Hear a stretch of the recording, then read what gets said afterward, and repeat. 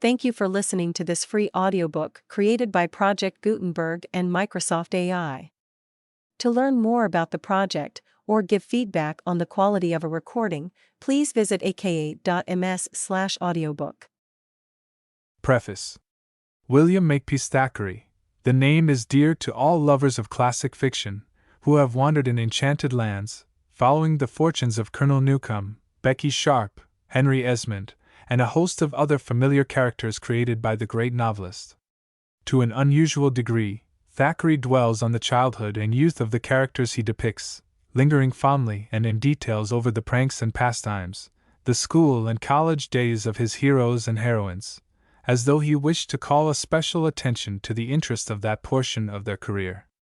That Thackeray has so emphasized his sketches of juvenile life warrants the presentation of those sketches in this volume, and as complete stories, without the adult intrigue and plot with which they are surrounded in the novels from which they are taken. The object in so presenting them is twofold, namely, to create an interest in Thackeray's work among young readers to whom he has heretofore been unknown, and to form a companion volume to those already given such a hearty welcome, Boys and Girls from Dickens and George Eliot. KDS, New York, 1907. Henry Esmond. The Virginians Becky Sharp at school cuffs fight with Figs, George Osborne, Rawdon Crawley Clive and Ethel Newcome Arthur Pendennis Caroline. Boys and Girls from Thackeray. Henry Esmond. Illustration, Henry Esmond and the Castlewoods.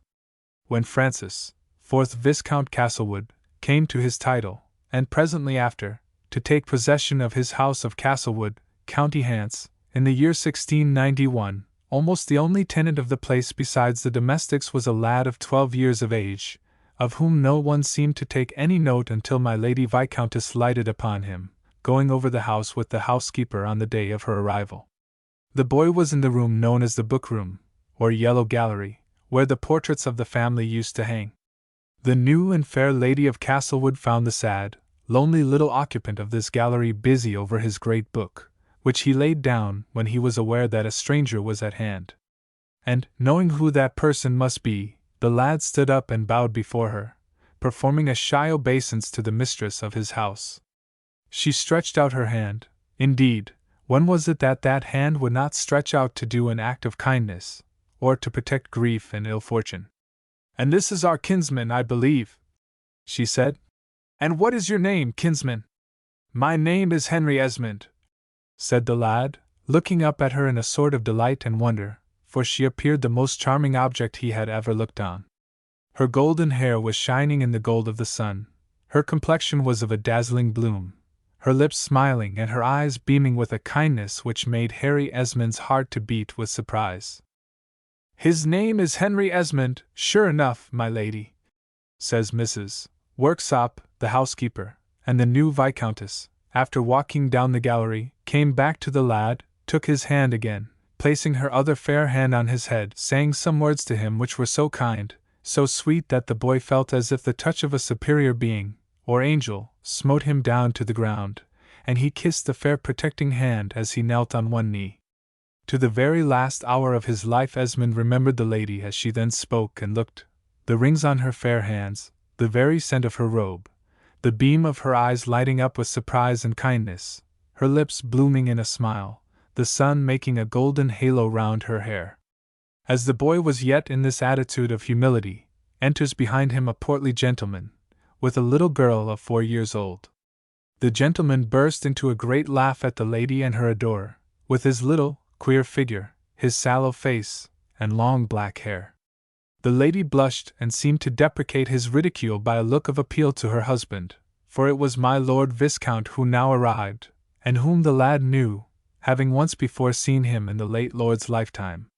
"So this is the little priest," says my lord, who knew for what calling the lad was intended, and adding, "Welcome, kinsman. He is saying his prayers to mamma," says the little girl, and my lord burst out into another great laugh at this, and kinsman Harry looked very silly. He invented a half-dozen of speeches in reply, but 'twas months afterwards when he thought of this adventure. As it was, he had never a word in answer. "Le pauvre enfant, Illinois and aka.ms," says the lady, looking to her lord, and the boy, who understood her, though doubtless she thought otherwise, thanked her with all his heart for her kind speech. "And he shan't want for friends here," says my lord in a kind voice. "Shall he, little Trix?" The little girl, whose name was Beatrix, and whom her papa called by this diminutive, looked at Henry Esmond solemnly with a pair of large eyes, and then a smile shone over her face, which was as beautiful as that of a cherub, and she came up and put out a little hand to him. A keen and delightful pang of gratitude, happiness, affection filled the orphan child's heart as he received these tokens of friendliness and kindness.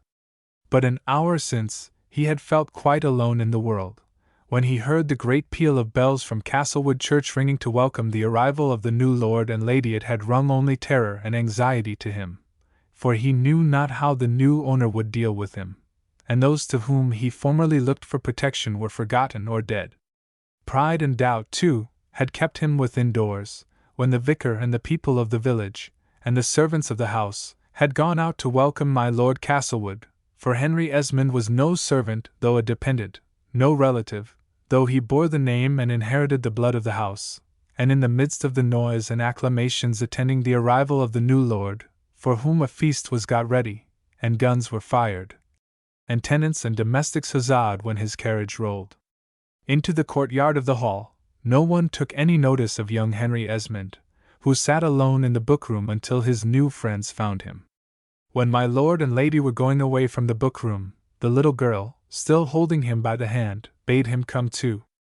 "Thou wilt always forsake an old friend for a new one, Trix," says her father good-naturedly, and went into the gallery, giving an arm to his lady. They passed thence through the music gallery, long since dismantled, and Queen Elizabeth's rooms, in the clock tower, and out into the terrace, where was a fine prospect of sunset and the great darkling woods with a cloud of rooks returning, and the plain and river with Castlewood village beyond, and purple hills beautiful to look at, and the little heir of Castlewood, a child of 2 years old, was already here on the terrace in his nurse's arms, from whom he ran across the grass instantly he perceived his mother, and came to her. "If thou canst not be happy here," says my lord, looking round at the scene, "thou art hard to please, Rachel."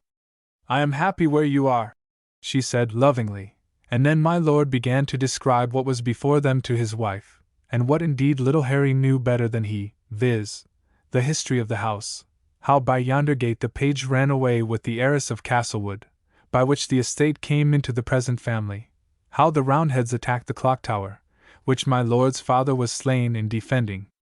"I was but 2 years old then," says he, "but take 46 from 90, and how old shall I be, kinsman Harry?" 30, says his wife, with a laugh.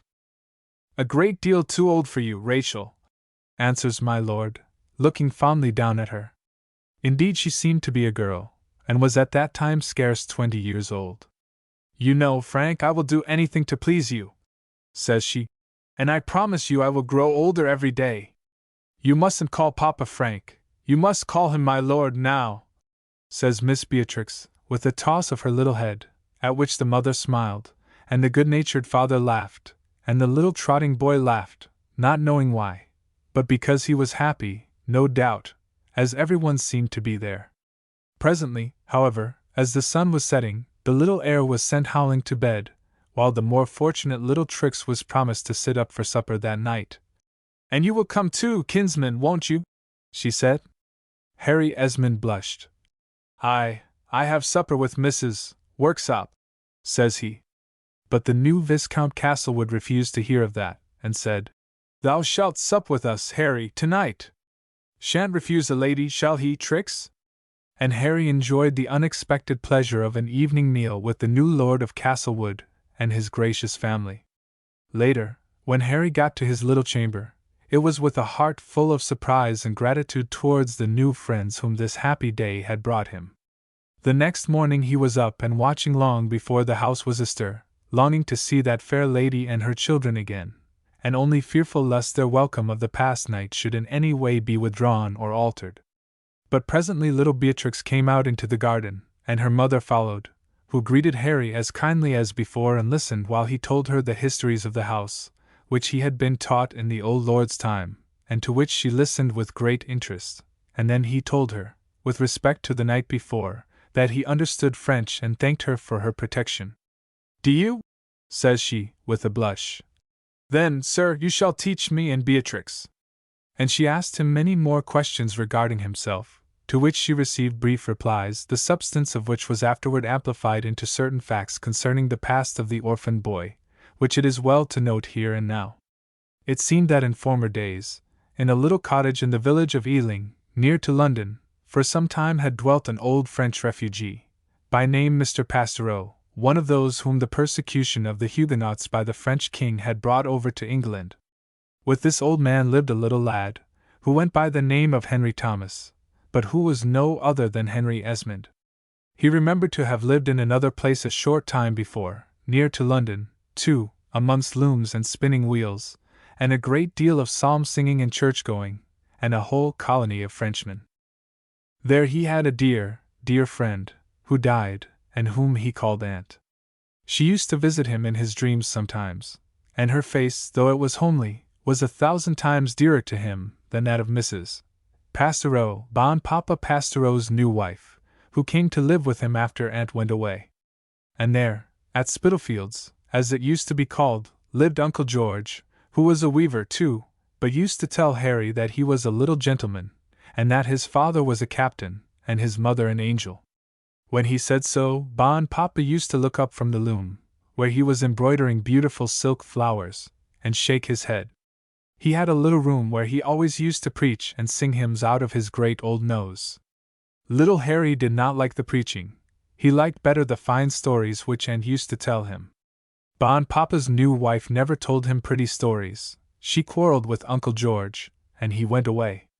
After this, Harry's Bon Papa, and his wife and 2 children of her own that she had brought with her, came to live at Ealing. The new wife gave her children the best of everything, and Harry many a whipping, he knew not why. So he was very glad when a gentleman dressed in black, on horseback, with a mounted servant behind him, came to fetch him away from Ealing. The unjust stepmother gave him plenty to eat before he went away, and did not beat him once, but told the children to keep their hands off him. One was a girl, and Harry never could bear to strike a girl, and the other was a boy, whom he could easily have beat, but he always cried out, when Mrs. Pastoureau came sailing to the rescue with arms like a flail. She only washed Harry's face the day he went away, nor ever so much as once boxed his ears. She whimpered rather when the gentleman in black came for the boy, and pretended to cry. But Harry thought it was only a sham, and sprung quite delighted upon the horse upon which the lackey helped him. This lackey was a Frenchman. His name was Blaise. The child could talk to him in his own language perfectly well. He knew it better than English, indeed, having lived hitherto among French people, and being called the little Frenchman by other boys on Ealing Green. The lackey was very talkative and informed the boy that the gentleman riding before him was my lord's chaplain, Father Holt, that he was now to be called Master Harry Esmond, that my Lord Viscount Castlewood was his patron, that he was to live at the great house of Castlewood, in the province of Shire, where he would see Madame the Viscountess, who was a grand lady, and that he was to be educated for the priesthood.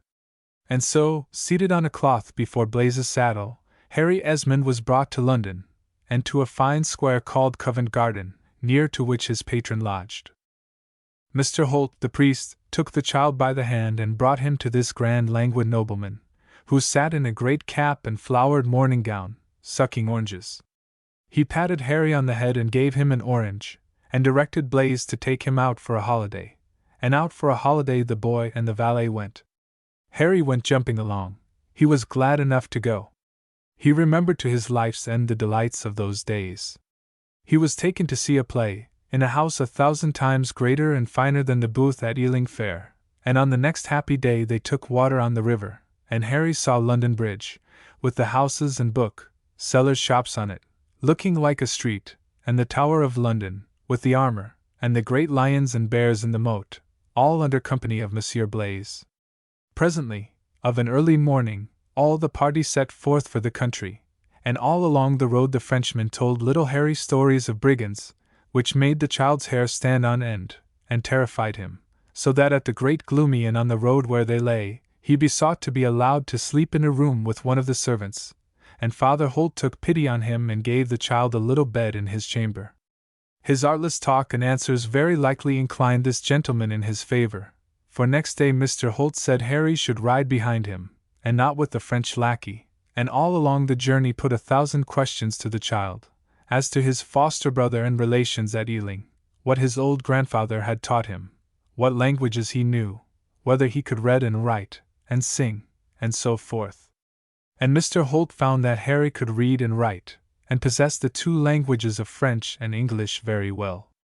The lad so pleased the gentleman by his talk that they had him to dine with them at the inn, and encouraged him in his prattle, and Monsieur Blaise, with whom he rode and dined the day before, waited upon him now.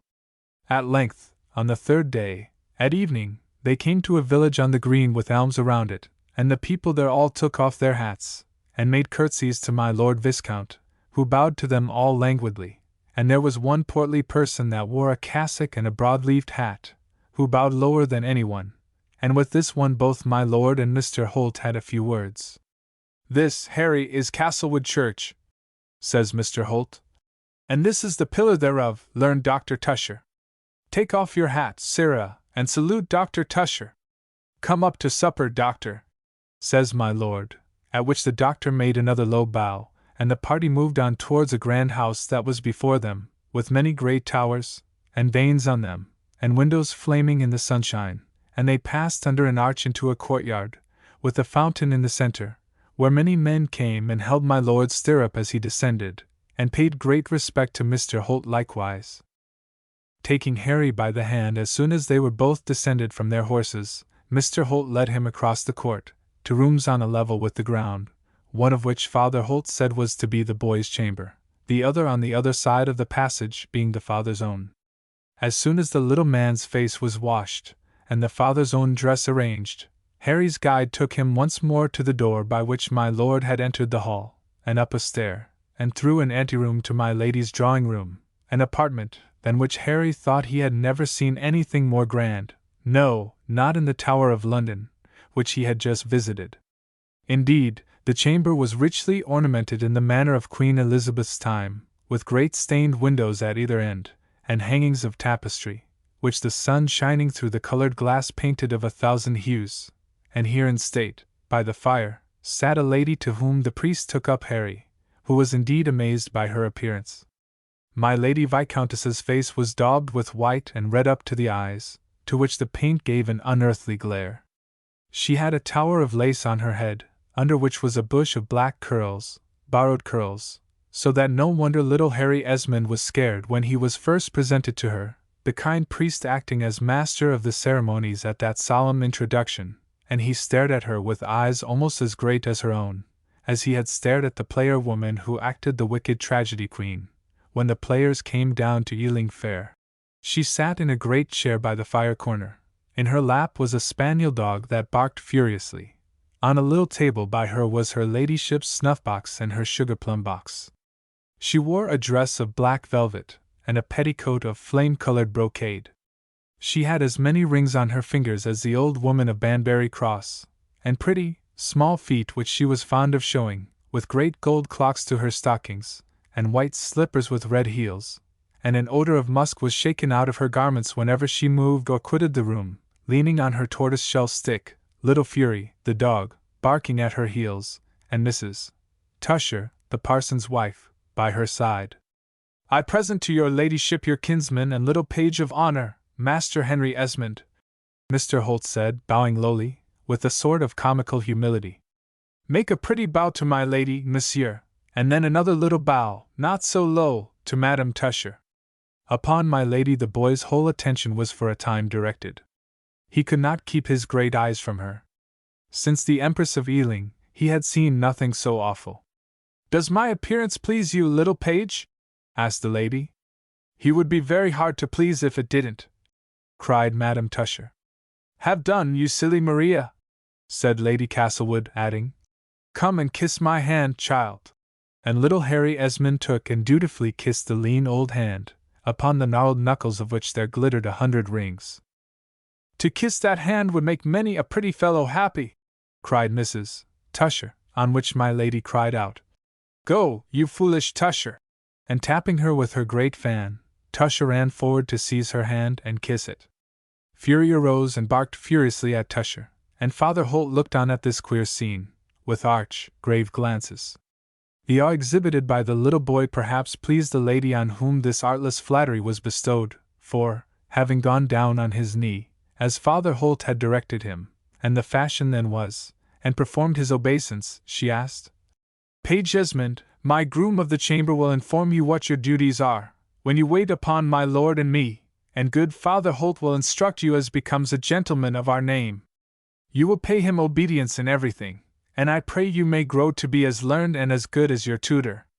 Harry then put his small hand into the father's as he walked away from his first presentation to his mistress, and asked many questions in his artless, childish way. "Who is that other woman?" he asked. "She is fat and round. She is more pretty than my Lady Castlewood. She is Madam Tusher, the parson's wife of Castlewood. She has a son of your age, but bigger than you. Why does she like so to kiss my lady's hand? It is not good to kiss. Tastes are different, little man. Madam Tusher is attached to my lady, having been her waiting woman before she was married, in the old lord's time.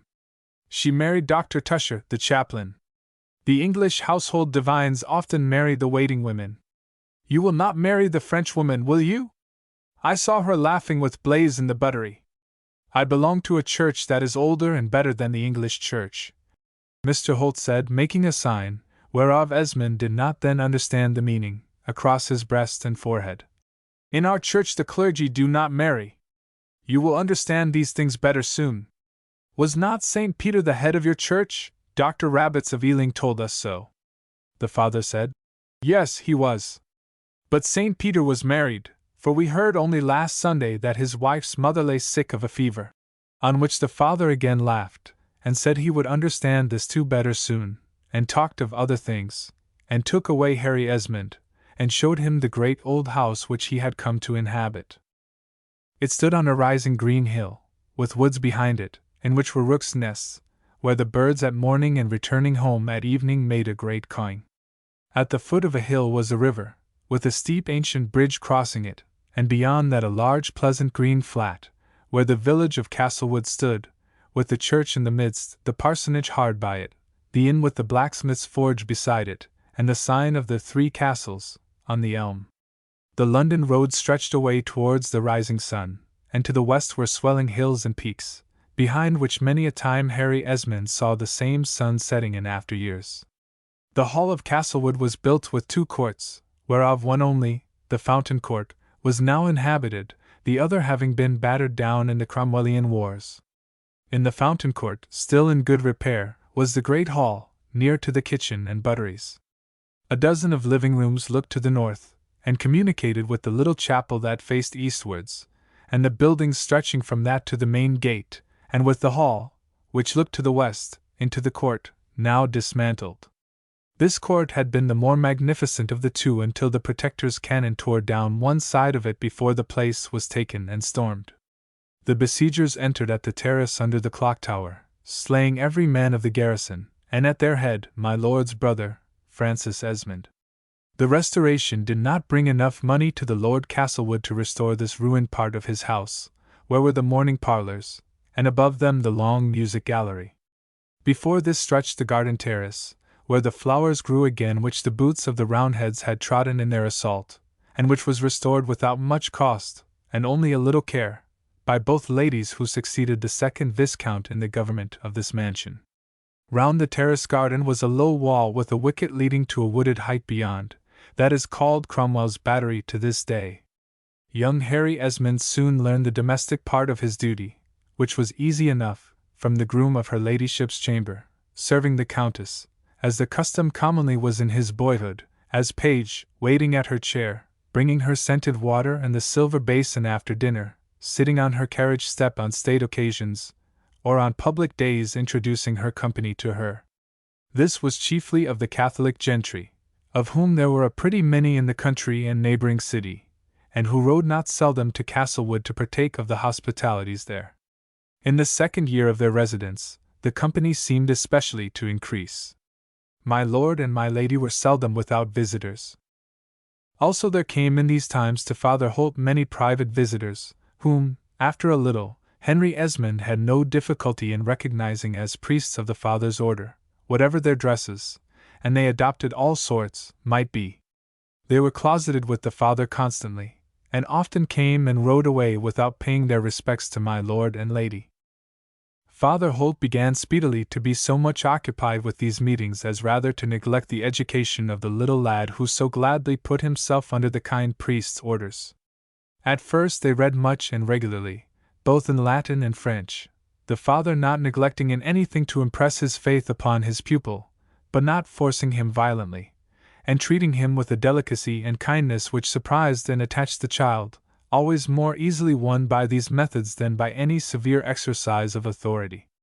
And his delight in their walks was to tell Harry of the glories of his order, of the Jesuits, an order founded by Ignatius Loyola, whose members were intimately associated with intrigues of church and state. He told Harry of its martyrs and heroes, of its brethren converting the heathen by myriads, traversing the desert, facing the stake, ruling the courts and councils, or braving the tortures of kings, so that Henry Esmond thought that to belong to the Jesuits was the bravest end of ambition, the greatest career here, and in heaven the surest reward, and began to long for the day, not only when he should enter into the one church and receive his first communion, but when he might join that wonderful brotherhood, which numbered the wisest, the bravest, the highest born, the most eloquent of men among its members. Father Holt bade him keep his views secret, and to hide them as a great treasure which would escape him if it was revealed, and proud of this confidence and secret vested in him, the lad became fondly attached to the master who initiated him into a mystery so wonderful and awful. And when little Tom Tusher, his neighbor, came from school for his holiday, and said how he, too, like Harry, was to be bred up for an English priest, and would get a college scholarship and fellowship from his school, and then a good living, it tasked young Harry Esmond's powers of reticence not to say to his young companion, "Church! Priesthood! Fat living! My dear Tommy, do you call yours a church and a priesthood? What is a fat living compared to converting 100,000 heathens by a single sermon? What is a scholarship at Trinity by the side of a crown of martyrdom, with angels awaiting you as your head is taken off? Could your master at school sail over the Thames on his gown? Have you statues in your church that can bleed, speak, walk, and cry? My good Tommy, in dear Father Holt's church these things take place every day. You know St. Philip of the Willows appeared to Lord Castlewood, and caused him to turn to the one true church. No saints ever come to you." And Harry Esmond, because of his promise to Father Holt, hiding away these treasures of faith from T. Tusher, delivered himself of them nevertheless simply to Father Holt, who stroked his head, smiled at him with his inscrutable look, and told him that he did well to meditate on these great things, and not to talk of them except under direction. Had time enough been given, and his childish inclinations been properly nurtured, Harry Esmond had been a Jesuit priest ere he was a dozen years older, and might have finished his days a martyr in China or a victim on Tower Hill, for, in the few months they spent together at Castlewood, Mr. Holt obtained an entire mastery over the boy's intellect and affections, and had brought him to think, as indeed Father Holt thought, with all his heart too, that no life was so noble, no death so desirable, as that which many brethren of his famous order were ready to undergo. By love, by a brightness of wit and good humor that charmed all, by an authority which he knew how to assume, by a mystery and silence about him which increased the child's reverence for him, he won Harry's absolute fealty, and would have kept it, doubtless, if schemes greater and more important than a poor little boy's admission into orders had not called him away. After being at home for a few months in tranquillity, my Lord Castlewood and Lady Isabella left the country for London, taking Father Holt with them, and his little pupil scarce ever shed more bitter tears in his life than he did for nights after the first parting with his dear friend, as he lay in the lonely chamber next to that which the father used to occupy. He and a few domestics were left as the only tenants of the great house, and though Harry sedulously did all the tasks which the father set him, he had many hours unoccupied, and read in the library, and bewildered his little brain with the great books he found there. After a while, however, the little lad grew accustomed to the loneliness of the place, and in after days remembered this part of his life as a period not unhappy. When the family was at London, the whole of the establishment travelled thither with the exception of the porter and his wife and children. These had their lodging in the gatehouse hard by, with a door into the court. That with a window looking out on the green was the chaplain's room, and next to this was a small chamber where Father Holt had his books, and Harry Esmond his sleeping closet.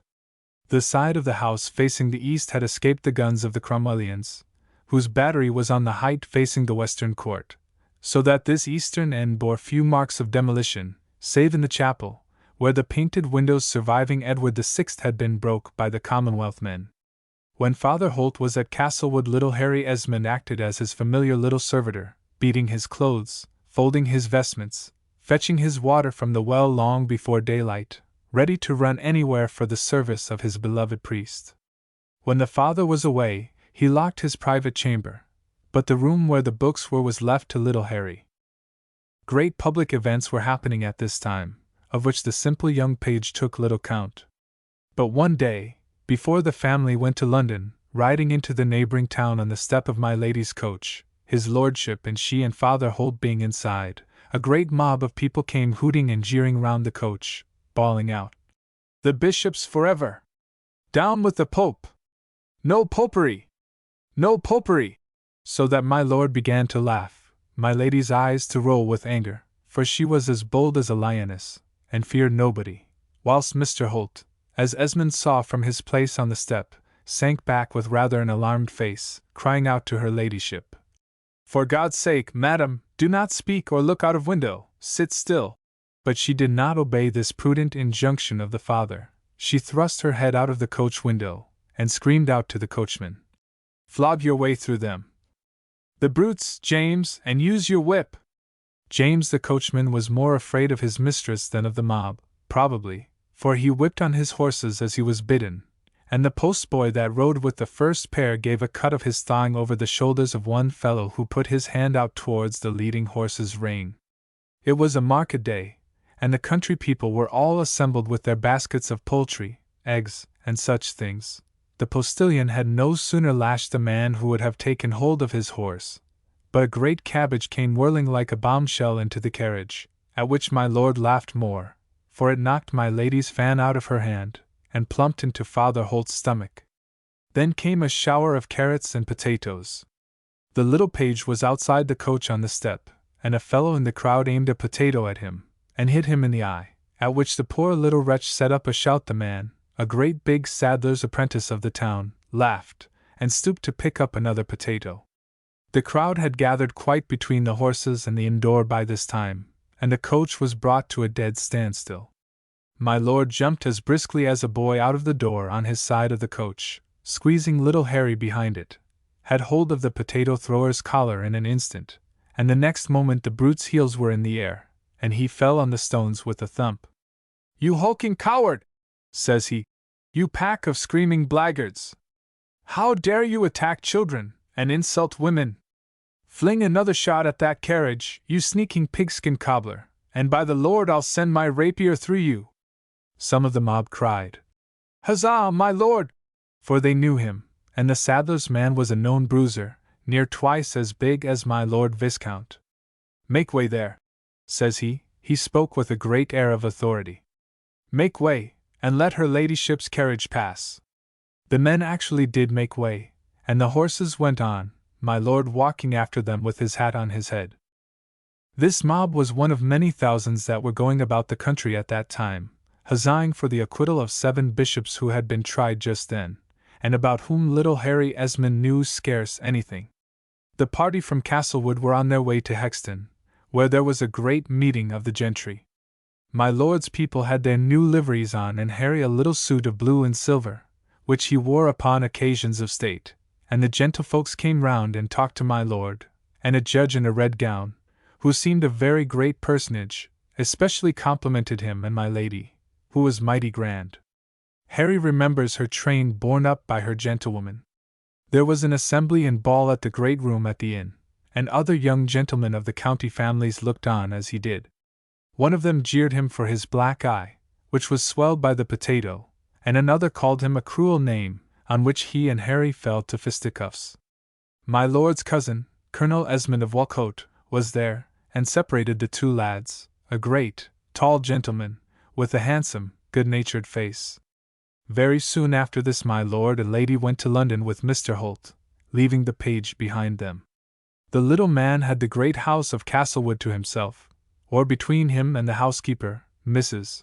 Worksop, an old lady who was a kinswoman of the family in some distant way, and a Protestant, but a staunch Tory and King's man, as all the Esmonds were. Harry used to go to school to Dr. Tusher when he was at home, though the doctor was much occupied too. There was a great stir and commotion everywhere, even in the little quiet village of Castlewood, whither a party of people came from the town, who would have broken Castlewood chapel windows, but the village people turned out, and even old Sivrite, the Republican blacksmith, along with them, for my lady, though she was a papist, and had many odd ways, was kind to the tenantry, and there was always plenty of protectors for Castlewood inmates in any sort of invasion. One day at dawn, not having been able to sleep for thinking of some lines for eels which he had placed the night before, the lad was lying in his little bed waiting for the hour when he and John Lockwood, the porter's son, might go to the pond and see what fortune had brought them. It might have been 4 o'clock when he heard the door of Father Holt's chamber open.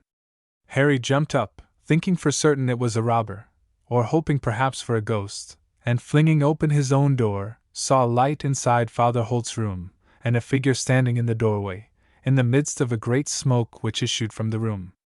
"Who's there?" cried out the boy. "Silentium," whispered the other. "'Tis I, my boy," holding his hand out, and Harry recognized Father Holt. A curtain was over the window that looked to the court, and he saw that the smoke came from a great flame of papers burning in a bowl when he entered the chaplain's room. After giving a hasty greeting and blessing to the lad, who was charmed to see his tutor, the father continued the burning of his papers, drawing them from a cupboard over the mantelpiece wall, which Harry had never seen before. Father Holt laughed, seeing the lad's attention fixed at once on this hole. "That is right, Harry," he said. "See all and say nothing. You are faithful, I know." "I know I would go to the stake for you," said Harry. "I don't want your head," said the father, patting it kindly. "All you have to do is to hold your tongue. Let us burn these papers, and say nothing to anybody. Should you like to read them?" Harry Esmond blushed, and held down his head. He had looked, but without thinking, at the paper before him, but though he had seen it before, he could not understand a word of it. They burned the papers until scarce any traces of them remained. Harry had been accustomed to seeing Father Holt in more dresses than one, it not being safe, or worth the danger, for popish priests to wear their proper dress, so he was in no wise astonished that the priest should now appear before him in a riding dress, with large buff leather boots, and a feather to his hat, plain, but such as gentlemen wore. "You know the secret of the cupboard," said he, laughing, "and must be prepared for other mysteries."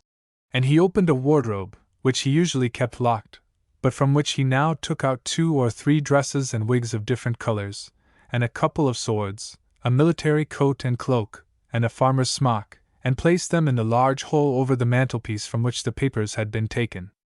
"If they miss the cupboard," he said, "they will not find these. If they find them, they'll tell no tales except that Father Holt wore more suits of clothes than one. All Jesuits do. You know what deceivers we are, Harry." Harry was alarmed at the notion that his friend was about to leave him. "But, no," the priest said, "I may very likely come back with my lord in a few days. We are to be tolerated, we are not to be persecuted. But they may take a fancy to pay a visit at Castlewood ere our return, and, as gentlemen of my cloth are suspected, they might choose to examine my papers, which concern nobody, at least not them." And to this day, whether the papers in cipher related to politics, or to the affairs of that mysterious society whereof Father Holt was a member, his pupil, Harry Esmond, remains in entire ignorance. The rest of his goods Father Holt left untouched on his shelves and in his cupboard, taking down, with a laugh, however, and flinging into the brazier, where he only half burned them, some theological treatises which he had been writing. "And now," said he, Henry, my son, you may testify, with a safe conscience, that you saw me burning Latin sermons the last time I was here before I went away to London, and it will be daybreak directly, and I must be away before Lockwood is stirring. Will not Lockwood let you out, sir? Esmond asked. Holt laughed.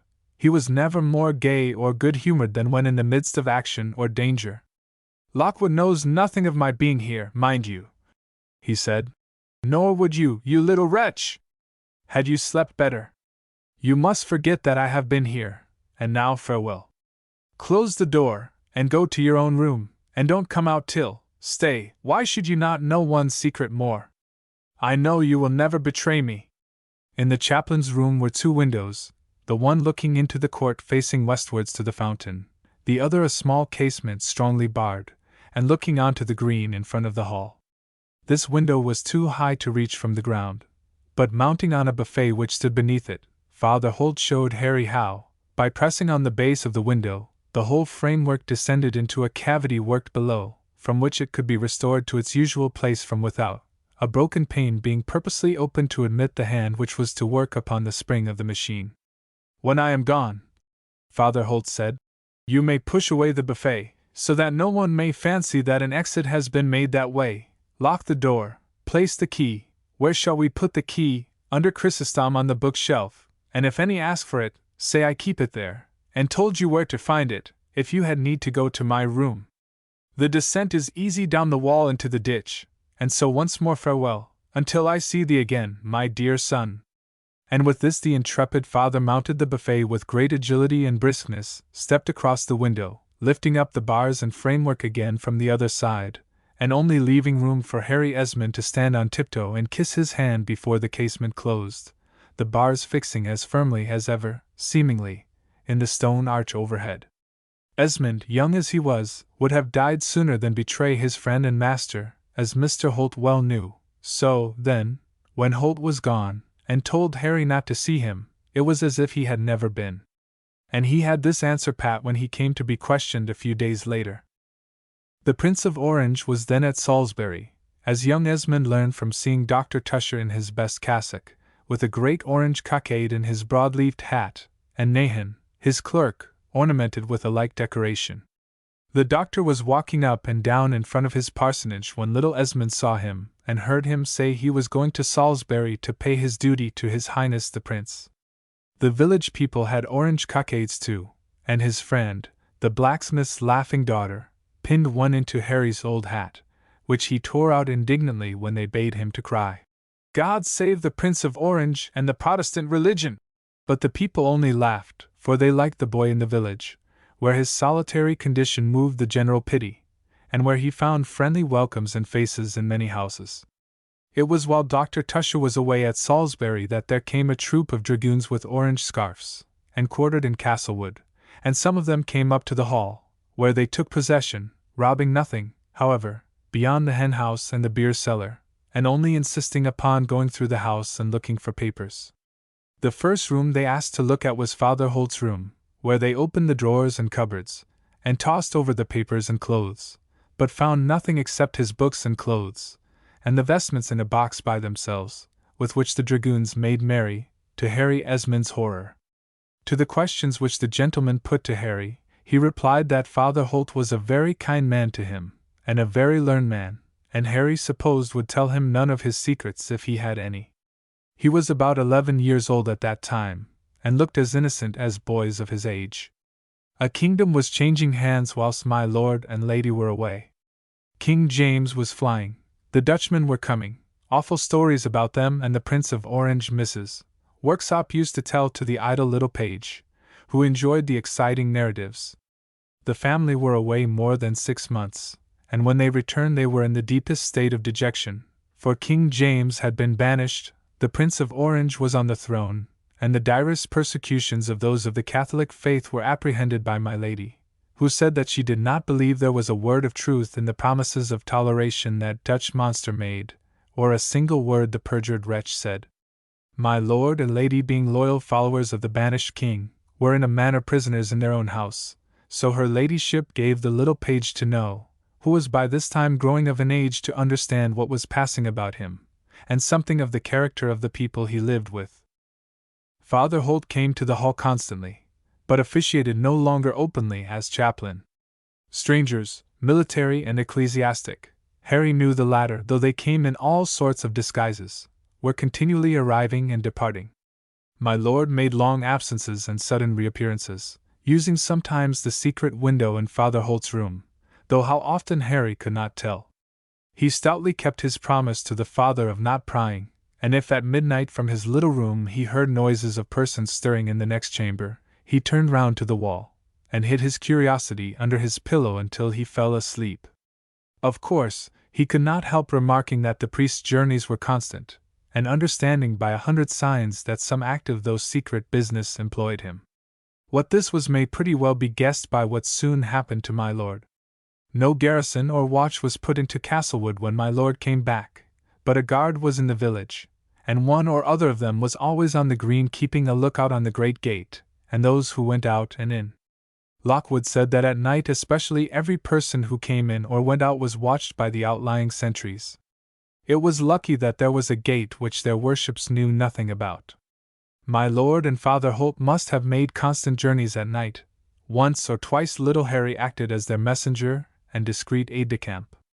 He remembers he was bidden to go into the village with his fishing rod, enter certain houses, ask for a drink of water, and tell the good man there would be a horse market at Newbury next Thursday, and so carried the same message on to the next house on his list. He did not know what the message meant at the time, nor what was happening, which may as well, however, for clearness' sake, be explained here. The Prince of Orange being gone to Ireland, where the king was ready to meet him with a great army, it was determined that a great rising of His Majesty's party should take place in this country, and my lord was to head the force in the Castlewoods county. Of late he had taken a greater lead in affairs than before, having the indefatigable Mr. Holt at his elbow, who was the most considerable person in that part of the county for the affairs of the king. It was arranged that the regiment of Scots Greys and Dragoons, then quartered at Newbury, should declare for the king on a certain day, when likewise the gentry loyal to His Majesty's cause were to come in with their tenants and adherents to Newbury, march upon the Dutch troops at Reading under Jinkle, and those overthrown, and their indomitable little master away in Ireland. It was thought that their side might move on London itself, and a confident victory was predicted for the king. While these great matters were in agitation, one day, it must have been about the month of July, 1600, my lord, in a great horseman's coat, under which Harry could see the shining of a steel breastplate he had on, called the boy to him, and kissed him, and bade God bless him in such an affectionate way as he never had used before. Father Holt blessed him too, and then they took leave of my Lady Viscountess, who came weeping from her apartment. "My lord, God speed you," she said, stepping up and embracing my lord in a grand manner. "Mr. Holt, I ask your blessing." And she knelt down for that whilst Mrs. Tusher tossed her head up. Mr. Holt gave the same benediction to the little page, who went down and held my lord's stirrups for him to mount. There were 2 servants waiting there, too, and they rode out of Castlewood Gate. As they crossed the bridge, Harry could see an officer in scarlet ride up touching his hat, and address my lord.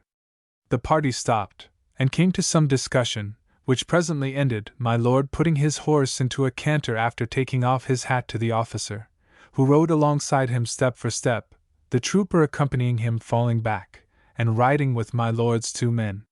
They cantered over the green, and behind the elms, and so they disappeared. That evening those left behind had a great panic, the cowboy coming at milking time riding one of the Castlewood horses, which he had found grazing at the outer park wall. It was quite in the grey of the morning when the porter's bell rang, and old Lockwood let him in. He had gone with him in the morning, and returned with a melancholy story. The officer who rode up to my lord had, it appeared, said to him that it was his duty to inform his lordship that he was not under arrest, but under watch, and to request him not to ride abroad that day. My lord replied that riding was good for his health, that if the captain chose to accompany him he was welcome, and it was then that he made a bow, and they cantered away together.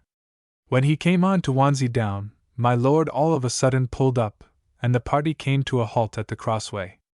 "Sir," says he to the officer, "we are 4 to 2, Will you be so kind as to take that road, and leave me go mine? Your road is mine, my lord, says the officer. Then, says my lord. But he had no time to say more, for the officer, drawing a pistol, snapped it at his lordship, and at the same moment Father Holt, drawing a pistol, shot the officer through the head. It was done, and the man dead in an instant of time. The orderly, gazing at the officer, looked scared for a moment, and galloped away for his life. Fire! Fire! Cries out Father Holt, sending another shot after the trooper, but the two servants were too much surprised to use their pieces, and my lord calling to them to hold their hands, the fellow got away. My lord's party rode on. Shortly after midday heard firing, then met a horseman who told them that the regiments declared an hour too soon. General Jinkle was down upon them, and the whole thing was at an end. We've shot an officer on duty, and let his orderly escape, says my lord. Blaze, says Mr. Holt, writing 2 lines on his table book, one for my lady and one for Harry. You must go back to Castlewood and deliver these. And Blaze went back and gave Harry the 2 papers. He read that to himself, which only said, Burn the papers in the cupboard, burn this. You know nothing about anything. Harry read this, ran upstairs to his mistress's apartment, where her gentlewoman slept near to the door, made her bring a light and wake my lady, into whose hands he gave the other paper. As soon as she had the paper in her hand, Harry stepped back to the chaplain's room, opened the secret cupboard over the fireplace, burned all the papers in it, and, as he had seen the priest do before, took down one of his reverence's manuscript sermons, and half burnt that in the brazier. By the time the papers were quite destroyed it was daylight. Harry ran back to his mistress again. Her gentlewoman ushered him again into her ladyship's chamber. She told him to bid the coach be got ready, and that she would ride away anon. But the mysteries of her ladyship's toilet were as awfully long on this day as on any other, and long after the coach was ready, my lady was still attiring herself. And just as the Viscountess stepped forth from her room, ready for her departure, young John Lockwood came running up from the village with news that a lawyer, 3 officers, and 20 or 24 soldiers were marching thence upon the house. John had but 2 minutes the start of them, and ere he had well told his story, the troop rode into the courtyard. Her gentlewoman, Victoire, persuaded her that her prudent course was, as she could not fly, to receive the troops as though she suspected nothing, and that her chamber was the best place wherein to await them. So her black Japan casket, which Harry was to carry to the coach, was taken back to her ladyship's chamber, whither the maid and mistress retired. Victoire came out presently, bidding the page to say her ladyship was ill, confined to her bed with the rheumatism.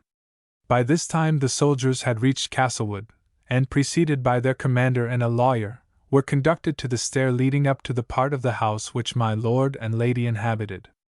The captain and the lawyer came through the anteroom to the tapestry parlor, where now was nobody but young Harry Esmond, the page. Tell your mistress, little man, says the captain kindly, that we must speak to her. My mistress is ill abed, said the page. What complaint has she? Asked the captain. The boy said, The rheumatism. Rheumatism. That's a bad complaint, continues the good-natured captain. And the coach is in the yard to fetch the doctor, I suppose? I don't know, says the boy. And how long has her ladyship been ill? I don't know, says the boy. When did my lord go away? Yesterday night. With Father Holt? With Mr. Holt. And which way did they travel? Asked the lawyer. They traveled without me, says the page. We must see Lady Castlewood. I have orders that nobody goes into her ladyship, she is sick, says the page, but at this moment her maid came out. Hush, says she, and, as if not knowing that any one was near, What's this noise? Says she. Is this gentleman the doctor? Stuff! We must see Lady Castlewood, says the lawyer, pushing by. The curtains of her ladyship's room were down, and the chamber dark, and she was in bed with a nightcap on her head, and propped up by her pillows. Is that the doctor? She said. There is no use with this deception, madam, Captain Westbury said, for so he was named. My duty is to arrest the person of Thomas, Viscount of Castlewood, of Robert Tusher, Vicar of Castlewood, and Henry Holt, known under various other names, a Jesuit priest, who officiated as chaplain here in the late King's time, and is now at the head of the conspiracy which was about to break out in this country against the authority of their Majesties King William and Queen Mary. And my orders are to search the house for such papers or traces of the conspiracy as may be found here. Your ladyship will please give me your keys, and it will be as well for yourself that you should help us, in every way, in our search. You see, sir, that I have the rheumatism, and cannot move, said the lady, looking uncommonly ghastly as she sat up in her bed. I shall take leave to place a sentinel in the chamber, so that your ladyship, in case you should wish to rise, may have an arm to lean on, Captain Westbury said. Your woman will show me where I am to look. And Madame Victoire, chatting in her half-French and half-English jargon, opened while the captain examined one drawer after another, but, as Harry Esmond thought, rather carelessly, as if he was only conducting the examination for form's sake. Before one of the cupboards Victoire flung herself down, and, with a piercing shriek, cried, Non, jamais, monsieur l'officier! Jamais! I will rather die than let you see this wardrobe. But Captain Westbury would open it, still with a smile on his face, which, when the box was opened, turned into a fair burst of laughter. It contained, not papers regarding the conspiracy, but my lady's wigs, washes, and rouge pots, and Victoire said men were monsters, as the captain went on with his search. He tapped the back to see whether or no it was hollow, and as he thrust his hands into the cupboard, my lady from her bed called out, with a voice that did not sound like that of a very sick woman, Is it your commission to insult ladies as well as to arrest gentlemen, Captain? These articles are only dangerous when worn by your ladyship, the captain said, with a low bow and a mock grin of politeness. I have found nothing which concerns the government as yet, only the weapons with which beauty is authorized to kill, says he, pointing to a wig with his sword tip. We must now proceed to search the rest of the house. You are not going to leave that wretch in the room with me, cried my lady, pointing to the soldier. What can I do, madam? Somebody you must have to smooth your pillow and bring your medicine, permit me. Sir, screamed out my lady. Madam, if you are too ill to leave the bed, the captain then said, rather sternly, I must have 4 of my men to lift you off in the sheet. I must examine this bed, in a word. Papers may be hidden in a bed as elsewhere. We know that very well, and… Here it was her ladyship's turn to shriek, for the captain, with his fist shaking the pillows and bolsters, at last wrenching away one of the pillows, said, Look! Did not I tell you so? Here is a pillow stuffed with paper. And now your ladyship can move, I am sure. Permit me to give you my hand to rise. You will have to travel for some distance, as far as Hexton Castle tonight. Will you have your coach? Your woman shall attend you if you like. And the Japan box? Sir! You don't strike a man when he is down, said my lady, with some dignity. Can you not spare a woman? Your ladyship must please to rise, and let me search the bed, said the captain. There is no more time to lose in bandying talk. And without more ado, the gaunt old woman got up. Harry Esmond recollected to the end of his life that figure, with the brocade dress under the white nightdress, and the gold-clocked red stockings, and white red-heeled shoes, sitting up in the bed, and stepping down from it. The trunks were ready packed for departure in her anteroom, and the horses ready harnessed in the stable, about all which the captain seemed to know, by information got from some quarter or other, and whence Esmond could make a pretty shrewd guess in after times, when Dr. Tusher complained that King William's government had basely treated him for services done in that cause.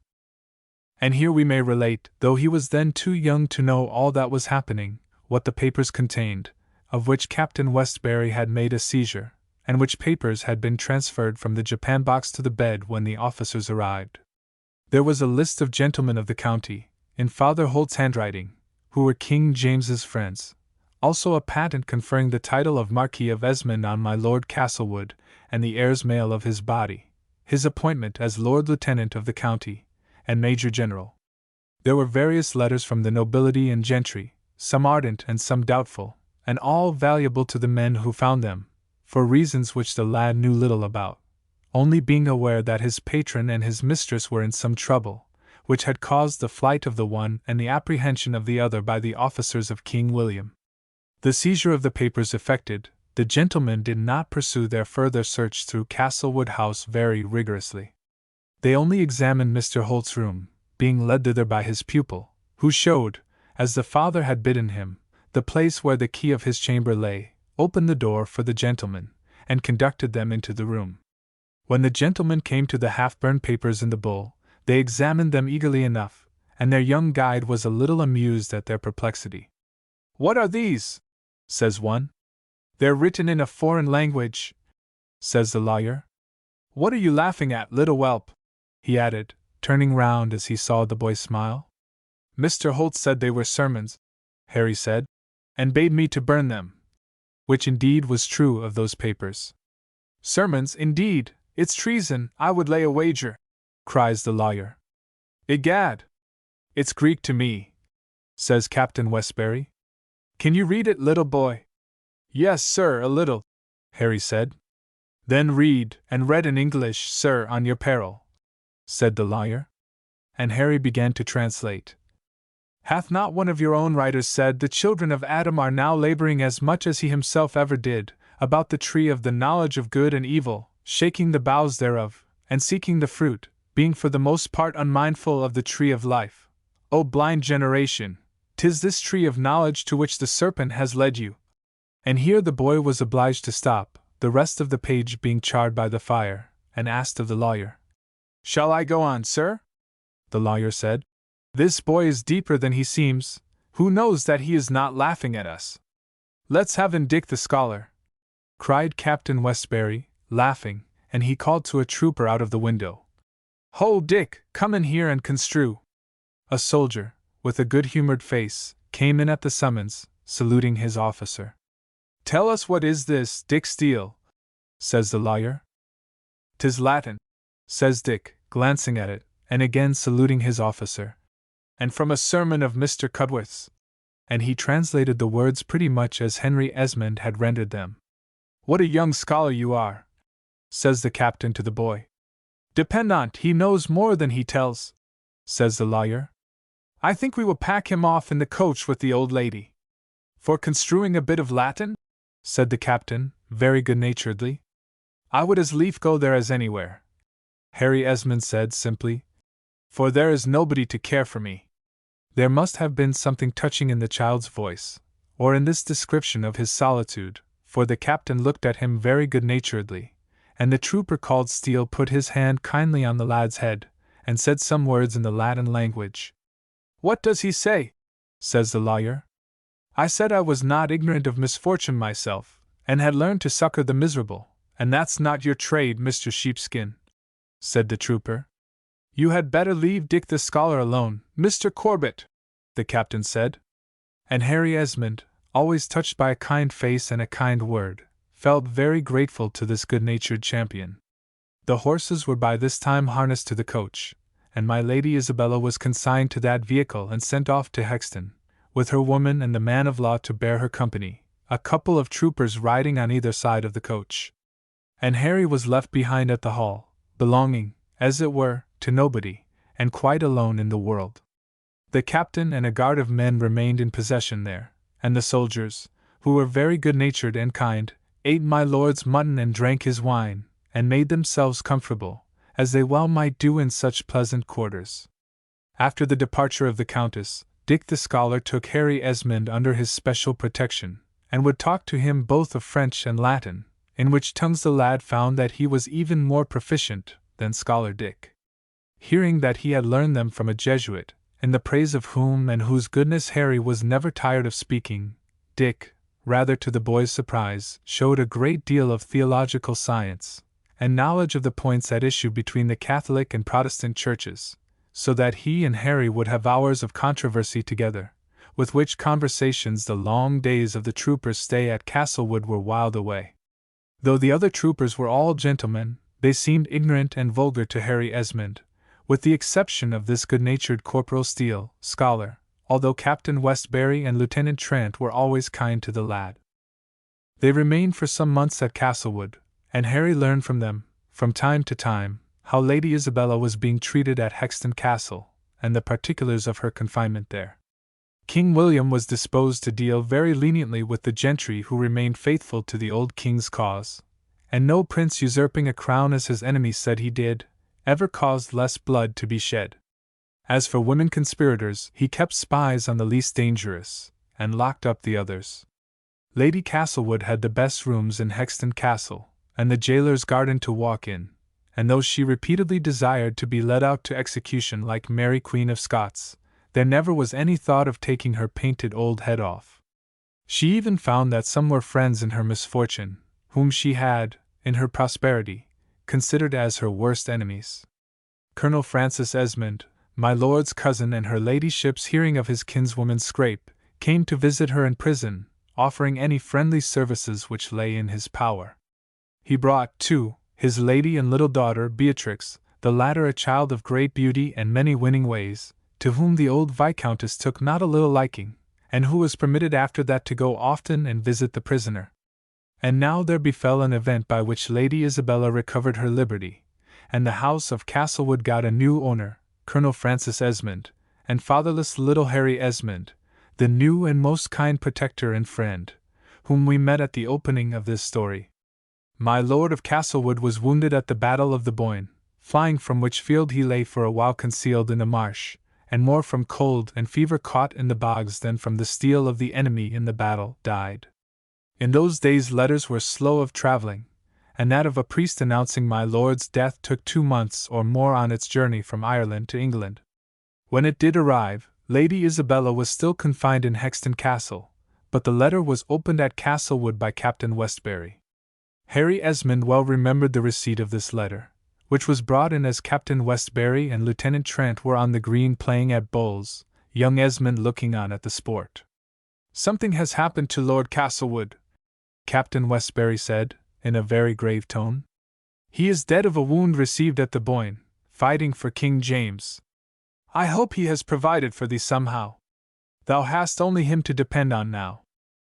Harry did not know, he said. He was in the hands of heaven, as he had been all the rest of his life.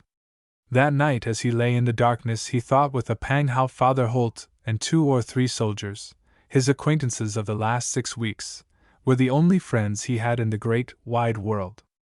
The soul of the boy was full of love, and he longed as he lay in the darkness there for someone upon whom he could bestow it. Lady Isabella was in prison, his patron was dead, Father Holt was gone, he knew not where, Tom Tusher was far away. To whom could he turn now for comradeship? He remembered to his dying day the thoughts and tears of that long night. Was there any child in the whole world so unprotected as he? The next day the gentlemen of the guard, who had heard what had befallen him, were more than usually kind to the child, and upon talking the matter over with Dick they decided that Harry should stay where he was, and abide his fortune, so he stayed on at Castlewood after the garrison had been ordered away. He was sorry when the kind soldiers vacated Castlewood, and looked forward with no small anxiety to his fate when the new lord and lady of the house, Colonel Francis Esmond and his wife, should come to live there. He was now past 12 years old and had an affectionate heart, tender to weakness, that would gladly attach itself to somebody, and would not feel at rest until it had found a friend who would take charge of it. Then came my lord and lady into their new domain, and my lady's introduction to the little lad, whom she found in the book-room, as we have seen.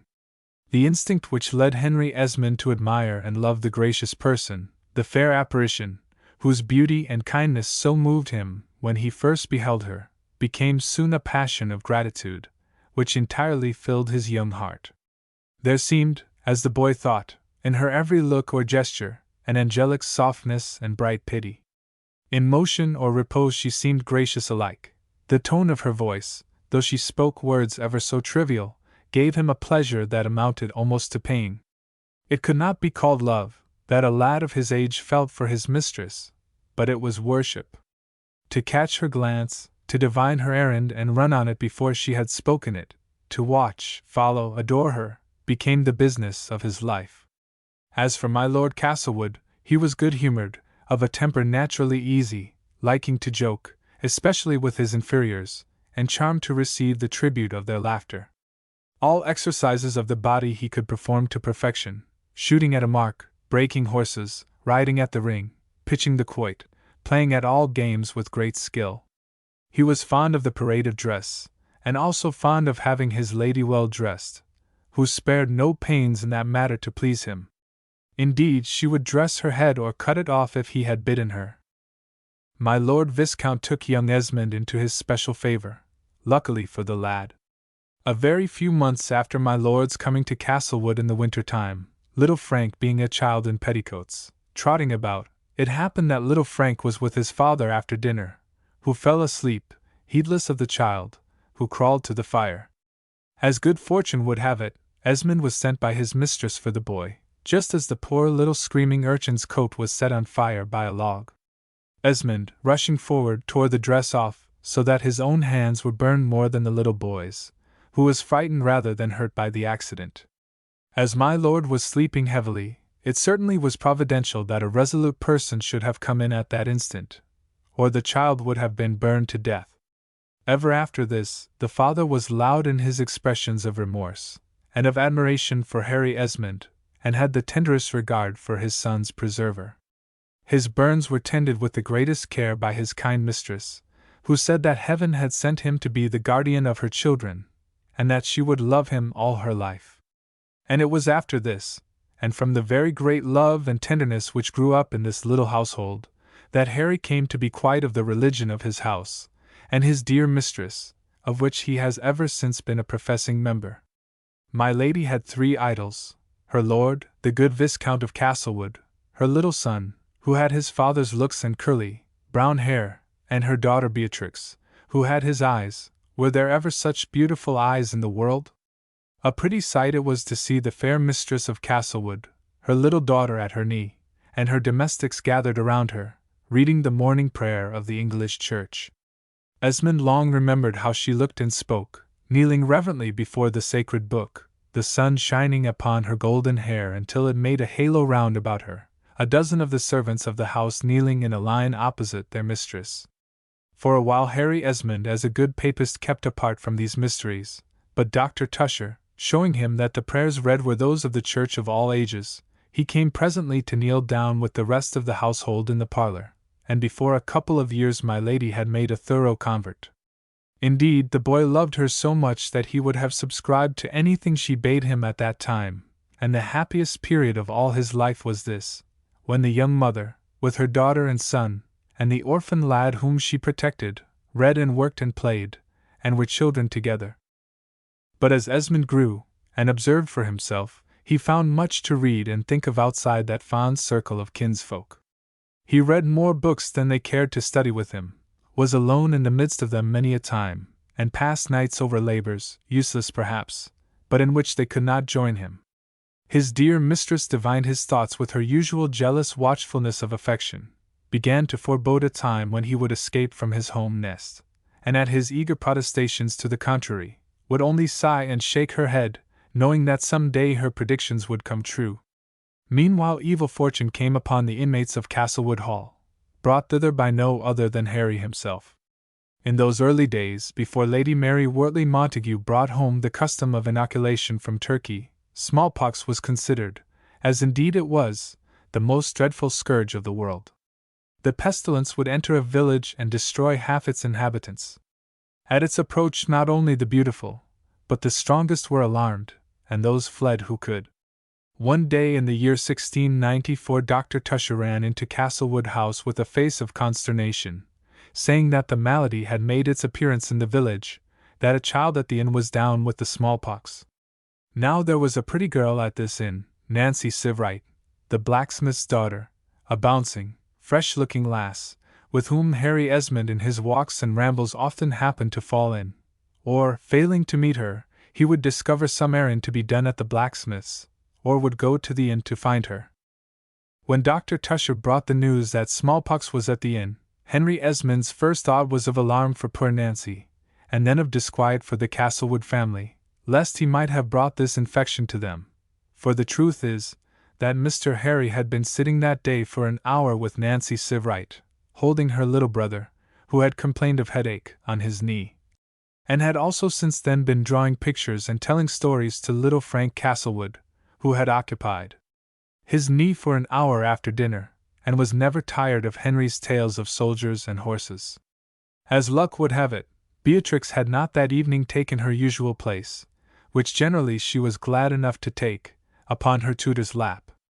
For Beatrix, from the earliest time, was jealous of every caress which was given to her little brother Frank.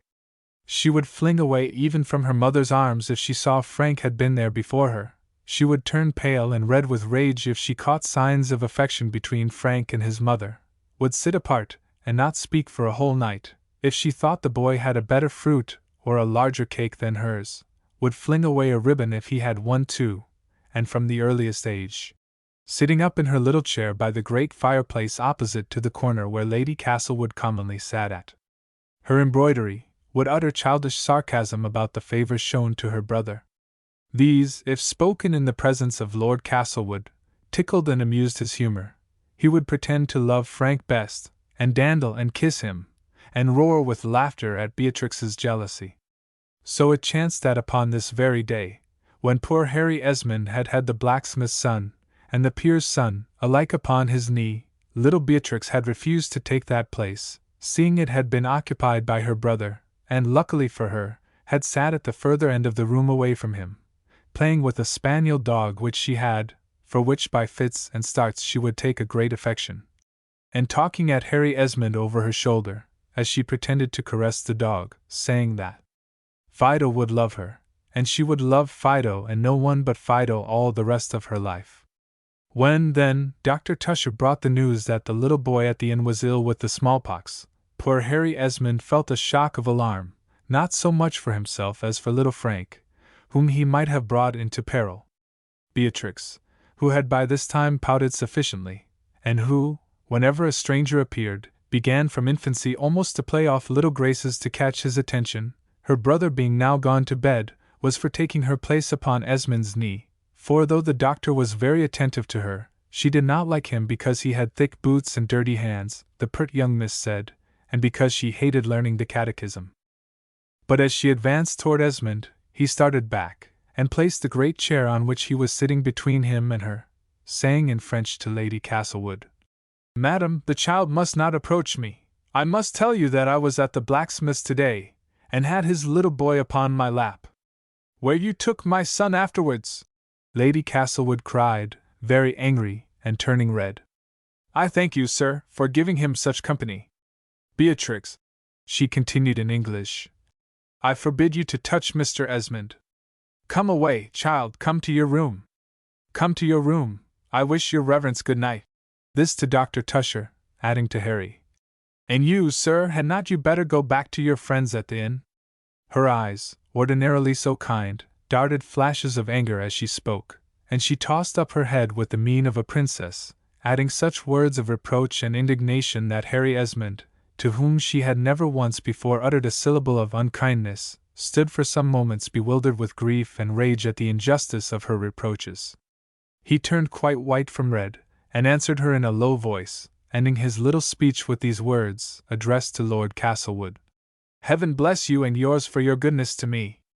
I have tired her ladyship's kindness out, and I will go." And sinking down on his knee, took the rough hand of his benefactor and kissed it. Here my lady burst into a flood of tears, and quitted the room, as my lord raised up Harry Esmond from his kneeling posture, put his broad hand on the lad's shoulder, and spoke kindly to him.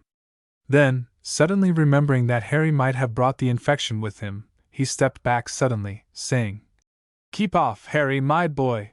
There is no good in running into the wolf's jaws, you know." My lady, who had now returned to the room, said, "There is no use, my lord. Frank was on his knee as he was making pictures, and was running constantly from Henry to me. The evil is done, if any." "Not with me," cried my lord. "I've been smoking, and it keeps off infection, and as the disease is in the village, plague take it, I would have you leave it. We'll go tomorrow to Walcott." "I have no fear, my lord," said my lady. "It broke out in our house when I was an infant, and when 4 of my sisters had it at home, 2 years before our marriage, I escaped it. I won't run the risk, said my lord. I am as bold as any man, but I'll not bear that. Take Beatrix with you and go, said my lady. For us the mischief is done. Then my lord, calling away Tusher, bade him come to the oak parlour and have a pipe. When my lady and Harry Esmond were alone there was a silence of some moments, after which her ladyship spoke in a hard, dry voice of her objections to his intimacy with the blacksmith's daughter, and she added, Under all the circumstances I shall beg my lord to dispatch you from this house as quick as possible, and will go on with Frank's learning as well as I can. I owe my father thanks for a little grounding, and you, I am sure, for much that you have taught me. And I wish you a good night. And with this she dropped a stately curtsy, and taking her candle, went away through the tapestry door which led to her apartments. Esmond stood by the fireplace, blankly staring after her. Indeed, he scarce seemed to see until she was gone, and then her image was impressed upon him, and remained forever fixed upon his memory. He saw her retreating, the taper lighting up her marble face, her scarlet lip quivering, and her shining golden hair. He went to his own room, and to bed, where he tried to read, as his custom was, but he never knew what he was reading. And he could not get to sleep until daylight, and woke with a violent headache, and quite unrefreshed. He had brought the contagion with him from the inn, sure enough, and was presently laid up with the smallpox, which spared the hall no more than it did the cottage. When Harry Esmond passed through the crisis of that malady, and returned to health again, he found that little Frank Esmond had also suffered and rallied after the disease, and that Lady Castlewood was down with it, with a couple more of the household. It was a providence, for which we all ought to be thankful, Dr. Tusher said, that my lady and her son were spared, while death carried off the poor domestics of the house. And he rebuked Harry for asking in his simply way, for which we ought to be thankful, that the servants were killed or the gentlefolk were saved. Nor could young Esmond agree with the doctor that the malady had not in the least impaired my lady's charms, for Harry thought that her ladyship's beauty was very much injured by the smallpox.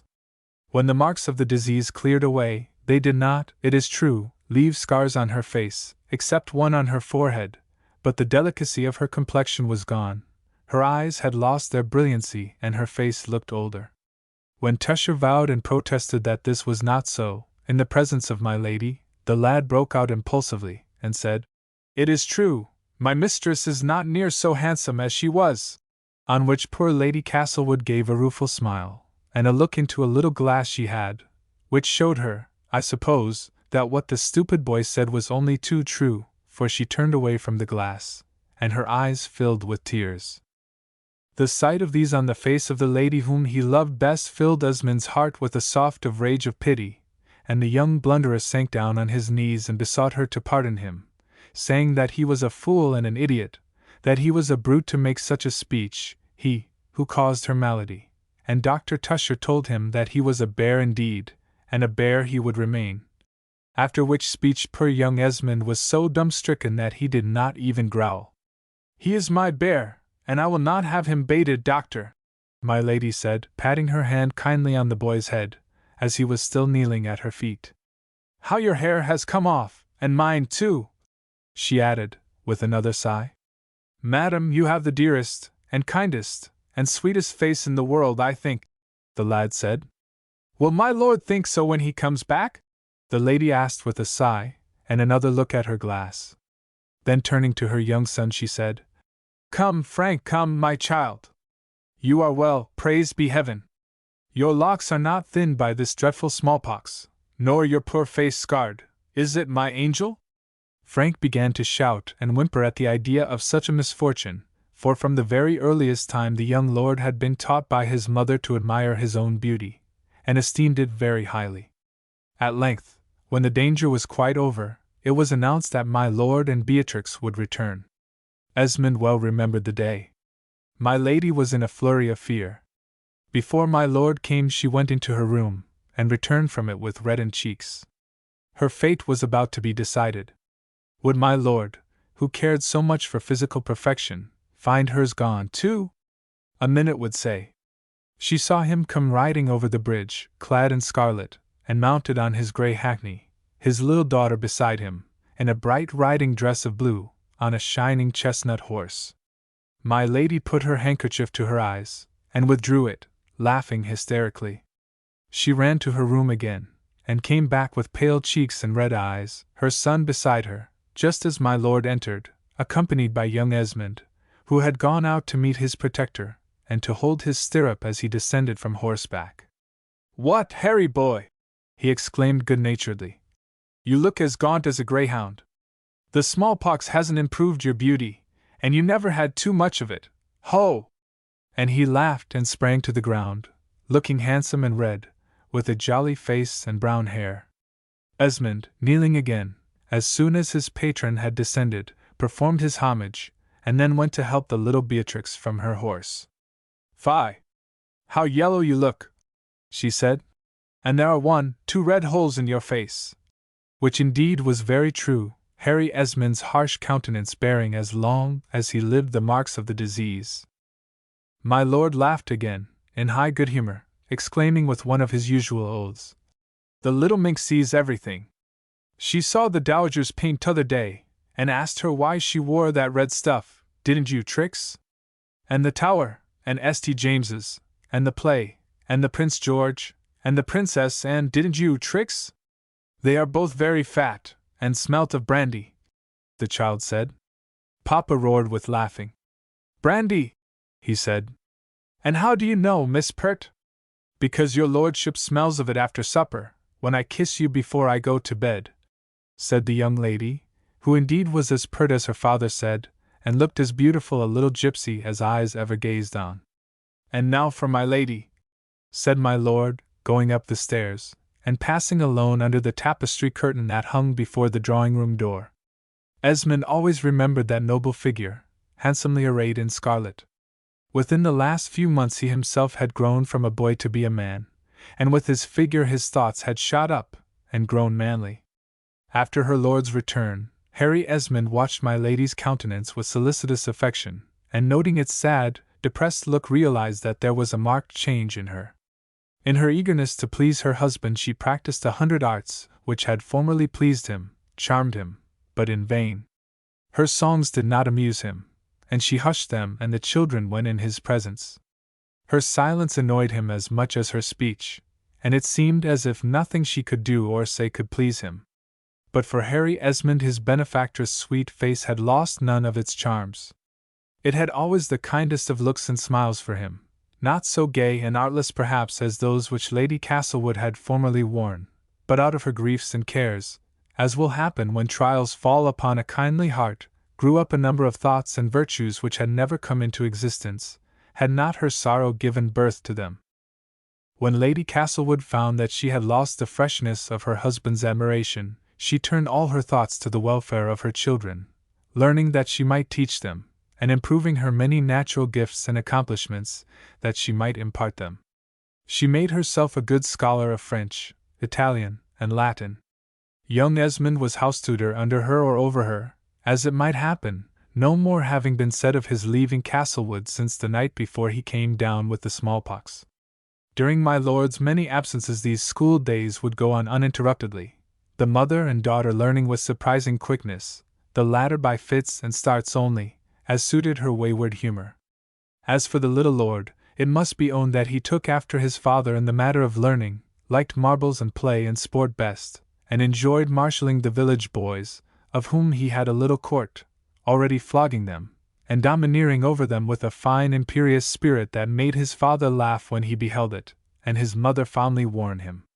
Dr. Tusher said he was a young nobleman of gallant spirit, and Harry Esmond, who was 8 years his little lordship's senior, had hard work sometimes to keep his own temper, and hold his authority over his rebellious little chief. Indeed, Mr. Tutor, as my lady called Esmond, had now business enough on his hands in Castlewood House. He had his pupils, besides writing my lord's letters, and arranging his accounts for him, when these could be got from his indolent patron. Of the pupils the 2 young people were but lazy scholars, and as my lady would admit no discipline such as was then in use, my lord's son only learned what he liked, which was but little, and never to his life's end could be got to construe more than 6 lines of Virgil.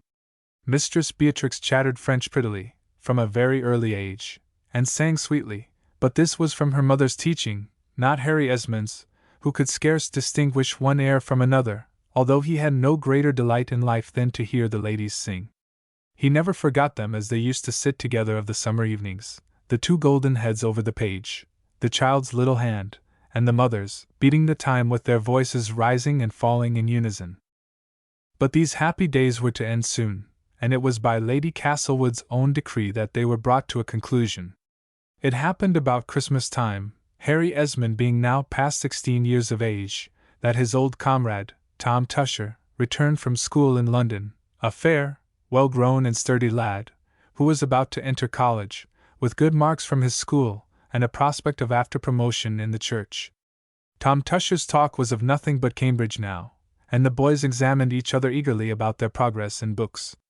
Tom had learned some Greek and Hebrew, besides Latin, in which he was pretty well skilled, and also had given himself to mathematical study under his father's guidance. Harry Esmond could not write Latin as well as Tom, though he could talk it better, having been taught by his dear friend the Jesuit father, for whose memory the lad ever retained the warmest affection, reading his books, and keeping his swords clean. Often of a night sitting in the chaplain's room, over his books, his verses, his rubbish, with which the lad occupied himself, he would look up at the window, wishing it might open and let in the good father.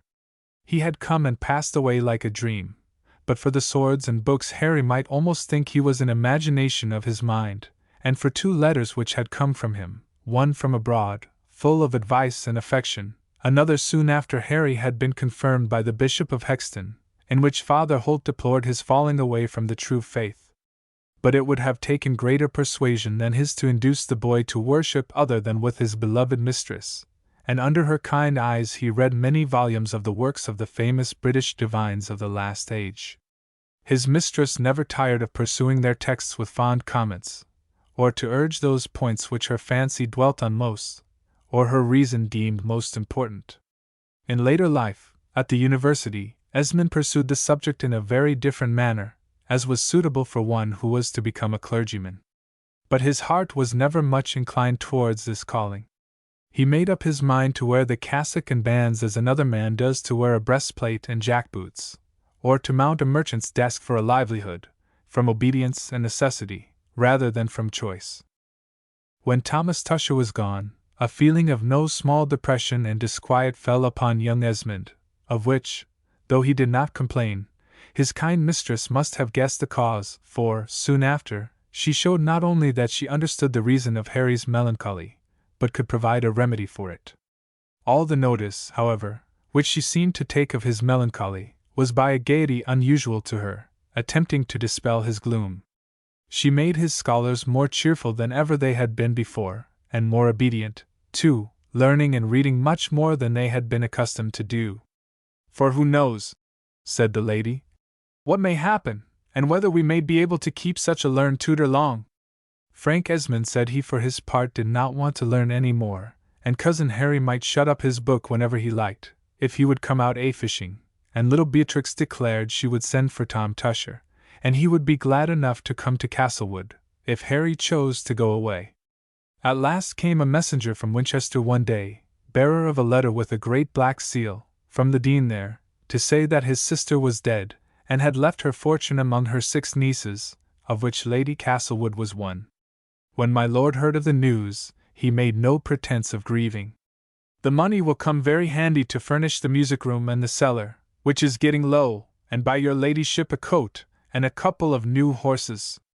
And Beatrix, you shall have a spinet, and Frank, you shall have a little horse from Hexton Fair, and Harry, you shall have £5 to buy some books, said my lord, who was generous with his own, and indeed with other folks' money. I wish your aunt would die once a year, Rachel. We could spend your money, and all your sisters too.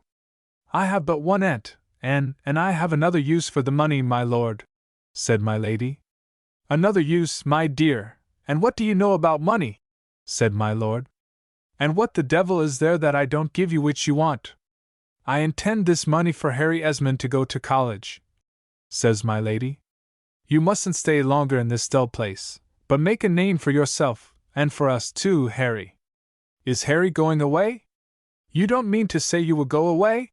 Cried out Frank and Beatrix in one breath. But he will come back, and this will always be his home, cried my lady, with blue eyes looking a celestial kindness. And his scholars will always love him, won't they? Rachel, you're a good woman, exclaimed my lord, with an oath, seizing my lady's hand. I wish you joy, he continued, giving Harry Esmond a hearty slap on the shoulder. I won't balk your luck.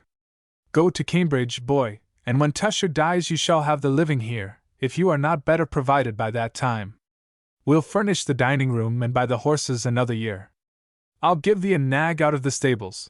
Take any one except my hack and the bay gelding and the coach horses, and God speed thee, my boy. Have the sorrel, Harry, 'tis a good one. Father says 'tis the best in the stable, said little Frank, clapping his hands and jumping up. Let's come and see him in the stable. And Harry Esmond in his delight and eagerness was for leaving the room that instant to arrange about his journey. The Lady Castlewood looked after him with sad penetrating glances. He wishes to be gone already, my lord, said she to her husband. The young man hung back abashed. Indeed, I would stay forever if your ladyship bade me, he said. And thou wouldst be a fool for thy pains, said my lord. Tut, tut, man! Go and see the world. Sow thy wild oats, and take the best luck that fate sends thee. I wish I were a boy again, that I might go to college and taste the thumping tun ale. Indeed, you are best away, said my lady, laughing, as she put her hand on the boy's head for a moment. You shall stay in no such dull place. You shall go to college and distinguish yourself as becomes your name. That is how you shall please me best, and if my children want you, or I want you, you shall come to us, and I know we may count on you. May heaven forsake me if you may not, Harry said, getting up from his knee. And my knight longs for a dragon this instant that he may fight, said my lady, laughing, which speech made Harry Esmond start, and turn red, for indeed the very thought was in his mind, that he would like that some chance should immediately happen whereby he might show his devotion. And it pleased him to think that his lady had called him her knight, and often he recalled this to his mind, and prayed that he might be her true knight, too. My lady's bedchamber window looked out over the country, and you could see from it the purple hills beyond Castlewood village, the green common betwixt that and the hall, and the old bridge which crossed over the river. When Harry Esmond went away to Cambridge, little Frank ran alongside his horse as far as the bridge, and there Harry stopped for a moment, and looked back at the house where the best part of his life had been passed. It lay before him with its grey familiar towers, a pinnacle or two shining in the sun, the buttresses and terrace walls casting great blue shades on the grass. And Harry remembered all his life after how he saw his mistress at the window looking out on him in a white robe, the little Beatrix's chestnut curls resting at her mother's side. Both waved a farewell to him, and little Frank sobbed to leave him. Yes, he would be his lady's true knight, he vowed in his heart. He waved her an adieu with his hat. The village people had goodbye to say to him, too. All knew that Master Harry was going to college, and most of them had a kind word and a look of farewell. I do not stop to say what adventures he began to imagine, or what career to devise for himself before he had ridden 3 miles from home.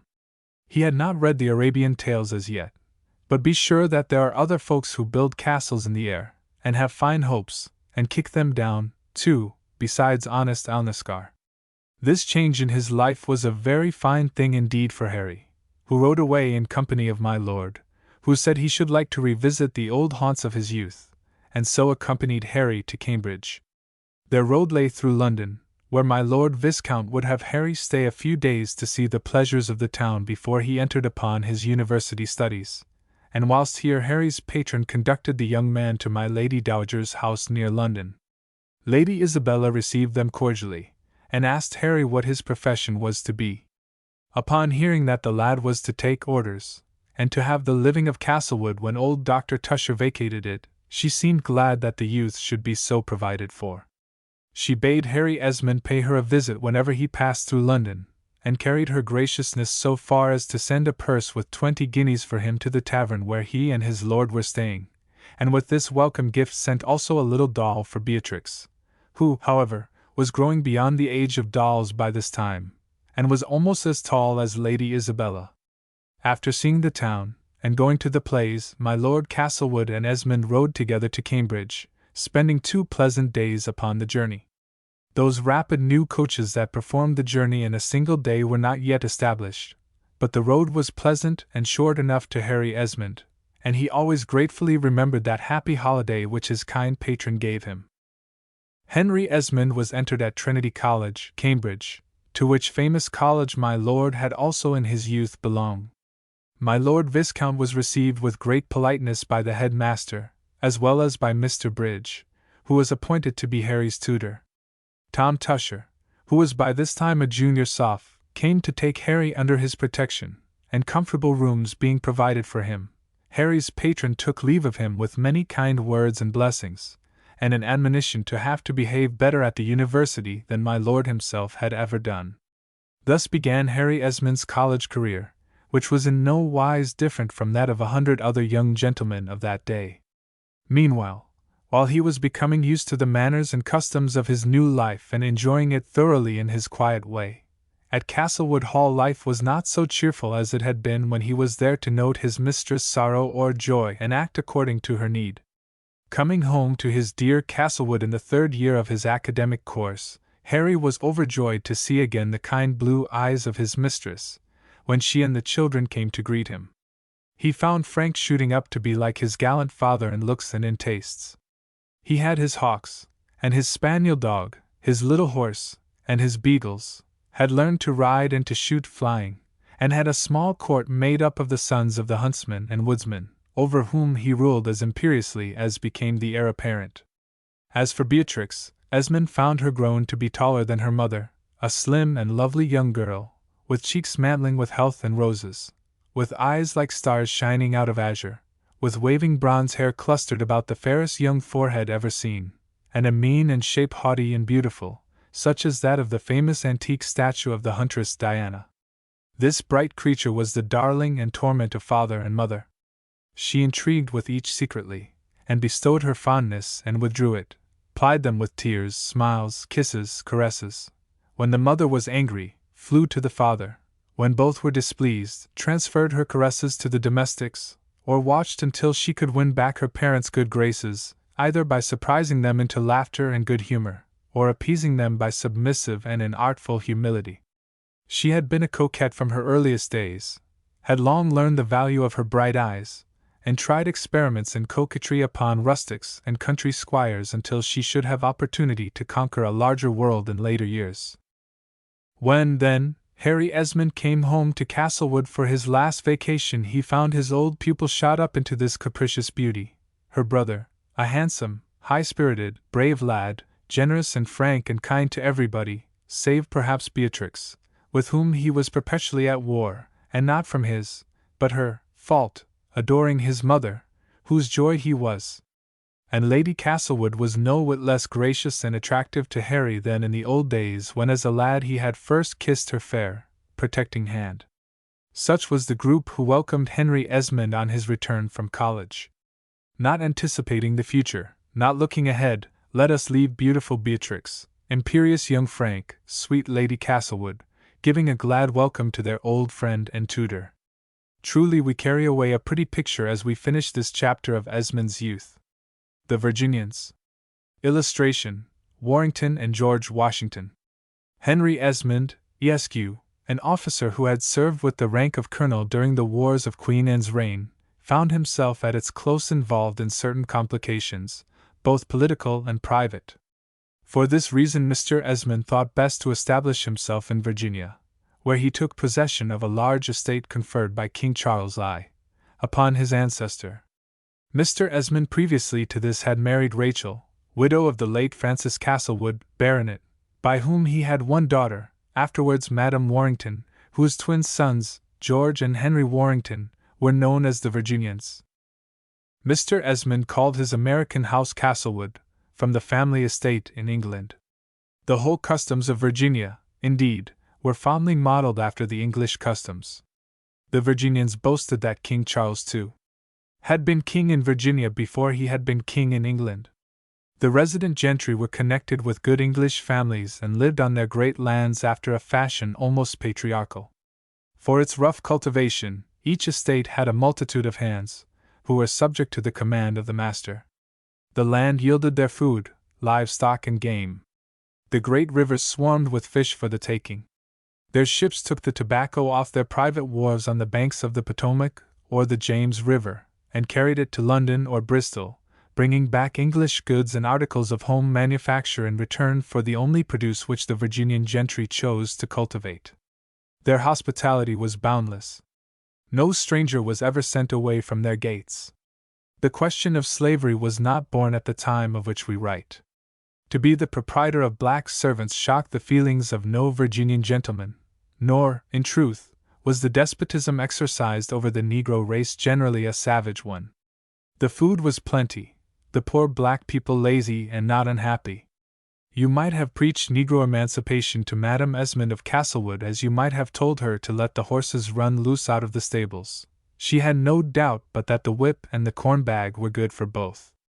Having lost his wife, his daughter took the management of the colonel and his estate, and managed both with the spirit and determination which governed her management of every person and thing which came within her jurisdiction. After 15 years' residence upon his great Virginian estate, the colonel agreed in his daughter's desire to replace the wooden house in which they lived, with a nobler mansion which would be more fitting for his heirs to inherit. His daughter had a very high opinion indeed of her ancestry, and her father, growing exquisitely calm and good-natured in his serene declining years, humored his child's peculiarities and interests in an easy bantering way. Truth to tell, there were few families in England with nobler connections than the Esmonds. The Virginians, Madame Rachel Warrington's sons, inherited the finest blood and traditions, and the rightful King of England had not two more faithful little subjects than the young twins of Castlewood. At Colonel Esmond's death, Madame Esmond, as she was thereafter called, proclaimed her eldest son, George, heir of the estate, and Harry, George's younger brother by half an hour, was instructed to respect his senior. All the household was also instructed to pay him honor, and in the whole family of servants there was only one rebel, Harry's foster mother, a faithful Negro woman who never could be made to understand why her child should not be first, who was handsomer and stronger and cleverer than his brother, as she vowed, though in truth, there was not much difference in the beauty, strength, or stature of the twins. In disposition, they were in many points exceedingly unlike, but in feature they resembled each other so closely that, but for the color of their hair, it had been difficult to distinguish them. In their beds, and when their heads were covered with those vast ribbon nightcaps which our great and little ancestors wore, it was scarcely possible for any but a nurse or a mother to tell the one from the other child. Howbeit, alike in form, we have said that they differed in temper. The elder was peaceful, studious, and silent. The younger was warlike and noisy. He was quick at learning when he began, but very slow at beginning. No threats of the Pharaoh would provoke Harry to learn in an idle fit, or would prevent George from helping his brother in his lesson. Harry was of a strong military turn, drilled the little Negroes on the estate, and caned them like a corporal, having many good boxing matches with them, and never bearing malice if he was worsted, whereas George was sparing of blows, and gentle with all about him. As the custom in all families was, each of the boys had a special little servant assigned him, and it was a known fact that George, finding his little wretch of a blackamoor asleep on his master's bed, sat down beside it and brushed the flies off the child with a feather fan, to the horror of old Gumbo, the child's father, who found his young master so engaged, and to the indignation of Madame Esmond, who ordered the young Negro off to the proper officer for a whipping. In vain George implored and entreated, burst into passionate tears and besought a remission of the sentence. His mother was inflexible regarding the young rebel's punishment, and the little Negro went off beseeching his young master not to cry. A fierce quarrel between mother and son ensued out of this event. Her son would not be pacified. He said the punishment was a shame, that he was the master of the boy, and no one, no, not his mother, had a right to touch him, that she might order him to be corrected, and that he would suffer the punishment, as he and Harry often had, but no one should lay a hand on his boy. Trembling with passionate rebellion against what he conceived the injustice of the procedure, he vowed that on the day he came of age he would set young Gumbo free, went to visit the child in the slaves' quarters, and gave him one of his own toys. The black martyr was an impudent, lazy, saucy little personage, who would be none the worse for a whipping, as the colonel, who was then living, no doubt thought, for he acquiesced in the child's punishment when Madame Esmond insisted upon it, and only laughed in his good-natured way when his indignant grandson called out, "You let Mamma rule you in everything, Grandpapa." "Why, so I do," says Grandpapa. "Rachel, my love, the way in which I am petticoat-ridden is so evident that even this baby has found it out." "Then why don't you stand up like a man?" says little Harry, who always was ready to abet his brother. Grandpapa looked queerly. "Because I like sitting down best, my dear," he said. "I am an old gentleman, and standing fatigues me." On account of a certain apish drollery and humor which exhibited itself in the lad, and a liking for some of the old man's pursuits, the first of the twins was the grandfather's favorite and companion, and would laugh and talk out all his infantine heart to the old gentleman, to whom the younger had seldom a word to say. George was a demure, studious boy, and his senses seemed to brighten up in the library, where his brother was so gloomy. He knew the books before he could well nigh carry them, and read in them long before he could understand them. Harry, on the other hand, was all alive in the stables or in the wood, eager for all parties of hunting and fishing, and promised to be a good sportsman from a very early age. The grandfather's ship was sailing for Europe once when the boys were children, and they were asked what present Captain Franks would bring them back. George was divided between books and a fiddle. Harry instantly declared for a little gun, and Madame Warrington, as she then was called, was hurt that her elder boy should have low tastes, and applauded the younger's choice as more worthy of his name and lineage. "Books, Papa, I can fancy to be a good choice," she replied to her father, who tried to convince her that George had a right to his opinion. "Though I am sure you must have pretty nigh all the books in the world already. But I never can desire, I may be wrong, but I never can desire that my son, and the grandson of the Marquis of Esmond, should be a fiddler." "Should be a fiddlestick, my dear," the old colonel answered. "Remember that heaven's ways are not ours, and that each creature born has a little kingdom of thought of his own, which it is a sin in us to invade. Suppose George loves music? You can no more stop him than you can order a rose not to smell sweet, or a bird not to sing. A bird! A bird sings from nature. George did not come into the world with a fiddle in his hand," says Mrs. Warrington with a toss of her head. "I am sure I hated the harpsichord when a chit at Kensington school, and only learned it to please my mamma. Say what you will, I cannot believe that this fiddling is work for persons of fashion. And King David who played the harp, my dear? I wish my papa would read him more, and not speak about him in that way," said Mrs. Warrington. "Nay, my dear, it was but by way of illustration," the father replied gently. It was Colonel Esmond's nature always to be led by a woman, and he spoiled his daughter, laughing at her caprices, but humoring them, making a joke of her prejudices, but letting them have their way, indulging, and perhaps increasing, her natural imperiousness of character, which asserted itself to an unusual degree after her father's death. The colonel's funeral was the most sumptuous one ever seen in the country. The little lads of Castlewood, almost smothered in black trains and hat bands, headed the procession, followed by Madame Esmond Warrington, as she called herself after her father's death, by my Lord Fairfax, by His Excellency the Governor of Virginia, by the Randolphs, the Careys, the Harrisons, the Washingtons, and many others, for the whole county esteemed the departed gentleman whose goodness, whose high talents, whose unobtrusive benevolence had earned for him the just respect of his neighbors.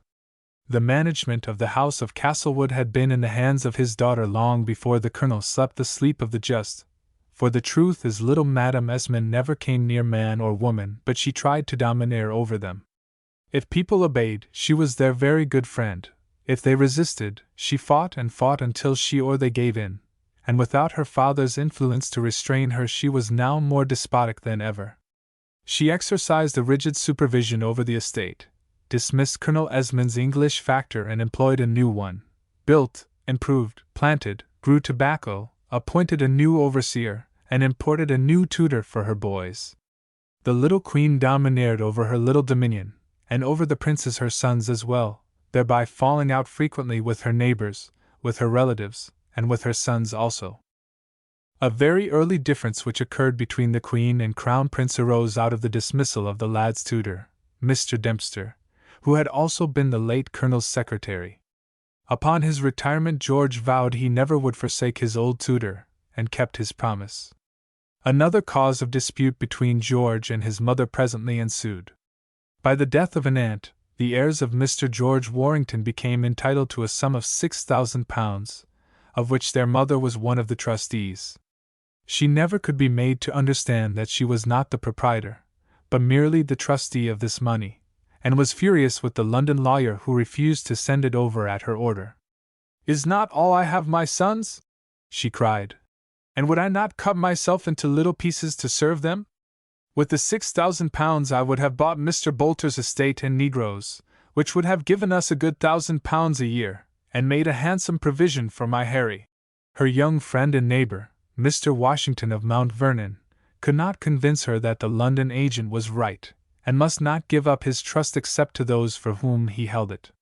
George Esmond, when this little matter was referred to him, and his mother vehemently insisted that he should declare himself, was of the opinion of Mr. Washington and Mr. Draper, the London lawyer. The boy said he could not help himself. He did not want the money. He would be very glad to give the money to his mother if he had the power. But Madame Esmond would not hear of these reasons. Here was a chance of making Harry's fortune, dear Harry, who was left with such a slender younger brother's pittance, and the wretches in London would not help him. His own brother, who inherited all his papa's estate, would not help him.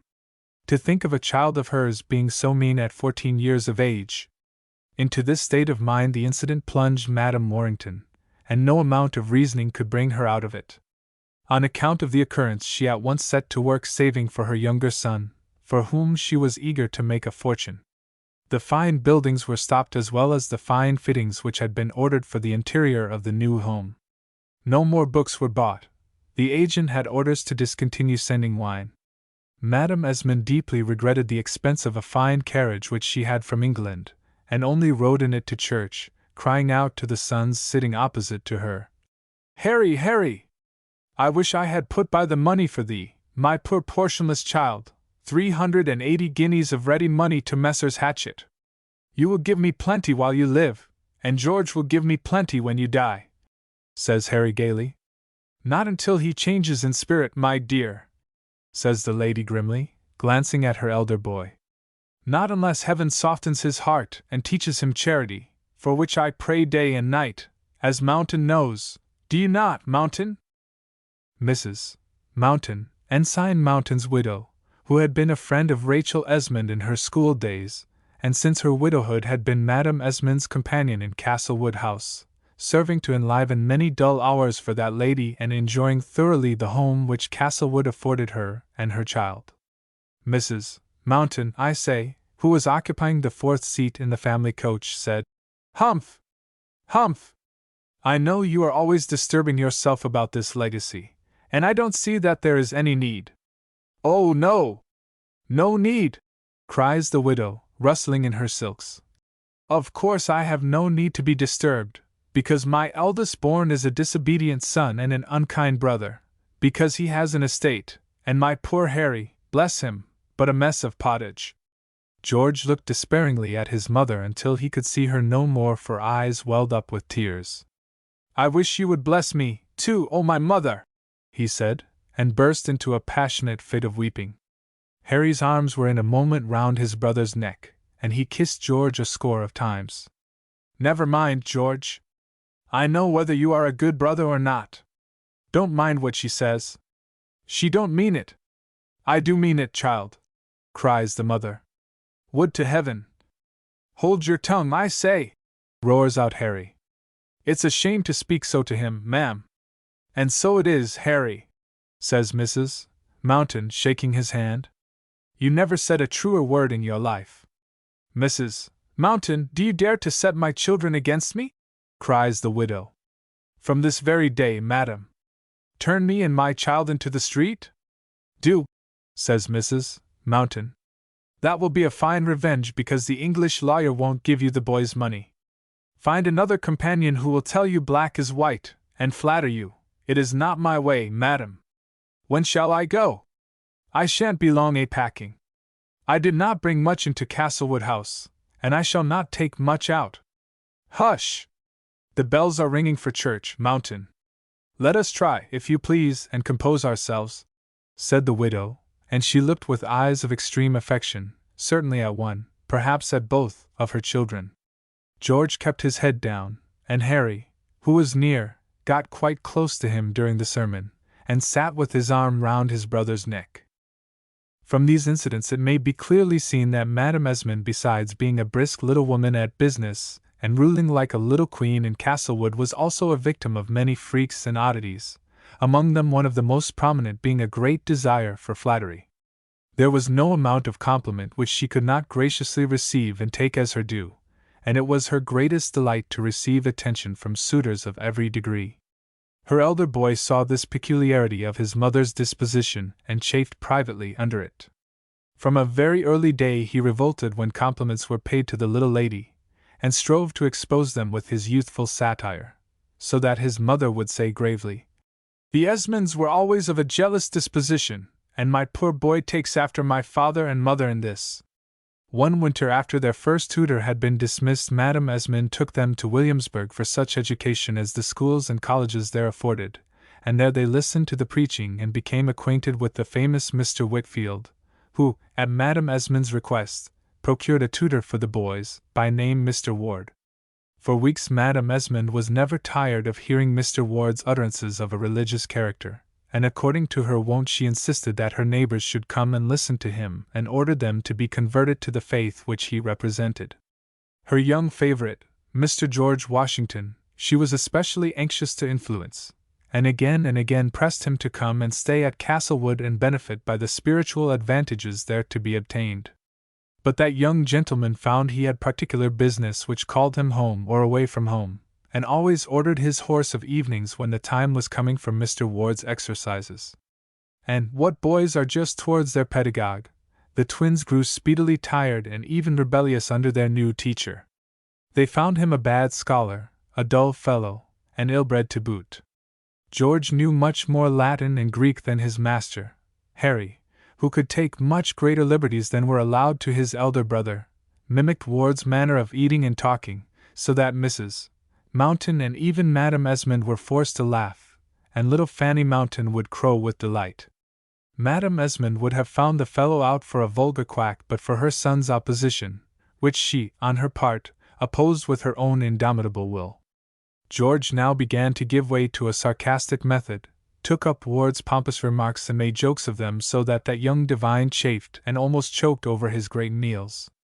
He made Madame Esmond angry, and doubly so when he sent off Harry into fits of laughter. Her authority was defied, her officer scorned and insulted, her youngest child perverted by the obstinate elder brother. She made a desperate and unhappy attempt to maintain her power. The boys were 14 years of age, Harry being now taller and more advanced than his brother, who was delicate and as yet almost childlike in stature and appearance. The flogging method was quite a common mode of argument in these days. Our little boys had been horsed many a day by Mr. Dempster, their Scotch tutor, in their grandfather's time, and Harry, especially, had got to be quite accustomed to the practice, and made very light of it. But since Colonel Esmond's death, the cane had been laid aside, and the young gentlemen at Castlewood had been allowed to have their own way. Her own and her lieutenant's authority being now spurned by the youthful rebels, the unfortunate mother thought of restoring it by means of coercion. She took counsel of Mr. Ward. That athletic young pedagogue could easily find chapter and verse to warrant the course he wished to pursue. In fact, there was no doubt about the wholesomeness of the practice in those days. He had begun by flattering the boys, finding a good berth and snug quarters at Castlewood, and hoping to remain there. But they laughed at his flattery, they scorned his bad manners, they yawned soon at his sermons. The more their mother favored him, the more they disliked him, and so the tutor and the pupils cordially hated each other. Mrs. Mountain warned the lads to be prudent, and that some conspiracy was hatching against them, saying, "You must be on your guard, my poor boys. You must learn your lessons and not anger your tutor. Your mamma was talking about you to Mr. Washington the other day when I came into the room. I don't like that Major Washington, you know I don't. He is very handsome and tall, and he may be very good, but show me his wild oats, I say, not a grain. Well, I happened to step in last Tuesday when he was here with your mamma, and I am sure they were talking about you, for he said, 'Discipline is discipline, and must be preserved. There can be but one command in a house, ma'am, and you must be the mistress of yours.' The very words he used to me," cries Harry. "He told me that he did not like to meddle with other folks' affairs, but that our mother was very angry, and he begged me to obey Mr. Ward, and to press George to do so. 'Let him manage his own house, not mine,' says George very haughtily. And the caution, far from benefiting him, only made the lad more scornful and rebellious. On the next day the storm broke. Words were passed between George and Mr. Ward during the morning study. The boy was quite disobedient and unjust. Even his faithful brother cried out, and owned that he was in the wrong. Mr. Ward bottled up his temper until the family met at dinner, when he requested Madame Esmond to stay, and laid the subject of discussion before her. He asked Master Harry to confirm what he had said, and poor Harry was obliged to admit all his statements. George, standing under his grandfather's portrait by the chimney, said haughtily that what Mr. Ward had said was perfectly correct. "To be a tutor to such a pupil is absurd," said Mr. Ward, making a long speech containing many scripture phrases, at each of which young George smiled scornfully, and at length Ward ended by asking Her Honor's leave to retire. "Not before you have punished this wicked and disobedient child," said Madame Esmond. "Punish!" exclaimed George. "Yes, sir, punish! If means of love and entreaty fail, other means must be found to bring you to obedience. I punish you now, rebellious boy, to guard you from greater punishment hereafter. The discipline of this family must be maintained. There can be but one command in the house, and I must be the mistress of mine.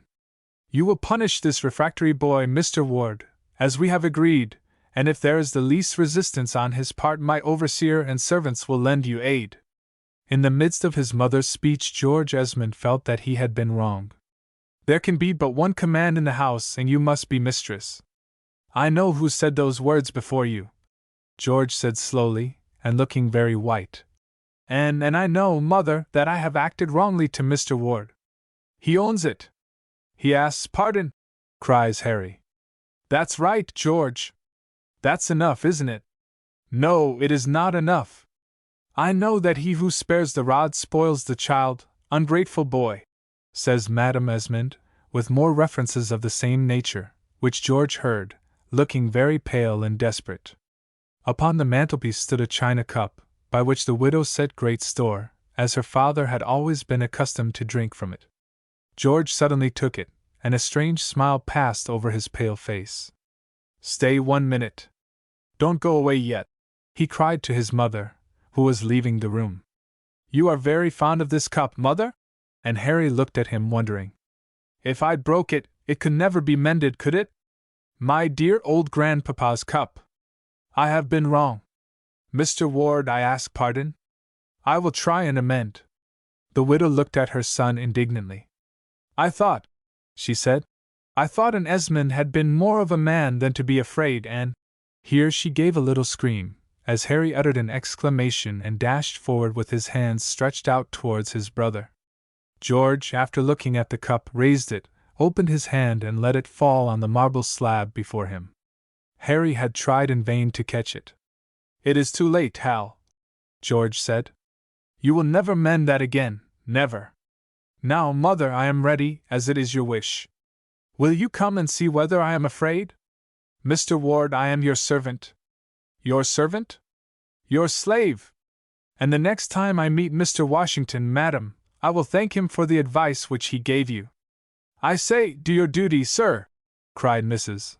Esmond, stamping her little foot. And George, making a low bow to Mr. Ward, begged him to go first out of the room to the study. "Stop! For God's sake, mother, stop!" cried poor Hal.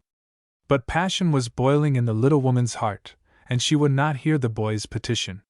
"You only abet him, sir!" she cried. "If I had to do it myself, it should be done!" And Harry, with sadness and wrath in his countenance, left the room by the door through which Mr. Ward and his brother had just issued. The widow sank down in a great chair near it, and sat a while vacantly looking at the fragments of the broken cup. Then she inclined her head towards the door. For a while there was silence, then a loud outcry, which made the poor mother start. Mr. Ward came out bleeding from a great wound on his head, and behind him Harry, with flaring eyes and brandishing a little ruler of his grandfather, which hung, with others of the Colonel's weapons, on the library wall. "I don't care. I did it," says Harry. "I couldn't see this fellow strike my brother, and as he lifted his hand, I flung the great ruler at him. I couldn't help it. I won't bear it, and if one lifts a hand to me or my brother, I'll have his life," shouts Harry, brandishing the hanger. The widow gave a great gasp and a sigh as she looked at the young champion and his victim. She must have suffered terribly during the few minutes of the boy's absence, and the stripes which she imagined had been inflicted on the elder had smitten her own heart. She longed to take both boys to it. She was not angry now. Very likely she was delighted with the thought of the younger's prowess and generosity. "You are a very naughty, disobedient child," she said in an exceedingly peaceable voice. "My poor Mr. Ward! What a rebel to strike you! Let me bathe your wound, my good Mr. Ward, and thank heaven it was no worse. Mountain! Go fetch me some court plaster. Here comes George. Put on your coat and waistcoat, child.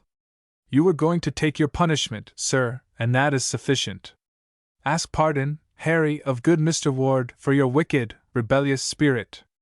I do, with all my heart, I am sure. And guard against your passionate nature, child, and pray to be forgiven. My son, oh my son!" Here, with a burst of tears which she could no longer control, the little woman threw herself on the neck of her firstborn, whilst Harry went up very feebly to Mr. Ward, and said, "Indeed, I ask your pardon, sir. I couldn't help it, on my honor, I couldn't, nor bear to see my brother struck." The widow was scared, as after her embrace she looked up at George's pale face. In reply to her eager caresses, he coldly kissed her on the forehead, and separated from her. "You meant for the best, mother," he said, "and I was in the wrong. But the cup is broken, and all the king's horses and all the king's men cannot mend it. There, put the fair side outwards on the mantelpiece, and the wound will not show." Then George went up to Mr. Ward, who was still piteously bathing his eye and forehead in the water. "I ask pardon for Hal's violence, sir," he said in great state. "You see, though we are very young, we are gentlemen, and cannot brook an insult from strangers. I should have submitted, as it was Mamma's desire, but I am glad she no longer entertains it." "And pray, sir, who is to compensate me?" says Mr. Ward. "Who is to repair the insult done to me?" "We are very young," says George, with another of his old-fashioned bows. "We shall be 15 soon. Any compensation that is usual amongst gentlemen."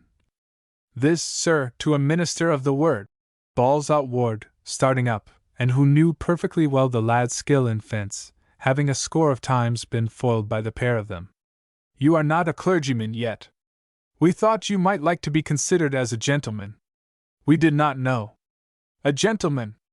I am a Christian, sir," says Ward, glaring furiously, and clenching his great fists. "Well, well, if you won't fight, why don't you forgive?" says Harry. "If you won't forgive, why don't you fight? That's what I call the horns of a dilemma." And he laughed his jolly laugh. But this was nothing to the laugh a few days afterwards, when, the quarrel having been patched up along with poor Mr. Ward's eye, the unlucky tutor was holding forth according to his custom, but in vain. The widow wept no more at his harangues, was no longer excited by his eloquence. Nay, she pleaded headache, and would absent herself of an evening, on which occasions the remainder of the little congregation were very cold indeed. One day Ward, still making desperate efforts to get back his despised authority, was preaching on the necessity of obeying our spiritual and temporal rulers. "For why, my dear friends?" he asked. Why are the governors appointed, but that we should be governed? Why are tutors engaged, but that children should be taught? Here a look at the boys. Why are rulers? Here he paused, looking with a sad, puzzled face at the young gentlemen. He saw in their countenances the double meaning of the unlucky word he had uttered, and stammered and thumped the table with his fist. Why, I say, are rulers, rulers. Rulers, says George, looking at Harry. Rulers, says Hal, putting his hand to his eye, where the poor tutor still bore marks of the late scuffle. Rulers, oh ho! It was too much. The boys burst out in an explosion of laughter. Mrs. Mountain, who was full of fun, could not help joining in the chorus, and little Fanny Mountain, who had always behaved very demurely and silently at these ceremonies, crowed again, and clapped her little hands at the others, laughing, not in the least knowing the reason why. This could not be borne. Ward shut down the book before him. In a few angry but eloquent and manly words said he would speak no more in that place, and left Castlewood not in the least regretted by Madame Esmond, who had doted on him 3 months before. After the departure of her unfortunate spiritual adviser and chaplain, Madame Esmond and her son seemed to be quite reconciled, but although George never spoke of the quarrel with his mother, it must have weighed upon the boy's mind very painfully, for he had a fever soon after the last recounted domestic occurrences, during which illness his brain once or twice wandered, when he shrieked out, "Broken! Broken! It never, never can be mended!" to the silent terror of his mother, who sat watching the poor child as he tossed wakeful upon his midnight bed. That night, and for some days afterwards, it seemed very likely that poor Harry would become heir of Castlewood, but by Mr. Dempster's skillful treatment the fever was got over, the intermittent attacks diminished in intensity, and George was restored almost to health again. A change of air, a voyage even to England, was recommended, but the widow had quarreled with her children's relatives there, which made that trip impossible. A journey to the north and east was determined upon, and the 2 young gentlemen, with Mr. Dempster reinstated as their tutor, and a couple of servants to attend them, took a voyage to New York, and thence up the beautiful Hudson River to Albany, where they were received by the first gentry of the province, and thence into the French provinces, where they were hospitably entertained by the French gentry. Harry camped with the Indians and took furs and shot bears. George, who never cared for field sports, and whose health was still delicate, was a special favorite with the French ladies, who were accustomed to see very few young English gentlemen speaking the French language so readily as our young gentleman. He danced the minuet elegantly. He learned the latest imported French catches and songs and played them beautifully on his violin, and to the envy of poor Harry, who was absent on a bear hunt, he even had an affair of honor with a young ensign, whom he pinked on the shoulder, and with whom he afterwards swore an eternal friendship. When the lads returned home at the end of 10 delightful months, their mother was surprised at their growth and improvement. George especially was so grown as to come up to his younger-born brother. The boys could hardly be distinguished one from another, especially when their hair was powdered, but that ceremony being too cumbrous for country life, each of the lads commonly wore his own hair, George his raven black, and Harry his light locks, tied with a ribbon. Now Mrs. Mountain had a great turn for matchmaking, and fancied that everybody had a design to marry everybody else. As a consequence of this weakness she was able to persuade George Warrington that Mr. Washington was laying siege to Madame Esmond's heart, which idea was anything but agreeable to George's jealous disposition. "I beg you to keep this quiet, Mountain," said George, with great dignity, "or you and I shall quarrel, too. Never to any one must you mention such an absurd suspicion." "Absurd? Why absurd? Mr. Washington is constantly with the widow. She never tires of pointing out his virtues as an example to her sons. She consults him on every question respecting her estate and its management. There is a room at Castlewood regularly called Mr. Washington's room. He actually leaves his clothes here, and his portmanteau when he goes away. Ah, George, George! The day will come when he won't go away!" groaned Mrs. Mountain, and in consequence of the suspicions which her words aroused in him, Mr. George adopted toward his mother's favorite a frigid courtesy, at which the honest gentleman chafed but did not care to remonstrate, or a stinging sarcasm which he would break through as he would burst through so many brambles on those hunting excursions in which he and Harry Warrington rode so constantly together, while George, retreating to his tents, read mathematics and French and Latin, or sulked in his bookroom. Harry was away from home with some other sporting friends when Mr. Washington came to pay a visit at Castlewood. He was so peculiarly tender and kind to the mistress there, and received by her with such special cordiality, that George Warrington's jealousy had well nigh broken out into open rupture. But the visit was one of adieu, as it appeared. Major Washington was going on a long and dangerous journey, quite to the western Virginia frontier and beyond it. The French had been for some time past making inroads into our territory. The government at home, as well as those of Virginia and Pennsylvania, were alarmed at this aggressive spirit of the lords of Canada and Louisiana. Some of our settlers had already been driven from their holdings by Frenchmen in arms, and the governors of the British provinces were desirous of stopping their incursions, or at any rate to protest against their invasion. We chose to hold our American colonies by a law that was at least convenient for its framers. The maxim was, that whoever possessed the coast had a right to all the territory in hand as far as the Pacific, so that the British charters only laid down the limits of the colonies from north to south, leaving them quite free from east to west. The French, meanwhile, had their colonies to the north and south, and aimed at connecting them by the Mississippi and the St. Lawrence, and the great intermediate lakes and waters lying to the westward of the British possessions.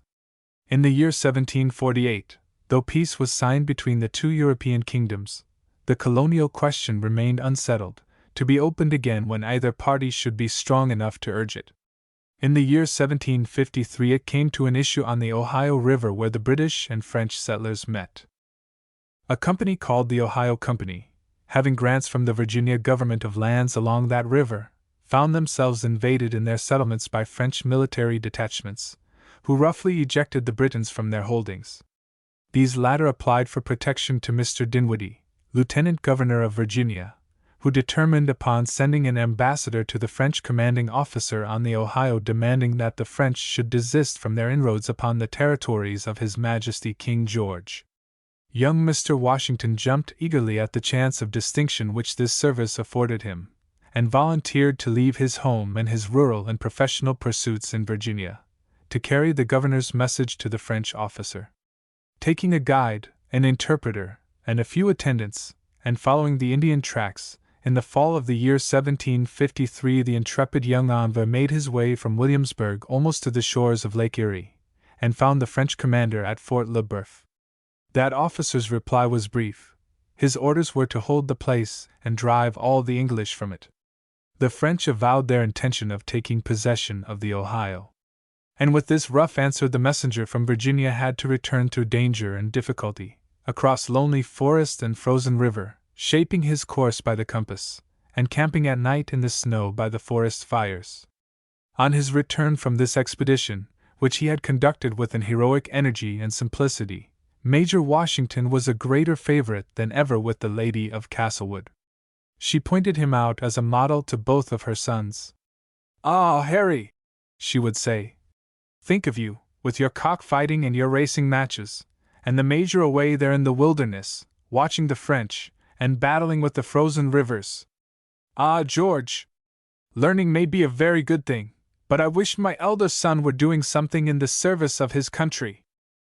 Mr. Washington on his return home began at once raising such a regiment as, with the scanty pay and patronage of the Virginian government, he could get together, and proposed with the help of these men of war to put a more peremptory veto upon the French invaders than the solitary ambassador had been enabled to lay. A small force under another officer, Colonel Trent, had already been dispatched to the west, with orders to fortify themselves so as to be able to resist any attack of the enemy. The French troops, greatly outnumbering ours, came up with the English outposts, who were fortifying themselves at a place on the confines of Pennsylvania where the great city of Pittsburgh now stands. A Virginian officer with but 40 men was in no condition to resist 20 times that number of Canadians who appeared before his incomplete works. He was suffered to draw back without molestation, and the French, taking possession of his fort, strengthened it, and christened it by the name of the Canadian governor, Duquesne. Up to this time no actual blow of war had been struck. It was strange that in a savage forest of Pennsylvania a young Virginian officer should fire a shot and waken up a war which was to last for 60 years, which was to cover his own country and pass into Europe, to cost France her American colonies, to sever ours from us, and create the great Western Republic, to rage over the old world when extinguished in the new, and of all the myriads engaged in the vast contest, to leave the prize of the greatest fame with him who struck the first blow. He little knew of the fate in store for him. A simple gentleman, anxious to serve his king and do his duty, he volunteered for the first service, and executed it with admirable fidelity. In the ensuing year he took the command of the small body of provincial troops with which he marched to repel the Frenchmen. He came up with their advance guard and fired upon them, killing their leader. After this he had himself to fall back with his troops, and was compelled to capitulate to the superior French force. On the 4th of July 1754, the colonel marched out with his troops from the little fort where he had hastily entrenched himself, and which they called Fort Necessity, gave up the place to the conqueror, and took his way home. His command was over, his regiment disbanded after the fruitless, inglorious march and defeat. Saddened and humbled in spirit, the young officer presented himself after a while to his old friends at Castlewood. But surely no man can have better claims to sympathy than bravery, youth, good looks, and misfortune. Mr. Washington's room at Castlewood was more than ever Mr. Washington's room now. Madame Esmond raved about him, and praised him in all her companies. She more than ever pointed out his excellences to her sons, contrasting his sterling qualities with Harry's love of pleasure, and George's listless musing over his books. George was not disposed to like Mr. Washington any better for his mother's extravagant praises. He coaxed the jealous demon within him until he must have become a perfect pest to himself, and all his friends round about him. He uttered jokes so deep that his simple mother did not know their meaning, but sat bewildered at his sarcasms. Meanwhile the quarrel between the French and English North Americans, from being a provincial, had grown to be a national quarrel. Reinforcements from France had already arrived in Canada, and English troops were expected in Virginia. It was resolved to wrest from the French all the conquests they had made upon British dominion. A couple of regiments were raised and paid by the King in America, and a fleet with a couple more was dispatched from home under an experienced commander. In February 1755, Commodore Keppel, in the famous ship Centurion, anchored in Hampton Roads with 2 ships of war under his command, and having on board General Braddock, his staff, and a part of his troops. Mr. Braddock was appointed by the Duke. A fleet of transports speedily followed him bringing stores, and men and money in plenty. The arrival of the general and his little army caused a mighty excitement all through the provinces, and nowhere greater than at Castlewood. Harry was off forthwith to see the troops under canvas at Alexandria. The sight of their lines delighted him, and the inspiring music of their fifes and drums. He speedily made acquaintance with the officers of both regiments. He longed to join in the expedition upon which they were bound, and was a welcome guest at their mess. We may be sure that the arrival of the army and the approaching campaign formed the subject of continued conversation in the Castlewood family. To make the campaign was the dearest wish of Harry's life. He dreamed only of war and battle. He was forever with the officers at Williamsburg. He scoured and cleaned and polished all the guns and swords in the house. He renewed the amusements of his childhood and had the negroes under arms. But eager as he was to be a soldier, he scarcely dared touch on the subject with George, for he saw to his infinite terror how George, too, was occupied with military matters, and having a feudal attachment for his elder brother, and worshipping him with an extravagant regard, he gave way in all things to him as the chief, and felt that should George wish to make the campaign he would submit. He took note that George had all the military books of his grandfather brought down from his bookshelves, and that he and Dempster were practicing with the foils again, and he soon found that his fears were true. Mr. Franklin of Philadelphia, having heard that Madame Esmond had beeves and horses and stores in plenty, which might be useful to General Braddock, recommended the general to conciliate her by inviting her sons to dinner, which he at once did. The general and the gentlemen of his family made much of them, and they returned home delighted with their entertainment. And so pleased was their mother at the civility shown them that she at once penned a billet thanking His Excellency for his politeness, and begging him to fix the time when she might have the honor of receiving him at Castlewood. Madame Esmond made her boys bearers of the letter in reply to His Excellency's message, accompanying her note with handsome presents for the General's staff and officers, which they were delighted to accept. "Would not one of the young gentlemen like to see the campaign?" the General asked. A friend of theirs, who often spoke of them, Mr. Washington, who had been unlucky in the affair of last year, had already promised to join him as aide-de-camp, and His Excellency would gladly take another young Virginian gentleman into his family.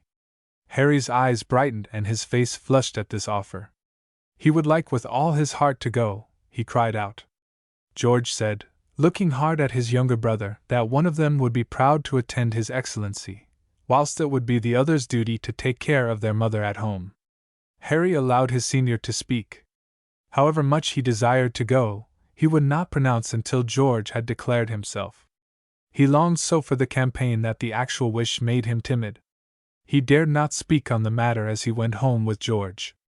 They rode for miles in silence, or strove to talk upon indifferent subjects, each knowing what was passing in the other's mind, and afraid to bring the awful question to an issue.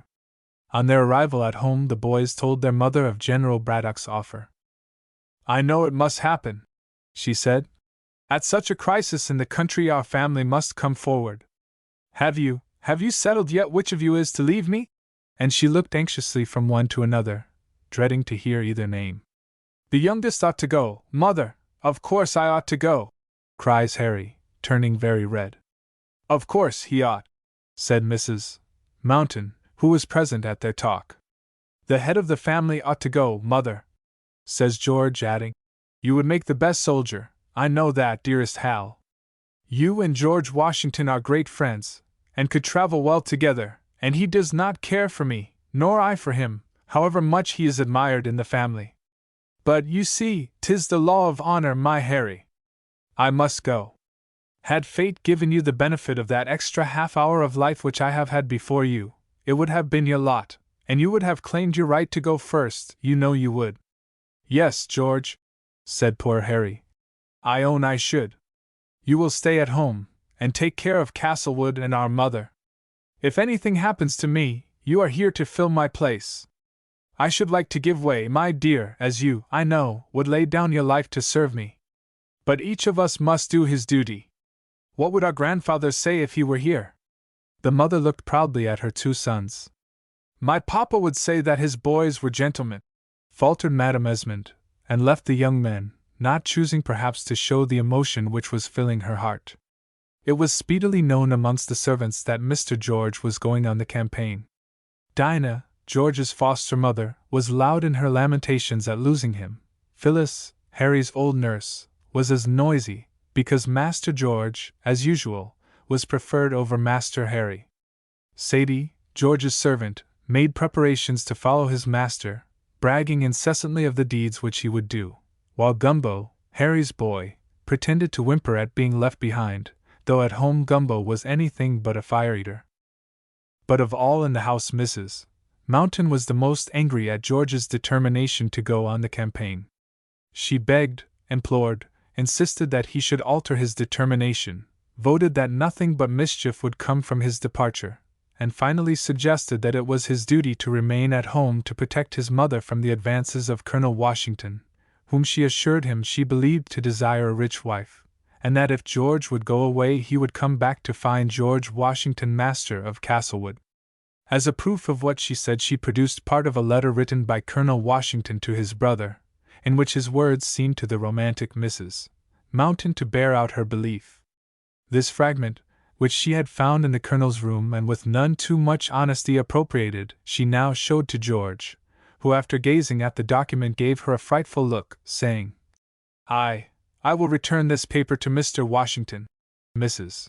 Mountain was thoroughly scared then at what she had done and said, but it could not be taken back, so she was obliged to adjust herself to taking in good part whatever consequences might come of her dishonest act. On the day set for Madame Esmond's entertainment to General Braddock, the house of Castlewood was set out with the greatest splendor, and Madame Esmond arrayed herself in a much more magnificent dress than she was accustomed to wear, while the boys were dressed alike in gold-corded frocks, braided waistcoats, silver-hilted sword, and wore each a solitaire. The General's new aide-de-camp was the first guest to arrive, and he and his hostess paced the gallery for some time. She had much to say to him, and also to hear from him a confirmation of his appointment as aide-de-camp to General Braddock, and to speak of her son's approaching departure. At length they descended the steps down to the rough lawn in front of the house, and presently the little lady re-entered her mansion, leaning upon Mr. Washington's arm. Here they were joined by George, who came to them accurately powdered and richly attired, saluting his parent and his friend alike with respectful bows, according to the fashion of that time. But George, though he made the lowest possible bow to Mr. Washington and his mother, was by no means in good humor with either of them, and in all his further conversation that day with Colonel Washington showed a bitter sarcasm and a depth of innuendo which the Colonel was at a loss to understand. A short time after George's entrance into the Colonel's presence, Harry answered back a remark of George's to the effect that he hated sporting by saying, "I say one thing, George." "Say 20 things, Don Enrico," cries the other. "If you are not fond of sporting and that, being cleverer than me, why shouldst thou not stop at home and be quiet, and let me go out with Colonel George and Mr. Braddock?" "That's what I say," says Harry, flushing with excitement. "One of our family must go because honor obliges it, and my name being number one must go first," says George, adding, "One must stay, or who is to look after mother at home? We cannot afford to be both scalped by Indians or fricasseed by French." "Fricasseed by French," cries Harry. "The best troops of the world are Englishmen. I should like to see them fricasseed by the French. What a mortal thrashing you will give them!" And the brave lad sighed to think he should not be present at the combat. George sat down to the harpsichord and was playing when the Colonel re-entered, saying that His Excellency's coach would be here almost immediately, and asking leave to retire to his apartment, to put himself in a fit condition to appear before her ladyship's company. As the widow was conducting Mr. Washington to his chamber, George gave way to a fit of wrath, ending in an explanation to his astonished brother of the reason of it, and telling him of Mrs. Mountain's suspicions concerning the Colonel's attitude towards their mother, which he confirmed by showing Harry the letter of Colonel Washington's which Mrs. Mountain had found and preserved. But to go back to Madame Esmond's feast for His Excellency, all the birds of the Virginia air, and all the fish of the sea in season, and all the most famous dishes for which Madame Esmond was famous, and the best wine which her cellar boasted, were laid on the little widow's board to feed her distinguished guest and the other gentlemen who accompanied him. The kind mistress of Castlewood looked so gay and handsome and spoke with such cheerfulness and courage to all her company that the few ladies who were present could not but congratulate Madame Esmond upon the elegance of the feast and upon her manner of presiding at it. But they were scarcely in the drawing-room, when her artificial courage failed her, and she burst into tears, exclaiming, "Ah, it may be an honor to have Mr. Braddock in my house, but he comes to take one of my sons away from me. Who knows whether my boy will return, or how? I dreamed of him last night as wounded, with blood streaming from his side." Meanwhile Mr. Washington was pondering deeply upon George's peculiar behavior towards him. The tone of freedom and almost impertinence which young George had adopted of late towards Mr. Washington had very deeply vexed and annoyed that gentleman. There was scarce half a dozen years' difference of age between him and the Castlewood twins, but Mr. Washington had always been remarked for a discretion and sobriety much beyond his time of life, whilst the boys of Castlewood seemed younger than theirs. They had always been till now under their mother's anxious tutelage, and had looked up to their neighbor of Mount Vernon as their guide, director, friend, as, indeed, almost everybody seemed to do who came in contact with the simple and upright young man. Himself of the most scrupulous gravity and good breeding, in his communication with other folks he appeared to exact, or, at any rate, to occasion, the same behavior. His nature was above levity and jokes; they seemed out of place when addressed to him. He was slow of comprehending them, and they slunk as it were abashed out of his society. "He always seemed great to me," says Harry Warrington, in one of his letters many years after the date of which we are writing, "and I never thought of him otherwise than as a hero. When he came over to Castlewood and taught us boys surveying, to see him riding to hounds was as if he was charging an army. If he fired a shot, I thought the bird must come down, and if he flung a net, the largest fish in the river was sure to be in it. His words were always few, but they were always wise. They were not idle, as our words are. They were grave, sober and strong, and ready on occasion to do their duty. In spite of his antipathy to him, my brother respected and admired the general as much as I did, that is to say, more than any mortal man. Mr. Washington was the first to leave the jovial party which were doing so much honor to Madame Esmond's hospitality.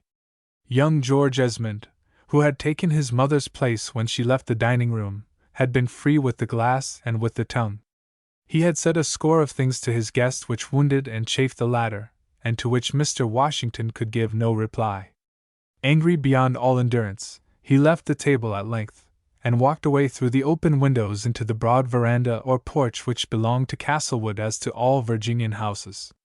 Here Madame Esmond caught sight of her friend's tall frame as it strode up and down before the windows, and gave up her cards to one of the other ladies, and joined her good neighbor out of doors. He tried to compose his countenance as well as he could, but found it so difficult that presently she asked, "Why do you look so grave?" "Indeed, to be frank with you, I do not know what has come over George," says Mr. Washington. "He has some grievance against me which I do not understand, and of which I don't care to ask the reason. He spoke to me before the gentlemen in a way which scarcely became him. We are going to the campaign together, and 'tis a pity we begin such ill friends.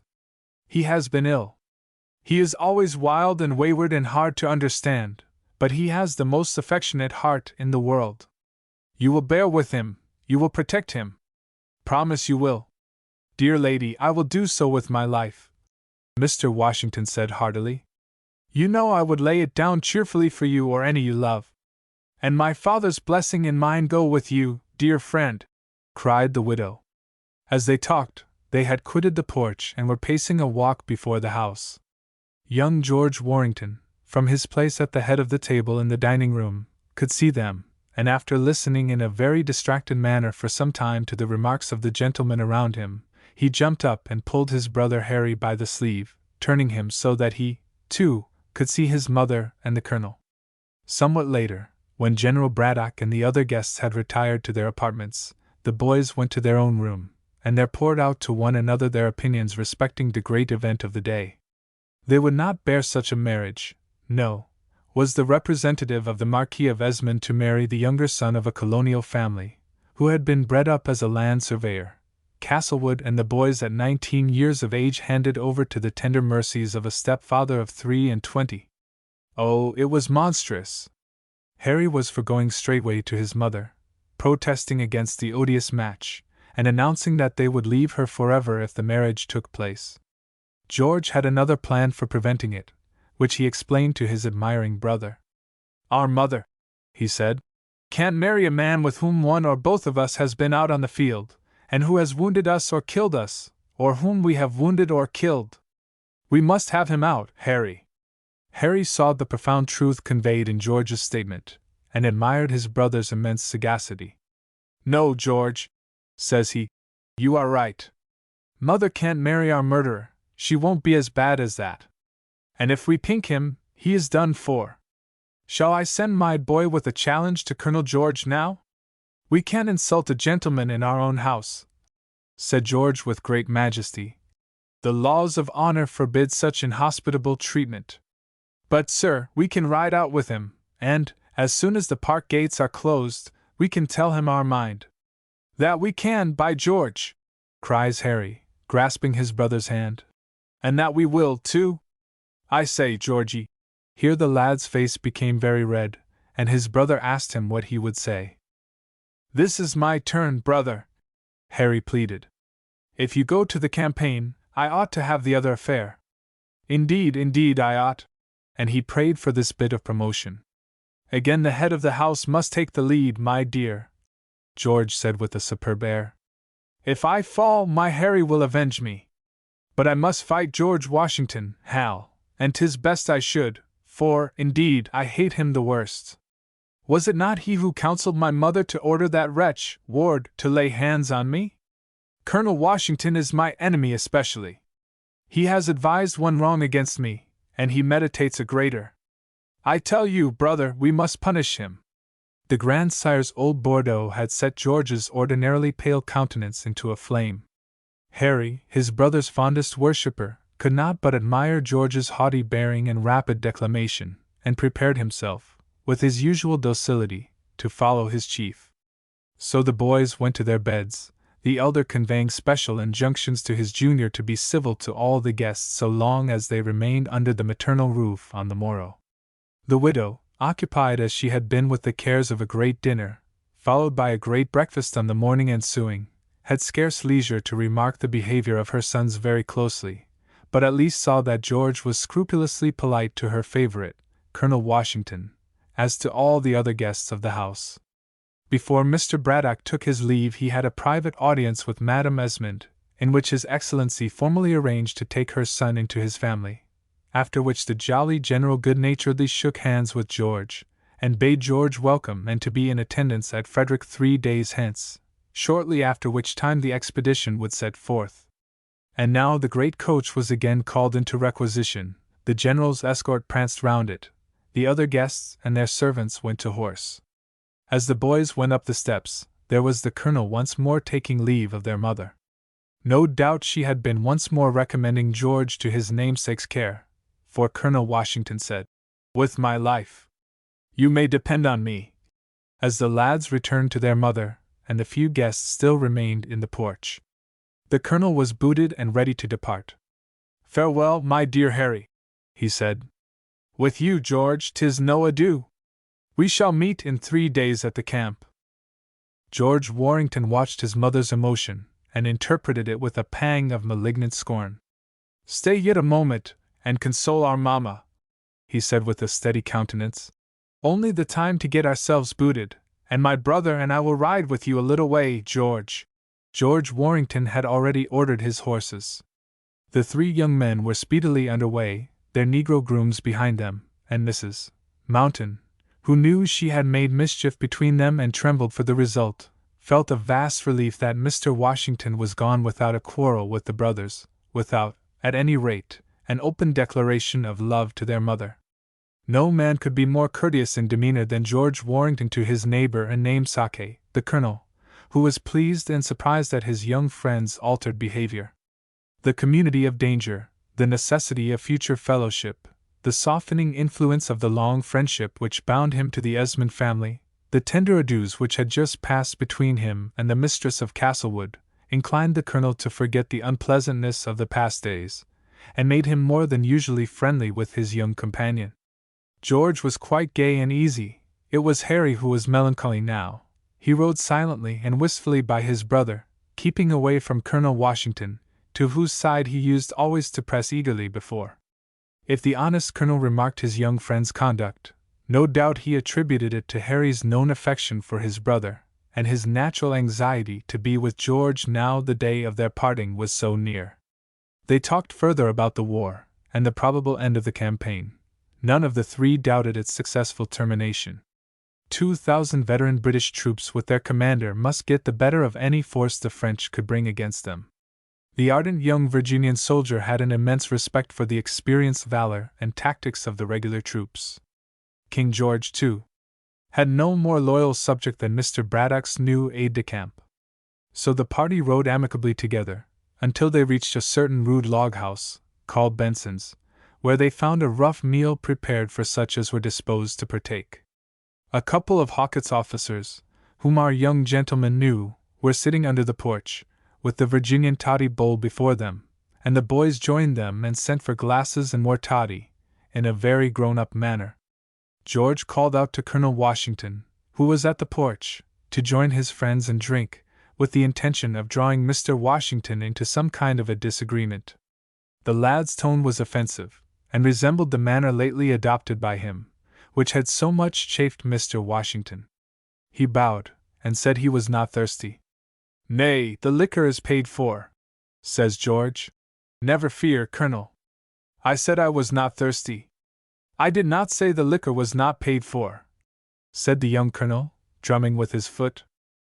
When the king's health is proposed, an officer can hardly say no. I drink the health of His Majesty, gentlemen, cried George. Colonel Washington can drink it or leave it. The king! This was a point of military honor. The two British officers of Hawkett's, Captain Grace and Mr. Waring, both drank. The king! Harry Warrington drank. The king! Colonel Washington, with glaring eyes, gulped, too, a slight draught from the bowl. Then Captain Grace proposed, "The Duke and the Army," which toast there was likewise no gainsaying. Colonel Washington had to swallow. "The Duke and the Army." "You don't seem to stomach the toast, Colonel," said George. "I tell you again, I don't want to drink," replied the Colonel. "It seems to me the Duke and the Army would be served all the better if their healths were not drunk so often." "A British officer," said Captain Grace, with doubtful articulation, "never neglects a toast of that sort, nor any other duty. A man who refuses to drink the health of the Duke, hang me, such a man should be tried by a court-martial. What means this language to me?" "You are drunk, sir!" roared Colonel Washington, jumping up and striking the table with his fist. "A cursed provincial officer say I'm drunk!" shrieks out Captain Grace. "Waring, do you hear that?" "I heard it, sir!" cried George Warrington. "We all heard it. We entered at my invitation, the liquor called for was mine, the table was mine, and I am shocked to hear such monstrous language used at it as Colonel Washington has just employed towards my esteemed guest, Captain Waring." "Confound your impudence, you infernal young jackanapes!" bellowed out Colonel Washington. "You dare to insult me before British officers, and find fault with my language? For months past I have borne with such impudence from you, that if I had not loved your mother, yes, sir, and your good grandfather and your brother, I would—" Here his words failed him, and the irate colonel, with glaring eyes and purple face, and every limb quivering with wrath, stood for a moment speechless before his young enemy. "You would what, sir?" says George, very quietly. "If you did not love my grandfather, and my brother, and my mother? You are making her petticoat a plea for some conduct of yours. You would do what, sir, may I ask again?" "I would put you across my knee and whip you, you snarling little puppy! That's what I would do!" cried the colonel, who had found breath by this time, and vented another explosion of fury. "Because you have known us all our lives, and made our house your own, that is no reason why you should insult either of us," here cried Harry, starting up. "What you have said, George Washington, is an insult to me and my brother alike. You will ask our pardon, sir! Pardon! Or give us the reparation that is due to gentlemen," continues Harry. The stout colonel's heart smote him to think that he should be at mortal quarrel, or called upon to shed the blood of one of the lads he loved. As Harry stood facing him, with his fair hair, flushing cheeks, and quivering voice, an immense tenderness and kindness filled the bosom of the elder man. I am bewildered," he said. "My words, perhaps, were very hasty. What has been the meaning of George's behavior to me for months back? Only tell me, and perhaps—" The evil spirit was awake and victorious in young George Warrington. His black eyes shot out scorn and hatred at the simple and guileless gentleman before him. "You are shirking from the question, sir, as you did from the toast just now," he said. "I am not a boy to suffer under your arrogance. You have publicly insulted me in a public place, and I demand a reparation.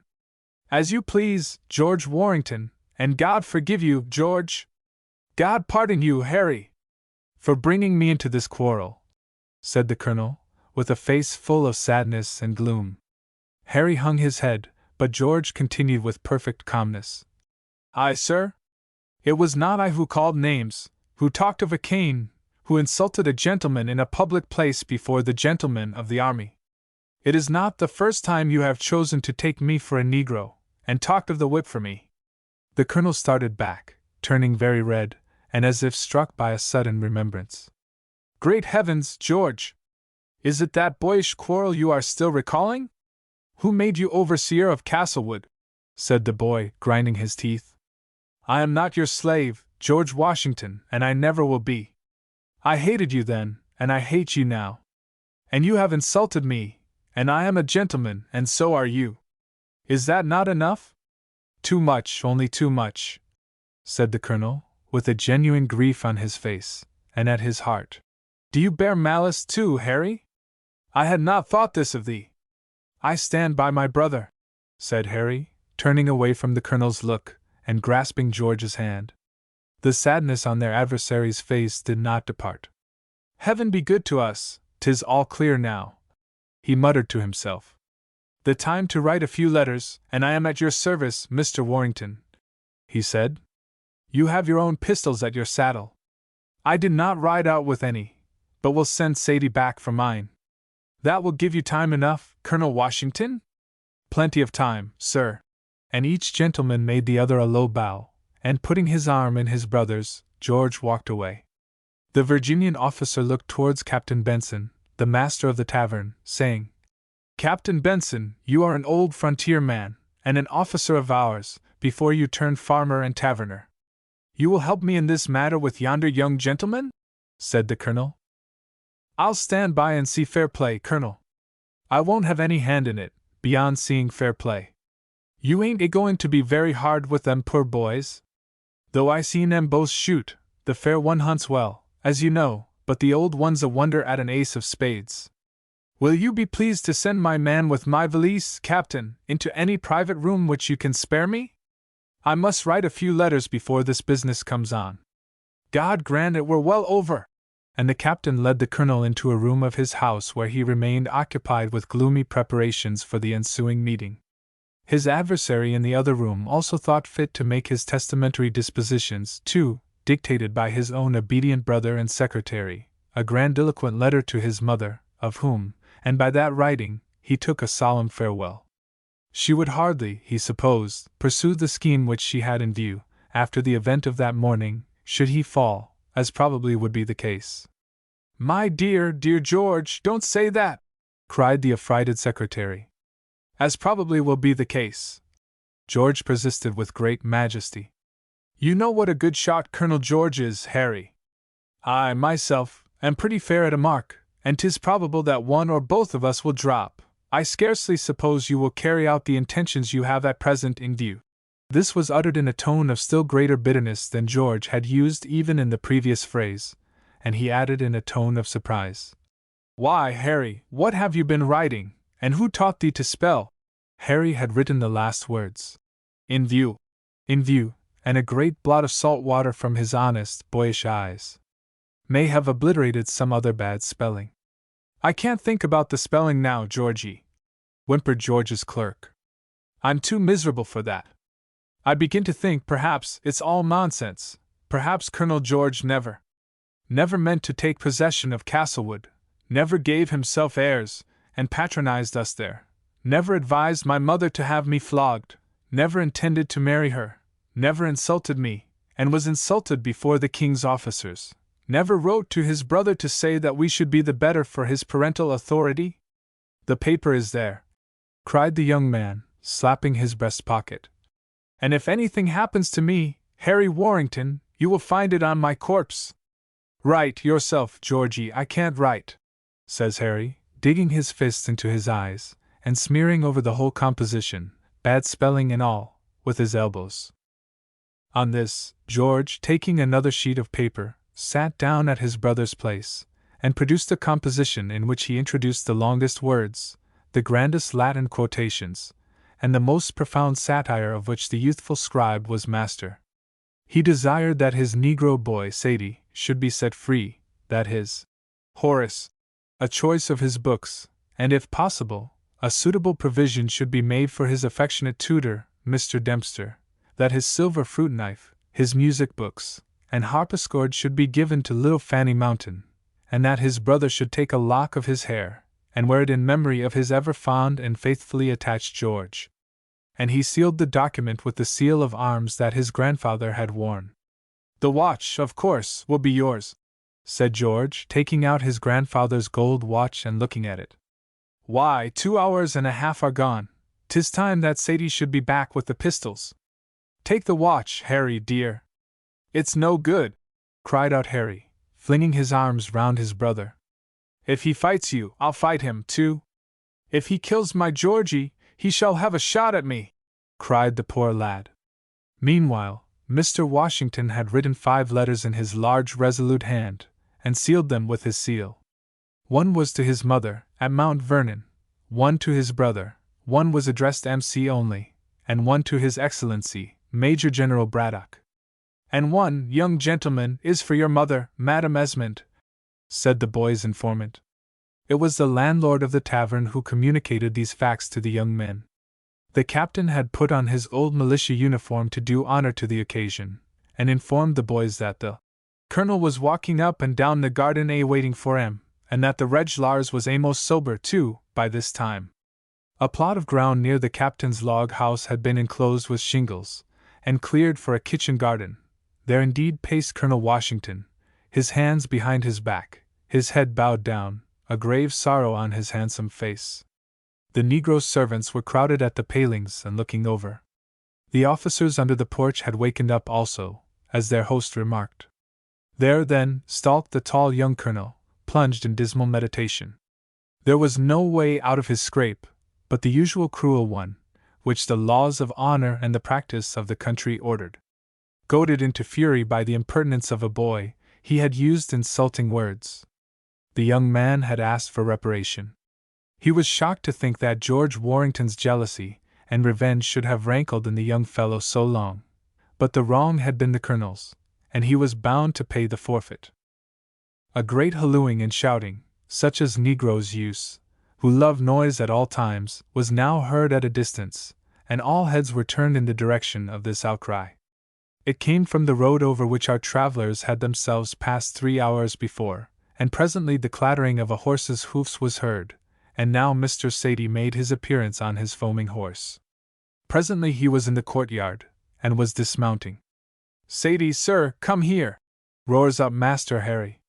"Sadie, come here, confound you!" shouts Master George.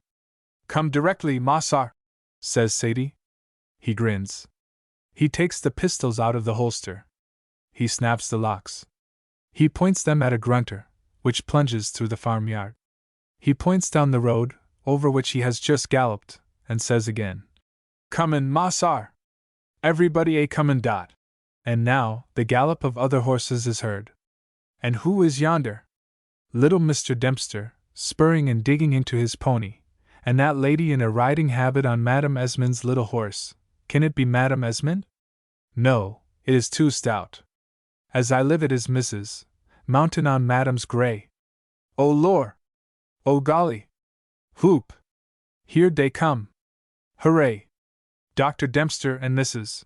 Mountain, having clattered into the yard, jumped from their horses, and ran to the garden where George and Harry were walking, their tall enemy stalking opposite to them, and almost ere George Warrington had time sternly to say, "What do you hear, madam?" Mrs. Mountain flung her arms round his neck and cried, "Oh, George, my darling! It's a mistake. It's a mistake, and is all my fault." "What's a mistake?" asked George, majestically separating himself from the embrace. "What is it, Mountain?" cries Harry, all of a tremble. "That paper I took out of his portfolio, that paper I picked up, children, where the colonel says he is going to marry a widow with 2 children. Well, it's not your mother. It's that little widow Custis whom the colonel is going to marry. It's not Mrs. Rachel Warrington. He told Madame so today, just before he was going away, and that the marriage was to come off after the campaign. And your mother is furious, boys. And when Sadie came for the pistols, and told the whole house how you were going to fight, I told him to fire the pistols off, and I galloped after him, and I've nearly broken my poor old bones in coming to you. What will Mr. Washington and those gentlemen think of my servant telling my mother at home that I was going to fight a duel?" growled Mr. George in wrath. "You should have shown your proofs before, George," says Harry, respectfully. "And, thank heaven, you are not going to fight our old friend. For it was a mistake, and there is no quarrel now, dear, is there? You were unkind to him under a wrong impression." "I certainly acted under a wrong impression," owns George. "But George Washington!" Harry here cries out, springing over the cabbage garden towards the bowling green, where the colonel was stalking, and though we cannot hear him, we see him, with both his hands out, and with the eagerness of youth, and with 100 blunders, and with love and affection thrilling in his honest voice, we imagine the lad telling his tale to his friend. There was a custom in those days which has disappeared from our manners now, but which then lingered. When Harry had finished his artless story, his friend the colonel took him fairly to his arms, and held him to his heart, and his voice faltered as he said, thank God for this!" "Oh, George," said Harry, who felt now he loved his friend with all his heart, "how I wish I was going with you on the campaign!" The other pressed both the boy's hands in a grasp of friendship, which, each knew, never would slacken. Then the colonel advanced, gravely holding out his hand to Harry's elder brother. But though hands were joined, the salutation was only formal and stern on both sides. "I find I have done you a wrong, Colonel Washington," George said, "and must apologize not for the error, but for much of my late behavior, which has resulted from it. The error was mine. It was I who found that paper in your room and showed it to George, and was jealous of you, Colonel." "All women are jealous," cried Mrs. Mountain. "'Tis a pity you could not have kept your eyes off my paper, madam," said Mr. Washington. "You will permit me to say so. A great deal of mischief has come because I chose to keep a secret which concerned only myself and another person. For a long time George Warrington's heart has been black with anger against me, and my feeling towards him has, I own, scarce been more friendly. All this pain might have been spared to both of us had my private papers only been read by those for whom they were written. I shall say no more now, lest my feelings again should betray me into hasty words. Heaven bless thee, Harry! Farewell, George! And take a true friend's advice, and try to be less ready to think evil of your friends. We shall meet again at the camp, and will keep our weapons for the enemy. Gentlemen, if you remember this scene tomorrow, you will know where to find me." And with a very stately bow to the English officers, the colonel left the abashed company, and speedily rode away. We must fancy that the parting between the brothers is over, that George has taken his place in Mr. Braddock's family, and Harry has returned home to Castlewood and his duty. His heart is with the army, and his pursuits at home offer the boy no pleasure. He does not care to own how deep his disappointment is, at being obliged to stay under the homely, quiet roof, now more melancholy than ever since George is away. Harry passes his brother's empty chamber with an averted face, takes George's place at the head of the table, and sighs as he drinks from his silver tankard. Madame Warrington calls the toast of the King stoutly every day, and on Sundays when Harry reads the service, and prays for all travelers by land and by water, she says, "We beseech thee to hear us," with a peculiar solemnity. Mrs. Mountain is constantly on the whimper when George's name is mentioned, and Harry's face frequently wears a look of the most ghastly alarm, but his mother's is invariably grave and sedate. She makes more blunders at piquet and backgammon than you would expect from her, and the servants find her awake and dressed, however early they may rise. She has prayed Mr. Dempster to come back into residence at Castlewood. She is not severe or haughty, as her wont certainly was, with any of the party, but quiet in her talk with them, and gentle in assertion and reply. She is forever talking of her father and his campaigns, who came out of them all with no very severe wounds to hurt him, and so she hopes and trusts will her eldest son. George writes frequent letters home to his brother, and now the army is on its march, compiles a rough journal, which he forwards as occasion serves. This document is read with great eagerness by Harry, and more than once read out in family councils on the long summer nights as Madame Esmond sits upright at her tea-table, as little Fanny Mountain is busy with her sewing, as Mr. Dempster and Mrs. Mountain sit over their cards, as the hushed old servants of the house move about silently in the gloaming and listen to the words of the young master. Hearken to Harry Warrington reading out his brother's letter. "It must be owned that the provinces are acting scurvily by His Majesty King George, and his representative here is in a flame of fury. Virginia is bad enough, and poor Maryland not much better, but Pennsylvania is worst of all. We pray them to send us troops from home to fight the French, and we propose to maintain the troops when they come. We not only don't keep our promise, and make scarce any provision for our defenders, but our people insist upon the most exorbitant prices for their cattle and stores, and actually cheat the soldiers who are come to fight their battles. No wonder the general swears, and the troops are sulky. The delays have been endless. Owing to the failure of the several provinces to provide their promised stores and means of locomotion, weeks and months have elapsed, during which time no doubt the French have been strengthening themselves on our frontier and in the forts they have turned us out of. Though there never will be any love lost between me and Colonel Washington, it must be owned that your favorite, I am not jealous, Hal, is a brave man and a good officer. The family respect him very much, and the general is always asking his opinion. Indeed, he is almost the only man who has seen the Indians in their war paint, and I own I think he was right in firing upon Mons. Jumonville last year. Harry resumes. We keep the strictest order here in camp, and the orders against drunkenness and ill behavior on the part of the men are very severe. The roll of each company is called at morning, noon, and night, and a return of the absent and disorderly is given in by the officer to the commanding officer of the regiment, who has to see that they are properly punished. Each regiment has divine service performed at the head of its colors every Sunday. The general does everything in the power of mortal man to prevent plundering, and to encourage the people round about to bring in provisions.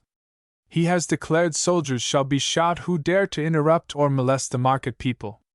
He has ordered the price of provisions to be raised a penny a pound, and has lent money out of his own pocket to provide the camp. Altogether he is a strange compound, this general, and shows many strange inconsistencies in his conduct. Colonel Washington has had the fever very smartly, and has hardly been well enough to keep up with the march. When either of us is ill, we are almost as good friends again as ever, and though I don't love him as you do, I know he is a good soldier, a good officer, and a brave, honest man, and, at any rate, shall love him none the worse for not wanting to be our stepfather. 'Tis a pretty sight, Harry continued reading from his brother's journal, to see a long line of red coats threading through the woods or taking their ground after the march. The care against surprise is so great and constant that we defy prowling Indians to come unawares upon us, and our advanced sentries and savages have on the contrary fallen in with the enemy and taken a scalp or two from them. They are such cruel villains, these French and their painted allies, that we do not think of showing them mercy. Only think, we found but yesterday a little boy scalped but yet alive in a lone house, where his parents had been attacked and murdered by the savage enemy, of whom, so great is his indignation at their cruelty, our general has offered a reward of £5 for all the Indian scalps brought in.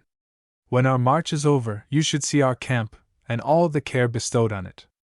Our baggage and our general's tents and guard are placed quite in the center of the camp. We have outlying sentries by twos, by threes, by tens, by whole companies.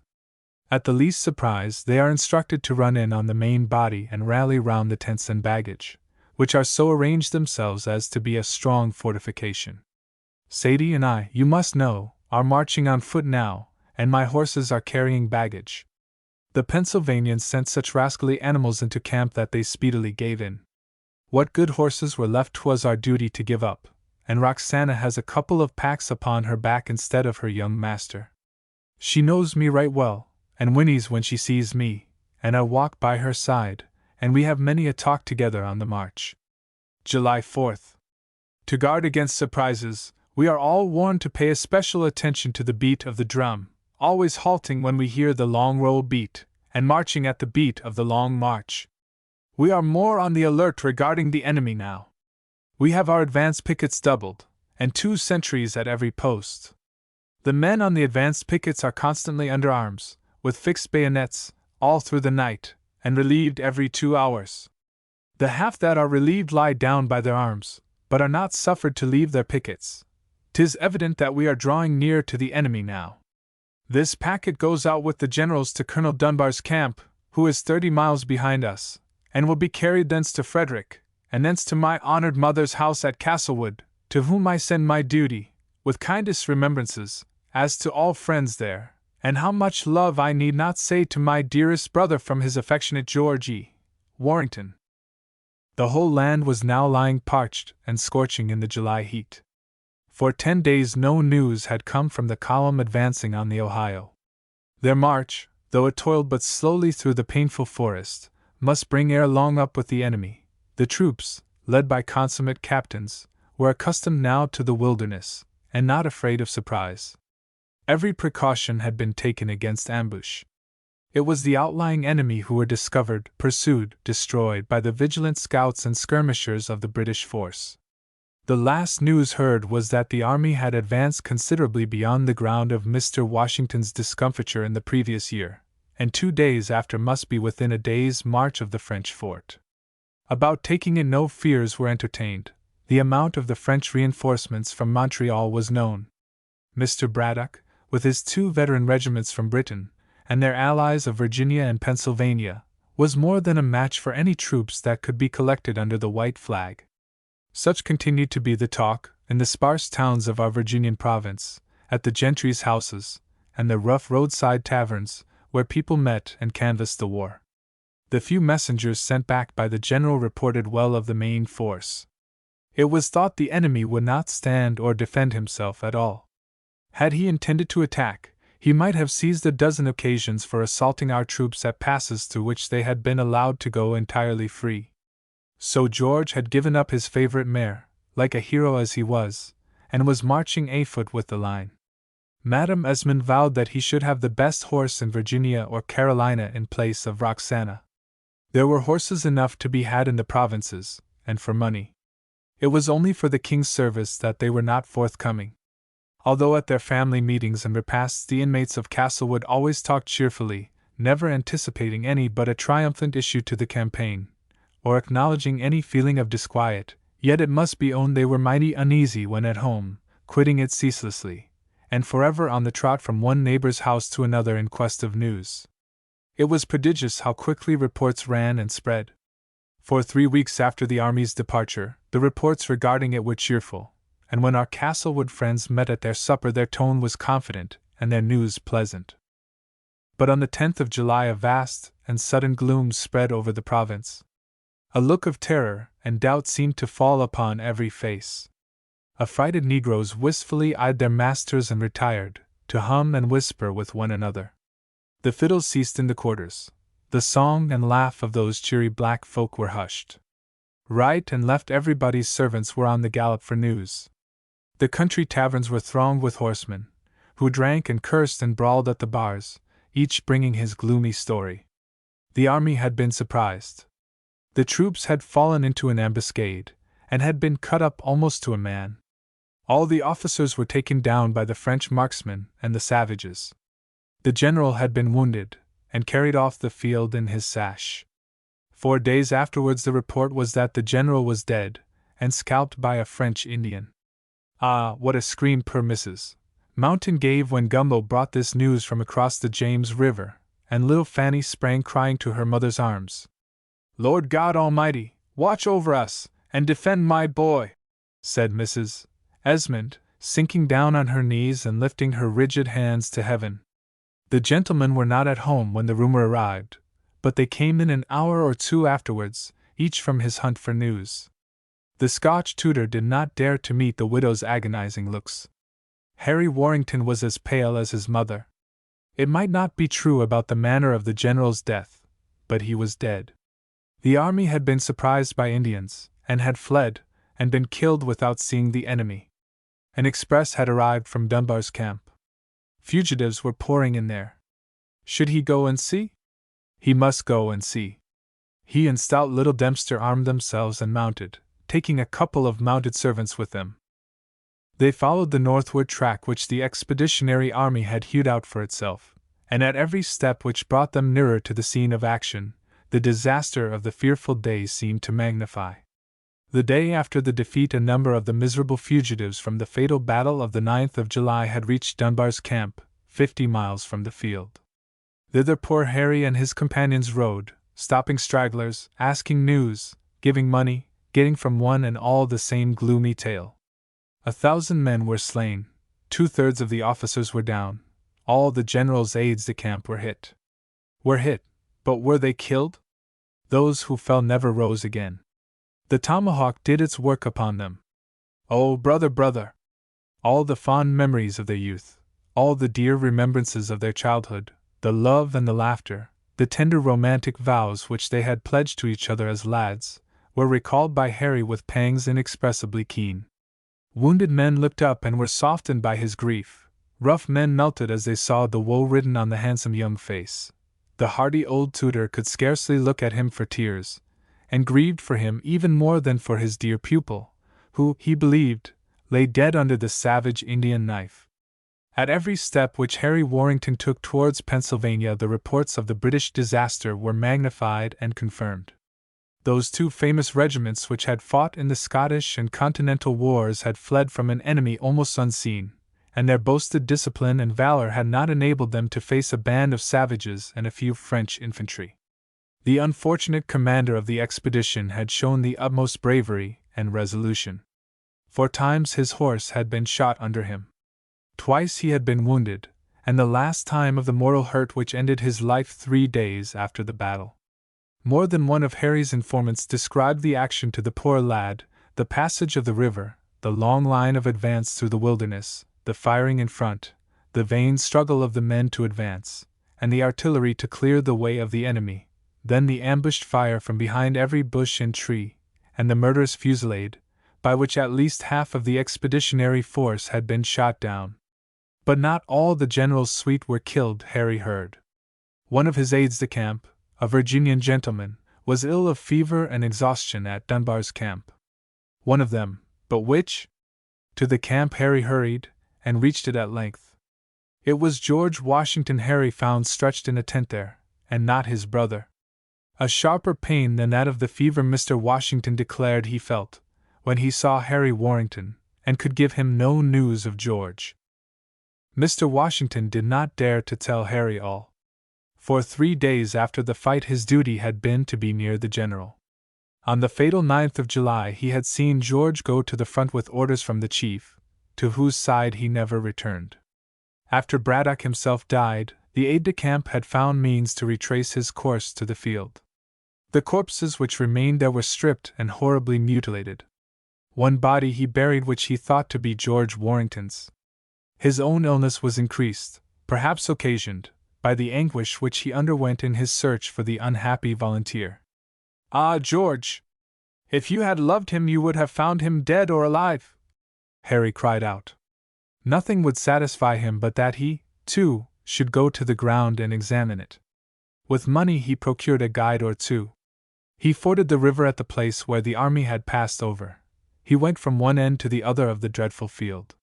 The horrible spectacle of mutilation caused him to turn away with shudder and loathing.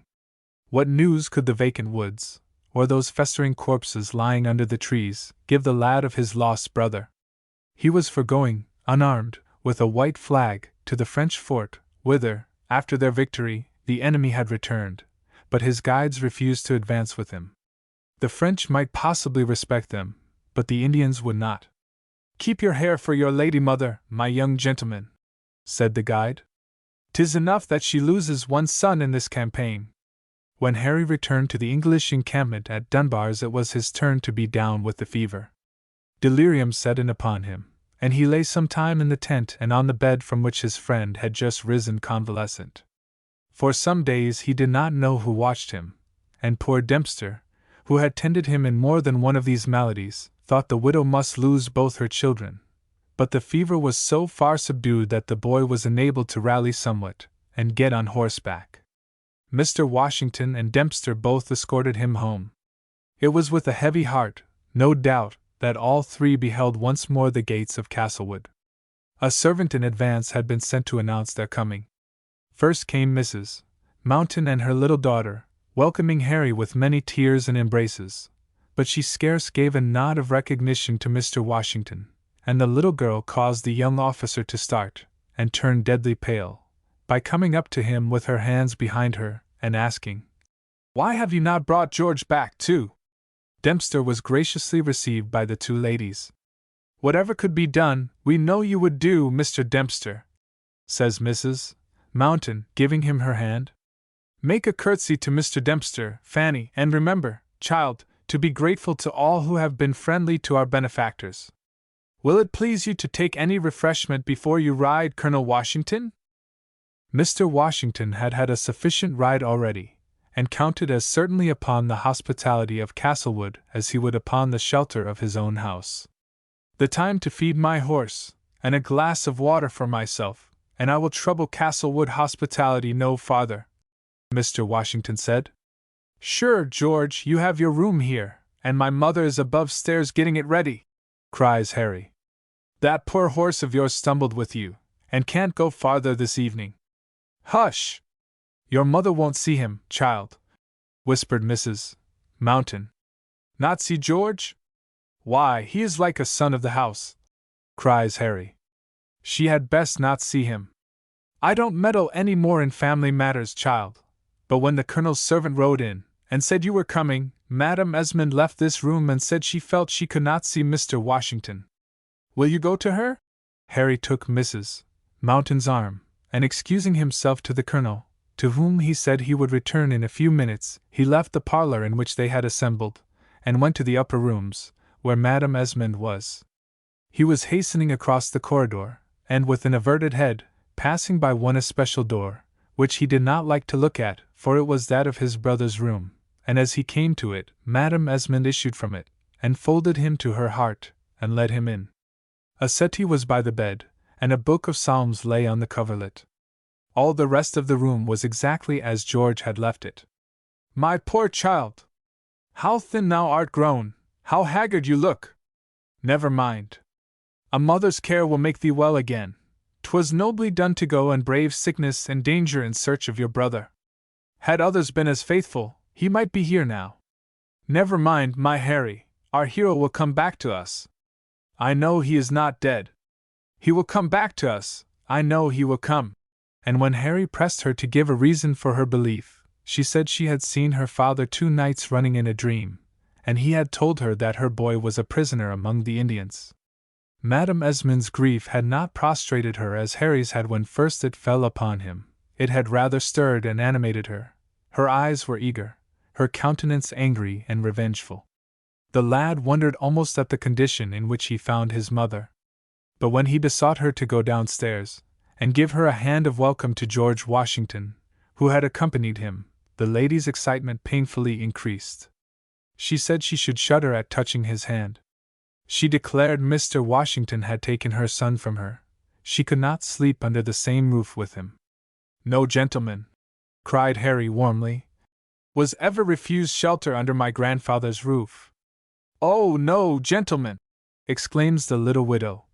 Well, let us go down, if you like, son, and pay our respects to this one. Will you please to give us your arm? And taking an arm which was very little able to give her support, she walked down the broad stairs and into the apartment where the Colonel sat. She made him a ceremonious curtsy, and extended one of the little hands, which she allowed for a moment to rest in his. I wish that our meeting had been happier, Colonel Washington, she said. You do not grieve more than I do that it is otherwise, madam, said the Colonel. I might have wished that the meeting had been spared, that I might not have kept you from friends whom you are naturally anxious to see, that my boy's indisposition had not detained you. Home and his good nurse Mountain, and his mother and our good Dr. Dempster will soon restore him. 'Twas scarce necessary, Colonel, that you who have so many affairs on your hands, military and domestic, should turn doctor too. Harry was ill and weak, and I thought it was my duty to ride by him, faltered the Colonel. You yourself, sir, have gone through the fatigues and dangers of the campaign in the most wonderful manner, said the widow, curtsying again, and looking at him with her impenetrable black eyes. I wish to heaven, madam, someone else had come back in my place. Nay, sir, you have ties which must render your life more than ever valuable and dear to you, and duties to which, I know, you must be anxious to betake yourself. In our present deplorable state of doubt and distress, Castlewood can be a welcome place to no stranger, much less to you, and so I know, sir, you will be for leaving us ere long. And you will pardon me if the state of my own spirits obliges me for the most part to keep my chamber. But my friends here will bear you company as long as you favor us, whilst I nurse my poor Harry upstairs. Mountain, you will have the cedar room on the ground floor ready for Mr. Washington, and anything in the house is at his command. Farewell, sir. Will you be pleased to present my compliments to your mother, who will be thankful to have her son safe and sound out of the war, as also to my young friend, Martha Custis, to whom and to whose children I wish every happiness. Come, my son! And with these words, and another freezing curtsy, the pale little woman retreated, looking steadily at the colonel, who stood dumb on the floor. Strong as Madame Esmond's belief appeared to be respecting her son's safety, the house of Castlewood naturally remained sad and gloomy. To look for George was hoping against hope. No authentic account of his death had indeed arrived, and no one appeared who had seen him fall, but hundreds more had been so stricken on that fatal day, with no eyes to behold their last pangs, save those of the lurking enemy and the comrades dying by their side. A fortnight after the defeat, when Harry was absent on his quest, George's servant, Sadie, reappeared, wounded and maimed, at Castlewood. But he could give no coherent account of the battle, only of his flight from the center, where he was with the baggage. He had no news of his master since the morning of the action. For many days Sadie lurked in the negro quarters away from the sight of Madame Esmond, whose anger he did not dare to face. That lady's few neighbors spoke of her as laboring under a delusion. So strong was it that there were times when Harry and the other members of the little Castlewood family were almost brought to share in it. No, George was not dead. George was a prisoner among the Indians. George would come back and rule over Castlewood, as sure as His Majesty would send a great force from home to recover the tarnished glory of the British arms, and to drive the French out of the Americas. As for Mr. Washington, she would never, with her own good will, behold him again. He had promised to guard George's life with his own, and where was her boy? So, if Harry wanted to meet his friend, he had to do so in secret. Madame Esmond was exceedingly excited when she heard that the colonel and her son absolutely had met, and said to Harry, "How you can talk, sir, of loving George, and then go and meet your Mr. Washington, I can't understand." So there was not only grief in the Castlewood house, but there was disunion. As a result of the gloom, and of his grief for the loss of his brother, Harry was again and again struck down by the fever, and all the Jesuits' bark in America could not cure him. They had a tobacco house and some land about the new town of Richmond, and he went thither and there mended a little, but still did not get quite well, and the physicians strongly counseled a sea voyage. Madame Esmond at one time had thoughts of going with him, but, as she and Harry did not agree very well, though they loved each other very heartily, 'twas determined that Harry should see the world for himself. Accordingly he took passage on the Young Rachel, Virginian ship, Edward Frank's master. She proceeded to Bristol and moored as near as possible to Traill's wharf, to which she was consigned. Mr. Traill, who could survey his ship from his counting-house windows, straightway took boat and came up her side, and gave the hand of welcome to Captain Franks, congratulating the captain upon the speedy and fortunate voyage which he had made. Franks was a pleasant man, who loved a joke. "We have," says he, "but yonder ugly Negro boy, who is fetching the trunks, and a passenger who has the state cabin to himself." Mr. Traill looked as if he would have preferred more mercies from heaven. "Confound you, Franks, and your luck! The Duke William, which came in last week, brought 14, and she is not half of our tonnage. And this passenger, who has the whole cabin, don't pay nothin'," continued the captain. "Swear now, it will do you good, Mr. Traill, indeed it will. I have tried the medicine. A passenger take the whole cabin and not pay? Gracious mercy, are you a fool, Captain Franks? Ask the passenger himself, for here he comes." And as the master spoke, a young man of some 19 years of age came up the hatchway. He had a cloak and a sword under his arm, and was dressed in deep mourning, and called out, "Gumbo, you idiot, why don't you fetch the baggage out of the cabin? Well, shipmate, our journey is ended. You will see all the little folks tonight whom you have been talking about. Give my love to Polly, and Betty, and little Tommy, not forgetting my duty to Mrs. Franks. I thought, yesterday, the voyage would never be done, and now I am almost sorry it is over. That little berth in my cabin looks very comfortable now I am going to leave it." Mr. Traill scowled at the young passenger who had paid no money for his passage. He scarcely nodded his head to the stranger, when Captain Franks said, "This here gentleman is Mr. Trail, sir, whose name you have heard of." "It's pretty well known in Bristol, sir," says Mr. Trail, majestically. "And this is Mr. Warrington, Madam Esmond Warrington's son, of Castlewood," continued the captain. The British merchant's hat was instantly off his head, and the owner of the beaver was making a prodigious number of bows, as if a crown prince were before him. "Gracious powers, Mr. Warrington! This is a delight, indeed! What a crowning mercy that your voyage should have been so prosperous! You have my boat to go on shore. Let me cordially and respectfully welcome you to England. Let me shake your hand as the son of my benefactress and patroness, Mrs. Esmond Warrington, whose name is known and honored on Bristol 'Change, I warrant you. Isn't it, Franks? There's no sweeter tobacco comes from Virginia," says Mr. Franks, drawing a great brass tobacco box from his pocket, and thrusting a quid into his jolly mouth. "You don't know what a comfort it is, sir. You'll take to it, bless you, as you grow older. Won't he, Mr. Trail? I wish you had 10 shiploads of it instead of one." "You might have 10 shiploads. I've told Madam Esmond so. I've rode over her plantation. She treats me like a lord when I go to the house. She is a real born lady, she is, and might have 1,000 hogsheads as easy as her hundreds, if there were but hands enough. I have lately engaged in the guinea trade, and could supply her ladyship with any number of healthy young negroes before next fall," said Mr. Trail, obsequiously. "We are averse to the purchase of negroes from Africa," said the young gentleman, coldly. "My grandfather and my mother have always objected to it, and I do not like to think of selling or buying the poor wretches. It is for their good, my dear young sir. We purchase the poor creatures only for their benefit. Let me talk this matter over with you at my own house. I can introduce you to a happy home, a Christian family, and a British merchant's honest fare. Can't I, Captain Franks?" "Can't say," growled the captain. "Never asked me to take bite or sup at your table. Asked me to psalm singing once, and to hear Mr. Ward preach. Don't care for them sort of entertainments." Not choosing to take any notice of this remark, Mr. Trail continued in his low tone. "Business is business, my dear young sir, and I know 'tis only my duty, the duty of all of us, to cultivate the fruits of the earth in their season.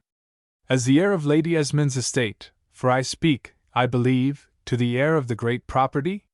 The young gentleman made a bow. "I would urge upon you, at the very earliest moment, the duty of increasing the ample means with which Heaven has blessed you. As an honest factor, I could not do otherwise. As a prudent man, should I scruple to speak of what will tend to your profit and mine? No, my dear Mr. George. My name is not George, my name is Henry," said the young man as he turned his head away, and his eyes filled with tears. "Gracious powers! What do you mean, sir? Did you not say you were my lady's heir, and is not George Esmond Warrington Esq? Hold your tongue, you fool!"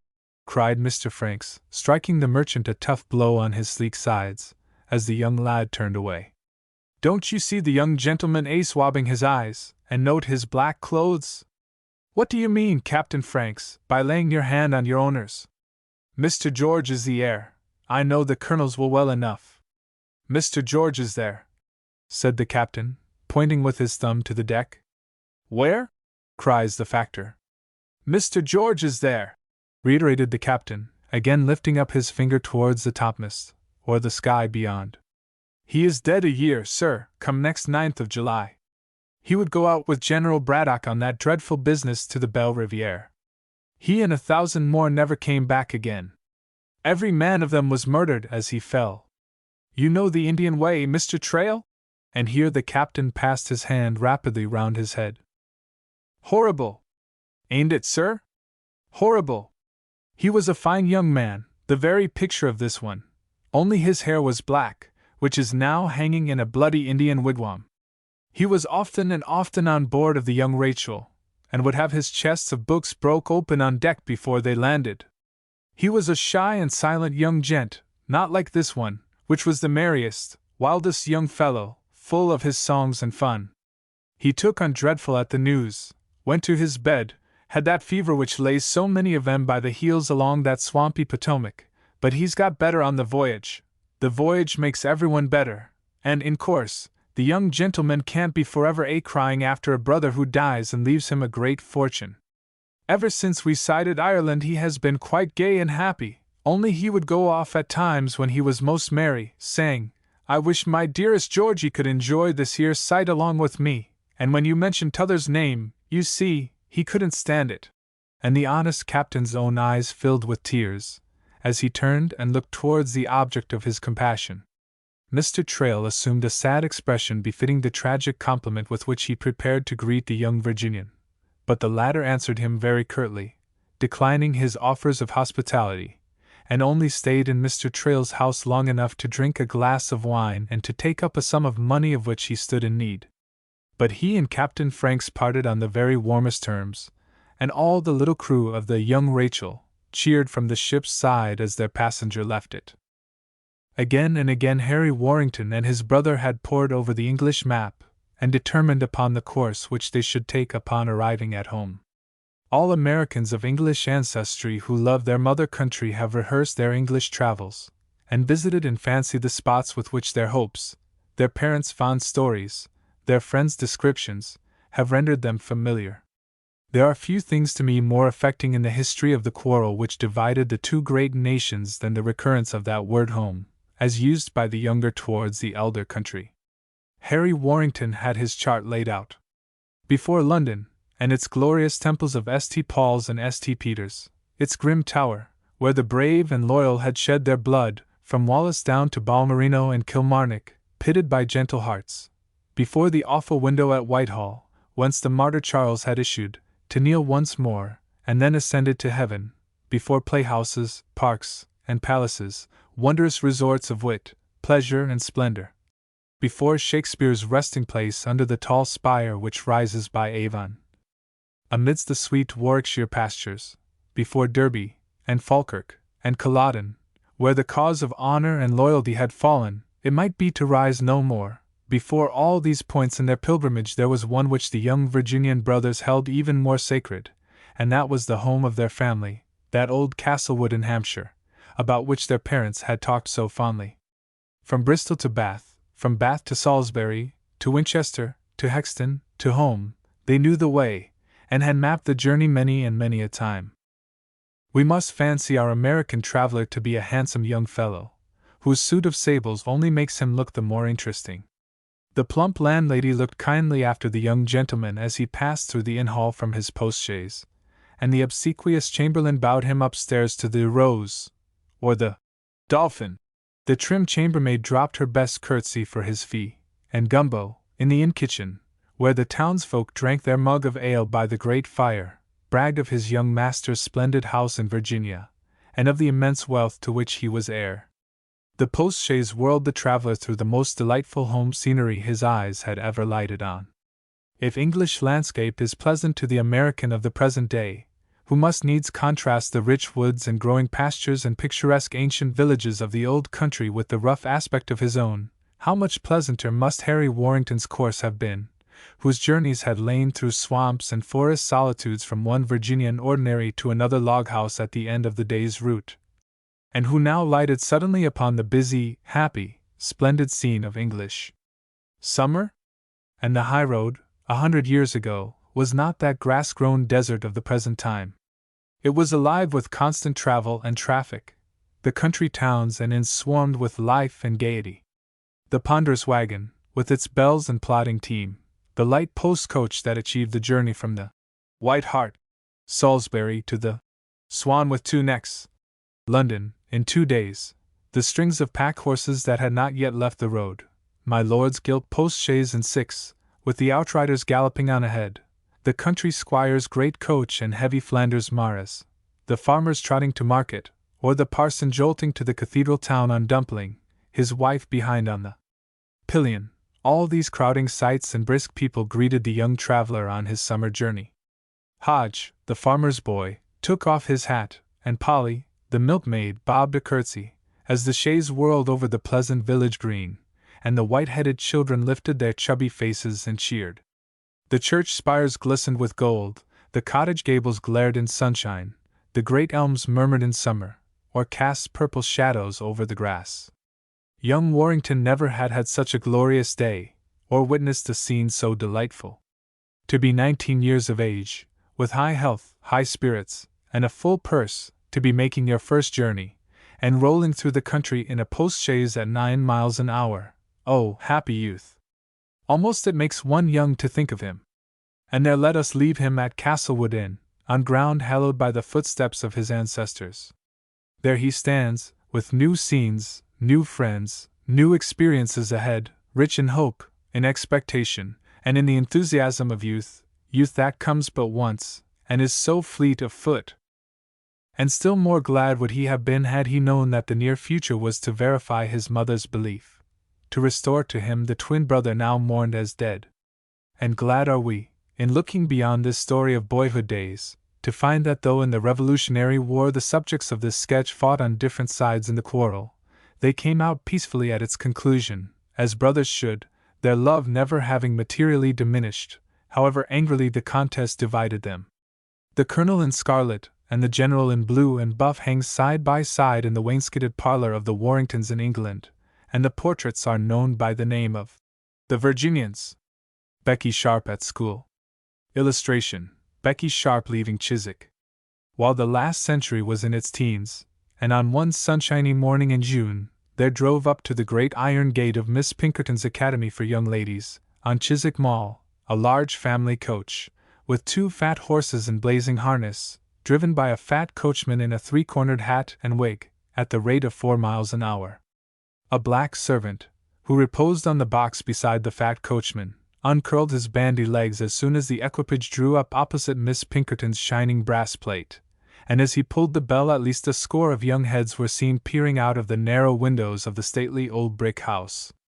Nay, the acute observer might have recognized the little red nose of good-natured Miss Jemima Pinkerton herself, rising over some geranium pots in the window of that lady's own drawing-room. "It is Mrs. Sedley's coach, sister," said Miss Jemima. "Sambo, the black servant, has just rung the bell, and the coachman has a new red waistcoat. Have you completed all the necessary preparations incident to Miss Sedley's departure, Miss Jemima?" asked Miss Pinkerton, that majestic lady, the friend of the famous literary man, Dr. Johnson, the author of the great dictionary of the English language, called commonly the Great Lexicographer. "The girls were up at 4 this morning, packing her trunks, sister," replied Miss Jemima. "We have made her a bow pot." "Say a bouquet, sister Jemima, 'tis more genteel." "Well, a bouquet as big almost as a haystack. I have put up 2 bottles of the gillyflower water for Mrs. Sedley, and the receipt for making it, in Amelia's box. And I trust, Miss Jemima, you have made a copy of Miss Sedley's account. This is it, is it?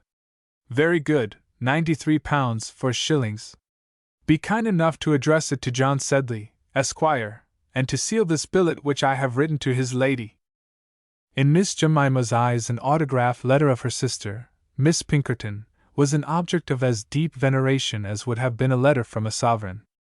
Only when her pupils quitted the establishment, or when they were about to be married, and once, when poor Miss Birch died of the scarlet fever, was Miss Pinkerton known to write personally to the parents of her pupils, and it was Jemima's opinion that if anything could have consoled Mrs. Birch for her daughter's loss, it would have been that pious and eloquent composition in which Miss Pinkerton announced the event. In the present instance Miss Pinkerton's billet was to the following effect: "The Mall, Chiswick, June 15, 18. Madam, after her 6 years' residence at the Mall, I have the honor and happiness of presenting Miss Amelia Sedley to her parents, as a young lady not unworthy to occupy a fitting position in their polished and refined circle. Those virtues which characterize the young English gentlewoman, those accomplishments which become her birth and station, will not be found wanting in the amiable Miss Sedley, whose industry and obedience have endeared her to her instructors, and whose delightful sweetness of temper has charmed her aged and her youthful companions. In music, dancing, in orthography, in every variety of embroidery and needlework, she will be found to have realized her friends' fondest wishes. In geography there is still much to be desired, and a careful and undeviating use of the backboard, for 4 hours daily during the next 3 years is recommended as necessary to the acquirement of that dignified deportment and carriage so requisite for every young lady of fashion. In the principles of religion and morality, Miss Sedley will be found worthy of an establishment which has been honored by the presence of the great lexicographer and the patronage of the admirable Mrs. Chapwin. In leaving them all, Miss Amelia carries with her the hearts of her companions, and the affectionate regards of her mistress, who has the honor to subscribe herself, Madam, your most obliged humble servant, Barbara Pinkerton. P.S. Miss Sharp accompanies Miss Sedley. It is particularly requested that Miss Sharp's stay in Russell Square may not exceed 10 days. The family of distinction with whom she is engaged as governess desire to avail themselves of her services as soon as possible. This letter completed, Miss Pinkerton proceeded to write her own name and Miss Sedley's in the flyleaf of a Johnson's Dictionary, the interesting work which she invariably presented to her scholars on their departure from the Mall. On the cover was inserted a copy of Lines addressed to a young lady on quitting Miss Pinkerton's school, at the Mall, by the late revered Dr. Samuel Johnson. In fact, the lexicographer's name was always on the lips of this majestic woman, and a visit he had paid to her was the cause of her reputation and her fortune. Being commanded by her elder sister to get the dictionary from the cupboard, Miss Jemima had extracted 2 copies of the book from the receptacle in question. When Miss Pinkerton had finished the inscription in the first, Jemima, with rather a dubious and timid air, handed her the second. "For whom is this, Miss Jemima?" said Miss Pinkerton, with awful coldness. "For Becky Sharp," answered Jemima, trembling very much, and blushing over her withered face and neck, as she turned her back on her sister. "For Becky Sharp. She's going too." "Miss Jemima!" exclaimed Miss Pinkerton, in the largest capitals. "Are you in your senses? Replace the dictionary in the closet, and never venture to take such a liberty in future." "Well, sister, it's only 2 and 9 pence, and poor Becky will be miserable if she don't get one. Send Miss Sedley instantly to me," was Miss Pinkerton's only answer. And venturing not to say another word, poor Jemima trotted off, exceedingly flurried and nervous, while the 2 pupils, Miss Sedley and Miss Sharp, were making final preparation for their departure for Miss Sedley's home. Now, Miss Sedley's papa was a merchant in London, and a man of some wealth, whereas Miss Sharp was only an articled pupil, for whom Miss Pinkerton had done, as she thought, quite enough, without conferring upon her at parting the high honor of the dictionary. Miss Sharp's father had been an artist, and in former years had given lessons in drawing at Miss Pinkerton's school. He was a clever man, a pleasant companion, a careless student, with a great propensity for running into debt, and a partiality for the tavern. As it was with the utmost difficulty that he could keep himself, and as he owed money for a mile round Soho, where he lived, he thought to better his circumstances by marrying a young woman of the French nation, who was by profession an opera girl, who had had some education somewhere, and her daughter Rebecca spoke French with purity and a Parisian accent. It was in those days rather a rare accomplishment, and led to her engagement with the orthodox Miss Pinkerton. For, her mother being dead, her father, finding himself fatally ill, as a consequence of his bad habits, wrote a manly and pathetic letter to Miss Pinkerton, recommending the orphan child to her protection, and so descended to the grave, after 2 bailiffs had quarreled over his corpse. Rebecca was 17 when she came to Chiswick, and was bound over as an articled pupil, her duties being to talk French, as we have seen, and her privileges to live cost-free, and with a few guineas a year, to gather scraps of knowledge from the professors who attended the school. She was small, and slight in person, pale, sandy-haired, and with eyes almost habitually cast down. When they looked up, they were very large, odd, and attractive. By the side of many tall and bouncing young ladies in the establishment, Rebecca Sharp looked like a child. But she had the dismal precocity of poverty. Many a dun had she talked to, and turned away from her father's door. Many a tradesman had she coaxed and wheedled into good humor, and into the granting of one meal more. She had sat commonly with her father, who was very proud of her wit, and heard the talk of many of his wild companions, often but ill-suited for a girl to hear. But she had never been a girl, she said, she had been a woman since she was 8 years old. Miss Jemima, however, believed her to be the most innocent creature in the world, so admirably did Rebecca play the part of a child on the occasions when her father brought her to Chiswick as a young girl, and only a year before her father's death, and when she was 16 years old, Miss Pinkerton majestically and with a little speech made her a present of a doll, which was, by the way, the confiscated property of Miss Swindle, discovered surreptitiously nursing it in school hours. How the father and daughter laughed as they trudged home together after the evening party, and how Miss Pinkerton would have raged had she seen the caricature of herself which the little mimic, Rebecca, managed to make out of the doll. Becky used to go through dialogues with it. It formed the delight of the circle of young painters who frequented the studio, who used regularly to ask Rebecca if Miss Pinkerton was at home. Once Rebecca had the honor to pass a few days at Chiswick, after which she brought back another doll which she called Miss Jemmy, for, though that honest creature had made and given her jelly and cake enough for 3 children, and a 7 shillings piece at parting, the girl's sense of ridicule was far stronger than her gratitude, and she sacrificed Miss Jemmy as pitilessly as her sister. Then came the ending of Becky's studio days, and an orphan, she was transplanted to the Mall as her home. The rigid formality of the place suffocated her. The prayers and kneels, the lessons and the walks, which were arranged with the regularity of a convent, oppressed her almost beyond endurance, and she looked back to the freedom and the beggary of her father's old studio with bitter regret. She had never mingled in the society of women. Her father, reprobate as he was a man of talent. His conversation was 1,000 times more agreeable to her than the silly chat and scandal of the schoolgirls, and the frigid correctness of the governesses equally annoyed her. She had no soft maternal heart, this unlucky girl. The prattle of the younger children, with whose care she was chiefly entrusted, might have soothed and interested her, but she lived among them 2 years, and not one was sorry that she went away. The gentle, tender-hearted Amelia Sedley was the only person to whom she could attach herself in the least, and who could help attaching herself to Amelia? The happiness, the superior advantages of the young women round about her, gave Rebecca inexpressible pangs of envy. "What airs that girl gives herself, because she is an earl's granddaughter," she said of one. "How they cringe and bow to the Creole, because of her £100,000. I am 1,000 times cleverer and more charming than that creature, for all her wealth. I am as well bred as the earl's granddaughter, for all her fine pedigree, and yet everyone passes me by here." She determined to get free from the prison in which she found herself, and now began to act for herself, and for the first time to make connected plans for the future. She took advantage, therefore, of the means of study the place offered her, and as she was already a musician and a good linguist, she speedily went through the little course of study considered necessary for ladies in those days.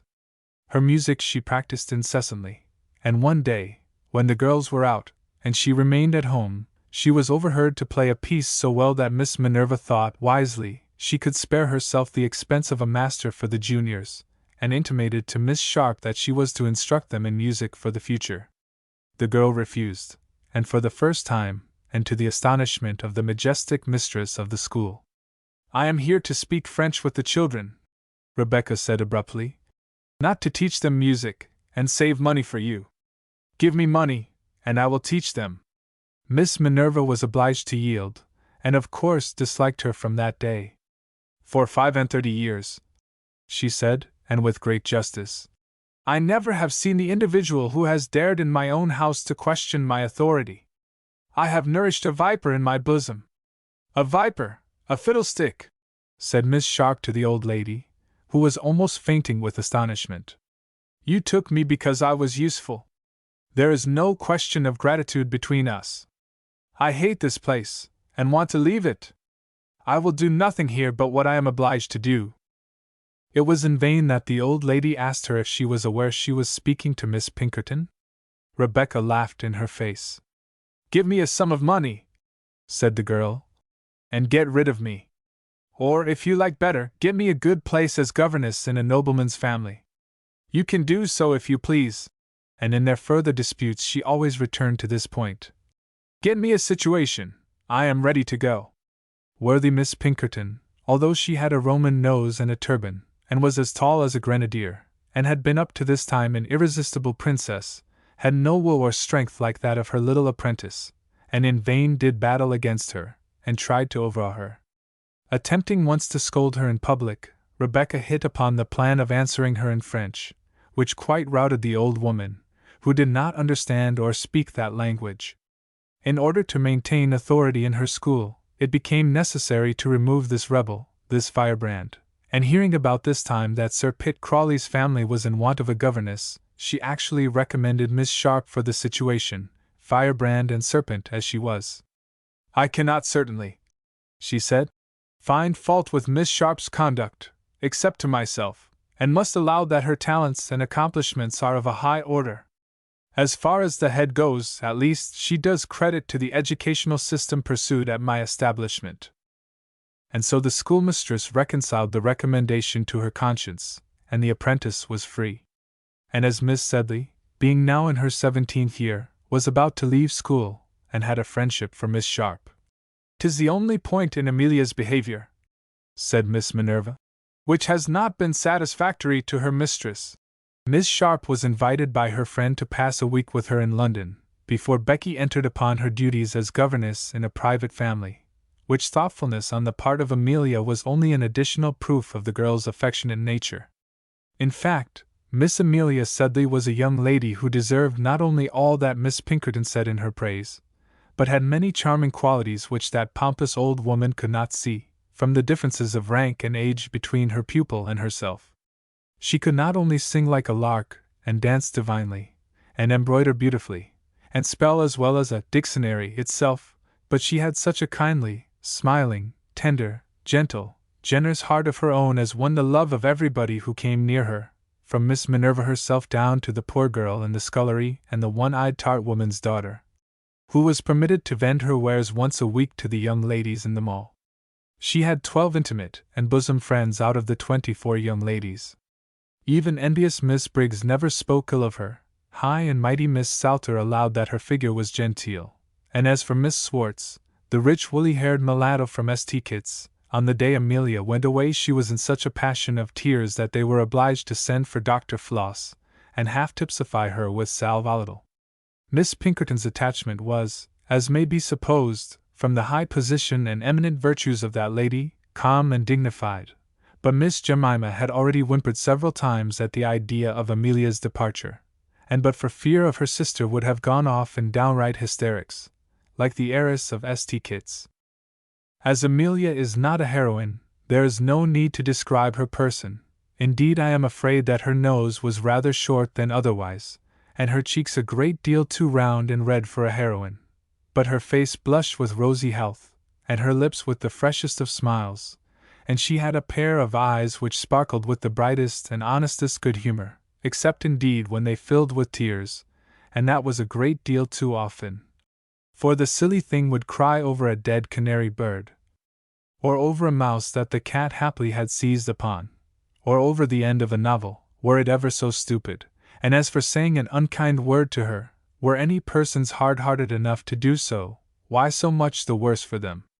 Even Miss Pinkerton, that austere woman, ceased scolding her after the first time, and though she no more comprehended sensibility than she did capital algebra, gave all masters and teachers particular orders to treat Miss Sedley with the utmost gentleness, as harsh treatment was injurious to her. So that when the day of departure came, between her two customs of laughing and crying, Miss Sedley was greatly puzzled how to act. She was glad to go home, and yet most woefully sad at leaving school. For 3 days before, little Laura Martin, the orphan, followed her about like a little dog.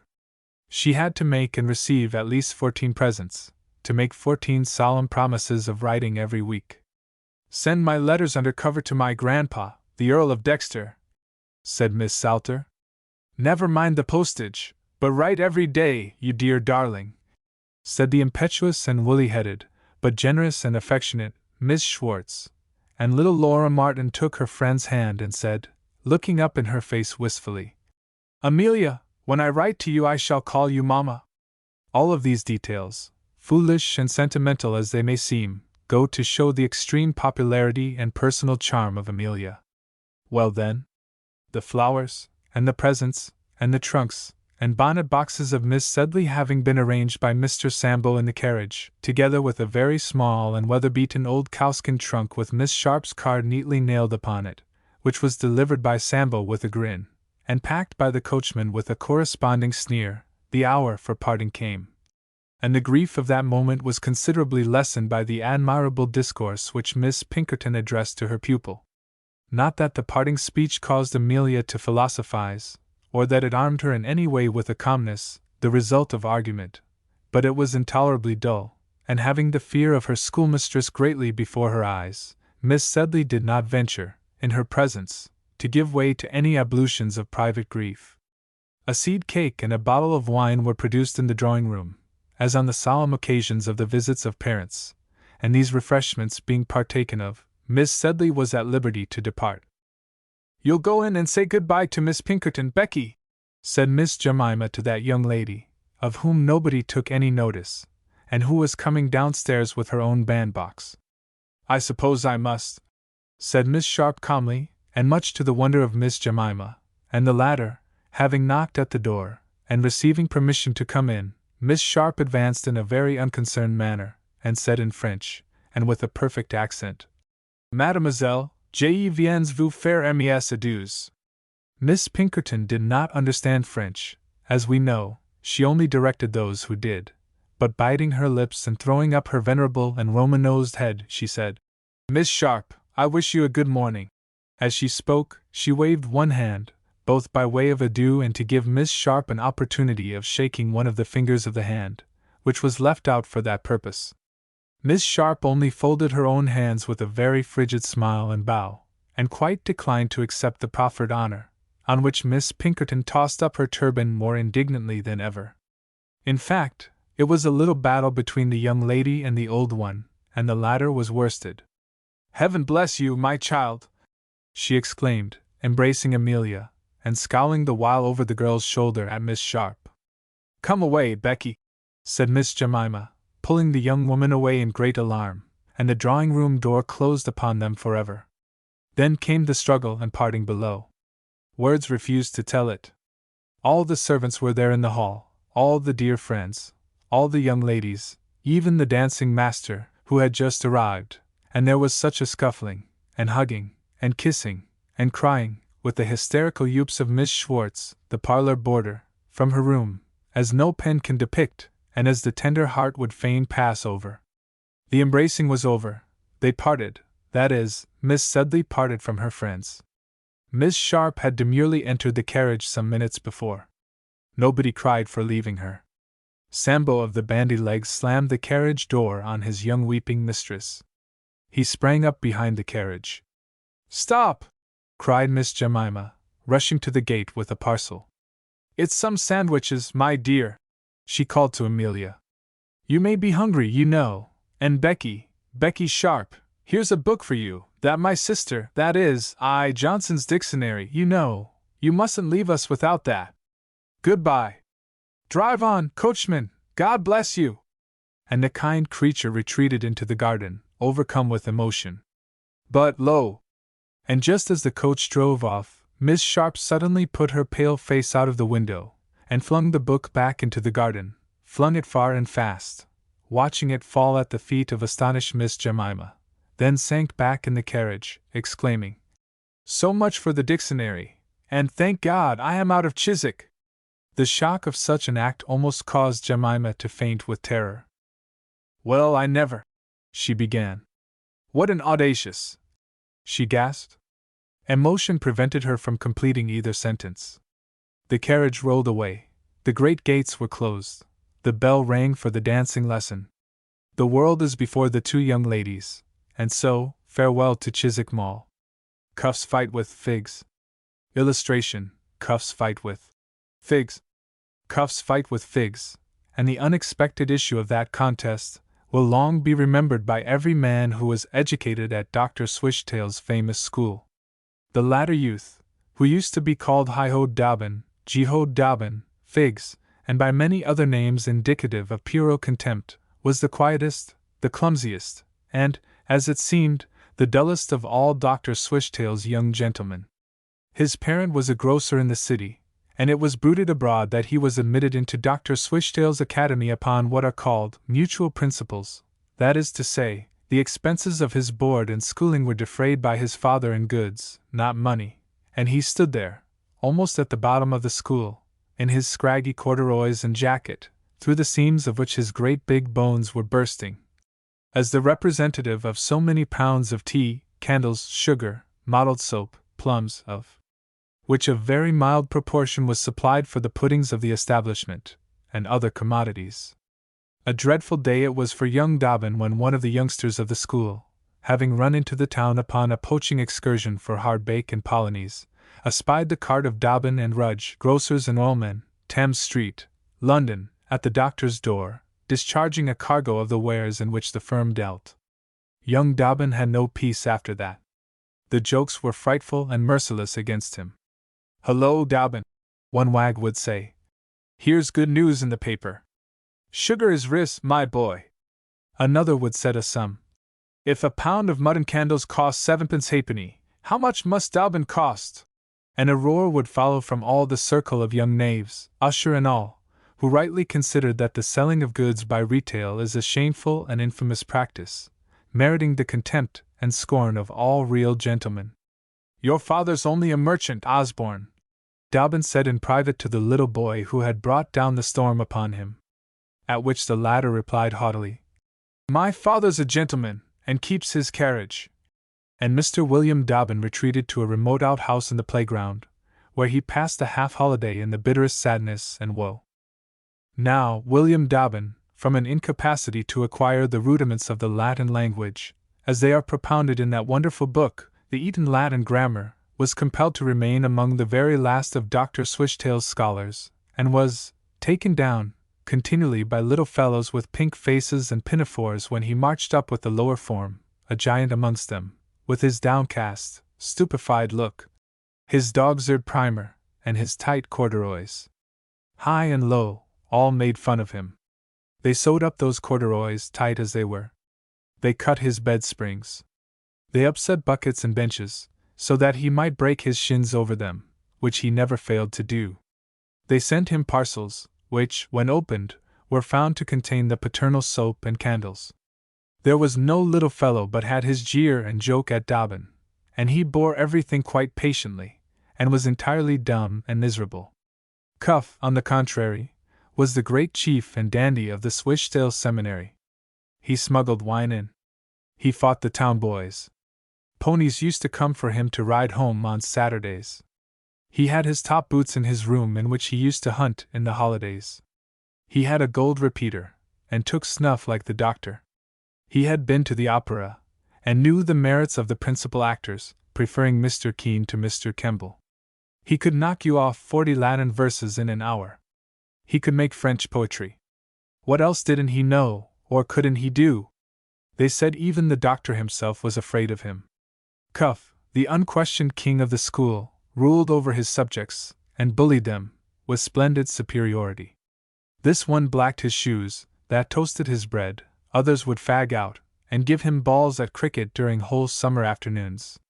Figs was the fellow whom he despised most, and with whom, though always abusing him, and sneering at him, he scarcely ever condescended to hold personal communication. One day in private the two young gentlemen had had a difference. Figs, alone in the schoolroom, was blundering over a home letter, when Cuff, entering, bade him go upon some message, of which tarts were probably the subject. "I can't," says Dobbin. "I want to finish my letter." "You can't?" says Mr. Cuff, laying hold of that document, in which many words were scratched out, many were misspelt, on which had been spent I don't know how much thought, and labor, and tears, for the poor fellow was writing to his mother, who was fond of him, although she was a grocer's wife, and lived in a back parlor in Thames Street. "You can't?" says Mr. Cuff. "I should like to know why, pray? Can't you write to old Mother Figs tomorrow?" "Don't call names," Dobbin said, getting off the bench, very nervous. "Well, sir, will you go?" crowed the cock of the school. "Put down the letter," Dobbin replied. "No gentleman readth letterth." "Well, now will you go?" says the other. "No, I won't. Don't strike, or I'll thmash you," roars out Dobbin, springing to a leaden inkstand, and looking so wicked that Mr. Cuff paused, turned down his coat sleeves again, put his hands into his pockets, and walked away with a sneer. But he never meddled personally with the grocer's boy after that, though we must do him the justice to say he always spoke of Mr. Dobbin with contempt behind his back. Some time after this interview it happened that Mr. Cuff, on a sunshiny afternoon, was in the neighborhood of poor William Dobbin, who was lying under a tree in the playground, spelling over a favorite copy of the Arabian Nights, which he had, apart from the rest of the school, who were pursuing their various sports, quite lonely, and almost happy. Well, William Dobbin had for once forgotten the world, and was away with Sinbad the Sailor in the Valley of Diamonds, or with Prince Ahmed and the fairy Parabanu in that delightful cavern where the prince found her, and whither we should all like to make a tour, when shrill cries, as of a little fellow weeping, woke up his pleasant reverie, and looking up, he saw Cuff before him, belaboring a little boy. It was the lad who had peached upon him about the grocer's cart, but he bore little malice, not at least towards the young and small. "How dare you, sir, break the bottle?" says Cuff to the little urchin, swinging a yellow cricket stump over him. The boy had been instructed to get over the playground wall, at a selected spot where the broken glass had been removed from the top, and niches made convenient in the brick, to run 1/4 mile, to purchase a pint of rum shrub on credit, to brave all the doctor's outlying spies, and to clamber back into the playground again, during the performance of which feat his foot had slipped, and the bottle broken, and the shrub had been spilt, and his pantaloons had been damaged, and he appeared before his employer a perfectly guilty and trembling, though harmless, wretch. "How dare you, sir, break it?" says Cuff. "You blundering little thief! You drank the shrub, and now you pretend to have broken the bottle. Hold out your hand, sir." Down came the stump with a great heavy thump on the child's hand. A moan followed. Dobbin looked up. The fairy Parabana had fled into the inmost cavern with Prince Ahmed. The rock had whisked away Sinbad, the sailor, out of the Valley of Diamonds, out of sight, far into the clouds, and there was everyday life before honest William, and a big boy beating a little one without cause. "Hold out your other hand, sir," roars Cuff to his little schoolfellow, whose face was distorted with pain. Dobbin quivered, and gathered himself up in his narrow old clothes. "Take that, you little devil!" cried Mr. Cuff, and down came the wicket again on the child's hand. Down came the wicket again, and Dobbin started up. I can't tell what his motive was.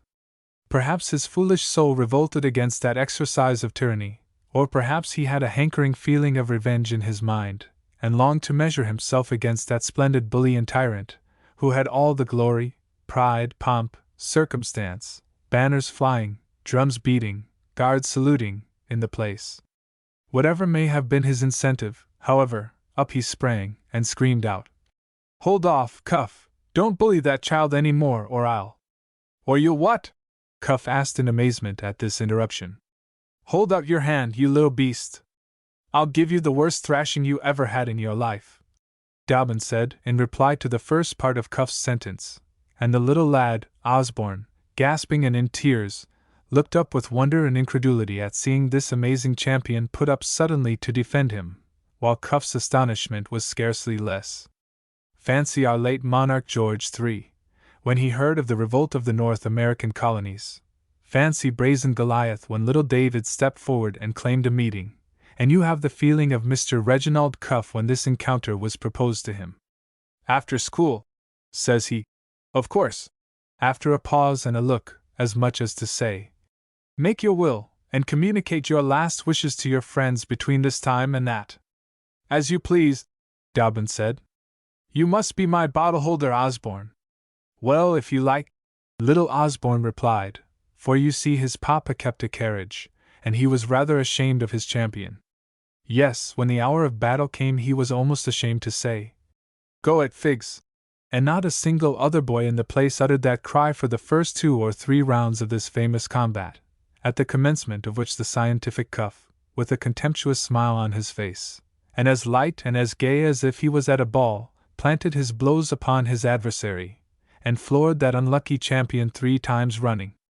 At each fall there was a cheer, and everybody was anxious to have the honor of offering the conqueror a knee.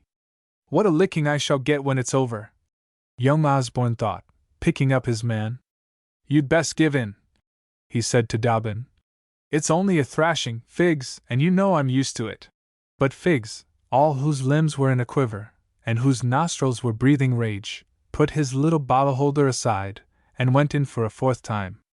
As he did not in the least know how to parry the blows that were aimed at himself, and Cuff had begun the attack on the 3 preceding occasions without ever allowing his enemy to strike, Figs now determined that he would commence the engagement by a charge on his own part, and accordingly, being the left-handed man, brought that arm into action, and hit out a couple of times with all his might, once at Mr. Cuff's left eye, and once on his beautiful Roman nose. Cuff went down this time, to the astonishment of the assembly. Well hit, by Jove, says little Osborne, with the air of a connoisseur, clapping his man on the back. Give it to him with the left, Figs, my boy. Figs's left made terrific play during all the rest of the combat. Cuff went down every time. At the 6th round there were almost as many fellows shouting out, Go it, Figs, as there were youths exclaiming, Go it, Cuff. At the 12th round the latter champion was all abroad, as the saying is, and had lost all presence of mind and power of attack or defense. Figs, on the contrary, was as calm as a Quaker. His face being quite pale, his eyes shining open, and a great cut on his underlip bleeding profusely, gave this young fellow a fierce and ghastly air, which perhaps struck terror into many spectators. Nevertheless, his intrepid adversary prepared to close for the 13th time. If I had the pen of a Napier, or a Bell's Life, I should like to describe this combat properly. It was the last charge of the Guard, that is, it would have been, only Waterloo had not yet taken place. It was Ney's column breasting the hill of La Haye Saint, bristling with 10,000 bayonets, and crowned with 20 eagles. It was the shout of the beef-eating British, as, leaping down the hill, they rushed to hug the enemy in the savage arms of battle. In other words, Cuff, coming up full of pluck, but quite reeling and groggy. The fig merchant put in his left as usual on his adversary's nose, and sent him down for the last time. I think that will do for him, Figs said, as his opponent dropped as neatly on the green as I have seen Jack Spot's ball plump into the pocket at billiards. And the fact is, when time was called, Mr. Reginald Cuff was not able, or did not choose, to stand up again. And now all the boys set up such a shout for Figs as would have made you think he had been their darling champion through the whole battle, and as absolutely brought Dr. Swishtail out of his study, curious to know the cause of the uproar. He threatened to flog Figs violently, of course, but Cuff, who had come to himself by this time, and was washing his wounds, stood up and said, It's my fault, sir, not Figs's, not Dobbin's. I was bullying a little boy, and he served me right. By which magnanimous speech he not only saved his conqueror a whipping, but got back all his ascendancy over the boys which his defeat had nearly cost him. Young Osborne wrote home to his parents an account of the transaction. Sugarcane House, Richmond, March 18th. Dear Mamma, I hope you are quite well. I should be much obliged to you to send me a cake and 5 shillings. There has been a fight here between Cuff and Dobbin. Cuff, you know, was the cock of the school. They fought 13 rounds, and Dobbin licked. So Cuff is now only second cock. The fight was about me. Cuff was licking me for breaking a bottle of milk, and Figs wouldn't stand it. We call him Figs because his father is a grocer, Figs and Rudge, Thames St. City. I think as he fought for me you ought to buy your tea and sugar at his father's. Cuff goes home every Saturday, but can't this, because he has 2 black eyes. He has a white pony to come and fetch him, and a groom and livery on a bay mare. I wish my papa would let me have a pony, and I am your dutiful son, George Sedley Osborne.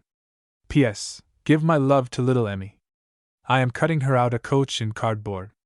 Please not a seed cake, but a plum cake. In consequence of Dobbin's victory, his character rose prodigiously in the estimation of all his schoolfellows, and the name of Figs, which had been a byword of reproach, became as respectable and popular a nickname as any other in use in the school. After all, it's not his fault that his father's a grocer, George Osborne said, who, though a little chap, had a very high popularity among the Swishtail youth, and his opinion was received with great applause. It was voted low to sneer at Dobbin about this accident of birth. Old Figs grew to be a name of kindness and endearment, and the sneak of an usher jeered at him no longer. And Dobbin's spirit rose with his altered circumstances. He made wonderful advances in scholastic learning.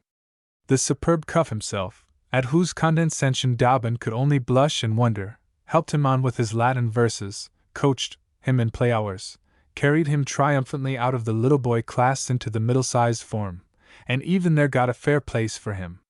It was discovered that, although dull at classical learning, at mathematics he was uncommonly quick. To the contentment of all, he passed third in algebra, and got a French prize book at the public midsummer examination. You should have seen his mother's face when Telemaque, that delicious romance, was presented to him by the doctor in the face of the whole school and the parents and company, with an inscription to Guillermo Dobbin. All the boys clapped hands in token of applause and sympathy. His blushes, his stumbles, his awkwardness, and the number of feet which he crushed as he went back to his place, who shall describe or calculate? Old Dobbin, his father, who now respected him for the first time, gave him 2 guineas publicly, most of which he spent in a general tuck-out for the school, and he came back in a tail-coat after the holidays. Dobbin was much too modest a young fellow to suppose that this happy change in all his circumstances arose from his own generous and manly disposition. He chose, from some perverseness, to attribute his good fortune to the sole agency and benevolence of little George Osborne, to whom henceforth he vowed such a love and affection as is only felt by children, an affection as we read of in the charming fairy book, which uncouth Orson had for splendid young Valentine, his conqueror. He flung himself down at little Osborne's feet, and loved him. Even before they were acquainted, he had admired Osborne in secret. Now he was his valet, his dog, his man Friday. He believed Osborne to be the possessor of every perfection, to be the handsomest, the bravest, the most active, the cleverest, the most generous of boys. He shared his money with him, bought him uncountable presents of knives, pencil cases, gold seals, toffee, little warblers, and romantic books, with large colored pictures of knights and robbers, in many of which latter you might read inscriptions to George Sedley Osborne, Esquire, from his attached friend William Dobbin, which tokens of homage George received very graciously, as became his superior merit, as often and as long as they were proffered him. In after years Dobbin's father, the despised grocer, became alderman, and colonel of the City Light Horse, in which corps George Osborne's father was but an indifferent corporal. Colonel Dobbin was knighted by his sovereign, which honor placed his son William in a social position above that of the old school friends who had once been so scornful of him at Swishtail Academy, even above the object of his deepest admiration, George Osborne. But this did not in the least alter honest, simple-minded William Dobbin's feelings, and his adoration for young Osborne remained unchanged. The two entered the army in the same regiment, and served together, and Dobbin's attachment for George was as warm and loyal then as when they were schoolboys together. Honest William Dobbin, I would that there were more such staunch comrades as you to answer to the name of friend. George Osborne, Rawdon Crawley. Illustration: George Osborne and Rawdon Crawley. Rebecca Sharp, the teacher of French at Miss Pinkerton's Academy for Young Ladies, an intimate friend of Miss Amelia Sedley, the most popular scholar in Miss Pinkerton's select establishment, left the institution at the same time to become a governess in the family of Sir Pitt Crawley. Amelia was the only daughter of John Sedley, a wealthy London stockbroker, and upon leaving school was to take her place in fashionable society. Being the sweetest, most kind-hearted girl in the world, Amelia invited Becky to visit her in London before taking up her new duties as governess, which invitation Becky was only too glad to accept. Now, Miss Sharp was in no way like the gentle Amelia, but as keen, brilliant, and selfish a young person of 18 as ever schemed to have events turned to her advantage. These characteristics she showed so plainly while visiting at the Sedleys that she left anything but a good impression behind her. In fact, her visit was cut short because of some unpleasant circumstances connected with her behavior. From that time she and Amelia did not meet for many months, during which Amelia had become the wife of George Osborne, and Rebecca Sharp had married Rawdon Crawley, son of Sir Pitt Crawley, Baronet. The circumstances of Amelia's life during these months altered greatly, for shortly after she left school honest John Sedley met with such severe losses that his family were obliged to live in a much more modest way than formerly. Because of this misfortune, the course of Amelia's love affair with young Lieutenant Osborne did not run smoothly, for his father was far too ambitious to consent to his only son's marriage with the daughter of a ruined man, although John Sedley was his son's godfather, and George had been devoted to Amelia since early boyhood. Lieutenant Osborne therefore went away with his regiment, and poor little Amelia was left behind, to pine and mourn until it seemed there was no hope of saving her life unless happiness should speedily come to her. Then it was that Major Dobbin, George Osborne's staunch friend of schooldays, and also an ardent admirer of Amelia's, saw how she was grieving and took upon himself to inform George Osborne of the state of affairs. The young lieutenant came hurrying home just in time to save a gentle little heart from wearing itself away with sorrowing, and married Amelia without his father's consent. This so enraged the old gentleman that he refused to have his name mentioned in the home where the boy had grown up, the veriest tyrant and idol of his sisters and father. To Brighton George and Amelia went on their honeymoon, and there they met Becky Sharp and her husband. Though the circumstances of the two young women's career had altered, Amelia and Becky were unchanged in character, but that is of small concern to us, except as it affects their children, to whose lives we now turn with keen interest, noting how they reflect the dispositions, and are affected by the characters of their mothers. As for little Rawdon Crawley, Becky's only child, he had few early happy recollections of his mother. She had not, to say the truth, seen much of the young gentleman since his birth. After the amiable fashion of French mothers, she had placed him out at nurse in a village in the neighborhood of Paris, where little Rawdon lived, not unhappily, with a numerous family of foster brothers in wooden shoes. His father, who was devotedly attached to the little fellow, would ride over many a time to see him here, and the elder Rawdon's paternal heart glowed to see him rosy and dirty, shouting lustily, and happy in the making of mud pies under the superintendence of the gardener's wife, his nurse. Rebecca, however, did not care much to go and see her son and heir, who as a result preferred his nurse's caresses to his mamma's, and when finally he quitted that jolly nurse, he cried loudly for hours. He was only consoled by his mother's promise that he should return to his nurse the next day, which promise, it is needless to say, was not kept. Instead, the boy was consigned to the care of a French maid, Genevieve, while his mother was seldom with him, and the Frenchwoman was so neglectful of her young charge that at one time he very narrowly escaped drowning on Calais sands, where Genevieve had left and lost him. So with little care and less love his childhood passed until presently he went with his father and mother, Colonel and Mrs. Crawley, to London, to their new home in Curzon Street, Mayfair. Their little Rawdon's time was mostly spent hidden upstairs in a garret somewhere, or crawling below into the kitchen for companionship. His mother scarcely ever took notice of him. He passed the days with his French nurse as long as she remained in the family, and when she went away, a housemaid took compassion on the little fellow, who was howling in the loneliness of the night, and got him out of his solitary nursery into her bed in the garret, and comforted him. Rebecca, her friend, my Lord Stein, and one or two more were in the drawing-room taking tea after the opera, when this shouting was heard overhead. "It's my cherub crying for his nurse," said his mother, who did not offer to move and go and see the child. "Don't agitate your feelings by going to look after him," said Lord Stein sardonically. "Bah!" exclaimed Becky, with a sort of blush. "He'll cry himself to sleep." And they fell to talking about the opera. Mr. Rawdon Crawley had stolen off, however, to look after his son and heir, and came back to the company when he found that honest Dolly was consoling the child. The Colonel's dressing-room was in those upper regions. He used to see the boy there in private. They had interviews together every morning when he shaved, Rawdon minor sitting on a box by his father's side, and watching the operation with never-ceasing pleasure. He and the sire were great friends. The father would bring him sweetmeats from the dessert, and hide them in a certain old epaulette box where the child went to seek them, and laughed with joy on discovering the treasure, laughed, but not too loud, for Mamma was asleep and must not be disturbed. She did not go to rest until very late, and seldom rose until afternoon. His father bought the boy plenty of picture books, and crammed his nursery with toys. Its walls were covered with pictures pasted up by the father's own hand. He passed hours with the boy, who rode on his chest, pulled his great mustaches as if they were driving reins, and spent days with him in indefatigable gambols.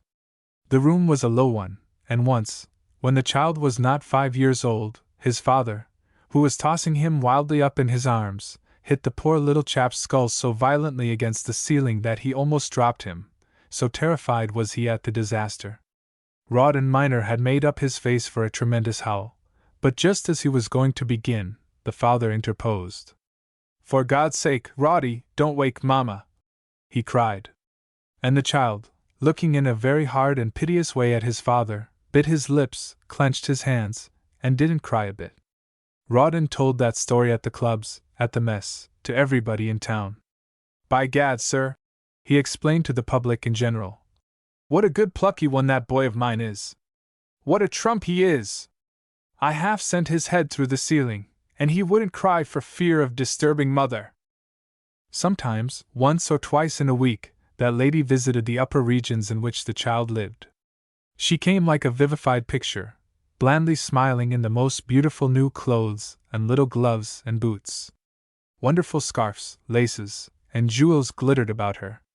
She had always a new bonnet on, and flowers bloomed perpetually in it, or else magnificent curling ostrich feathers, soft and snowy as camellias. She nodded twice or thrice patronizingly to the little boy, who looked up from his dinner or from the pictures of soldiers he was painting. When she left the room, an odor of rose, or some other magical fragrance, lingered about the nursery. She was an unearthly being in his eyes, superior to his father, to all the world, to be worshipped and admired at a distance. To drive with that lady in a carriage was an awful rite. He sat in the back seat, and did not dare to speak. He gazed with all his eyes at the beautifully dressed princess opposite to him. Gentlemen on splendid prancing horses came up, and smiled and talked with her. How her eyes beamed upon all of them! Her hand used to quiver and wave gracefully as they passed. When he went out with her he had his new red dress on. His old brown holland was good enough when he stayed at home. Sometimes, when she was away, and Dolly the maid was making his bed, he came into his mother's room. It was as the abode of a fairy to him, a mystic chamber of splendor and delight. There in the wardrobe hung those wonderful robes, pink and blue and many-tinted. There was the jewel case, silver-clasped, and 100 rings on the dressing table. There was a cheval glass, that miracle of art, in which he could just see his own wondering head, and the reflection of Dolly, plumping and patting the pillows of the bed. Poor lonely little benighted boy! Mother is the name for God in the lips and hearts of little children, and here was one who was worshipping a stone. His father used to take him out of mornings, when they would go to the stables together and to the park. Little Lord Southdown, the best-natured of men, who would make you a present of a hat from his head, and whose main occupation in life was to buy knickknacks that he might give them away afterwards, bought the little chap a pony, not much bigger than a large rat, and on this little black Shetland pony young Rawdon's great father would mount the boy, and walk by his side in the park. One Sunday morning as Rawdon Crawley, his little son, and the pony were taking their accustomed walk, they passed an old acquaintance of the Colonel's, Corporal Clink, who was in conversation with an old gentleman, who held a boy in his arms about the age of little Rawdon. The other youngster had seized hold of the Waterloo medal which the corporal wore, and was examining it with delight. "Good morning, your honor," said Clink in reply to the "How do, Clink?" of the colonel. "This 'ere young gentleman is about the little colonel's age, sir," continued the corporal. "His father was a Waterloo man, too," said the old gentleman who carried the boy. "Wasn't he, Georgie?" "Yes, sir," said Georgie. He and the little chap on the pony were looking at each other with all their might, solemnly scanning each other as children do. "His father was a captain in the regiment," said the old gentleman rather pompously. "Captain George Osborne, sir, perhaps you knew him. He died the death of a hero, sir, fighting against the Corsican tyrant." I knew him very well, sir, said Colonel Crawley. And his wife, his dear little wife, sir, how is she? She is my daughter, sir, said the old gentleman proudly, putting down the boy, and taking out his card, which he handed to the colonel, while little Georgie went up and looked at the Shetland pony. Should you like to have a ride? Said Rawdon Minor from the saddle. Yes, said Georgie. The colonel, who had been looking at him with some interest, took up the child and put him on the pony behind Rawdon Minor. Take hold of him, Georgie, he said. Take my little boy around the waist. His name is Rawdon. And both the children began to laugh. You won't see a prettier pair, I think, this summer's day, sir, said the good-natured corporal, and the colonel, the corporal, and old Mr. Sedley, with his umbrella, walked by the side of the children, who enjoyed each other and the pony enormously. In later years they often talked of that first meeting. But this is anticipating our story, for between the time of their first ride together, and the time when circumstances brought them together again, the little chaps saw nothing of one another for a number of years, during which the incidents of their lives differed as widely as did the lives of their parents. About the time when the little boys first met, Sir Pitt Crawley, Baronet, father of Pitt and Rawdon Crawley, died, and Rebecca and her husband hastened to Queen's Crawley, the old family home, where Rebecca had once been governess, to shed a last tear over the departed baronet. Rebecca was not bowed down with grief, we must confess, but keenly alive to the benefits which might come to herself and Rawdon if she could please Sir Pitt Crawley, the new baronet, and Lady Jane his wife, a simple-minded woman mostly absorbed in the affairs of her nursery. This interest aroused Becky's private scorn, but the first thing that clever little lady did was to attack Lady Jane at her vulnerable point. After being conducted to the apartments prepared for her, and having taken off her bonnet and cloak, Becky asked her sister-in-law in what more she could be useful. What I should like best, she added, would be to see your dear little nursery.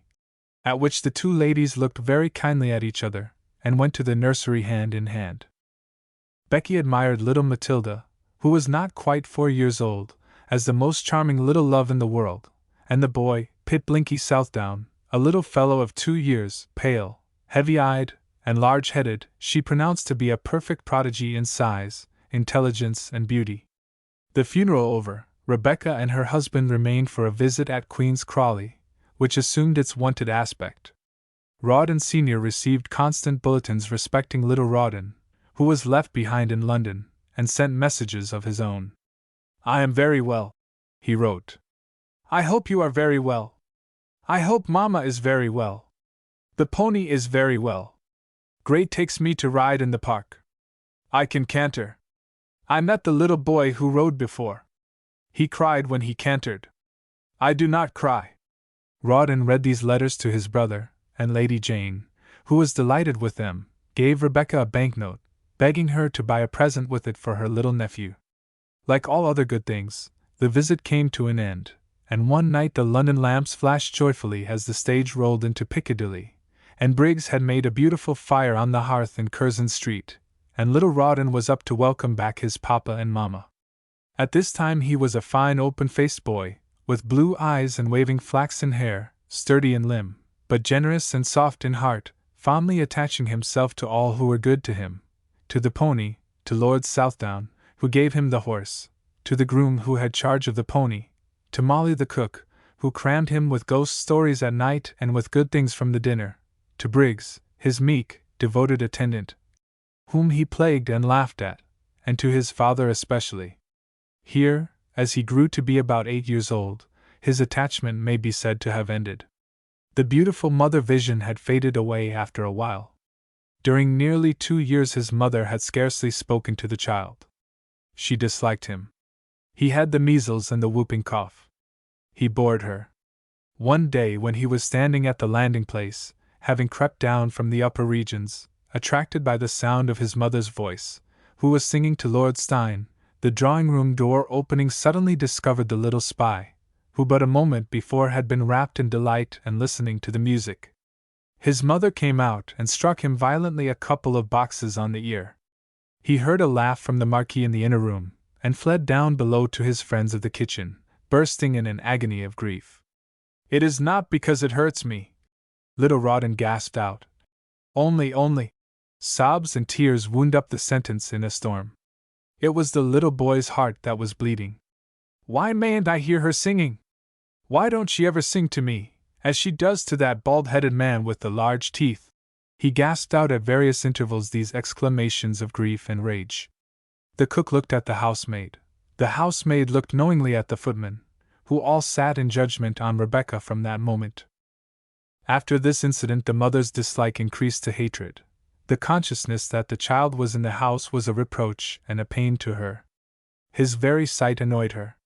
Fear, doubt, and resistance sprang up too, in the boy's own bosom.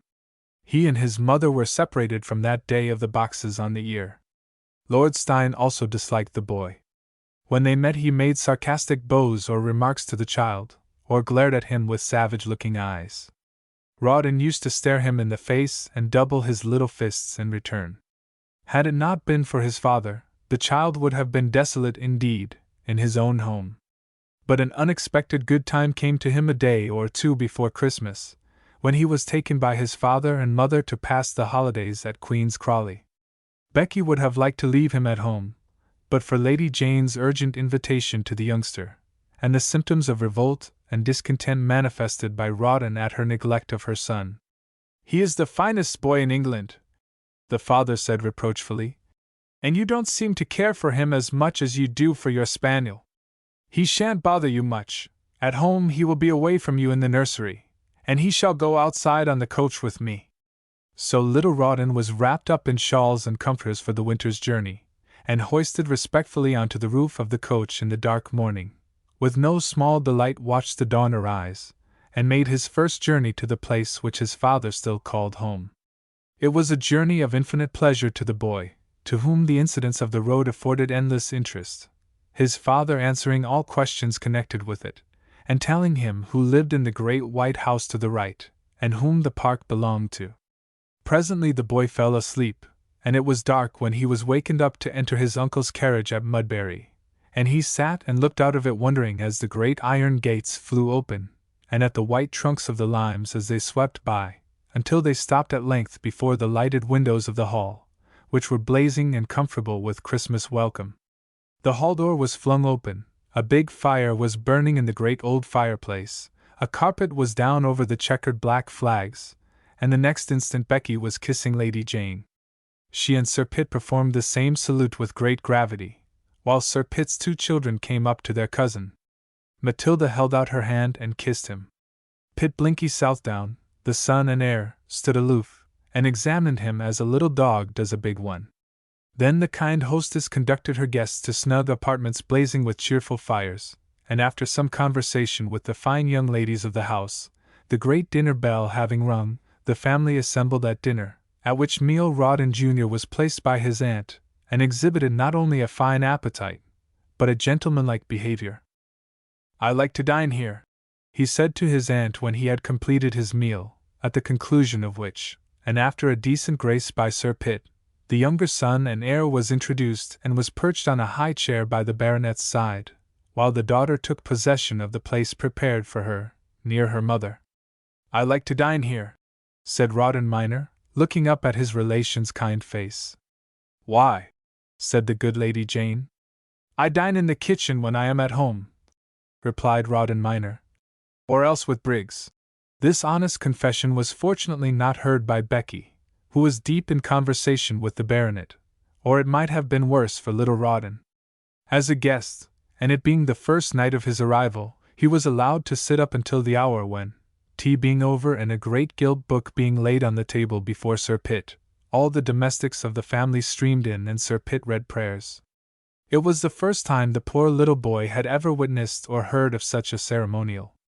Queen's Crawley had been much improved since the young baronet's brief reign, and was pronounced by Becky to be perfect, charming, delightful, when she surveyed it in his company.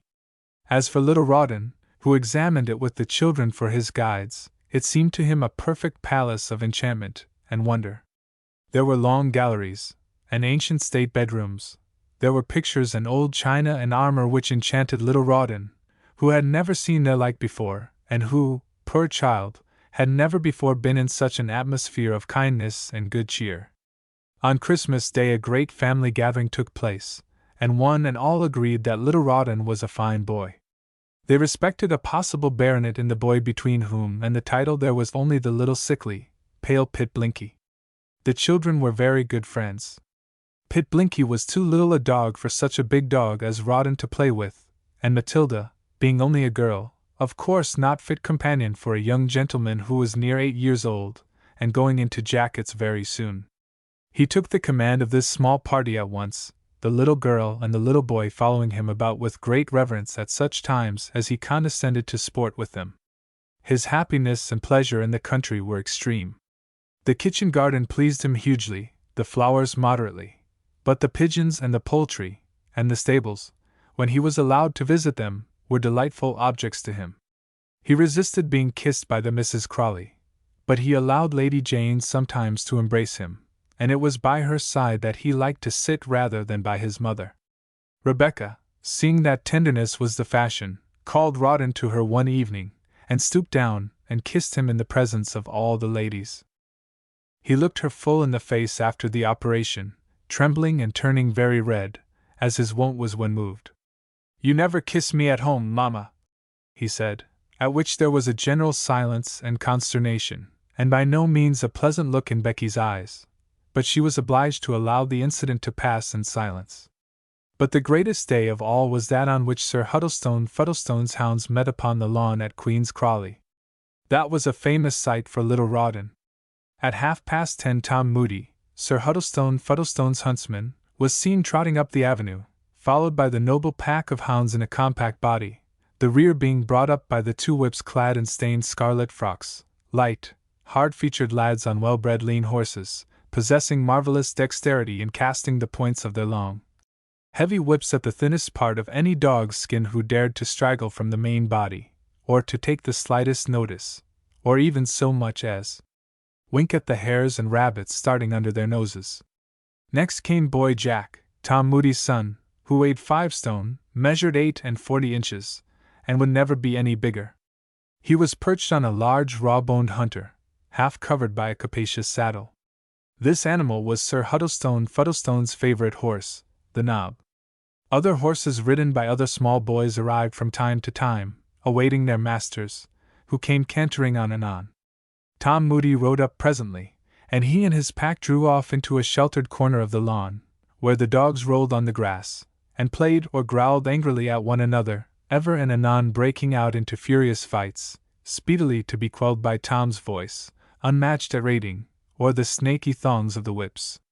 Many young gentlemen cantered up on thoroughbred hacks, spatterdashed to the knee, and entered the house to pay their respects to the ladies, or, more modest and sportsmanlike, divested themselves of their mud boots, exchanged their hacks for their hunters, and warmed their blood by a preliminary gallop round the lawn. Then they collected round the pack in the corner, and talked with Tom Moody of past sport, and the merits of Sniveller and Diamond, and of the state of the country, and of the wretched breed of foxes. Sir Huddlestone presently appears mounted on a clever cob, and rides up to the hall, where he enters and does the civil thing by the ladies, after which, being a man of few words, he proceeds to business.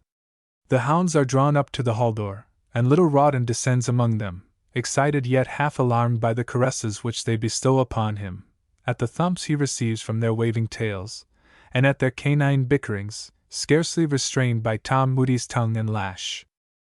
Meanwhile, Sir Huddlestone has hoisted himself unwieldily on the knob. "Let's try Souster Spinney, Tom," says the baronet. "Farmer Mangle tells me there are 2 foxes in it."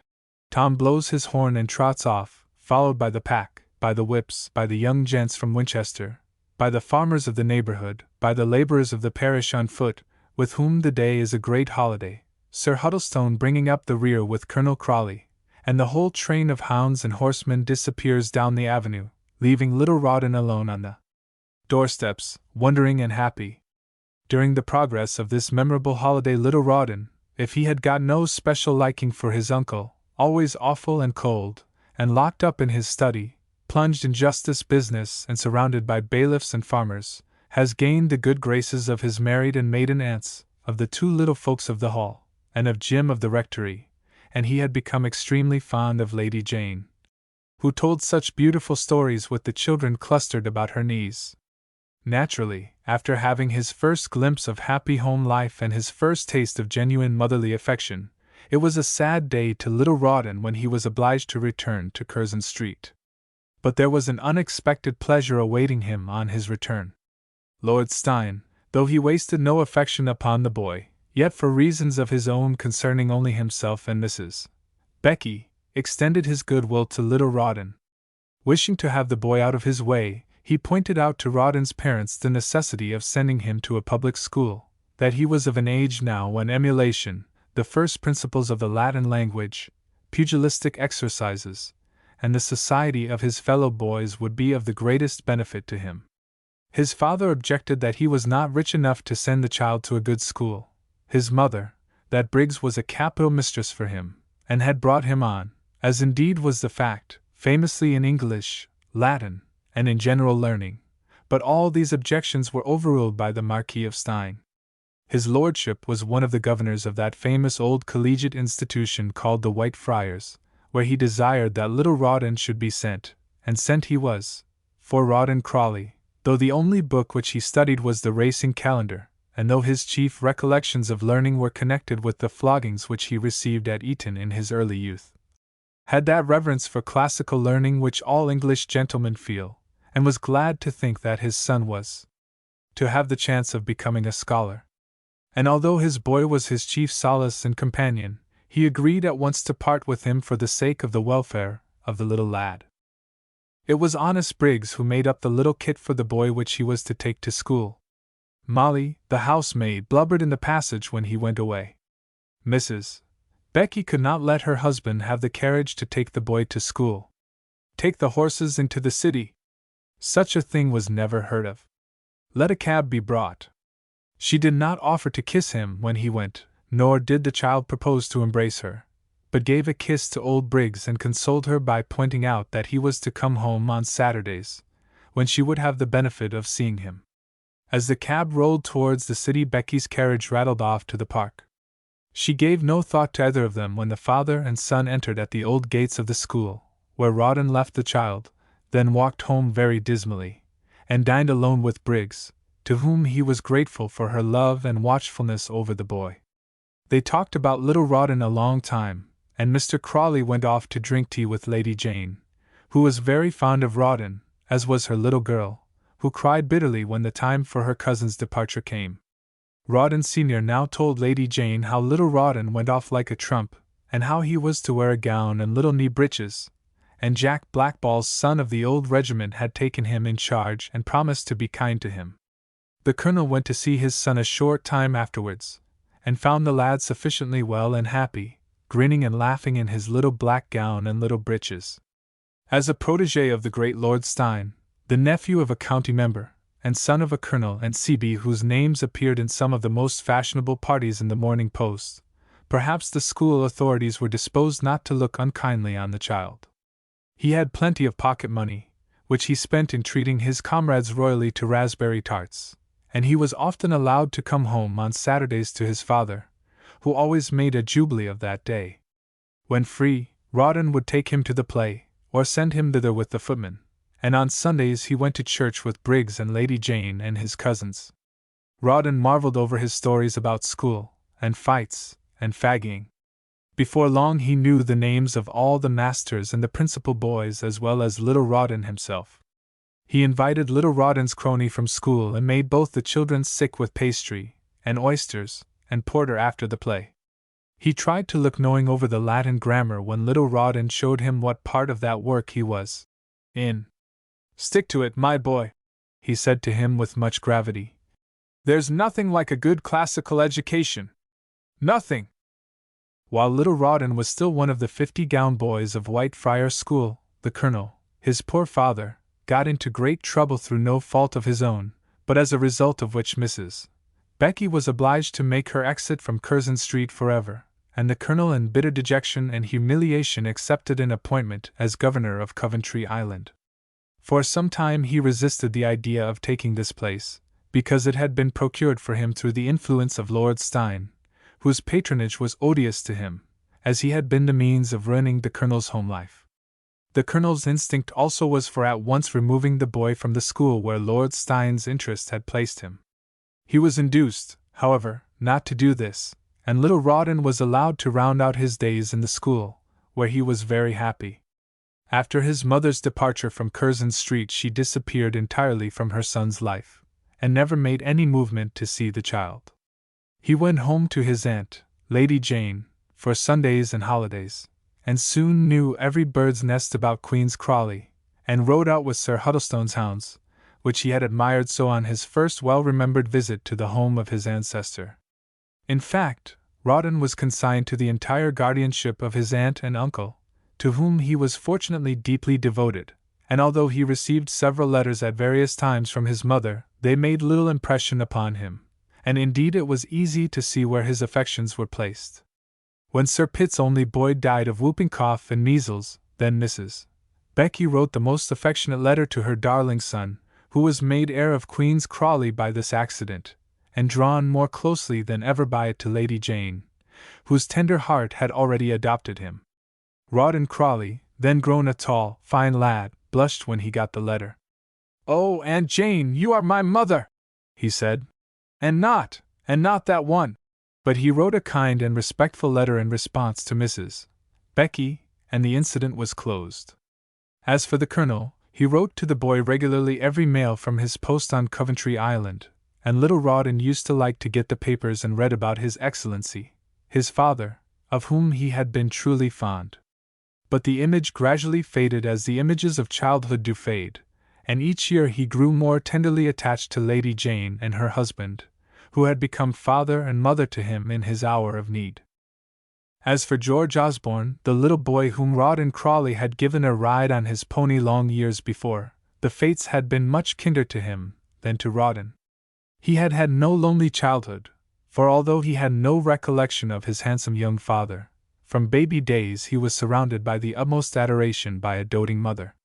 Poor Amelia, deprived of the husband whom she adored, lavished all the pent-up love of her gentle bosom upon the little boy with the eyes of George, who was gone, a little boy as beautiful as a cherub, and there was never a moment when the child missed any office which love or affection could give him. His grandfather Sedley also adored the child, and it was the old man's delight to take out his little grandson to the neighboring parks of Kensington Gardens, to see the soldiers or to feed the ducks.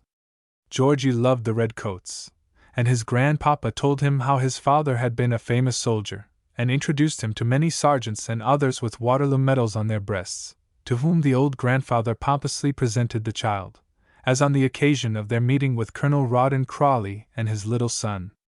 Old Sedley was disposed to spoil little Georgie, sadly gorging the boy with apples and peppermint to the detriment of his health, until Amelia declared that Georgie should never go out with his grandpapa again unless the latter solemnly promised on his honor not to give the child any cakes, lollipops, or stall produce whatever. Amelia's days were full of active employment, for besides caring for Georgie, she devoted much time to her old father and mother, with whom she and the child lived, and who were much broken by their financial reverses. She also personally superintended her little son's education for several years. She taught him to read and to write, and a little to draw. She read books, in order that she might tell him stories. As his eyes opened, and his mind expanded, she taught him to the best of her humble power to acknowledge the Maker of all, and every night, and every morning he and she, the mother and the little boy, prayed to our Father together, the mother pleading with all her gentle heart, the child lisping after her as she spoke. And each time they prayed to God to bless dear Papa, as if he were alive and in the room with them. Besides her pension of £50 a year, as an army officer's widow, there had been £500 left with the agent of her estate for her, for which Amelia did not know that she was indebted to Major Dobbin, until years later. This same Major, by the way, was stationed at Madras, where twice or thrice in the year she wrote to him about herself and the boy, and he in turn sent over endless remembrances to his godson and to her. He sent a box of scarfs, and a grand ivory set of chessmen from China. The pawns were little green and white men, with real swords and shields. The knights were on horseback, the castles were on the backs of elephants. These chessmen were the delight of Georgie's life, who printed his first letter of acknowledgement of this gift of his godpapa. Major Dobbin also sent over preserves and pickles, which latter the young gentleman tried surreptitiously in the sideboard, and half killed himself with eating. He thought it was a judgment upon him for stealing, they were so hot. Amelia wrote a comical little account of this mishap to the Major. It pleased him to think that her spirits were rallying, and that she could be merry sometimes now. He sent over a pair of shawls, a white one for her, and a black one with palm leaves for her mother, and a pair of red scarfs, as winter wrappers, for old Mr. Sedley and George. The shawls were worth 50 guineas apiece, at the very least, as Mrs. Sedley knew. She wore hers and stayed at church at Brompton, and was congratulated by her female friends upon the splendid acquisition. Amelia's, too, became prettily her modest black gown. Amidst humble scenes and associates Georgie's early youth was passed, and the boy grew up delicate, sensitive, imperious, woman-bred, domineering over the gentle mother whom he loved with passionate affection. He ruled all the rest of the little world round about him. As he grew, the elders were amazed at his haughty manner and his constant likeness to his father. He asked questions about everything, as inquiring youth will do. The profundity of his remarks and questions astonished his old grandfather, who perfectly bored the club at the tavern with stories about the little lad's learning and genius. He suffered his grandmother with a good-humored indifference. The small circle round about him believed that the equal of the boy did not exist upon the earth. Georgie inherited his father's pride, and perhaps thought they were not wrong. When he grew to be about 6 years old, Dobbin began to write to him very much. The Major wanted to hear that Georgie was going to a school, and hoped he would acquit himself with credit there, or would he have a good tutor at home. It was time that he should begin to learn, and his godfather and guardian hinted that he hoped to be allowed to defray the charges of the boy's education, which would fall heavily upon his mother's straitened income. The Major, in a word, was always thinking about Amelia and her little boy, and by orders to his agents kept the latter provided with picture books, paint boxes, desks, and all conceivable implements of amusement and instruction. 3 days before Georgie's 6th birthday, a gentleman in a gig, accompanied by a servant, drove up to Mrs. Sedley's house and asked to be conducted to Master George Osborne. It was Wolsey, military tailor, who came at the Major's order, to measure George for a suit of clothes. He had had the honor of making for the captain, the young gentleman's father. Sometimes, too, the Major's sisters, the Misses Dobbin, would call in the family carriage to take Amelia and the little boy a drive. The patronage of these ladies was very uncomfortable to Amelia, but she bore it meekly enough, for her nature was to yield, and besides, the carriage and its splendors gave little Georgie immense pleasure. The ladies begged occasionally that the child might pass a day with them, and he was always glad to go to that fine villa on Denmark Hill, where there were such fine grapes in the hothouse and peaches on the walls. Miss Osborne, Georgie's aunt, who, since old Osborne's quarrel with his son, had not been allowed to have any intercourse with Amelia or little Georgie, was kept acquainted with the state of Amelia's affairs by the Misses Dobbin, who told how she was living with her father and mother, how poor they were, but how the boy was really the noblest little boy ever seen, which praise raised a great desire to see the child in the heart of his maiden aunt. And one night when he came back from Denmark Hill in the pony carriage in which he rejoiced, he had round his neck a fine gold chain and watch. He said an old lady, not pretty, had been there and had given it to him, who cried and kissed him a great deal. But he didn't like her. He liked grapes very much, and he only liked his mamma. Amelia shrunk and started. She felt a presentiment of terror, for she knew that Georgie's relations had seen him. Miss Osborne, for it was indeed she who had seen Georgie, went home that night to give her father his dinner. He was in rather a good humor, and chanced to remark her excitement. "What's the matter, Miss Osborne?" he deigned to ask. The woman burst into tears. "Oh, sir," she said, "I've seen little Georgie. He is as beautiful as an angel, and so like him." The old man opposite to her did not say a word, but flushed up, and began to tremble in every limb, and that night he bade his daughter good night in rather a kindly voice. And he must have made some inquiries of the Misses Dobbin regarding her visit to them when she had seen Georgie, For a fortnight afterwards he asked her where was her little French watch and chain she used to wear. "I bought it with my money, sir," she said in a great fright, not daring to tell what she had done with it. "Go and order another like it, or a better, if you can get it," said the old gentleman, and lapsed again into silence. After that time the Misses Dobbin frequently invited Georgie to visit them, and hinted to Amelia that his aunt had shown her inclination. Perhaps his grandfather himself might be disposed to be reconciled to him in time. Surely, Amelia could not refuse such advantageous chances for the boy. Nor could she, but she acceded to their overtures with a very heavy and suspicious heart, was always uneasy during the child's absence from her, and welcomed him back as if he was rescued out of some danger. He brought back money and toys, at which the widow looked with alarm and jealousy. She asked him always if he had seen any gentleman. Only old Sir William, who drove him about in the four-wheeled chaise, and Mr. Dobbin, who arrived on the beautiful bay horse in the afternoon, in the green coat and pink neckcloth, with the gold-headed whip, who promised to show him the Tower of London and take him out with the Surrey hounds. At last, he said, there was an old gentleman, with thick eyebrows and a brown hat and large chain and seals. He came one day as the coachman was leading Georgie around the lawn on the grey pony. He looked at me very much. He shook very much. I said, "My name is Norval," after dinner.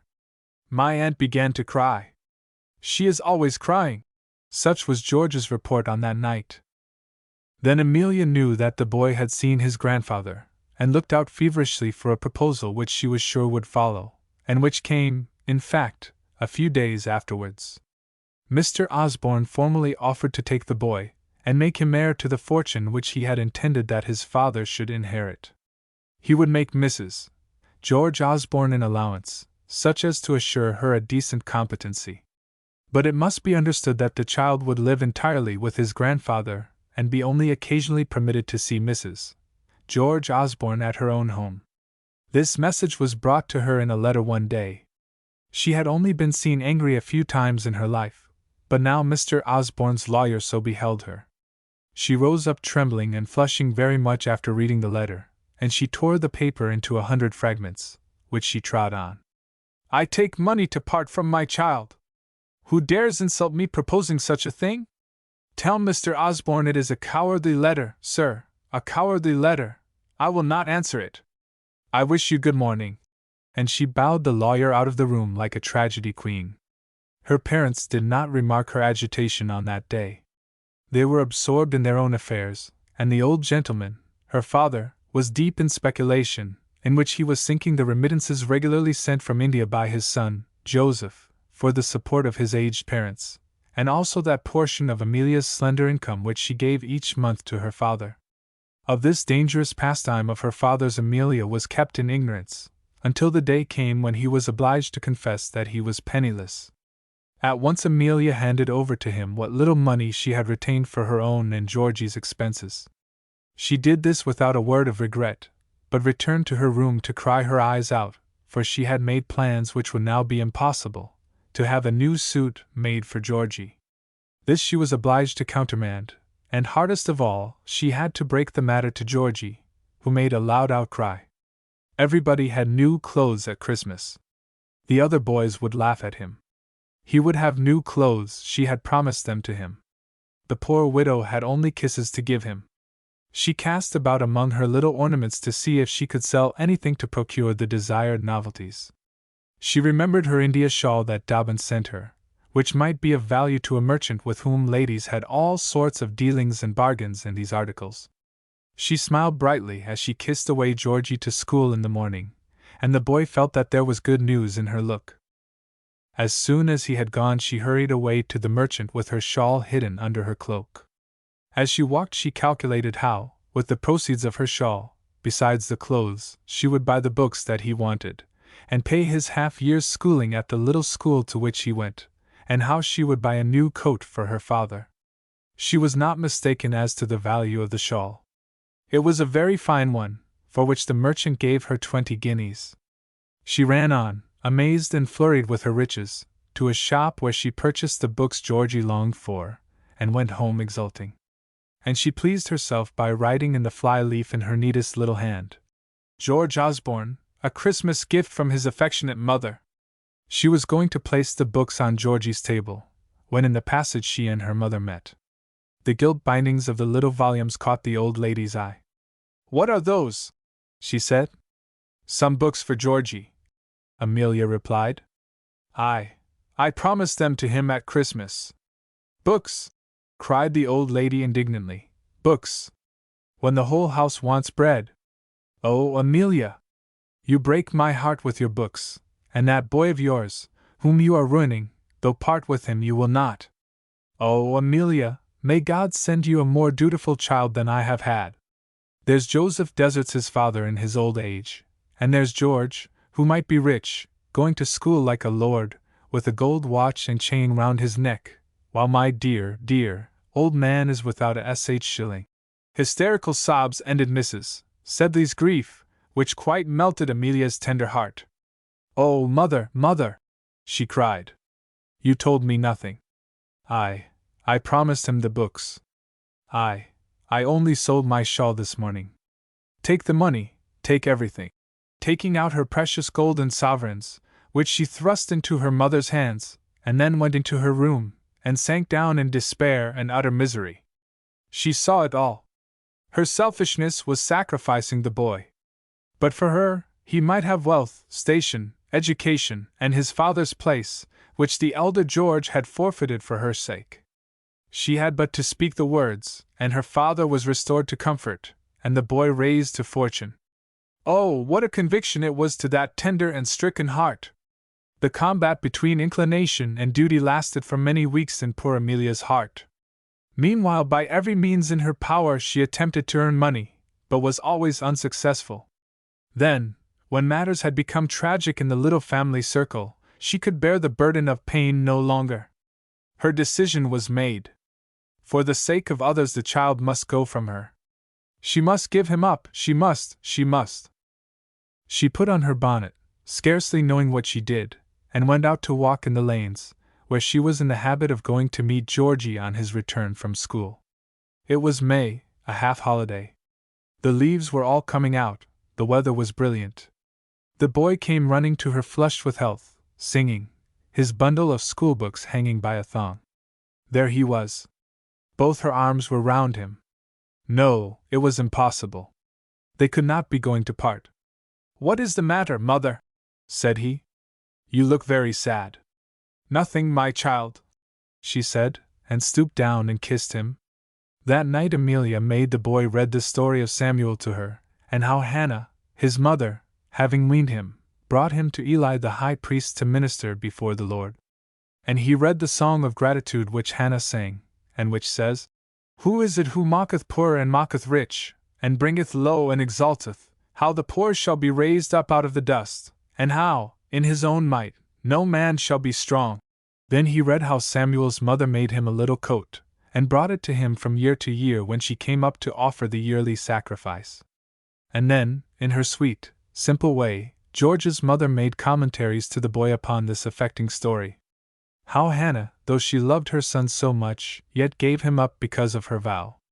And how she must always have thought of him as she sat at home, far away, making the little coat, and Samuel, she was sure, never forgot his mother, and how happy she must have been as the time came when she should see her boy, and how good and wise he had grown.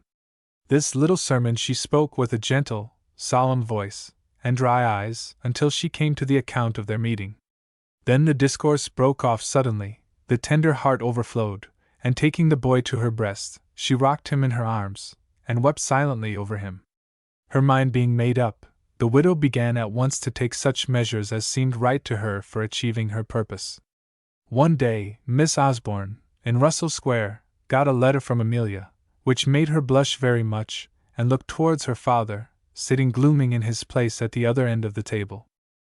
In simple terms, Amelia told her the reasons which had induced her to change her mind respecting her boy. Her father had met with fresh misfortunes which had entirely ruined him. Her own pittance was so small that it would barely enable her to support her parents, and would not suffice to give George the advantages which were his due.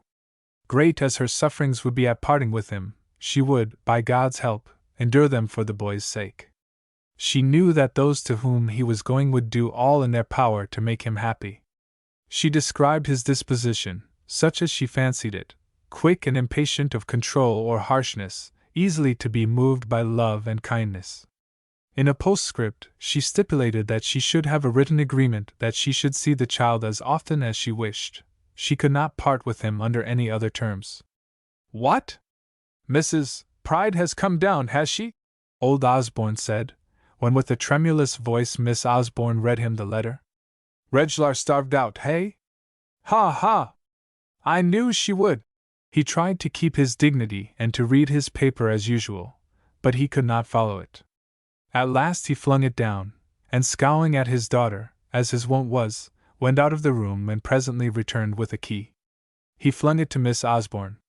"Get the room over mine, his room that was ready," he said.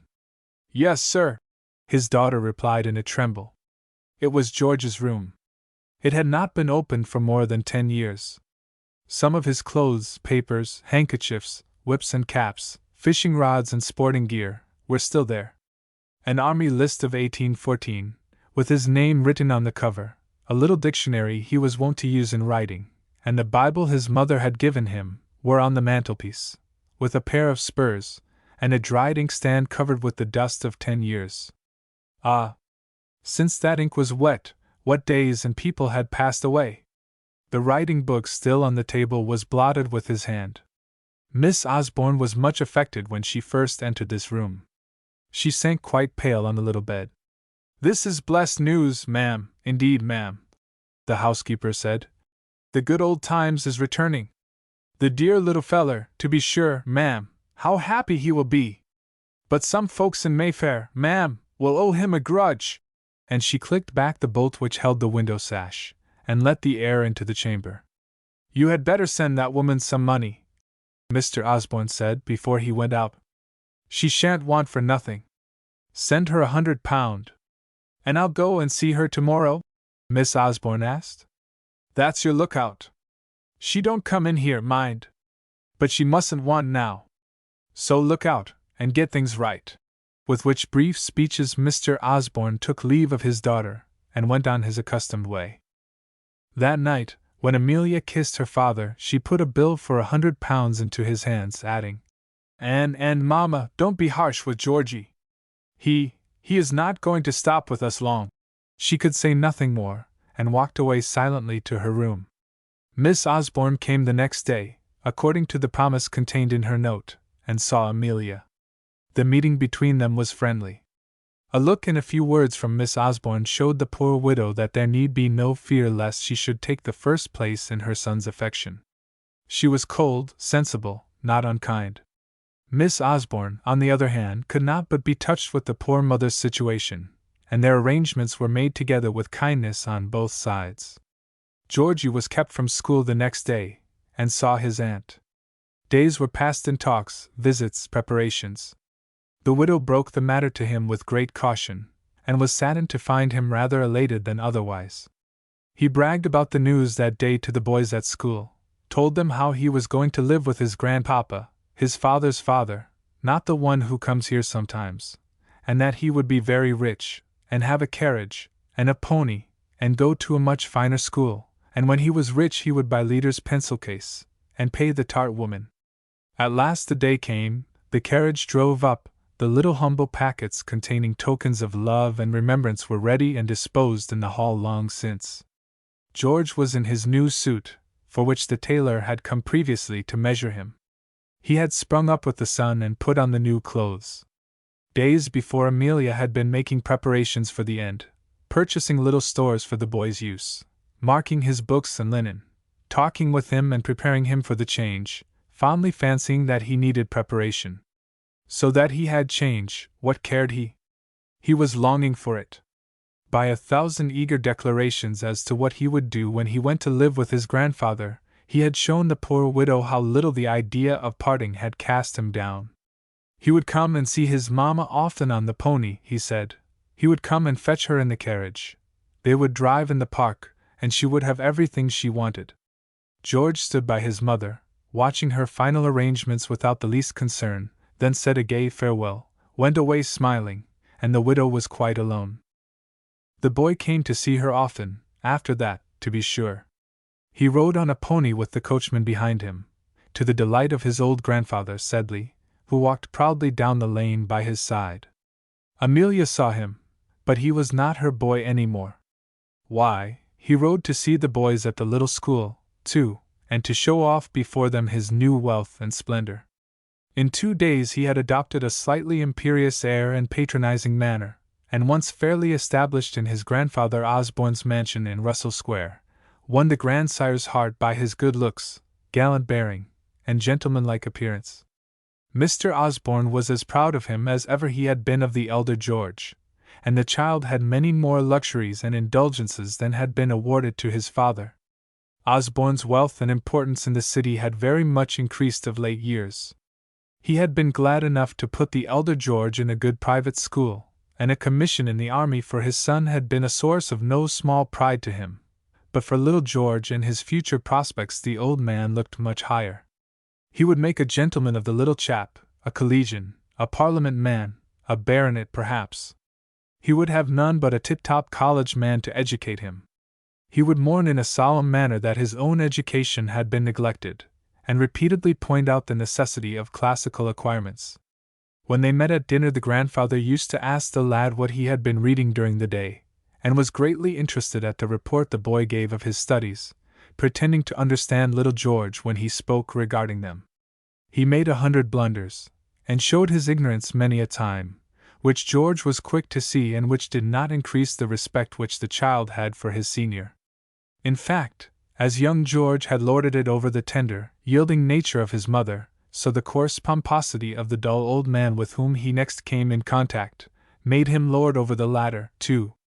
If he had been a prince royal, he could not have been better brought up to think well of himself, and while his mother was yearning after him at home, he was having a number of pleasures and consolations administered to him which made the separation from Amelia a very easy matter to him. In fact, Master George Osborne had every comfort and luxury that a wealthy and lavish old grandfather thought fit to provide. He had the handsomest pony which could be bought, and on this was taught to ride, first at a riding school, then in state to Regent's Park, and then to Hyde Park with Martin the coachman behind him. Though he was scarcely 11 years of age, Master George wore straps, and the most beautiful little boots, like a man. He had gilt spurs and a gold-headed whip and a fine pin in his neckerchief, and the neatest little kid gloves which could be bought.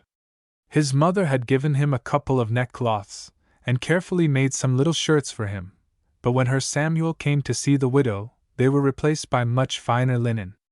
He had little jeweled buttons in the lawn shirt fronts. Her humble presents had been put aside. I believe Miss Osborne had given them to the coachman's boy. Amelia tried to think she was pleased at the change. Indeed, she was happy and charmed to see the boy looking so beautiful. She had a little black profile of him done for a shilling, which was hung over her bed. One day the boy came galloping down on his accustomed visit to her, and with great eagerness pulled a red morocco case out of his coat pocket. "I bought it with my own money, Mamma," he said. "I thought you'd like it." Amelia opened the case, and giving a little cry of delighted affection, seized him and embraced him 100 times. It was a miniature of himself, very prettily done by an artist who had just executed his portrait for his grandfather. Georgie, who had plenty of money, bethought him to ask the painter how much a copy of the portrait would cost, saying that he would pay for it out of his own money, and that he wanted to give it to his mother. The pleased painter executed it for a small price, and old Osborne himself, when he heard of the incident, growled out his satisfaction, and gave the boy twice as many sovereigns as he paid for the miniature. At his new home Master George ruled like a lord, and charmed his old grandfather by his ways. "Look at him," the old man would say, nudging his neighbor with a delighted purple face. "Did you ever see such a chap? Lord, Lord! He'll be ordering a dressing case next, and razors to shave with. I'm blessed if he won't." The antics of the lad did not, however, delight Mr. Osborne's friends so much as they pleased the old gentleman. It gave Mr. Justice Coffin no pleasure to hear Georgie cut into the conversation and spoil his stories.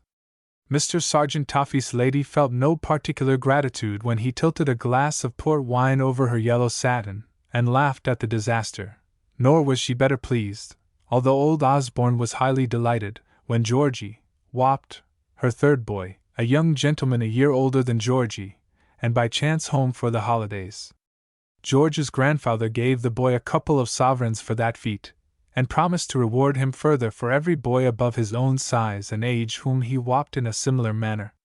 It is difficult to say what good the old man saw in these combats. He had a vague notion that quarreling made boys hardy, and that tyranny was a useful accomplishment for them to learn. Flushed with praise and victory over Master Toffee, George wished naturally to pursue his conquests further, and one day as he was strutting about in new clothes near St. Paneras, and a young baker's boy made sarcastic comments upon his appearance, the youthful patrician pulled off his dandy jacket with great spirit, and giving it in charge to the friend who accompanied him, Master Todd, of Great Coram Street, Russell Square, son of the junior partner of the house of Osborne and Company, tried to whop the little baker. But the chances of war were unfavorable this time, and the little baker whopped Georgie, who came home with a rueful black eye and all his fine shirt frill dabbled with the claret drawn from his own little nose.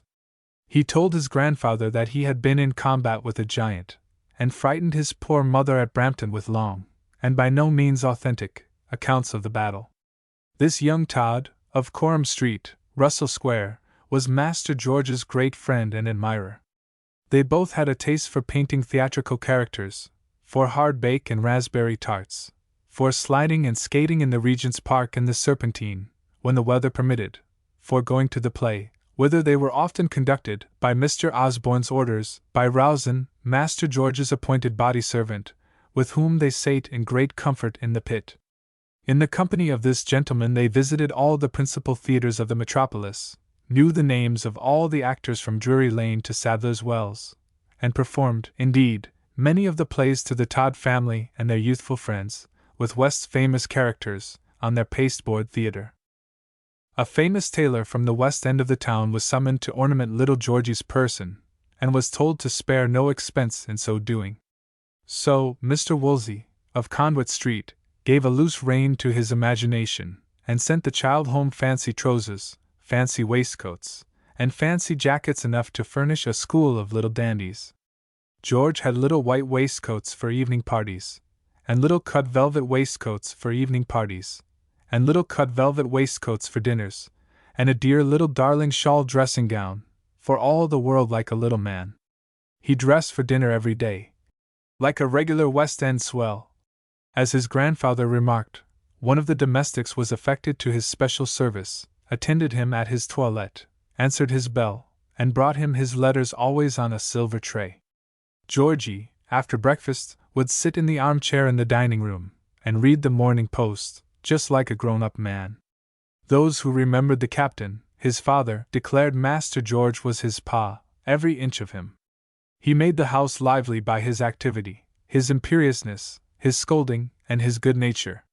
George's education was confided to the Reverend Lawrence Veal, a private pedagogue who prepared young noblemen and gentlemen for the universities, the Senate, and the learned professions, whose system did not embrace the degrading corporal severities still practiced at the ancient places of education, and in whose family the pupils would find the elegances of refined society and the confidence and affection of a home. As his prospectus stated, Georgie was only a day pupil. He arrived in the morning, and if it was fine would ride away in the afternoon, on his pony. The wealth of his grandfather was reported in the school to be prodigious. The Reverend Mr. Veal used to compliment Georgie upon it personally, warning him that he was destined for a high station, that it became him to prepare for the lofty duties to which he would be called later, that obedience in the child was the best preparation for command in the man, and that he therefore begged George would not bring toffee into the school and ruin the health of the other pupils, who had everything they wanted at the elegant and abundant table of Mrs. Veal. Whenever Mr. Veal spoke he took care to produce the very finest and longest words of which the vocabulary gave him the use, and his manner was so pompous that little Georgie, who had considerable humor, used to mimic him to his face with great spirit and dexterity, without ever being discovered.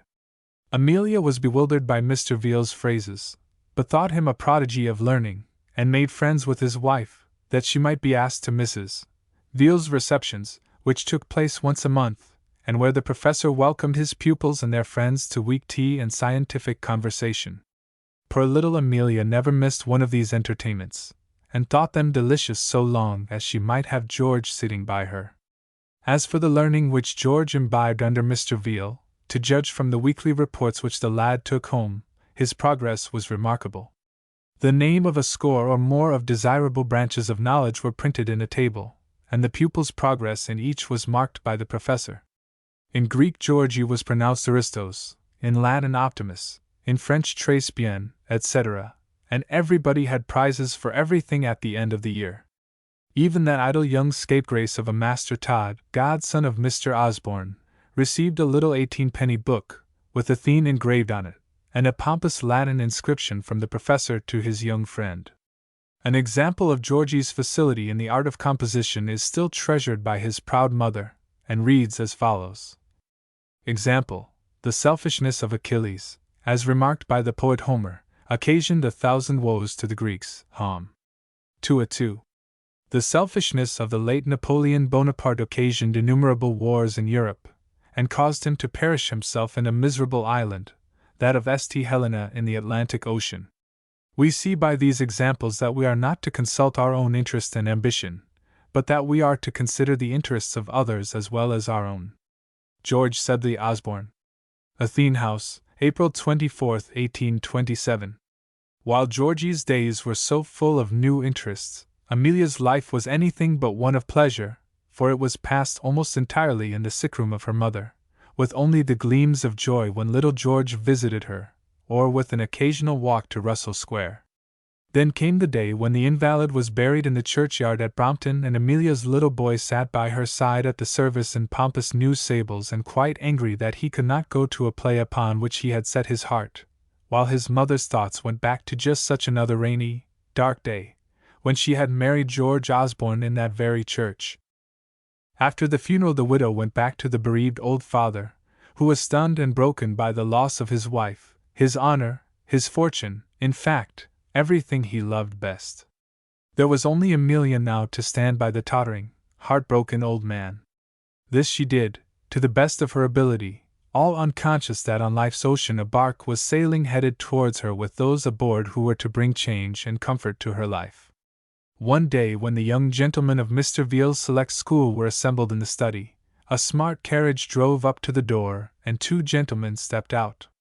Everybody was interested, from Mr. Veal himself, who hoped he saw the fathers of some future pupils arriving, down to Master George, glad of any pretext of laying his book down.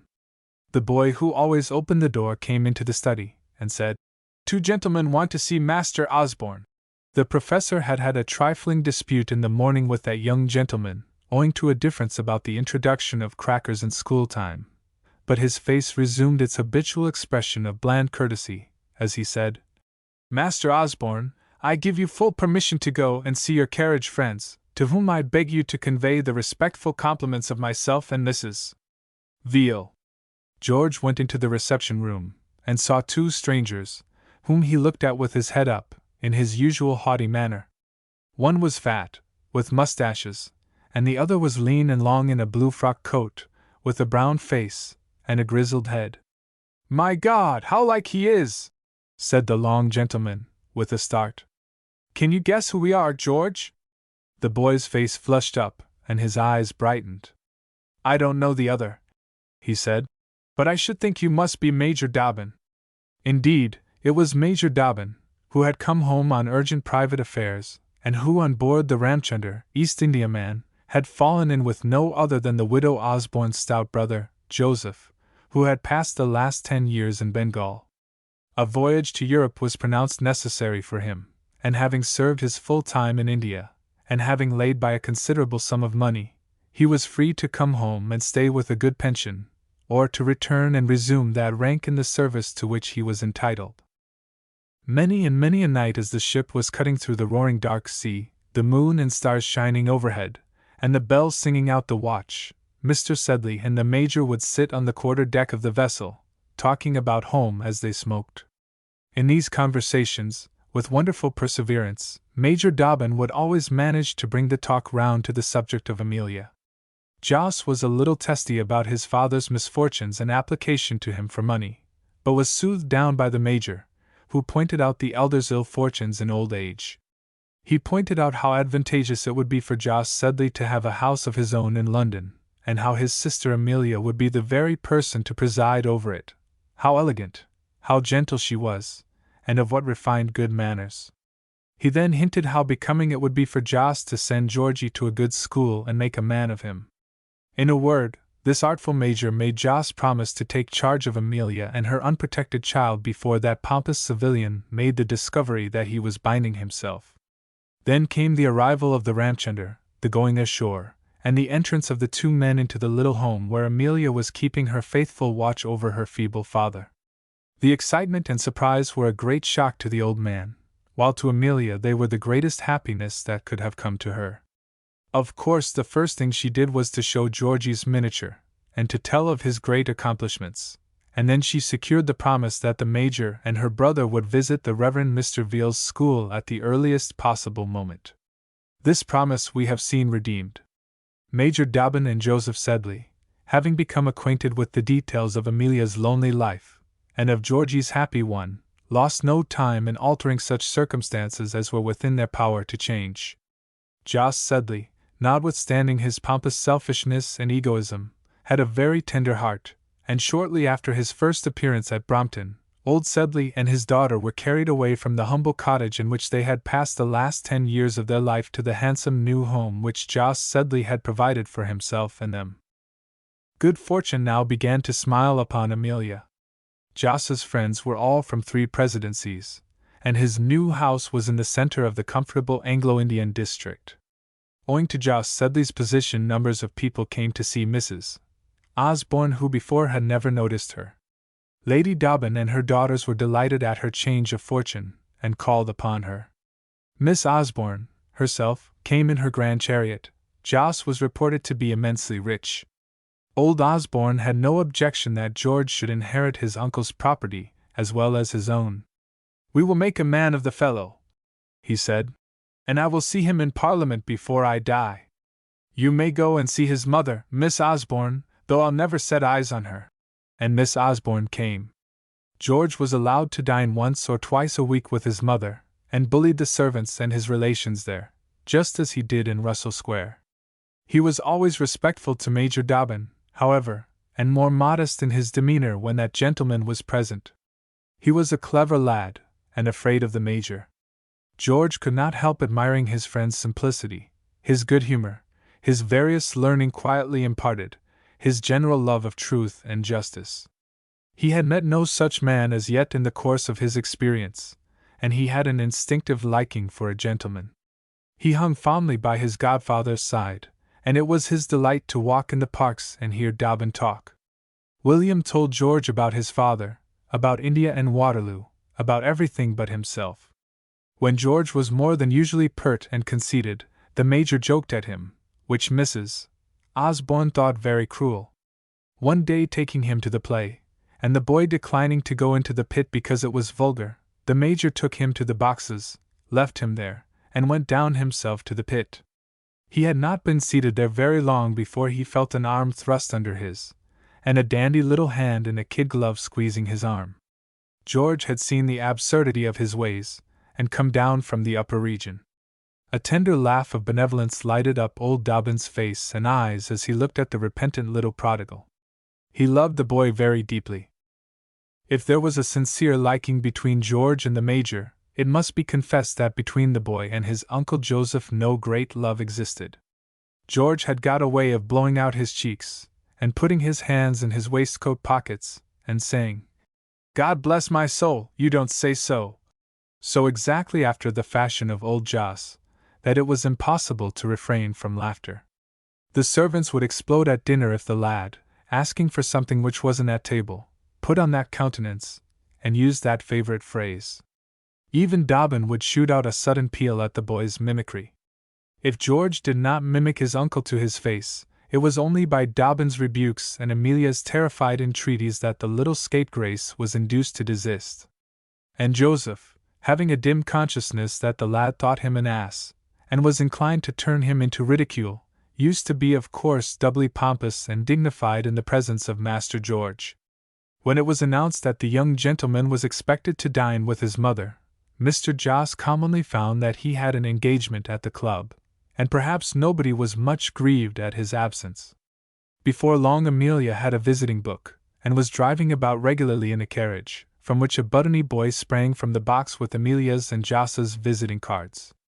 At stated hours Emmy and the carriage went to the club, and took Joss for an airing, or, putting old Sedley into the vehicle, she drove the old man round the Regent's Park. We are not long in growing used to changes in life. Her lady's maid and the chariot, her visiting book, and the buttony page became soon as familiar to Amelia as the humble routine of Brompton. She accommodated herself to one as to the other, and entertained Joss's friends with the same unselfish charm with which she cared for and amused old John Sedley. Then came the day when that poor old man closed his eyes on the familiar scenes of earth, and Major Dobbin, Joss, and George followed his remains to the grave in a black cloth coach. "You see," said old Osborne to George, when the burial was over, "what comes of merit and industry and good speculation, and that. Look at me and my bank account. Look at your poor grandfather Sedley, and his failure. And yet he was a better man than I was, this day 20 years, a better man, I should say, by £10,000, and this worldly wisdom little George received in profound silence, taking it for what it was worth. About this time old Osborne conceived much admiration for Major Dobbin, which he had acquired from the world's opinion of that gentleman. Also Major Dobbin's name appeared in the lists of one or two great parties of the nobility, which circumstance had a prodigious effect upon the old aristocrat of Russell Square. Also the Major's position as guardian to George, whose possession had been ceded to his grandfather, rendered some meetings between the two gentlemen inevitable, and it was in one of these that old Osborne, from a chance hint supplied by the blushing Major, discovered that a part of the fund upon which the poor widow and her child had subsisted during their time of want had been supplied out of William Dobbin's own pocket. This information gave old Osborne pain, but increased his admiration for the Major, who had been such a loyal friend to his son's wife. From that time it was evident that old Osborne's opinion was softening, and soon Joss and the Major were asked to dinner at Russell Square, to a dinner the most splendid that perhaps ever Mr. Osborne gave. Every inch of the family plate was exhibited and the best company was asked. More than once old Osborne asked Major Dobbin about Mrs. George Osborne, a theme on which the Major could be very eloquent. "You don't know what she endured, sir," said honest Dobbin, "and I hope and trust you will be reconciled to her. If she took your son away from you, she gave hers to you, and however much you loved your George, depend on it, she loved hers 10 times more." "You are a good fellow, sir," was all Mr. Osborne said. But it was evident in later events that the conversation had had its effect upon the old man. He sent for his lawyers, and made some changes in his will, which was well, for one day shortly after that act he died suddenly. When his will was read it was found that half the property was left to George. Also an annuity of £500 was left to his mother, the widow of my beloved son, George Osborne, who was to resume the guardianship of the boy. Major William Dobbin was appointed executor, and as out of his kindness and bounty he maintained my grandson and my son's widow with his own private funds when they were otherwise without means of support. The testator went on to say, "I hereby thank him heartily, and beseech him to accept such a sum as may be sufficient to purchase his commission as a lieutenant colonel, or to be disposed of in any way he may think fit." When Amelia heard that her father-in-law was reconciled to her, her heart melted, and she was grateful for the fortune left to her. But when she heard how George was restored to her, and that it had been William's bounty that supported her in poverty, that it was William who had reconciled old Osborne to her, then her gratitude and joy knew no bounds. When the nature of Mr. Osborne's will became known to the world, once more Mrs. George Osborne rose in the estimation of the people forming her circle of acquaintance. Even Joss himself paid her and her rich little boy, his nephew, the greatest respect, and began to show her much more attention than formerly. As George's guardian, Amelia begged Miss Osborne to live in the Russell Square house, but Miss Osborne did not choose to do so. And Amelia also declined to occupy the gloomy old mansion. But one day, clad in deep sables, she went with George to visit the deserted house which she had not entered since she was a girl. They went into the great blank rooms, the walls of which bore the marks where pictures and mirrors had hung. Then they went up the great stone staircase into the upper rooms, into that where Grandpapa died, as Georgie said in a whisper, and then higher still into George's own room. The boy was still clinging by her side, but she thought of another besides him. She knew that it had been his father's room before it was his. "Look here, Mother," said George, standing by the window. "Here's Geo scratched on the glass with a diamond. I never saw it before. I never did it. It was your father's room long before you were born, George," she said, and she blushed as she kissed the boy. She was very silent as they drove back to Richmond, where they had taken a temporary house, but after that time practical matters occupied her mind. There were many directions to be given and much business to transact, and Amelia immediately found herself in the whirl of quite a new life, and experienced the extreme joy of having George continually with her, as he was at that time removed from Mr. Veal's on an unlimited holiday. George's aunt, Mrs. Bullock, who had before her marriage been Miss Osborne, thought it wise now to become reconciled with Amelia and her boy. Consequently, one day her chariot drove up to Amelia's house, and the Bullock family made an irruption into the garden, where Amelia was reading. Joss was in an arbor, placidly dipping strawberries into wine, and the Major was giving a back to George, who chose to jump over him. He went over his head, and bounded into the little group of bullocks, with immense black bows on their hats, and huge black sashes, accompanying their mourning mamma. "He is just the age for Rosa," the fond parent thought, and glanced towards that dear child, a little miss of 7 years. "Rosa, go and kiss your dear cousin," added Mrs. Bullock. "Don't you know me, George? I am your aunt." "I know you well enough," George said. "But I don't like kissing, please," and he retreated from the obedient caresses of his cousin. "Take me to your dear mamma, you droll child," Mrs. Bullock said, and those ladies met, after an absence of more than 15 years. During Emmy's poverty Mrs.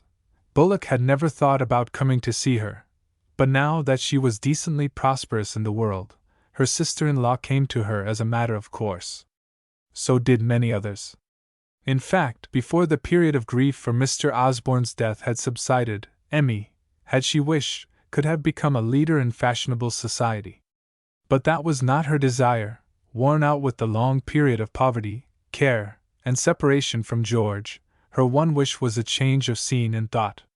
Because of this wish, some time later, on a fine morning, when the Batavia steamboat was about to leave its dock, we see among the carriages being taken on, a very neat, handsome traveling carriage, from which a courier, Kirsch by name, got out and informed inquirers that the carriage belonged to an enormously rich nabob from Calcutta and Jamaica, with whom he was engaged to travel. At this moment a young gentleman who had been warned off the bridge between the paddle boxes, and who had dropped thence onto the roof of Lord Methuselah's carriage, from which he made his way over other carriages until he had clambered onto his own, descended thence and through the window into the body of the carriage to the applause of the couriers looking on. "Nous allons avoir une belle traversée, Monsieur George," said Kirsch with a grin, as he lifted his gold-laced cap. "Bother your French," said the young gentleman. "Where's the biscuits, Whereupon Kirsch answered him in such English as he could command and produced the desired repast. The imperious young gentleman who gobbled the biscuits, and indeed it was time to refresh himself, for he had breakfasted at Richmond full 3 hours before, was our young friend George Osborne. Uncle Jos and his mamma were on the quarterdeck with Major Dobbin, and the four were about to make a summer tour. Amelia wore a straw bonnet with black ribbons, and otherwise dressed in mourning, but the little bustle and holiday of the journey pleased and excited her, and from that day throughout the entire journey she continued to be very happy and pleased.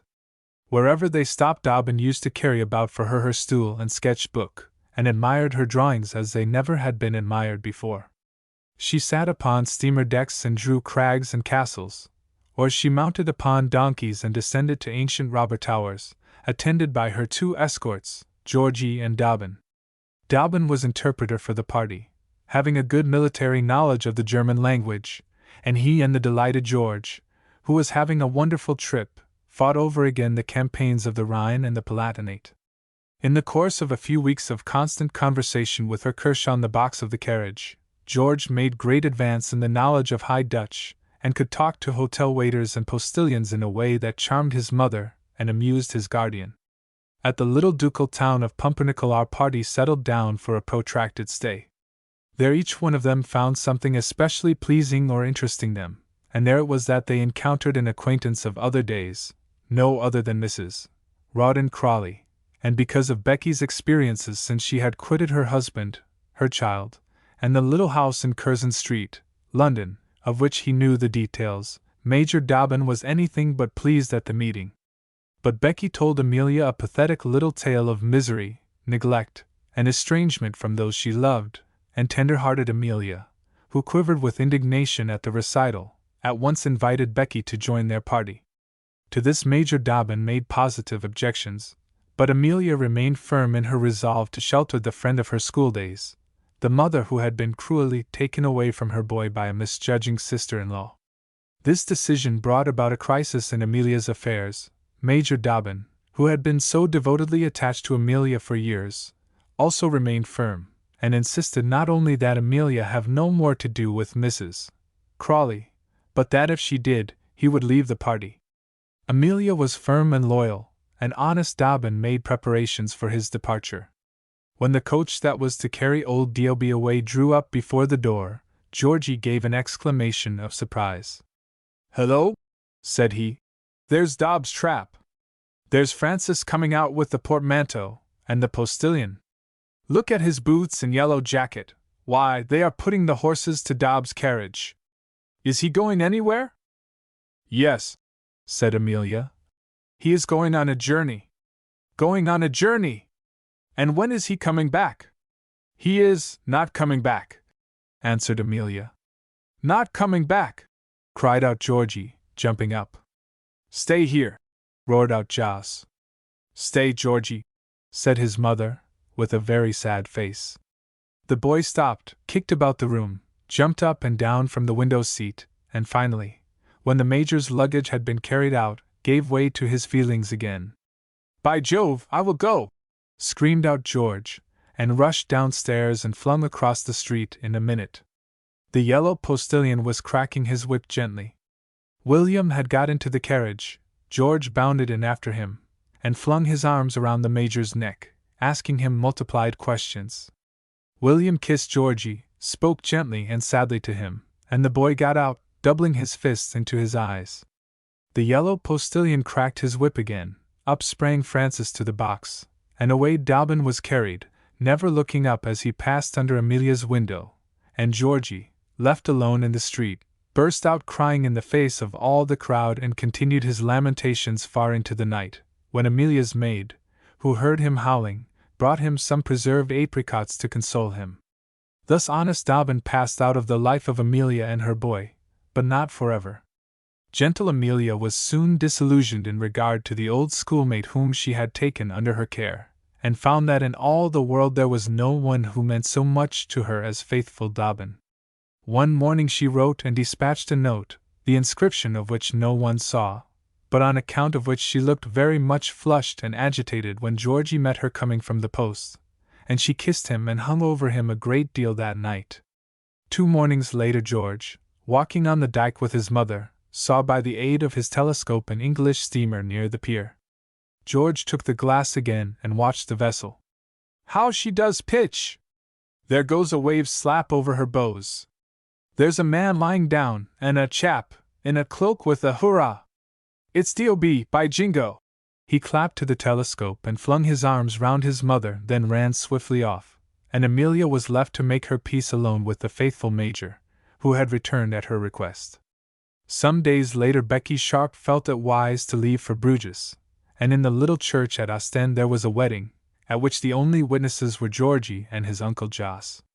Amelia Osborne had decided to accept the Major's protection for life, to the never-ending satisfaction of George, to whom the Major had always been comrade and father. Immediately after his marriage, Colonel Dobbin quitted the service and rented a pretty little country place in Hampshire, not far from Queen's Crawley, where Sir Pitt and his family constantly resided now, and where Rawdon Crawley was regarded as their son. Lady Jane and Mrs. Dobbin became great friends, and there was a perpetual crossing of pony chaises between the two places. Lady Jane was godmother to Mrs. Dobbin's little girl, who bore her name, and the two lads, George Osborne and Rawdon Crawley, who had met so many years before as children when little Rawdon invited George to take a ride on his pony, and whose lives had been filled with such different experiences since that time, now became close friends. They were both entered at the same college at Cambridge, hunted and shot together in the vacations, confided in each other, and when we last see them, fast becoming young men, they are deep in a quarrel about Lady Jane's daughter, with whom they were both, of course, in love. No further proof of approaching age is needed than a quarrel over a young lady, and the lads, George and Rawdon, now give place forever to men. Though the circumstances of their lives had been unlike, though George had had all the love that a devoted mother could give, and all the luxury which money could supply, and Rawdon had been without a mother's devotion, without the surroundings which had made George's life luxurious, on the threshold of manhood we find them on an equal footing, entering life's arena, strong of limb, glad of heart, eager for what manhood was to bring them. Clive and Ethel Newcome. Illustration: Clive and Ethel Newcome. When one is about to write the biography of a certain person, it seems but fair to give as its background such facts concerning the hero's antecedents as place the details of his life in their proper setting. And so, having the honor to be the juvenile biographer of Mr. Clive Newcome, I deem it wise to preface the story of his life with a brief account of events and persons antecedent to his birth. Thomas Newcome, Clive's grandfather, had been a weaver in his native village, and brought the very best character for honesty, thrift, and ingenuity with him to London, where he was taken into the house of Hobson Brothers, cloth manufacturers, afterwards Hobson and Newcome. When Thomas Newcome had been some time in London, he quitted the house of Hobson, to begin business for himself. And no sooner did his business prosper than he married a pretty girl from his native village.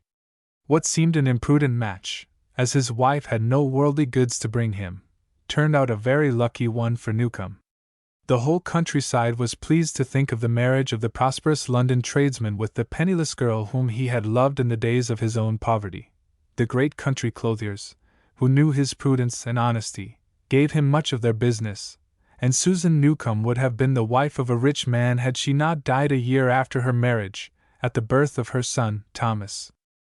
Newcome had a nurse for the child, and a cottage at Clapham, hard by Mr. Hobson's house, and being held in good esteem by his former employers, was sometimes invited by them to tea. When his wife died, Miss Hobson, who since her father's death had become a partner in the firm, met Mr. Newcome with his little boy as she was coming out of meeting one Sunday, and the child looked so pretty, and Mr. Newcome so personable, that Miss Hobson invited him and little Tommy into the grounds, let the child frisk about in the hay on the lawn, and at the end of the visit gave him a large piece of pound cake, a quantity of the finest hothouse grapes, and a tract in one syllable. Tommy was ill the next day, but on the next Sunday his father was at meeting, and not very long after that Miss Hobson became Mrs. Newcome. After his father's second marriage, Tommy and Sarah, his nurse, who was also a cousin of Mr. Newcome's first wife, were transported from the cottage, where they had lived in great comfort, to the palace hard by, surrounded by lawns and gardens, graperies, aviaries, luxuries of all kinds. This paradise was separated from the outer world by a thick hedge of tall trees and an ivy-covered porter's gate, through which they who travelled to London on the top of the Clapham coach could only get a glimpse of the bliss within. It was a serious paradise. As you entered at the gate, gravity fell on you, and decorum wrapped you in a garment of starch. The butcher boy who galloped his horse and cart madly about the adjoining lanes, on passing that lodge fell into an undertaker's pace, and delivered his joints and sweetbreads silently at the servant's entrance. The rooks in the elms cawed sermons at morning and evening, The peacocks walked demurely on the terraces. The guinea fowls looked more Quaker-like than those birds usually do. The lodge-keeper was serious, and a clerk at the neighboring chapel. The pastor, who entered at that gate and greeted his comely wife and children, fed the little lambkins with tracts. The head gardener was a Scotch Calvinist, after the strictest order. On a Sunday the household marched away to sit under his or her favorite minister, the only man who went to church being Thomas Newcomb, with Tommy, his little son.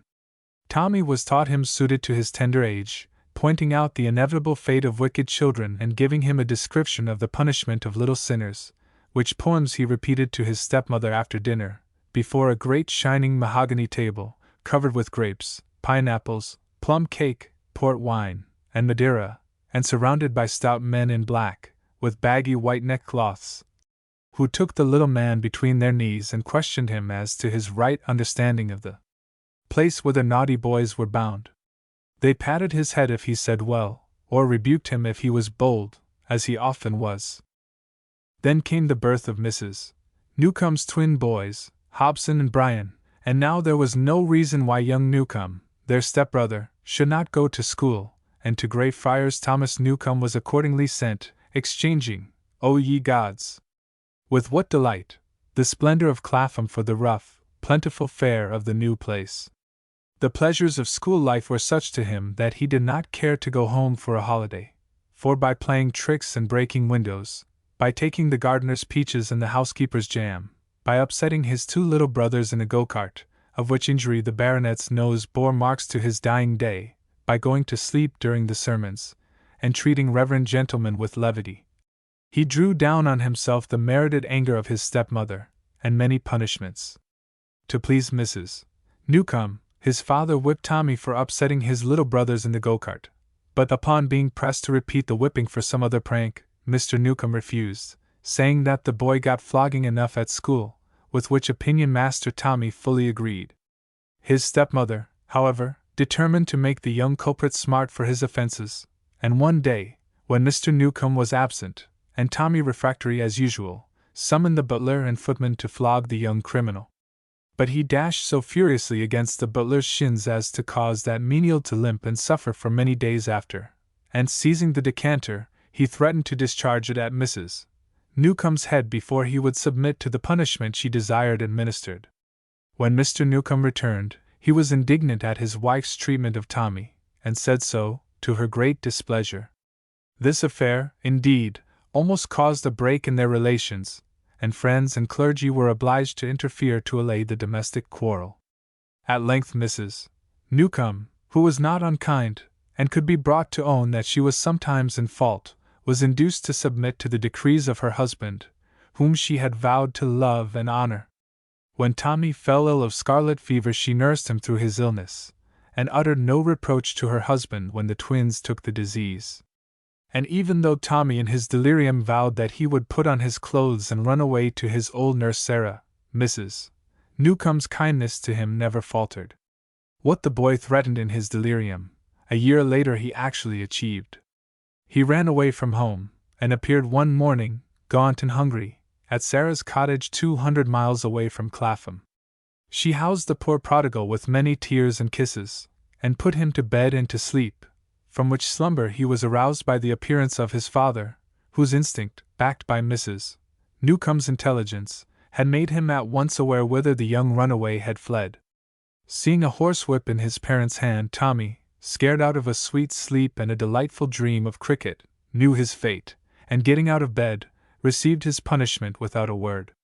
Very likely the father suffered more than the child, for, when the punishment was over, the little man, yet quivering with the pain, held out his little bleeding hand, and said, I can take it from you, sir," saying which his face flushed, and his eyes filled, whereupon the father burst into a passion of tears, and embraced the boy, and kissed him, besought him to be rebellious no more, flung the whip away from him, and swore, come what would, he would never strike him again. The quarrel was the means of a great and happy reconciliation. But the truce was only a temporary one. War very soon broke out again between the impetuous lad and his rigid, domineering stepmother. It was not that he was very bad, nor she so very stern, but the two could not agree. The boy sulked and was miserable at home, and, after a number of more serious escapades than he had before indulged in, he was sent to a tutor for military instruction, where he was prepared for the army and received a fairly good professional education. He cultivated mathematics and fortification, and made rapid progress in his study of the French language. But again did our poor Tommy get into trouble, and serious trouble indeed this time, for it involved his French master's pretty young daughter as well as himself. Frantic with wrath and despair at the unfortunate climax of events, young Newcomb embarked for India, and quitted the parents whom he was never more to see. His name was no more mentioned at Clapham, but he wrote constantly to his father, who sent Tom liberal private remittances to India, and was in turn made acquainted with the fact of his son's marriage, and later received news of the birth of his grandson, Clive. Old Thomas Newcomb would have liked to leave all his private fortune to his son Thomas, for the twins were only too well provided for, but he dared not, for fear of his wife, and he died, and poor Tom was only secretly forgiven. So much for the history of Clive Newcomb's father and grandfather. Having related it in full detail, we can now proceed to the narrative of Clive's life, he being the hero of this tale. From the day of his birth until he was some 7 years old, Clive's English relatives knew nothing about him. Then, Colonel Newcomb's wife having died, and having kept the boy with him as long as the climate would allow, Thomas Newcomb, now Lieutenant Colonel, decided that it was wise to send Clive to England, to entrust him to the boy's maternal aunt, Miss Honeyman, who was living at Brighton, that Clive might have the superior advantages of school days in England. Let us glance at a few extracts from letters received by Colonel Newcomb after his boy had reached England. The aunt to whose care he was entrusted wrote as follows: With the most heartfelt joy, my dear Major, I take up my pen to announce to you the happy arrival of the Ramchunder, and the dearest and handsomest little boy who, I am sure, ever came from India. Little Clive is in perfect health. He speaks English wonderfully well. He cried when he parted from Mr. Sneyd, the supercargo, who most kindly brought him from Southampton in a post-chaise, but these tears in childhood are of very brief duration. You may be sure that the most liberal sum which you have placed to my credit with the Messrs. Hobson and Company shall be faithfully expended on my dear little charge. Of course, unless Mrs. Newcomb, who can scarcely be called his grandmamma, I suppose, writes to invite dear Clive to Clapham, I shall not think of sending him there. My brother, who thanks you for your continuous bounty, will write next month, and report progress as to his dear pupil. Clive will add a postscript of his own, and I am, my dear Major, your grateful and affectionate Martha Honeyman. In a round hand and on lines ruled with pencil. Dearest Papa, I am very well, I hope you are very well.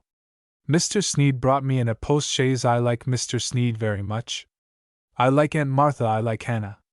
There are no ships here. I am your affectionate son Clive Newcomb. There was also a note from Colonel Newcomb's stepbrother, Brian, as follows. My dear Thomas, Mr. Sneyd, supercargo of the Ramchunder, East Indiaman, handed over to us yesterday your letter, and today, I have purchased 3,323 £6 and 8.3% consols, in our joint names H. and B. Newcomb, held for your little boy. Mr. S. gives a favorable account of the little man, and left him in perfect health 2 days since, at the house of his aunt, Miss Honeyman. We have placed £200 to that lady's credit, at your desire. I dare say my mother will ask your little boy to the Hermitage, and when we have a house of our own I am sure, and then I shall be very happy to see him. Yours affectionately, B. Newcomb. And another from Miss Honeyman's brother, containing the following. Major Newcomb.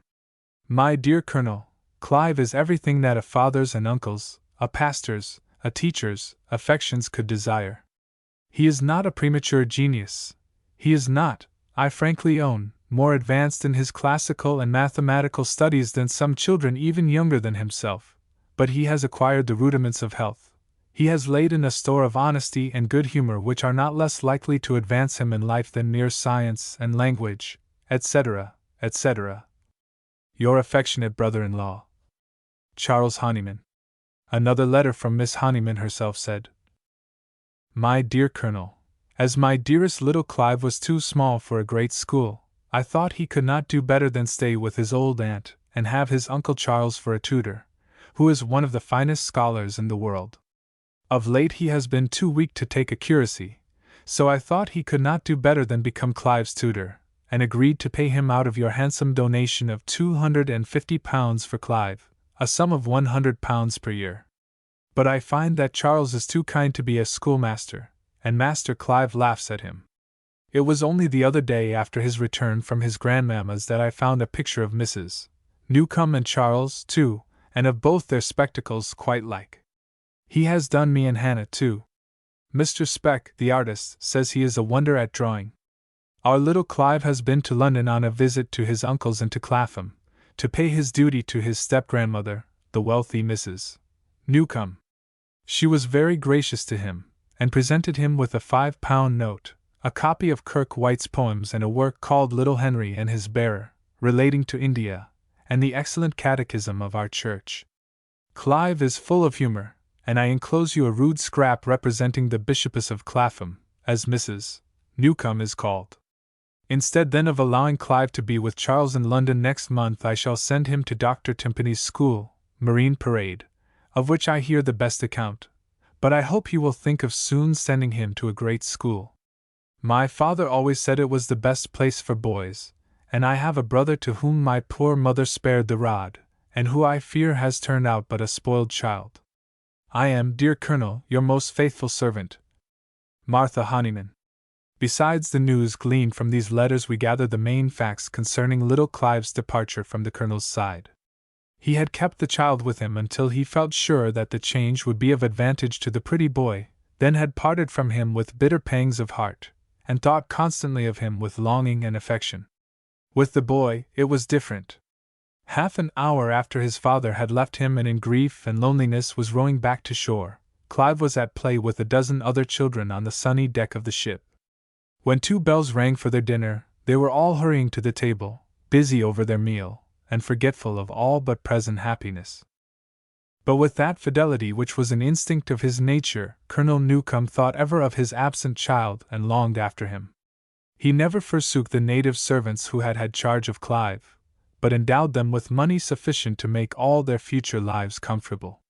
No friends went to Europe, nor ship departed, but Newcomb sent presents to the boy and costly tokens of his love and thanks to all who were kind to his son.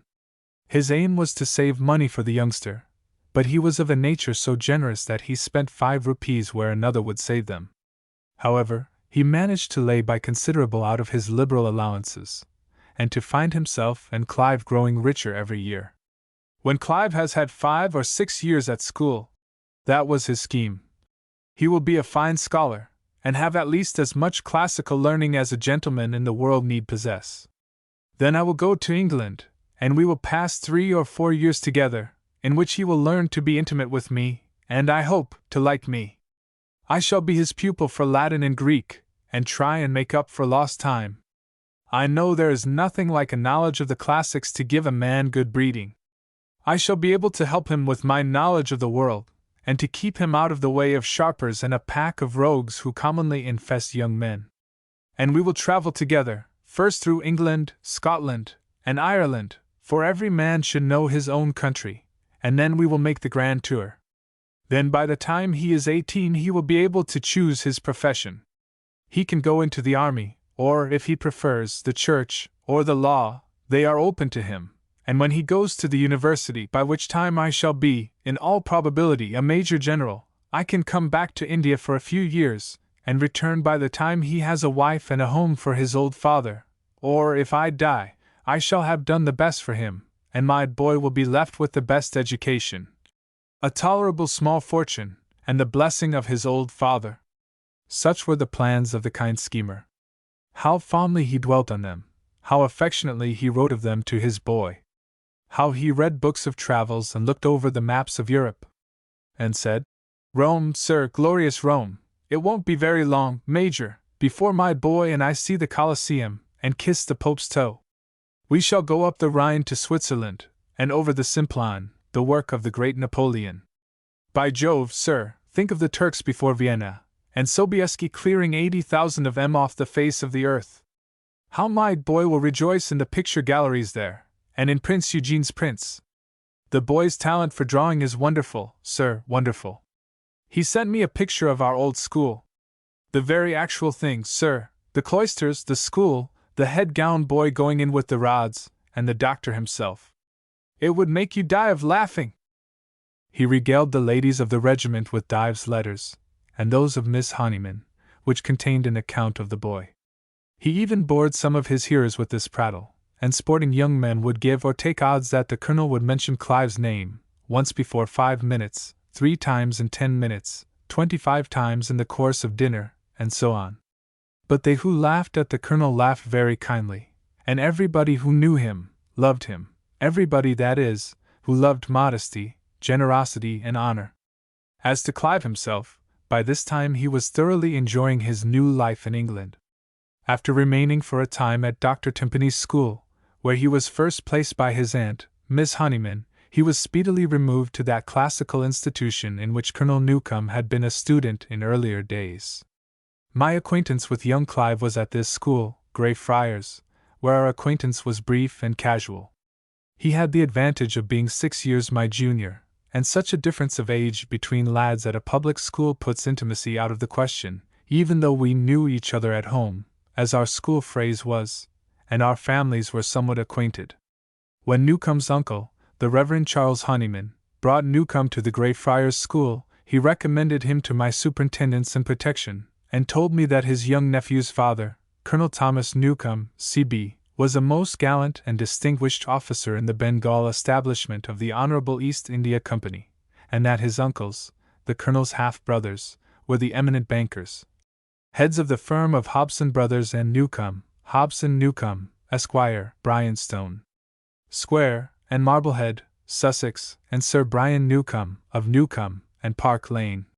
Whom to name, says Mr. Honeyman, with the fluent eloquence with which he decorated the commonest circumstances of life, is to designate 2 of the merchant princes of the wealthiest city the world has ever known, and 1, if not 2, of the leaders of that aristocracy which rallies round the throne of the most elegant and refined of European sovereigns.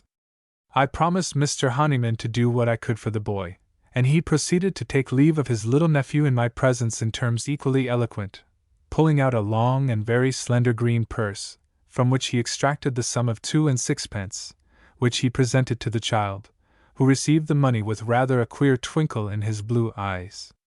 After that day's school I met my little protégé in the neighborhood of the pastry cook's, regaling himself with raspberry tarts. "You must not spend all the money, sir, which your uncle gave you," said I, "in tarts and ginger beer."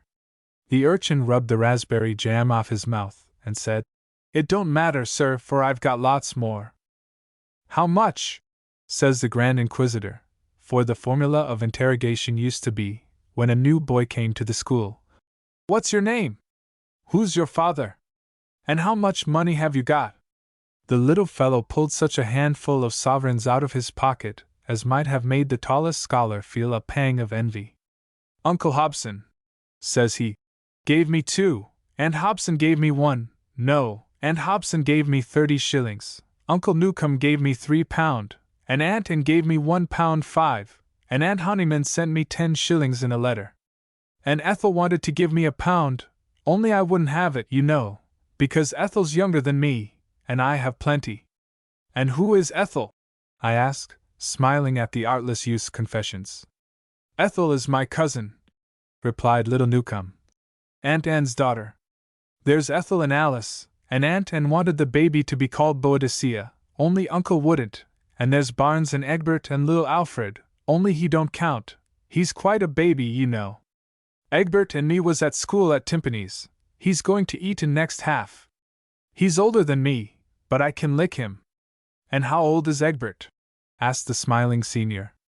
"Egbert's 10, and I'm 9, and Ethel's 7, replied the little chubby-faced hero, digging his hands deep into his trousers, and jingling all the sovereigns there. I advised him to let me be his banker, and keeping one out of his many gold pieces, he handed over the others, on which he drew with great liberality till his whole stock was expended. The school hours of the upper and under boys were different at that time, the little fellows coming out of their hall half an hour before the 5th and 6th forms, and many a time I used to find my little blue jacket in waiting, with his honest square face, and white hair, and bright blue eyes, and I knew that he was come to draw on his bank. Ere long one of the pretty blue eyes was shut up, and a fine black one substituted in its place. He had been engaged, it appeared, in a pugilistic encounter with a giant of his own form whom he had worsted in the combat. "Didn't I pitch into him, that's all?" says he in the elation of victory, and when I asked whence the quarrel arose, he stoutly informed me that Wolf Minor, his opponent, had been bullying a little boy, and that he, the gigantic Newcomb, wouldn't stand it. So, being called away from the school, I said, "Farewell and God bless you," to the brave little man, who remained a while at the Grey Friars, where his career and troubles had only just begun, and lost sight of him for several years. Nor did we meet again until I was myself a young man occupying chambers in the Temple. Meanwhile the years of Clive's absence had slowly worn away for Colonel Newcomb, and at last the happy time came which he had been longing more passionately than any prisoner for liberty, or schoolboy for holiday. The colonel had taken leave of his regiment. He had travelled to Calcutta, and the commander-in-chief announced that in giving to Lieutenant Colonel Thomas Newcomb, of the Bengal Cavalry, leave for the first time, after no less than 34 years' absence from home, he could not refrain from expressing his sense of the great services of this most distinguished officer, who had left his regiment in a state of the highest discipline and efficiency. This kind colonel had also to take leave of a score, at least, of adopted children to whom he chose to stand in the light of a father. He was forever whirling away in postchaises to this school and that, to see Jack Brown's boys, of the cavalry, or Mrs. Smith's girls, of the civil service, or poor Tom Hick's orphan, who had nobody to look after him now that the cholera had carried off Tom and his wife, too. On board the ship in which he returned from Calcutta were a dozen of little children, some of whom he actually escorted to their friends before he visited his own, though his heart was longing for his boy at Grey Friars. The children at the school seen, and largely rewarded out of his bounty. His loose white trousers had great pockets, always heavy with gold and silver, which he jingled when he was not pulling his mustaches, and to see the way in which he tipped children made one almost long to be a boy again. And when he had visited Miss Pinkerton's establishment, or Dr. Ramshorn's adjoining academy at Chiswick, and seen little Tom Davis or little Fanny Holmes, the honest fellow would come home and write off straightway a long letter to Tom's or Fanny's parents, far away in the country, whose hearts he made happy by his accounts of their children, as he had delighted the children themselves by his affection and bounty. All the apple and orange women, especially such as had babies as well as lollipops at their stalls, all the street sweepers on the road between Neretz and the Oriental, knew him, and were his pensioners. His brothers in Threadneedle Street cast up their eyes at the checks which he drew. The colonel had written to his brothers from Portsmouth, announcing his arrival, and 3 words to Clive, conveying the same intelligence. The letter was served to the boy along with 1 bowl of tea and 1 buttered roll, of 80 such which were distributed to 80 other boys, boarders of the same house with our young friend. How the lad's face must have flushed and his eyes brightened when he read the news! When the master of the house, the Reverend Mr. Popkinson, came into the lodging-room, with a good-natured face, and said, "Newcomb, you're wanted," he knew who had come. He did not heed that notorious bruiser, old Hodge, who roared out, "Confound you, Newcomb, I'll give it you for upsetting your tea over my new trousers." He ran to the room where the stranger was waiting for him. We will shut the door, if you please, upon that scene. If Clive had not been as fine and handsome a young lad as any in that school or country, no doubt his fond father would have been just as well pleased and endowed him with 100 fanciful graces. But, in truth, in looks and manners he was everything which his parent could desire. He was the picture of health, strength, activity, and good humor. He had a good forehead shaded with a quantity of waving light hair, a complexion which ladies might envy, a mouth which seemed accustomed to laughing, and a pair of blue eyes that sparkled with intelligence and frank kindness. No wonder the pleased father could not refrain from looking at him. The bell rang for second school, and Mr. Popkinson, arrayed in cap and gown, came in to shake Colonel Newcomb by the hand, and to say he supposes it was to be a holiday for Newcomb that day. He said not a word about Clive's scrape of the day before, and that awful row in the bedrooms, where the lad and 3 others were discovered making a supper off a pork pie and 2 bottles of prime old port from the Red Cow public house in Greyfriars Lane.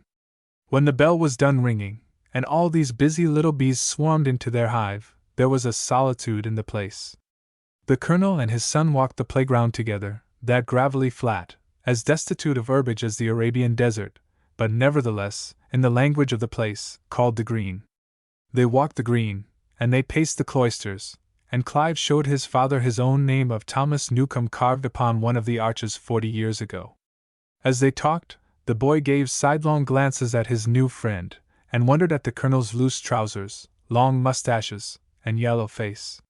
He looked very odd, Clive thought, very odd and very kind, and like a gentleman, every inch of him, not like Martin's father, who came to see his son lately in high-lows, and a shocking bad hat, and actually flung coppers amongst the boys for a scramble.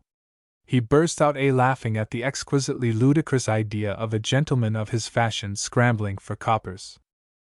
And now, enjoining the boy to be ready against his return, the Colonel whirled away in his cab to the city to shake hands with his brothers, whom he had not seen since they were demure little men in blue jackets under charge of a serious tutor. He rushed into the banking house, broke into the parlor where the lords of the establishment were seated, and astonished these trim, quiet gentlemen by the warmth of his greeting, by the vigor of his handshake, and the loud tones of his voice, which might actually be heard by the busy clerks in the hall without. He knew Brian from Hobson at once, that unlucky little accident in the go-cart having left its mark forever on the nose of Sir Brian Newcomb. He had a bald head and light hair, a short whisker cut to his cheek, a buff waistcoat, very neat boots and hands, and was altogether dignified, bland, smiling, and statesmanlike. Hobson Newcomb, Esquire, was more portly than his elder brother, and allowed his red whiskers to grow on his cheeks and under his chin. He wore thick shoes with nails in them, and affected the country gentleman in his appearance. His hat had a broad brim, and his ample pockets always contained agricultural produce, samples of bean or corn, or a whiplash or balls for horses. In fine, he was a good old country gentleman, and a better man of business than his more solemn brother, at whom he laughed in his jocular way, and said rightly that a gentleman must get up very early to get ahead of him. These gentlemen each received the Colonel in a manner consistent with his peculiar nature. Sir Brian regretted that lady and was away from London, being at Brighton with the children, who were all ill of the measles. Hobson said, "Maria can't treat you to such good company as lady and could give you, but when will you take a day and come and dine with us? Let's see, today is Wednesday, tomorrow we are engaged. Friday, we dine at Judge Budge's. Saturday I am going down to Marblehead to look after the hay. Come on Monday, Tom, and I'll introduce you to the missus and the young UNS. I will bring Clive," says Colonel Newcomb, rather disturbed at this reception. "After his illness my sister-in-law was very kind to him. No, hang it, don't bring boys. There's no good in boys. They stop the talk downstairs, and the ladies don't want 'em in the drawing-room. Send him to dine with the children on Sunday, if you like, and come along down with me to Marblehead, and I'll show you such a crop of hay as will make your eyes open. Are you fond of farming? I have not seen my boy for years," says the Colonel. "I had rather pass Saturday and Sunday with him, if you please, and some day we will go to Marblehead together." "Well, an offer's an offer. I don't know any pleasanter thing than getting out of this confounded city and smelling the hedges, and looking at the crops coming up, and passing the Sunday in quiet." And his own tastes being thus agricultural, the worthy gentleman thought that everybody else must delight in the same recreation. "In the winter, I hope, we shall see you at Newcomb," says the elder brother, blandly smiling. "I can't give you any tiger shooting, but I'll promise you that you shall find plenty of pheasants in our jungle." And he laughed very gently at this mild sally. At this moment a fair-haired young gentleman, languid and pale, and dressed in the height of fashion, made his appearance and was introduced as the baronet's oldest son, Barnes Newcomb. He returned Colonel Newcomb's greeting with a smile, saying, "Very happy to see you, I am sure. You find London very much changed since you were here?" Very good time to come, the very full of the season. Poor Thomas Newcomb was quite abashed by his strange reception. Here was a man, hungry for affection, and one relation asked him to dinner next Monday, and another invited him to shoot pheasants at Christmas. Here was a beardless young sprig, who patronized him and asked him whether he found London was changed.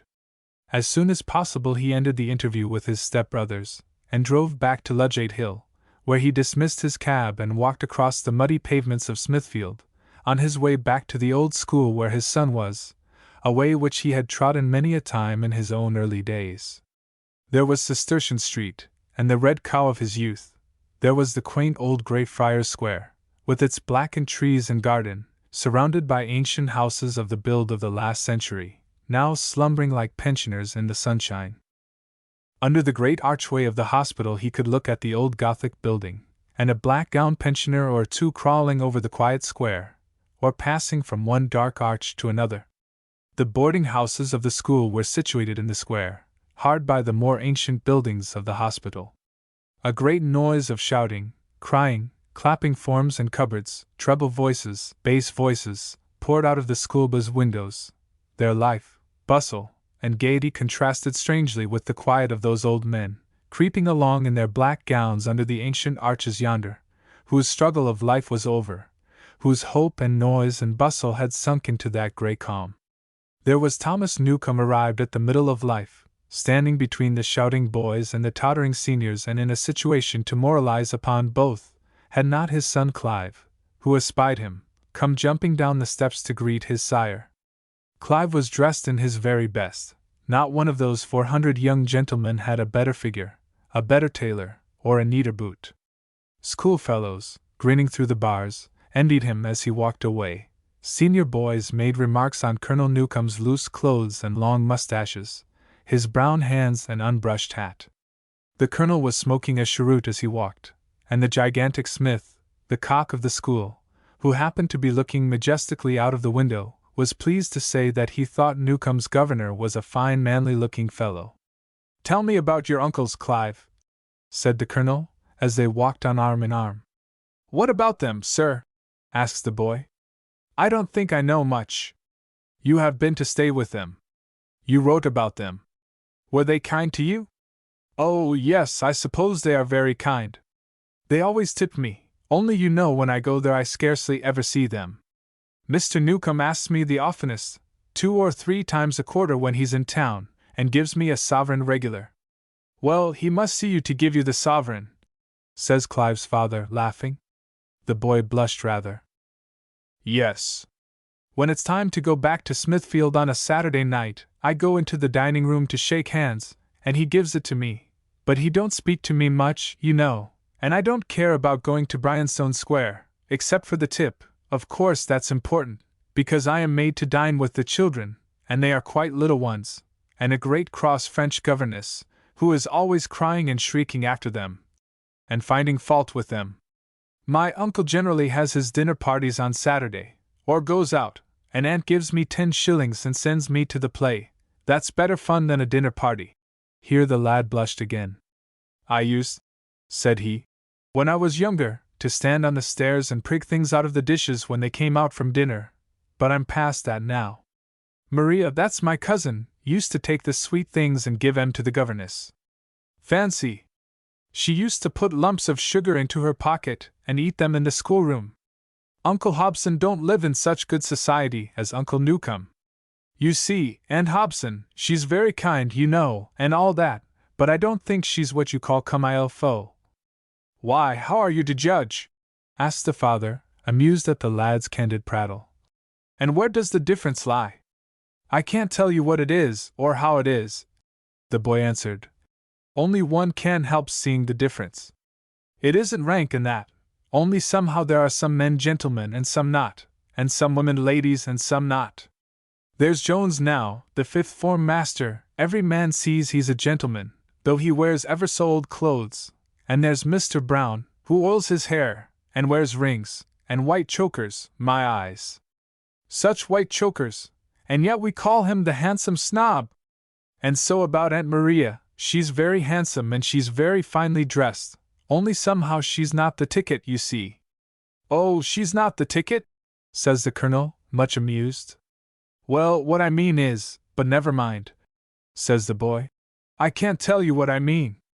I don't like to make fun of her, you know, for after all she's very kind to me, but Aunt Anne is different, and it seems as if what she says is more natural, and though she has funny ways of her own, too, yet somehow she looks grander. And here the lad laughed again. And do you know, I often think that as good a lady as Aunt Anne herself is old Aunt Honeyman at Brighton, that is, in all essentials, you know? And she is not a bit ashamed of letting lodgings, or being poor herself, as sometimes I think some of our family. I thought we were going to speak no ill of them, says the colonel, smiling. Well, it only slipped out unawares, says Clive, laughing. But at Newcombe, when they go on about the Newcomes, and that great ass, Barnes Newcombe, gives himself his airs, it makes me die of laughing. That time I went down to Newcombe I went to see old Aunt Sarah, and she told me everything, and do you know, I was a little hurt at first, for I thought we were swells till then? And when I came back to school, where perhaps I had been giving myself airs, and bragging about Newcombe, why, you know, I thought it was right to tell the fellows. That's a man, said the colonel, with delight, though had he said, that's a boy, he had spoken more correctly. That's a man, cried the colonel. Never be ashamed of your father, Clive.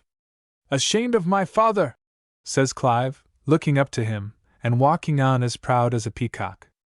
I say, the lad resumed, after a pause. Say what you say, said the father. Is that all true what's in the peerage, in the baronetage, about Uncle Newcombe and Newcombe, about the Newcombe who was burned at Smithfield, about the one that was at the Battle of Bosworth, and the old Newcombe who was that is, who was surgeon to Edward the Confessor, and was killed at Hastings? I am afraid it isn't, and yet I should like it to be true. I think every man would like to come of an ancient and honorable race, said the colonel in his honest way. As you like your father to be an honorable man, why not your grandfather, and his ancestors before him? But if we can't inherit a good name, at least we can do our best to leave one, my boy, and that is an ambition which, please God, you and I will both hold by. With this simple talk the old and young gentlemen beguiled their way, until they came into the western quarter of the town, where Hobson Newcombe lived in a handsome and roomy mansion. Colonel Newcombe was bent on paying a visit to his sister-in-law, although as they waited to be let in they could not but remark through the opened windows of the dining-room that a great table was laid and every preparation was made for a feast. My brother said he was engaged to dinner today, said the colonel. Does Mrs. Newcombe give parties when he is away? She invites all the company, answered Clive. My uncle never asks anyone without Aunt's leave. The colonel's countenance fell.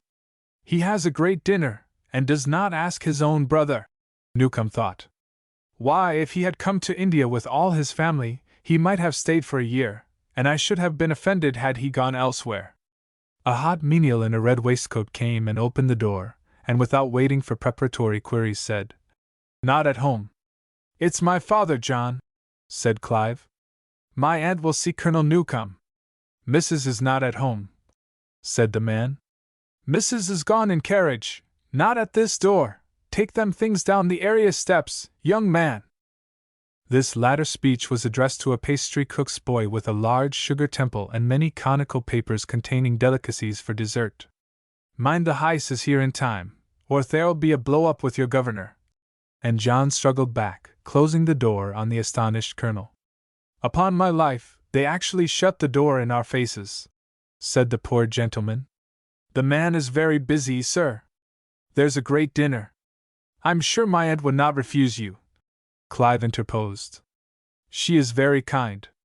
I suppose it's different here from what it is in India. There are the children in the square, those are the girls in blue, that's the French governess, the one with the yellow parasol. How do you do, Mary? How do you do, Fanny? This is my father, this is your uncle. The colonel surveyed his little nieces with that kind expression which his face always wore when it was turned toward children. Have you heard of your uncle in India? He asked them. No, says Maria. Yes, says Fanny. You know, Mademoiselle said that if we were naughty we should be sent to our uncle in India. I think I should like to go with you. Oh, you silly child! Cries Maria. Yes, I should, if Clive went too, says little Fanny. Behold Madame, who arrives from her promenade! Mademoiselle exclaimed, and turning round, Colonel Newcome beheld, for the first time, his sister-in-law, a stout lady with fair hair and a fine bonnet and a pelisse, who was reclining in her barouche with the scarlet plush garments of her domestics blazing before and behind her. Clive ran towards his aunt. She bent over the carriage languidly towards him. She liked him. What, you, Clive? She said. How come you away from school of a Thursday, sir? It is a holiday, said he. My father is come, and he is come to see you. She bowed her head with an expression of affable surprise and majestic satisfaction. Indeed, Clive! She exclaimed, and the colonel stepped forward and took off his hat and bowed and stood bareheaded. She surveyed him blandly, and put forward a little hand, saying, You have only arrived today, and you came to see me? That was very kind. Have you had a pleasant voyage? These are two of my girls. My boys are at school. I shall be so glad to introduce them to their uncle. This naughty boy might never have seen you, but that we took him home after the scarlet fever, and made him well, didn't we, Clive? And we are all very fond of him, and you must not be jealous of his love for his aunt. We feel that we quite know you through him, and we know that you know us, and we hope you will like us. Do you think your papa will like us, Clive? Or perhaps you will like Lady and Best? Yes, you have been to her first, of course? Not been? Oh, because she is not in town. Leaning fondly on Clive's arm, Mademoiselle standing with the children hard by, while John with his hat off stood at the open door, Mrs. Newcome slowly uttered the above remarkable remarks to the colonel, on the threshold of her house, which she never asked him to pass. If you will come in to us about 10 this evening, she then said, you will find some men not undistinguished, who honor me of an evening. Perhaps they will be interesting to you, Colonel Newcome, as you are newly arriven in Europe. A stranger coming to London could scarcely have a better opportunity of seeing some of our great illustrations of science and literature. We have a few friends at dinner, and now I must go in and consult with my housekeeper. Goodbye for the present. Mind, not later than 10, as Mr. Newcome must be up betimes in the morning, and our parties break up early. When Clive is a little older I dare say we shall see him, too.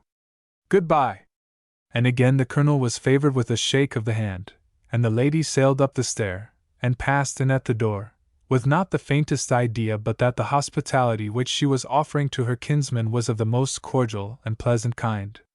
Having met Colonel Newcome on the steps of her house, she ordered him to come to her evening party, and though he had not been to an evening party for 35 years, though he had not been to bed the night before, he never once thought of disobeying Mrs.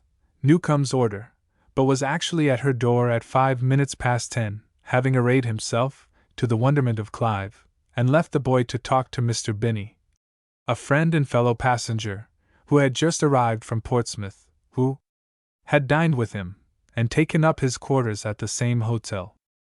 Well, then, the colonel is launched in English society of an intellectual order, and mighty dull he finds it. During 2 hours of desultory conversation and rather meager refreshments, the only bright spot is his meeting with Charles Honeyman, his dead wife's brother, whom he was mighty glad to see. Except for this meeting there was little to entertain the colonel, and as soon as possible he and Honeyman walked away together, the colonel returning to his hotel, where he found his friend James Binney installed in his room in the best armchair, sleeping cozily, but he woke up briskly when the colonel entered. "It is you gadabout, is it?" cried Binney. "See what it is to have a real friend now, Colonel. I waited for you, because I knew you would want to talk about that scapegrace of yours. Isn't he a fine fellow, James?" says the colonel, lighting a cheroot as he sits on the table.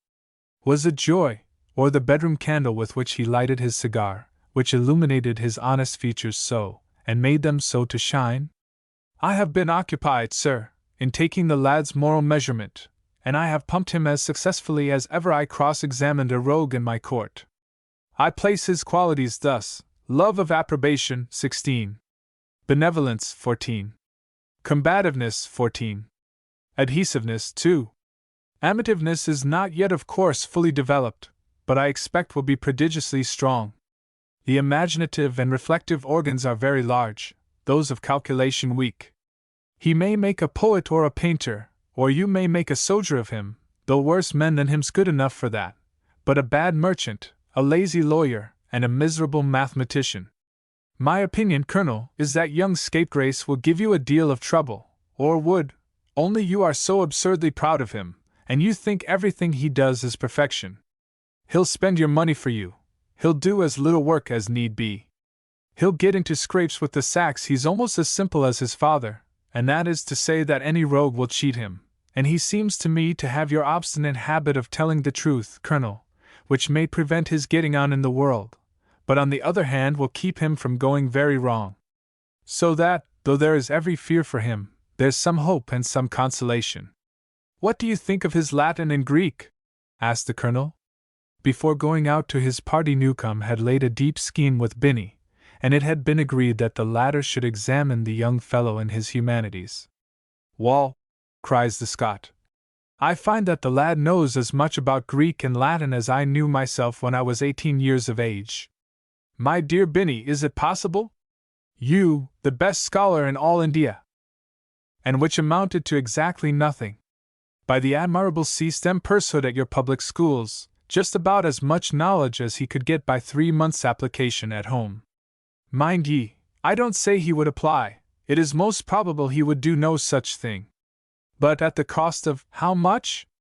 £200 annually, for 5 years, he has acquired about 25 guineas worth of classical literature, enough, I dare say, to enable him to quote Horace respectably through life. And what more do you want from a young man of his expectations? I think I should send him into the army. That's the best place for him. There's the least to do and the handsomest clothes to wear," says the little wag, daintily taking up the tail of his friend's coat. "In earnest now, Tom Newcomb, I think your boy is as fine a lad as I ever set eyes on. He seems to have intelligence and good temper.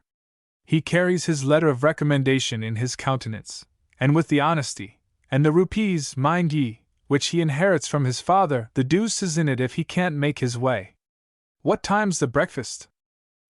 But it was a comfort this morning not to hear the holy stoning on the deck. We ought to go into lodgings, and not fling our money out of the window of this hotel. We must make the young chap take us about and show us the town in the morning, Colonel?" With this the jolly gentleman nodded over his candle to his friend, and trotted off to bed. The Colonel and his friend were light sleepers and early risers. The next morning when Binny entered the sitting-room he found the Colonel had preceded him. "Hush," says the Colonel, putting a long finger up to his mouth, and advancing towards him as noiselessly as a ghost. "What's in the wind now?" asked the little Scot. "And what for have ye not got your shoes on?" "Clive's asleep," says the Colonel, with a countenance full of extreme anxiety. "The darling boy slumbers, does he?" said the wag. "Mayn't I just step in and look at his beautiful countenance whilst he's asleep, Colonel?" "You may if you take off those confounded creaking shoes," the other answered, quite gravely, and Binny turned away to hide his jolly round face, which was screwed up with laughter. "Have ye been breathing a prayer over your rosy infant's slumbers, Tom?" asks Mr. Binny. "And if I have, James Binny," the Colonel said gravely, and his sallow face blushing somewhat, "if I have, I hope I've done no harm. The last time I saw him asleep was 9 years ago, a sickly little pale-faced boy in his little cot, and now, sir, that I see him again, strong and handsome and all that a fond father can wish to see a boy, I should be an ungrateful villain, James, if I didn't do what you said just now, and thank God Almighty for restoring him to me." Binny did not laugh any more. "By George! Tom Newcomb," said he, "you're just one of the saints of the earth. If all men were like you there'd be an end of both our trades, and there would be no fighting and no soldiering, no rogues, and no magistrates to catch them." The Colonel wondered at his friend's enthusiasm, who was not used to be complimentary. Indeed, what so usual with him as that simple act of gratitude and devotion about which his comrades spoke to him? To ask a blessing for his boy was as natural to him as to wake with the sunrise, or to go to rest when the day was over. His first and his last thought was always the child. The two gentlemen were home in time enough to find Clive dressed, and his uncle arrived for breakfast. The colonel said a grace over that meal. The life was begun which he had longed and prayed for, and the sun smiling before his eyes who had been in his thoughts for so many fond years. If my memory serves me right, it was at about this time that I, the humble biographer of Mr. Clive Newcome's life, met him again for the first time since my school days at Greyfriars. Going to the play one night with some fellows of my own age, and laughing enthusiastically at the farce, we became naturally hungry at midnight, and a desire for Welsh rabbits and good old glee singing led us to the Cave of Harmony, then kept by the celebrated Hoskins, with whom we enjoyed such intimacy that he never failed to greet us with a kind nod. We also knew the three admirable glee singers. It happened that there was a very small attendance at the cave that night, and we were all more sociable and friendly because the company was select. The songs were chiefly of the sentimental class. Such ditties were much in vogue at the time of which I speak. There came into the cave a gentleman with a lean brown face and long black mustaches, dressed in very loose clothes, and evidently a stranger to the place. At least he had not visited it for a long time. He was pointing out changes to a lad who was in his company, and calling for sherry and water. He listened to the music, and twirled his mustaches with great enthusiasm. At the very first glimpse of me the boy jumped up from the table, bounded across the room, ran to me with his hands out, and blushing said, "Don't you know me?" It was little Newcome, my schoolfellow, whom I had not seen for 6 years, grown a fine tall young stripling now, with the same bright blue eyes which I remembered when he was quite a little boy. "What the deuce brings you here?" said I. He laughed and looked roguish. "My father, that's my father, would come. He's just come back from India. He says all the wits used to come here. I told him your name, and that you used to be very kind to me when I first went to Smithfield. I've left now, I'm to have a private tutor. I say, I've got such a jolly pony. It's better fun than old Smiffle." Here the whiskered gentleman, Newcome's father, strode across the room twirling his mustaches, and came up to the table where we sat, making a salutation with his hat in a very stately and polite manner, so that Hoskins himself felt obliged to bow.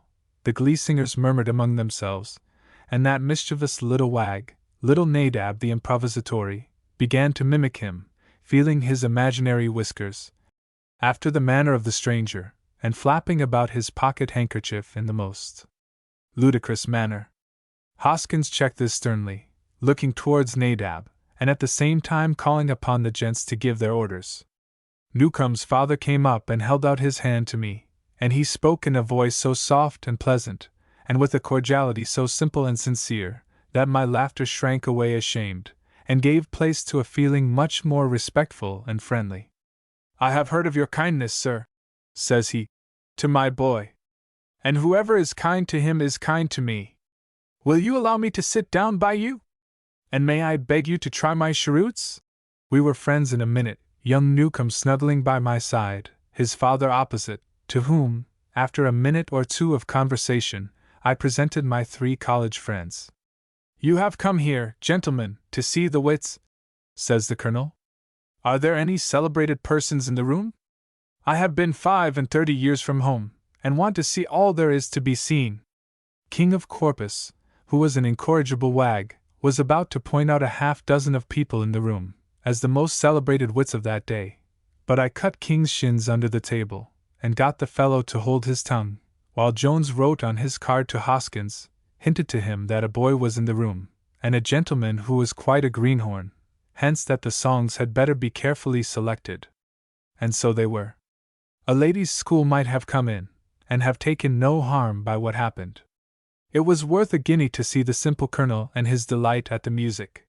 He forgot all about the distinguished wits whom he had expected to see, in his pleasure over the glees, and joined in all the choruses with an exceedingly sweet voice. And now young Nadab commenced one of those surprising feats of improvisation with which he used to charm audiences. He took us all off and had rhymes pat about all the principal persons in the room. When he came to the colonel himself, he burst out, "A military gent I see, and while his face I scan, I think you'll all agree with me he came from Hindostan." and by his side sits laughing free a youth with curly head, I think you'll all agree with me that he was best in bed. Ritolderall, etc., etc. The Colonel laughed immensely at this sally, and clapped his son, young Clive, on the shoulder. Hear what he says of you, sir? Clive, best be off to bed, my boy, ho ho! No, no, we know a trick worth two of that. We won't go home till morning, till daylight does appear. Why should we? Why shouldn't my boy have innocent pleasure? I was allowed none when I was a young chap, and the severity was nearly the ruin of me. I must go and speak with that young man, the most astonishing thing I ever heard in my life. What's his name? Mr. Nadab? Mr. Nadab, sir, you have delighted me. May I make so free as to ask you to come and dine with me tomorrow at 6?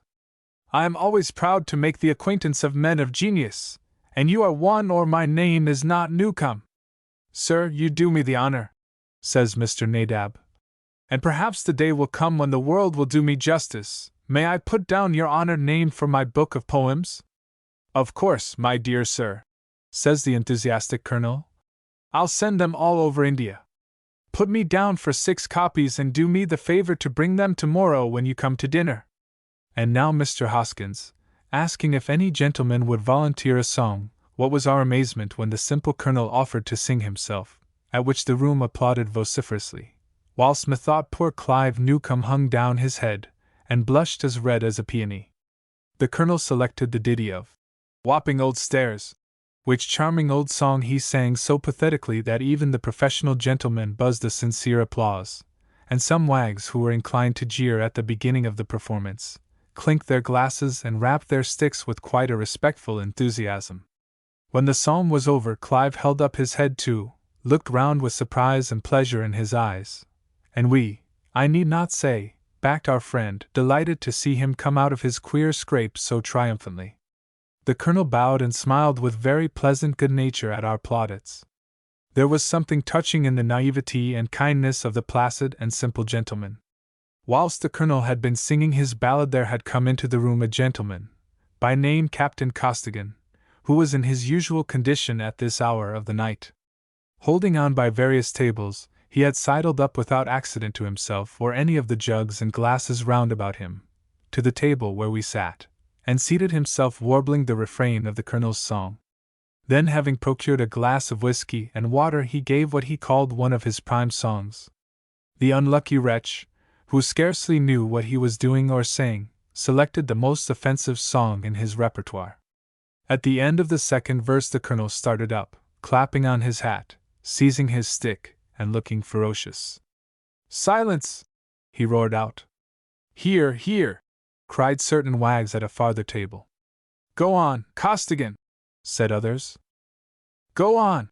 cries the Colonel in his high voice, trembling with anger. "Does any gentleman say go on?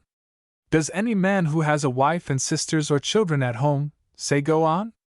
Do you dare, sir, to call yourself a gentleman, and to say that you hold the King's commission, and to sit amongst Christians and men of honor, and defile the ears of young boys with this wicked balderdash?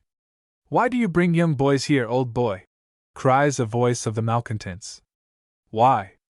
Because I thought I was coming to a society of gentlemen," cried out the indignant Colonel. "Because I never could have believed that Englishmen could meet together and allow a man, and an old man, so to disgrace himself. For shame, you old wretch! Go home to your bed, you hoary old sinner!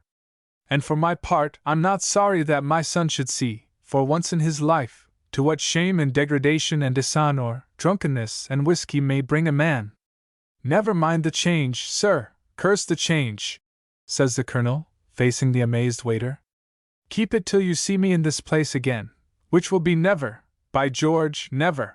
And shouldering his stick, and scowling round at the company of scared bacchanalians, the indignant gentleman stalked away, his boy after him.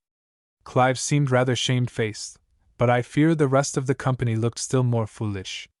For if the truth be told, that uplifted cane of the Colonel's had somehow fallen on the back of every man in the room. While Clive and his father are becoming better acquainted, let us pass on to Brighton, and glance at the household of that good, brisk old lady, Clive's Aunt Honeyman. Now Aunt Honeyman was a woman of spirit and resolution, and when she found her income sadly diminished by financial reverses, she brought her furniture to Brighton, also a faithful maid-servant who had learned her letters and worked her first sampler under Miss Honeyman's own eye, and whom she adored all through her life. With this outfit the brisk little lady took a house, and let the upper floors to lodgers, and because of her personal attractions and her good housekeeping her rooms were seldom empty. On the morning when we first visit Miss Honeyman's, a gentleman had just applied there for rooms. "Please to speak to mistress," says Hannah, the maid, opening the parlor door with a curtsy. "A gentleman about the apartments, mum." "5 bedrooms," says the man entering. "6 beds, 2 or 3 sitting rooms? We gome from Dr. Goodenough."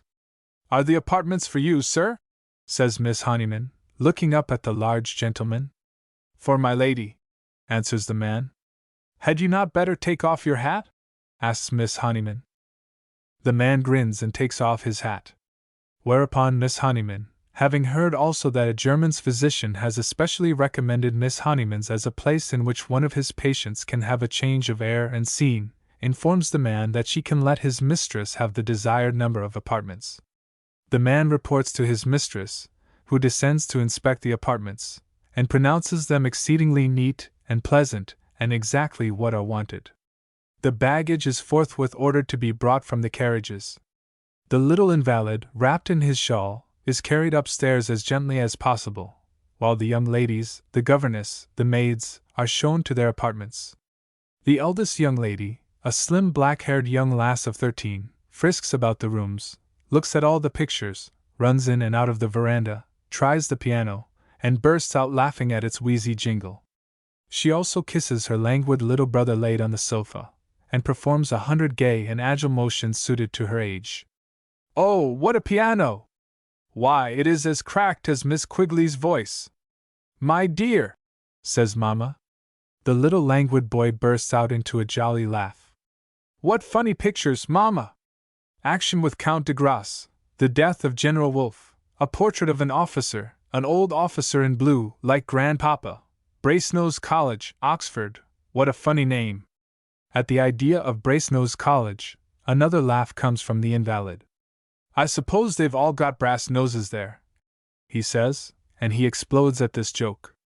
The poor little laugh ends in a cough, and Mamma's traveling basket, which contains everything, produces a bottle of syrup, labeled Master A. Newcomb. A teaspoonful to be taken when the cough is troublesome. "Oh, the delightful sea!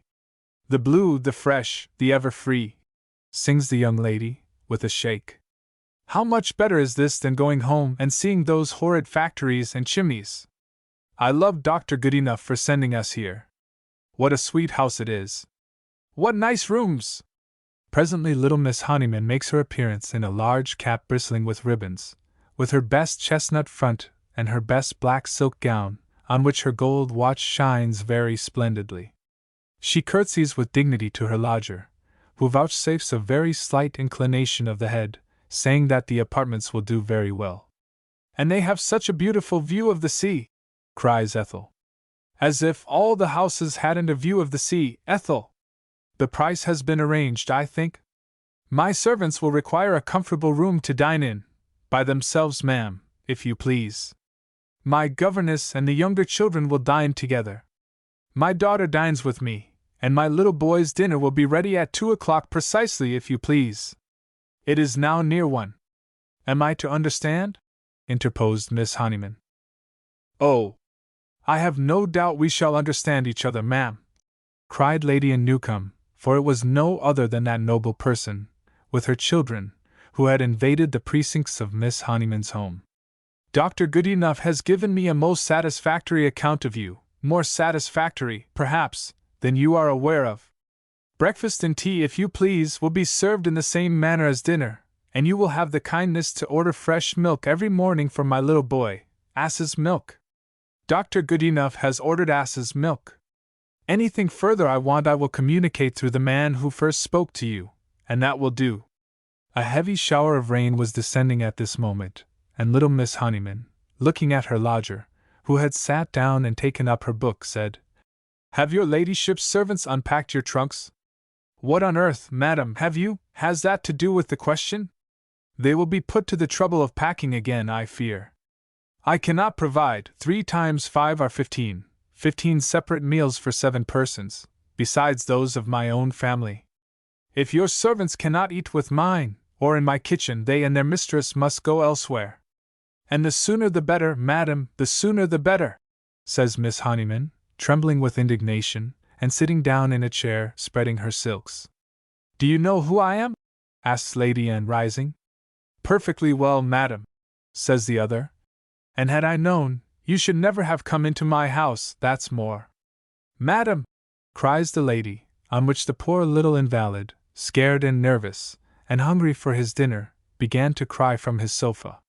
It will be a pity that the dear little boy should be disturbed. Dear little child, I have often heard of him, and of you, miss, says the little householder, rising. I will get you some dinner, my dear, for Clive's sake. And meanwhile your ladyship will have the kindness to seek for some other apartments, for not a bit shall my fire cook for any one else of your company. And with this the indignant little landlady sailed out of the room. Gracious goodness! Who is the woman? Cries Lady Anne. I never was so insulted in my life. Oh, mamma, it was you began, says downright Ethel. That is, hush, Alfred dear, hush, my darling. Oh, it was mamma began. I'm so hungry. I'm so hungry, howled the little man on the sofa, or off it rather, for he was now down on the ground kicking away the shawls which enveloped him. What is it, my boy? What is it, my blessed darling? You shall have your dinner. Give her all, Ethel. There are the keys of my desk, there's my watch, there are my rings. Let her take my all. The monster! The child must live. It can't go away in such a storm as this. Give me a cloak, a parasol, anything, I'll go forth and get a lodging. I'll beg my bread from house to house, if this fiend refuses me. Eat the biscuits, dear! A little of the syrup, Alfred darling, it's very nice, love, and come to your old mother, your poor old mother. Alfred roared out. No, it's not an ice, it's an I won't have syrup.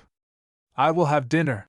The mother, whose embraces the child repelled with infantine kicks, plunged madly at the bells, rang them all 4 vehemently, and ran downstairs towards the parlor, whence Miss Honeyman was issuing.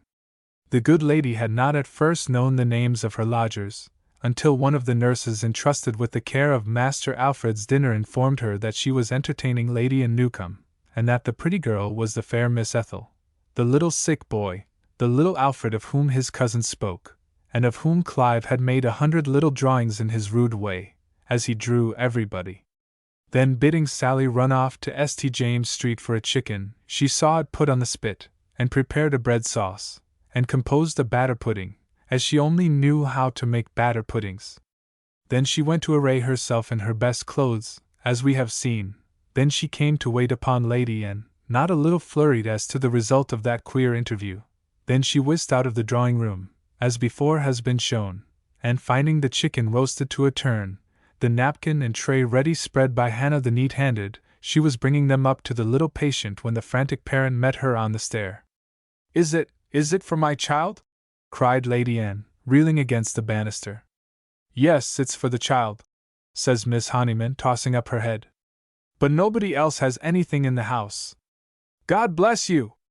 God bless you! A mother's blessings go with you, gurgled the lady, who was not, it must be confessed, a woman of strong moral character.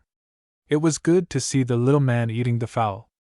Ethel, who had never cut anything in her young existence, except her fingers now and then with her brother's and her governess's penknives, bethought her of asking Miss Honeyman to carve the chicken. Lady Anne, with clasped hands and streaming eyes, sat looking on at the ravishing scene. Why did you not let us know you were Clive's aunt? Ethel asked, putting out her hand. The old lady took hers very kindly, and said, Because you didn't give me time, and do you love Clive, my dear? The reconciliation between Miss Honeyman and her lodger was perfect, and for a brief season Lady Anne Newcome was in rapture with her new lodgings and every person and thing which they contained. The drawing-rooms were fitted with the greatest taste, the dinner was exquisite. Were there ever such delicious veal cutlets, such fresh French beans? Indeed, they were very good. said Miss Ethel. "I am so glad you like the house, and Clive, and Miss Honeyman." Ethel's mother was constantly falling in love with new acquaintances, so these raptures were no novelty to her daughter. Ethel had had so many governesses, all darlings during the first week, and monsters afterwards, that the poor child possessed none of the accomplishments of her age. She could not play on the piano, she could not speak French well, she could not tell you when gunpowder was invented, she had not the faintest idea of the date of the Norman conquest, or whether the earth went round the sun, or vice versa. She did not know the number of counties in England, Scotland, and Wales, let alone Ireland. She did not know the difference between latitude and longitude. She had had so many governesses, their accounts differed. Poor Ethel was bewildered by a multiplicity of teachers, and thought herself a monster of ignorance. They gave her a book at a Sunday school, and little girls of 8 years old answered questions of which she knew nothing. The place swam before her.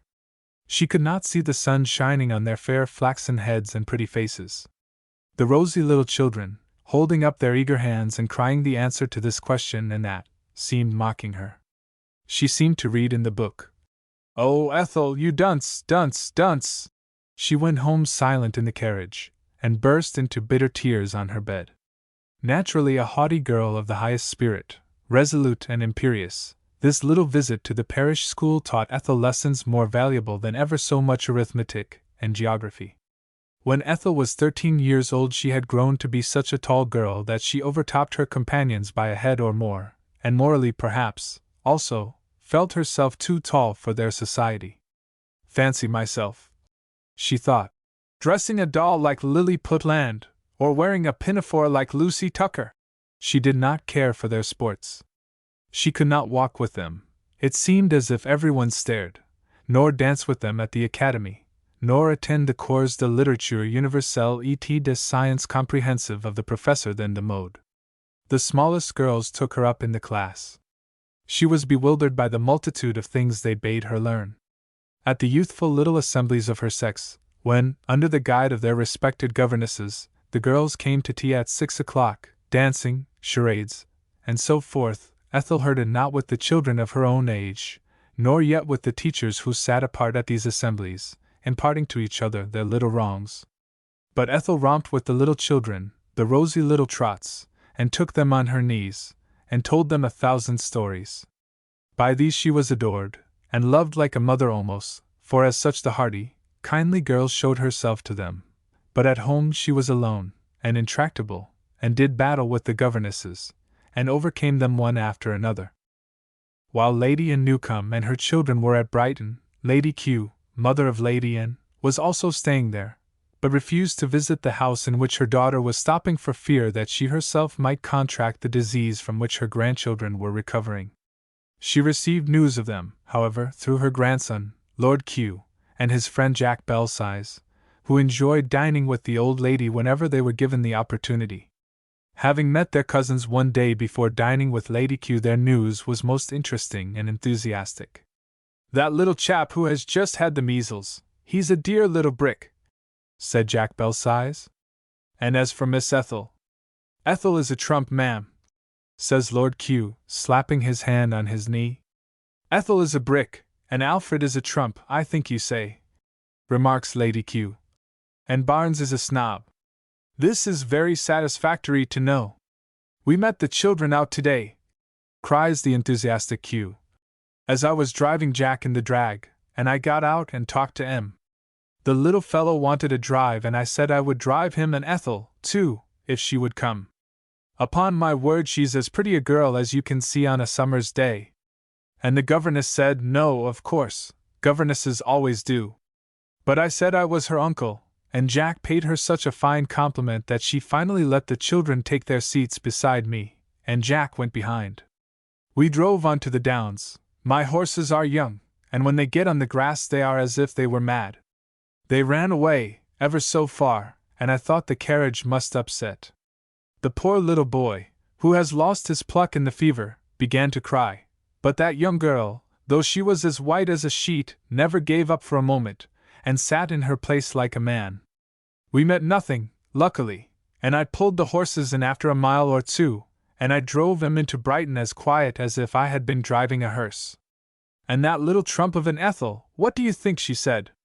She said I was not frightened, but you must not tell Mamma. My aunt, it appears, was in a dreadful commotion. I ought to have thought of that. There is a brother of Sir Brian Newcombe staying with them, Lord Q perceives, an East India colonel, a very fine-looking old boy. He was on the lookout for them, and when they came in sight he dispatched a boy who was with him, running like a lamplighter, back to their aunt to say all was well. And he took little Alfred out of the carriage, and then helped out Ethel, and said, "My dear, you are too pretty to scold, but you have given us all a great fright." And then he made Q and Jack a low bow, and stalked into the lodgings. Then they went up and made their peace and were presented in form to the colonel and his youthful cub. "As fine a fellow as I ever saw," cries Jack Belsize. "The young chap is a great hand at drawing, upon my life the best drawings I ever saw. And he was making a picture for little what-do-you-call-I'm, and Miss Newcombe was looking over them. And Lady Anne pointed out the group to me, and said how pretty it was." In consequence of this conversation, which aroused her curiosity, Lady Q sent a letter that night to Lady Anne Newcombe, desiring that Ethel should be sent to see her grandmother, Ethel, who was no weakling in character despite her youth, and who always rebelled against her grandmother and always fought on her Aunt Julia's side when that amiable invalid lady, who lived with her mother, was oppressed by the dominating older woman. From the foregoing facts we gather that Thomas Newcombe had not been many weeks in England before he favored good little Miss Honeyman with a visit, to her great delight. You may be sure that the visit was an event in her life. And she was especially pleased that it should occur at the time when the colonel's kinsfolk were staying under her roof. On the day of the colonel's arrival all the presents which Newcombe had ever sent his sister-in-law from India had been taken out of the cotton and lavender in which the faithful creature kept them. It was a fine hot day in June, but I promise you Miss Honeyman wore her blazing scarlet cashmere shawl, her great brooch, representing the Taj of Agra, was in her collar, and her bracelets decorated the sleeves round her lean old hands, which trembled with pleasure as they received the kind grasp of the Colonel of Colonels. How busy those hands had been that morning! What custards they had wicked! What a triumph of pie crusts they had achieved! Before Colonel Newcombe had been 10 minutes in the house the celebrated veal cutlets made their appearance. Was not the whole house adorned in expectation of his coming? The good woman's eyes twinkled, the kind old hand and voice shook, as, holding up a bright glass of Madeira, Miss Honeyman drank the Colonel's health. "I promise you, my dear Colonel," says she, nodding her head, adorned with a bristling superstructure of lace and ribbons, "I promise you that I can drink your health in good wine." The wine was of his own sending, and so were the china fire screens, and the sandalwood workbox, and the ivory card case, and those magnificent pink and white chessmen, carved like little sepoys and mandarins, with the castles on elephants' backs, George III and his queen in pink ivory against the Emperor of China and Lady in white, the delight of Clive's childhood, the chief ornament of the old spinster's sitting-room. Miss Honeyman's little feast was pronounced to be the perfection of cookery, and when the meal was over, came a noise of little feet at the parlor door, which being opened, there appeared, first, a tall nurse with a dancing baby, second and third, 2 little girls with little frocks, little trousers, long ringlets, blue eyes, and blue ribbons to match, fourth, Master Alfred, now quite recovered from his illness and holding by the hand, fifth, Miss Ethel Newcombe, blushing like a rose. Hannah, grinning, acted as mistress of the ceremonies, calling out the names of Miss Newcombe, Master Newcombe, to see the Colonel, if you please, ma'am, bobbing a curtsy, and giving a knowing nod to Master Clive, as she smoothed her new silk apron. Miss Ethel did not cease blushing as she advanced towards her uncle, and the honest campaigner started up, blushing too. Mr. Clive rose also, as little Alfred, of whom he was a great friend, ran towards him. Clive rose, laughed, nodded at Ethel, and ate gingerbread nuts all at the same time. As for Colonel Thomas Newcombe and his niece, they fell in love with each other instantaneously, like Prince Camaralzaman and the Princess of China. "Mamma has sent us to bid you welcome to England, uncle," says Miss Ethel, advancing, and never thinking for a moment of laying aside that fine blush which she brought into the room, and which was her pretty symbol of youth and modesty and beauty. He took a little slim white hand and laid it down on his brown palm, where it looked all the whiter. He cleared the grizzled mustache from his mouth, and stooping down he kissed the little white hand with a great deal of grace and dignity, after which he was forever the humble and devoted admirer of that bright young girl. Raising himself from his salute, he heard a pretty little infantile chorus. "How do you do, uncle?" said girls number 2 and 3, while the dancing baby in the arms of the bobbing nurse babbled a welcome. Alfred looked up for a while at his uncle in the white trousers, and then instantly proposed that Clive should make some drawings, and was on his knees at the next moment. He was always climbing on somebody or something, or winding over chairs, curling through banisters, standing on somebody's head, or his own head. As his convalescence advanced, his breakages were fearful. Miss Honeyman and Hannah talked about his dilapidations for years after. When he was a jolly young officer in the Guards, and came to see them at Brighton, they showed him the blue dragon chaney jar on which he would sit, and over which he cried so fearfully upon breaking it. When this little party had gone out smiling to take its walk on the sea-shore, the Colonel from his balcony watched the slim figure of pretty Ethel, looked fondly after her, and as the smoke of his cigar floated in the air, formed a fine castle in it, whereof Clive was lord, and Ethel lady. "What a frank, generous, bright young creature is yonder!" thought he. "How cheering and gay she is! How good to Miss Honeyman, to whom she behaved with just the respect that was the old lady's due! How affectionate with her brothers and sisters! What a sweet voice she had! What a pretty little white hand it is! When she gave it me, it looked like a little white bird lying in mine." Thus mused the Colonel, upon the charms of the young girl who was henceforth to occupy the first place in his affection. His admiration for her might have been still further heightened had he been at Lady Anne's breakfast table some 4 or 5 weeks later, when Lady Anne and her nursery had just returned to London, little Alfred being perfectly set up by a month of Brighton air. Barnes Newcombe had just discovered an article in the Newcombe Independent commenting warmly upon a visit which Colonel Newcombe and Clive had recently paid to Newcombe, the object of that visit having been the Colonel's desire to gladden the eyes of his old nurse Sarah with a sight of him. Inhabitants of Newcombe, feeling that the same Sarah Mason, who was a much respected member of the community, was much neglected by her rich and influential relatives in London, took great delight in commenting upon the Colonel's attention to the aged woman. The article in the Independent on that subject was anything but pleasing to the family pride of Mr. Barnes, who remarked in a sneering tone, "My uncle the Colonel, and his amiable son, have been paying a visit to Newcombe." "That is the news which the paper announces triumphantly," said Mr. Barnes. "You are always sneering about our uncle," broke in Ethel, impetuously, "and saying unkind things about Clive. Our uncle is a dear, good, kind man, and I love him. He came to Brighton to see us, and went out every day for hours and hours with Alfred, and Clive, too, drew pictures for him. And he is good, and kind, and generous, and honest as his father. Barnes is always speaking ill of him behind his back, and Miss Honeyman is a dear little old woman too. Was not she kind to Alfred, Mamma, and did not she make him nice jelly? Did you bring some of Miss Honeyman's lodging-house cards with you, Ethel?" sneered her brother.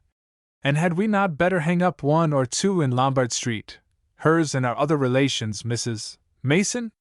"My darling love, who is Mrs. Mason?" asked Lady Anne. "Another member of the family, ma'am. She was cousin." "She was no such thing, sir," roars Sir Brian. "She was relative and housemaid of my grandfather during his first marriage. She has retired into private life in her native town of Newcombe. The Colonel and young Clive have been spending a few days with their elderly relative. It's all here in the paper, by Jove!" Mr. Barnes clenched his fist and stamped upon the newspaper with much energy. "And so they should go down and see her, and so the Colonel should love his nurse and not forget his relations if they are old and poor," cries Ethel, with a flush on her face, and tears starting in her eyes. "The Colonel went to her like a kind, dear, good, brave uncle as he is. The very day I go to Newcombe I'll go to see her." She caught a look of negation in her father's eye. "I will go, that is, if Papa would give me leave," says Miss Ethel, adding simply, "If we had gone sooner there would not have been all this abuse of us in the papers." To which statement her worldly father and brother perforce agreeing, we may congratulate good old nurse Sarah upon adding to the list of her friends such a frank, open-hearted, high-spirited young woman as Miss Ethel Newcomb. In spite of the notoriety given him in the newspapers by his visit to Nurse Sarah, at his native place, he still remained in high favor with Sir Brian Newcomb's family, where he paid almost daily visits, and was received with affection at least by the ladies and children of the house. Who was it that took the children to Astley's but Uncle Newcomb? I saw him there in the midst of a cluster of these little people, all children together, the little girls, Sir Brian's daughters, holding each by a finger of his hands, young Masters Alfred and Edward clapping and hurrahing by his side, while Mr. Clive and Miss Ethel sat in the back of the box enjoying the scene, but with that decorum which belonged to their superior age and gravity. As for Clive, he was in these matters much older than the grizzled old warrior his father. It did one good to hear the Colonel's honest laughs at clown's jokes, and to see the tenderness and simplicity with which he watched over this happy brood of young ones. How lavishly did he supply them with sweetmeats between the acts! There he sat in the midst of them, and ate an orange himself with perfect satisfaction, and was eager to supply any luxury longed for by his young companions. The Colonel's organ of benevolence was so large that he would have liked to administer bounties to the young folks, his nephews and nieces in Bryanstone Square, as well as to their cousins in Park Lane, but Mrs. Newcomb was a great deal too virtuous to admit of such spoiling of children. She took the poor gentleman to task for an attempt upon her boys when those lads came home for their holidays, and caused them ruefully to give back the shining gold sovereigns with which their uncle had thought to give them a treat. So the Colonel was obliged to confine his benevolence to that branch of the family where it was graciously accepted. Meanwhile the Colonel had a new interest to absorb his attention. He had taken a new house at 120 Fitzroy Square in connection with that Indian friend of his, Mr. Binney. The house being taken, there was fine amusement for Clive, Mr. Binney, and the Colonel, in frequenting sales, in inspection of upholsterers' shops, and the purchase of furniture for the new mansion. There were 3 masters with 4 or 5 servants under them. Irons for the Colonel and his son, a smart boy with boots for Mr. Binney, Mrs. Irons to cook and keep house, with a couple of maids under her. The Colonel himself was great at making hash mutton, hot pot, and curry. What cozy pipes did we not smoke in the dining room, in the drawing room, or where we would? What pleasant evenings did we not have together? Clive had a tutor, Grinley of Corpus, with whom the young gentleman did not fatigue his brains very much, his great talent lying decidedly in drawing. He sketched the horses, he sketched the dogs, all the servants, from the blear-eyed boot boy to the rosy-cheeked lass whom the housekeeper was always calling to come downstairs. He drew his father in all postures, and jolly little Mr. Binney too. Young Ridley, known to his young companions as J.J., was his daily friend now, to the great joy of that young man, who considered Clive Newcomb to be the most splendid, fortunate, beautiful, high-born and gifted youth in the world. What generous boy in his time has not worshipped somebody? Before the female enslaver makes her appearance, every lad has a friend of friends, a crony of cronies, to whom he writes immense letters in vacation, whom he cherishes in his hearts of hearts, whose sister he proposes to marry in after life, whose purse he shares, for whom he will take a thrashing if need be. Who is his hero? Clive was John James's youthful divinity. When he wanted to draw Thaddeus of Warsaw, a prince, Ivanhoe, or someone splendid and egregious, it was Clive he took for a model. His heart leapt when he saw the young fellow. He would walk cheerfully to Greyfriars with a letter or message for C, on the chance of seeing him and getting a kind word from him, or a shake of the hand. The poor lad was known by the boys as Newcomb's Punch. He was all but hunchback, long and lean in the arm, sallow, with a great forehead and waving black hair, and large melancholy eyes. But his genius for drawing was enormous, which fact Clive fully appreciated. Because of J.'s admiration for Clive, it was his joy to be with Clive constantly, and after Grinley's classics and mathematics in the morning, the young men would attend Gonday's drawing academy, together. "Oh," says Clive, if you talk to him now about those early days, "it was a jolly time. I do not believe there was any young fellow in London so happy." Clive had many conversations with his father as to the profession which he should follow. As regarded mathematical and classical learning, the elder Newcomb was forced to admit that out of every 100 boys there were 50 as clever as his own, and at least 50 more industrious. The army in time of peace Colonel Newcomb thought a bad trade for a young fellow so fond of ease and pleasure as his son. His delight in the pencil was manifest to all. Were not his school books full of caricatures of the masters? While his tutor was lecturing him, did he not draw grimly instinctively under his very nose? A painter Clive was determined to be, and nothing else, and Clive, being then some 16 years of age, began to study art under the eminent Mr. Gandish of Soho. It was that well-known portrait painter, Andrew Smee, Esq., R.A., who recommended Gandish to Colonel Newcomb one day when the two gentlemen met at dinner at Lady and Newcomb's. Mr. Smee happened to examine some of Clive's drawings, which the young fellow had executed for his cousins. Clive found no better amusement than in making pictures for them, and would cheerfully pass evening after evening in that direction. He had made 1,000 sketches of Ethel before a year was over, a year every day of which seemed to increase the attractions of the fair young creature. Also, of course, Clive drew Alfred and the nursery in general, Aunt and in the Blenheim spaniels, the majestic John bringing in the coal scuttle, and all persons or objects in that establishment with which he was familiar. "What a genius the lad has!" the complimentary Mr. Smee averred. "What a force and individuality there is in all his drawings! Look at his horses! Capital, by Jove, capital! And Alfred on his pony, and Miss Ethel in her Spanish hat, with her hair flowing in the wind! I must take this sketch, I positively must now, and show it to Landseer." And the courtly artist daintily enveloped the drawing in a sheet of paper, put it away in his hat, and vowed subsequently that the great painter had been delighted with the young man's performance. Smee was not only charmed with Clive's skill as an artist, but thought his head would be an admirable one to paint. Such a rich complexion, such fine turns in his hair, such eyes! To see real blue eyes was so rare nowadays. And the colonel too, if the colonel would but give him a few sittings, the grey uniform of the Bengal cavalry, the silver lace, the little bit of red ribbon just to warm up the picture. It was seldom, Mr. Smee declared, that an artist could get such an opportunity for color. But no cajoleries could induce the colonel to sit to any artist save one. There hangs in Clive's room now a head, painted at one sitting, of a man rather bald, with hair touched with grey, with a large moustache and a sweet mouth half smiling beneath it, and melancholy eyes. Clive shows that portrait of their grandfather to his children, and tells them that the whole world never saw a nobler gentleman. Well then, Clive having decided to become an artist, on a day marked with a white stone, Colonel Newcomb with his son and Mr. Smee, R.A., walked to Gandesh's and entered the would-be artist on the roll call of that famous academy, and of J. as well, for the colonel had insisted upon paying his expenses as an art student together with his son. Mr. Gandish was an excellent master, and the two lads made great progress under his excellent training.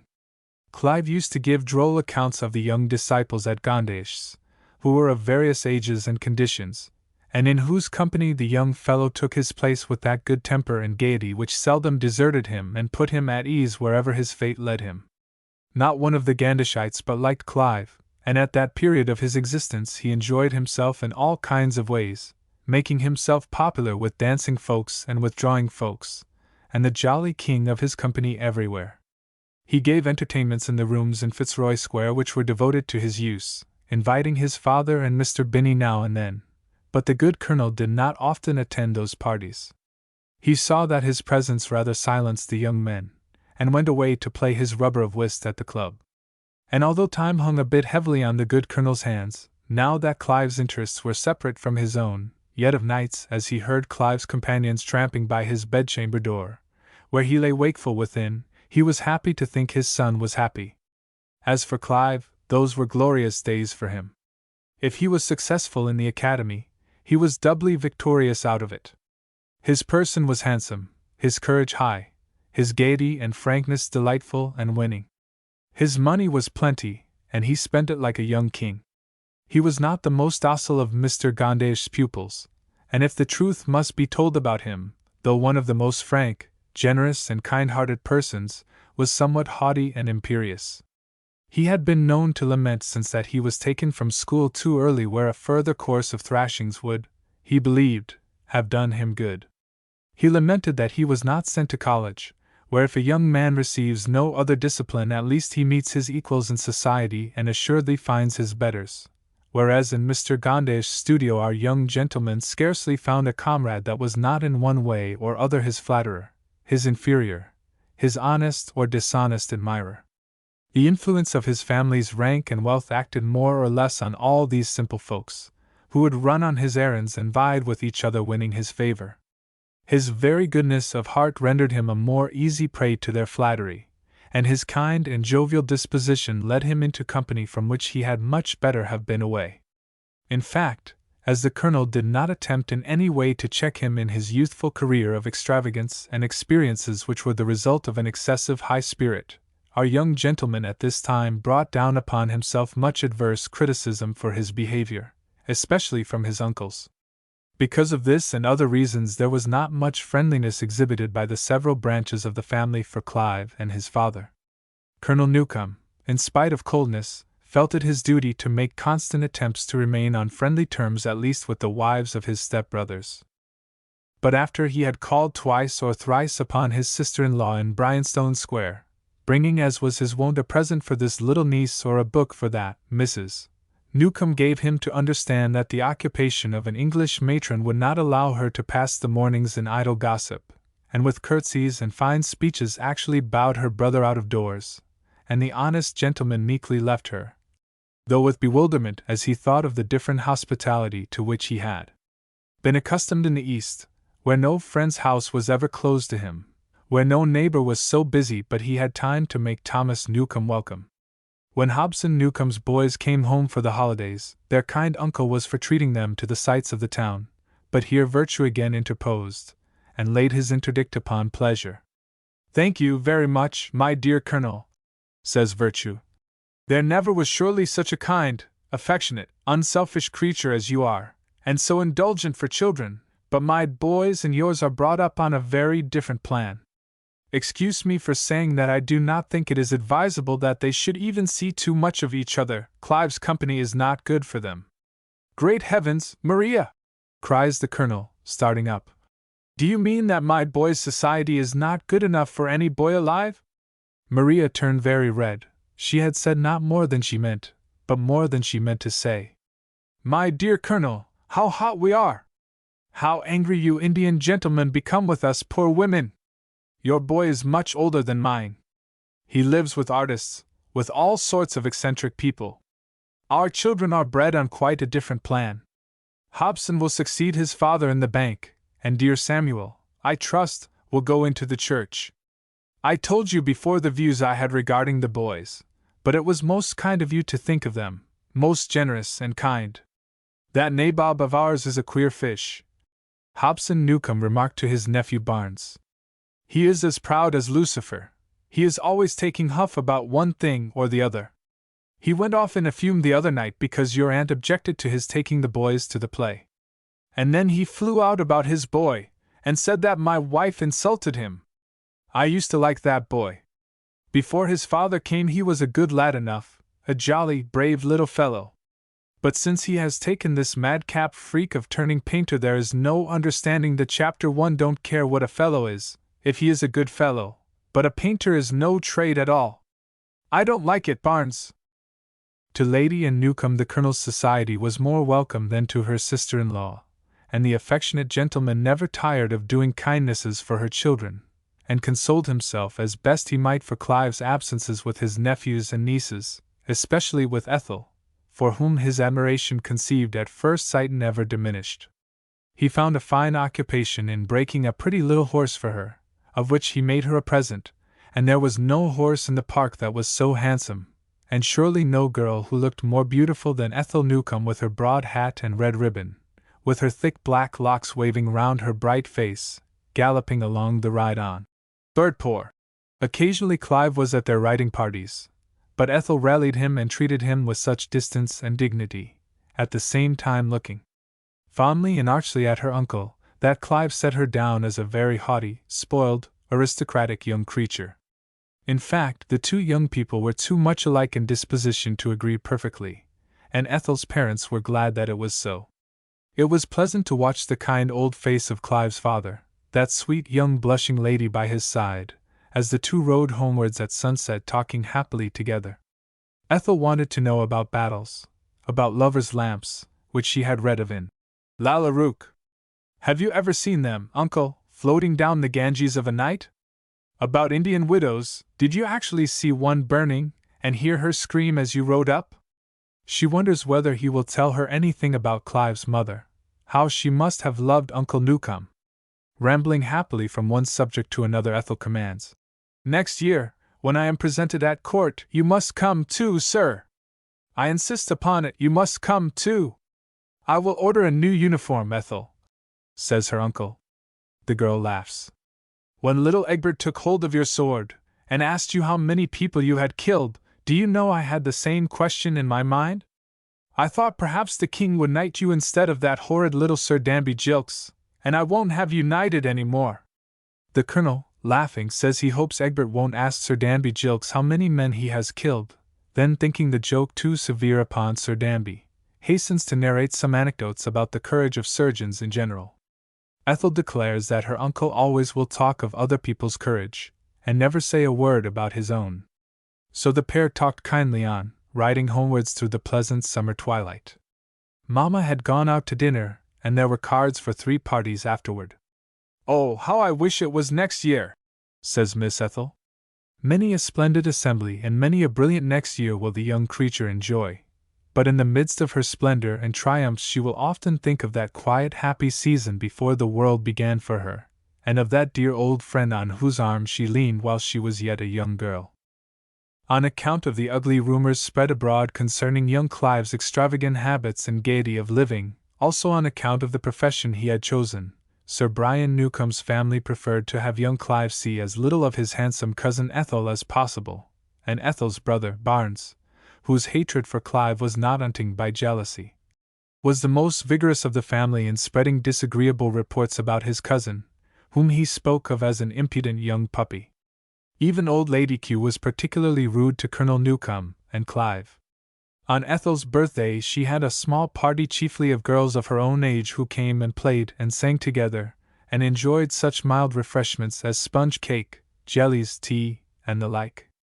The colonel, who was invited to this little party, sent a fine present to his favorite Ethel, and Clive and his friend J. made a funny series of drawings, representing the life of a young lady as they imagined it, and drawing her progress from her cradle upwards, now engaged with her doll, then with her dancing master, now marching in her backboard, now crying over her German lessons, and dressed for her first ball finally, and bestowing her hand upon a dandy of preternatural ugliness, who was kneeling at her feet as the happy man. This picture was the delight of the laughing, happy girls, except, perhaps, the little cousins from Bryanstone Square, who were invited to Ethel's party, but were so overpowered by the prodigious new dresses in which their mamma had attired them that they could admire nothing but their rustling pink frocks, their enormous sashes, their lovely new silk stockings. Lady Kew, coming to London, attended on the party, and presented her granddaughter with a 6-penny pincushion. The colonel had sent Ethel a beautiful little gold watch and chain. Her aunt had complimented her with that refreshing work, Alison's History of Europe, richly bound. Lady Kew's pincushion made rather a poor figure among the gifts, whence probably arose her ladyship's ill humor. Ethel's grandmother became exceedingly testy, when, the colonel arriving, Ethel ran up to him and thanked him for the beautiful watch, in return for which she gave him a kiss, which I dare say amply repaid Colonel Newcomb, and shortly after him Mr. Clive arrived. As he entered, all the girls who had been admiring his pictures began to clap their hands. Mr. Clive Newcomb blushed, and looked none the worse for that indication of modesty. Lady Kew had met Colonel Newcomb a half-dozen times at her daughter's house, but on this occasion she had quite forgotten him, for when the colonel made a bow, her ladyship regarded him steadily, and beckoning her daughter to her, asked who the gentleman was who had just kissed Ethel. With the clapping of hands that greeted Clive's arrival, the Countess was by no means more good-humored. Not aware of her wrath, the young fellow, who had also previously been presented to her, came forward presently to make her his compliments. "Pray, who are you?" she said, looking at him very earnestly in the face. He told her his name. Said Lady Kew. "I have heard of you, and I have heard very little good of you." "Will your ladyship please to give me your informant?" cried out Colonel Newcome.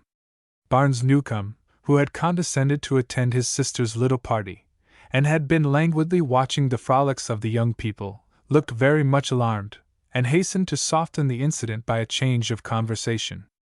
But the attitude of Lady Kew and young Barnes was only a reflection of the attitude of Ethel's parents concerning Clive, and Ethel, who was really friendly towards him, found it difficult to deny the charges which were constantly brought against the boy.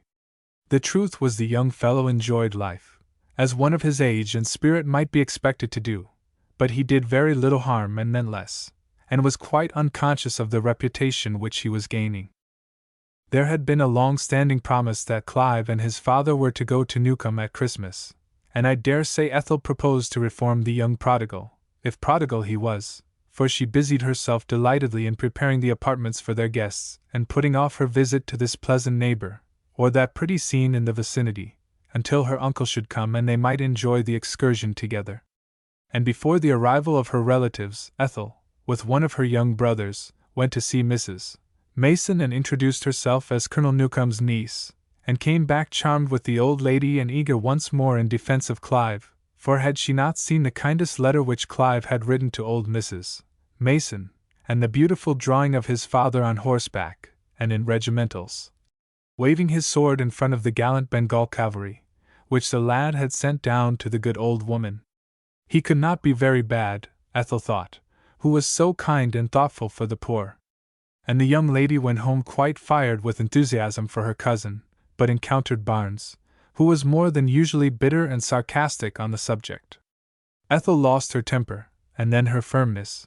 While bursting into tears, she taxed Barnes with cruelty for uttering stories to his cousin's disadvantage and for pursuing with constant slander one of the very best of men. But notwithstanding her defense of the Colonel and Clive, when they came to Newcombe for the Christmas holidays, there was no Ethel there. She had gone on a visit to her sick aunt.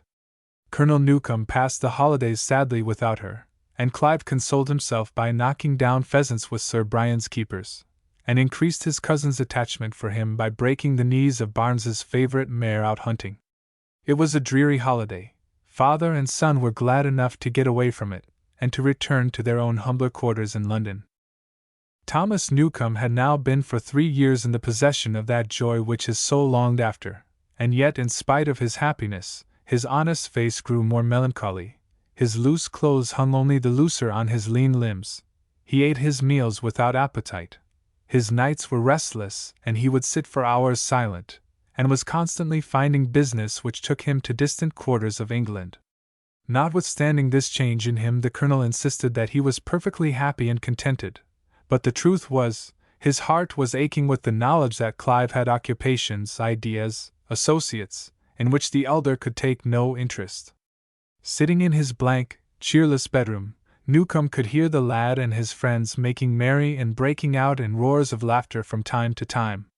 The Colonel longed to share in the merriment, but he knew that the party would be hushed if he joined it, that the younger men were happier and freer without him, and without laying any blame upon them for this natural state of affairs, it sat in the days and nights of our genial Colonel. Clive, meanwhile, passed through the course of study prescribed by Mr. Gondish, and drew every cast and statue in that gentleman's studio. Grinley, his tutor, getting a curacy, Clive did not replace him, but took a course of modern languages, which he learned with great rapidity. And now, being strong enough to paint without a master, Mr. Clive must needs have a studio, as there was no good light in the house in Fitzroy Square. If his kind father felt any pang even at this temporary parting, he was greatly soothed and pleased by a little mark of attention on Clive's part. He walked over with Colonel Newcombe to see the new studio, with its tall center window, and its curtains and hard wardrobes, china jars, pieces of armor, and other artistic properties, and with a very sweet smile of kindness and affection lighting up his honest face, took out a house key and gave it to his father. "That's your key, sir," he said to the colonel. "And you must be my first sitter, please, father, for though I am to be a historical painter, I shall condescend to do a few portraits, you know." The colonel grasped his son's hand as Clive fondly put the other hand on his father's shoulder. Then Colonel Newcome walked away for a minute or two, and came back wiping his mustache with his handkerchief, and still holding the key in the other hand.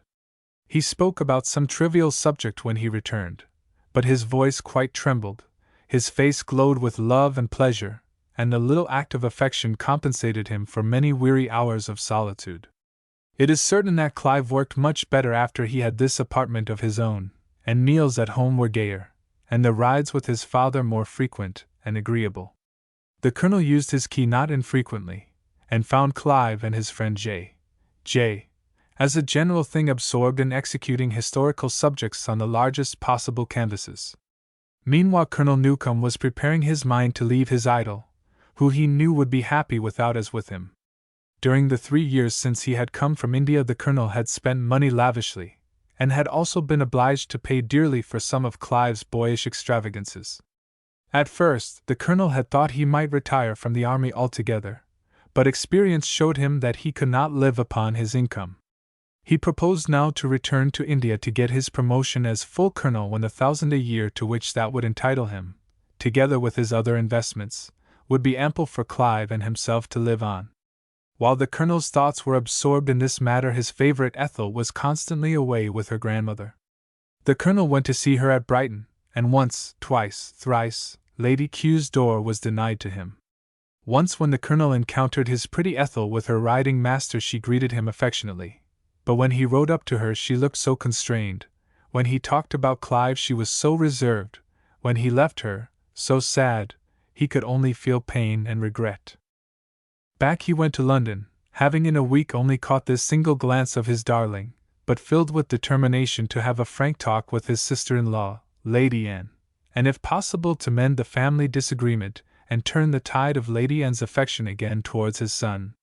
This he attempted to do, and would have succeeded had not Barnes Newcome been the head of the house. As we know, his opinion of Clive was not to that young man's advantage.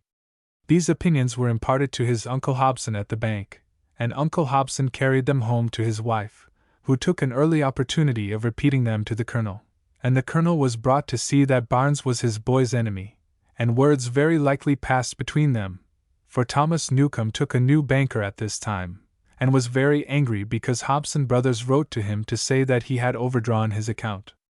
"I am sure there is some screw loose," remarked Clive to a friend, "and that my father and the people in Park Lane have disagreed, because he goes there very little now, and he promised to go to court when Ethel was presented and he didn't go." This state of affairs between the members of the Newcome family continued for some months. Then, happily, a truce was declared, the quarrel between the Newcome brothers came to an end, for that time at least, and was followed by a rather showy reconciliation and a family dinner at Bryanstone Square. Everybody was bent upon being happy and gracious. It was, "My dear brother, how do you do?" from Sir Brian. "My dear Colonel, how glad we are to see you! How well you look!" from Lady Anne. Ethel Newcome ran to him with both hands out, an eager welcome on her beautiful face. And even Lady Q held out her hand to Colonel Newcome, saying briskly, "Colonel, it is an age since we met," and turning to Clive with equal graciousness to say, "Mr. Clive, let me shake hands with you. I have heard all sorts of good of you, that you have been painting the most beautiful things, that you are going to be quite famous." There was no doubt about it, it was an evening of reconciliation on every side. Ethel was so happy to see her dear uncle that she had no eyes for any one else, until Clive advancing, those bright eyes became brighter still as she saw him, and as she looked she saw a very handsome fellow, for Clive at that time was of the ornamental class of mankind, a customer to tailors, a wearer of handsome rings, shirt studs, long hair, and the like, nor could he help, in his costume or his nature, being picturesque, generous, and splendid. Silver dressing cases and brocade morning gowns were in him a sort of propriety at this season of his youth. It was a pleasure to persons of colder temperament to sun themselves in the warmth of his bright looks and generous humor. His laughter cheered one like wine.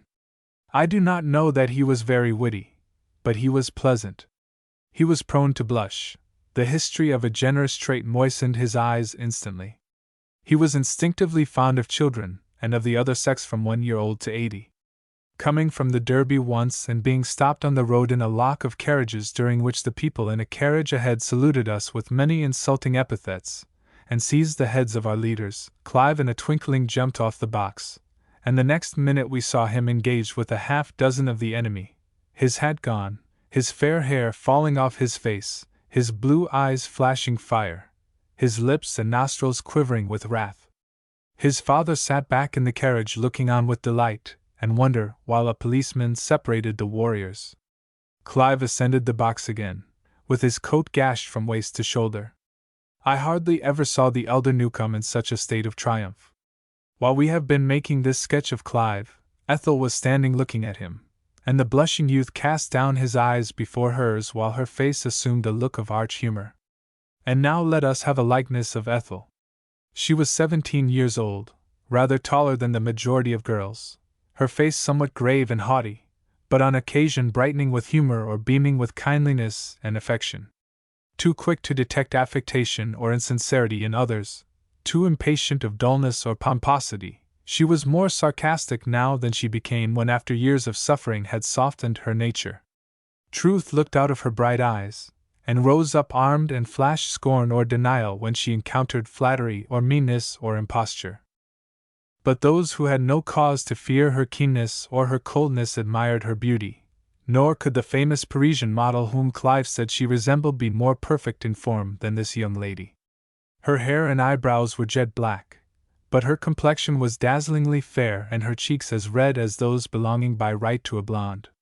In her black hair there was a slight natural ripple. Her eyes were gray, her mouth rather large, her teeth were regular and white, her voice was low and sweet, and her smile, when it lighted up her face and eyes, as beautiful as spring sunshine. Also her eyes could lighten and flash often, and sometimes, though rarely, rain. As for her figure, the tall, slender form clad in a simple white muslin robe in which her fair arms were enveloped, and which was caught at her slim waist by a blue ribbon, let us make a respectful bow to that fair image of youth, health, and modesty, and fancy it as pretty as we will. Not yet overshadowed by the cloud of Colonel Newcome's departure, light-hearted in the joy of reconciliation and meeting, once again full of high spirits and mindful of no moment beyond the present, the two cousins never looked brighter or happier, and as Colonel Newcome gazed upon them in the freshness of their youth and vigor his heart was filled with delight. Not many days after the dinner the good colonel found it necessary to break the news of his intended departure to Clive. His resolution to go being taken, and having been obliged to dip somewhat deeply into the little purse he had set aside for European expenses to help a kinsman in distress, the colonel's departure came somewhat sooner than he had expected. But, as he said, "A year sooner or later, what does it matter? Clive will go away and work at his art, and see the great schools of painting while I am absent. I thought at one time how pleasant it would be to accompany him. I fancy now a lad is not the better for being always tied to his parents' apron strings. You young fellows are too clever for me. I haven't learned your ideas or read your books. I feel myself very often an old damper in your company. I will go back, sir, where I have some friends, and where I am somebody still. I know an honest face or two, white and brown, that will lighten up in the old regiment when they see Tom Newcome again." With this resolution taken, the colonel began saying farewell to his friends. He and Clive made a pilgrimage to Greyfriars, and the colonel ran down to Newcome to give Mrs. Mason a parting benediction, went to all the boys' and girls' schools where his little protégés were, so as to be able to take the very latest account of the young folks to their parents in India, and thence proceeded to Brighton to pass a little time with good Miss Honeyman. With Sir Brian's family he parted on very good terms. I believe Sir Brian even accompanied him downstairs from the drawing-room in Park Lane, and actually saw his brother into his cab. But as for Ethel, she was not going to be put off with this sort of parting, and the next morning a cab dashed up to Fitzroy Square, and she was closeted with Colonel Newcome for 5 minutes, and when he led her back to the carriage there were tears in his eyes. Then came the day when Clive and his father travelled together to Southampton, where a group of the Colonel's faithful friends were assembled to say a "God bless you" to their dear old friend, and see the vessel sail. To the end Clive remained with his father, and went below with him, and when the last bell was ringing, came from below looking very pale. The plank was drawn after him almost as soon as he stepped on land, and the vessel had sailed. Although Thomas Newcombe had gone back to India in search of more money, he was nevertheless rather a wealthy man and was able to leave 100 a year in England to be transferred to his boy as soon as he came of age. He also left a considerable annual sum to be paid to the boy, and so as soon as the parting was over and his affairs were settled, Clive was free to start on his travels, to study art in new lands. Accompanied by his faithful friend J.J., they went first to Antwerp, thence to Brussels, and next Clive's correspondents received a letter from Bonn, in which Master Clive said, "And whom should I find here but Aunt and Ethel, Miss Quigley and the little ones? Uncle Brian is staying at Ike's, and upon my conscience, I think my pretty cousin looks prettier every day. J.J. and I were climbing a little hill which leads to a ruin, when I heard a little voice cry, 'Hello! It's Clive!' Hooray, Clive!" And an ass came down the incline with a little pair of white trousers at an immensely wide angle over the donkey's back, and there was little Alfred grinning with all his might.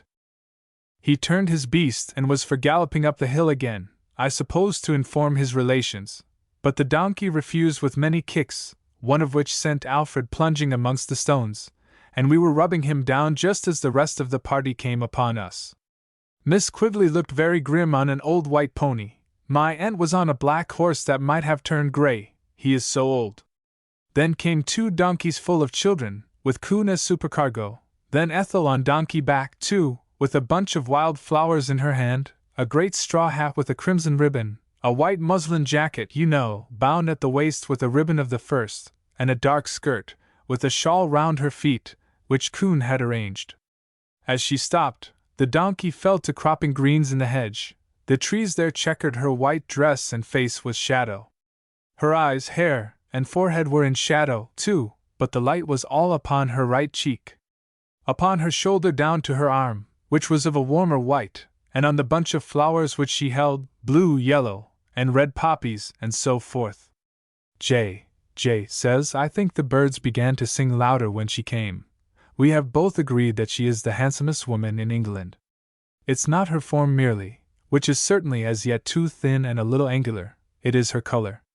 I do not care for women or pictures without color. Oh, ye carnations! Oh, such black hair and solemn eyebrows! It seems to me the roses and carnations have bloomed again since we saw them last in London, when they were drooping from the exposure to night air, candle light, and heated ballrooms. Here I was in the midst of a regiment of donkeys bearing a crowd of relations, J. standing modestly in the background, beggars completing the group. Throw in the Rhine in the distance flashing by the 7 mountains, but mind and make Ethel the principal figure. If you make her like she certainly will be, and other lights will be only minor fires. You may paint her form, but can't paint her color. Thus wrote Clive from Bonn, and now that the old Countess and Barnes were away, the barrier between Clive and his family was withdrawn. The young folks who loved him were free to see him as often as he would come. They were going to Baden, would he come too? He was glad enough to go with them, and to travel in the orbit of such a lovely girl as Ethel Newcombe, whose beauty made all the passengers on all the steamers look round and admire. The journey was all sunshine and pleasure and novelty, and I liked to think of the pretty girl and the gallant young fellow enjoying this holiday. Few sights are more pleasant than to watch a happy, manly English youth, free-handed and generous-hearted, content and good-humor shining in his honest face, pleased and pleasing, eager, active, and thankful for services, and exercising bravely his noble youthful privilege to be happy and to enjoy. As for J., he, too, had his share of enjoyment.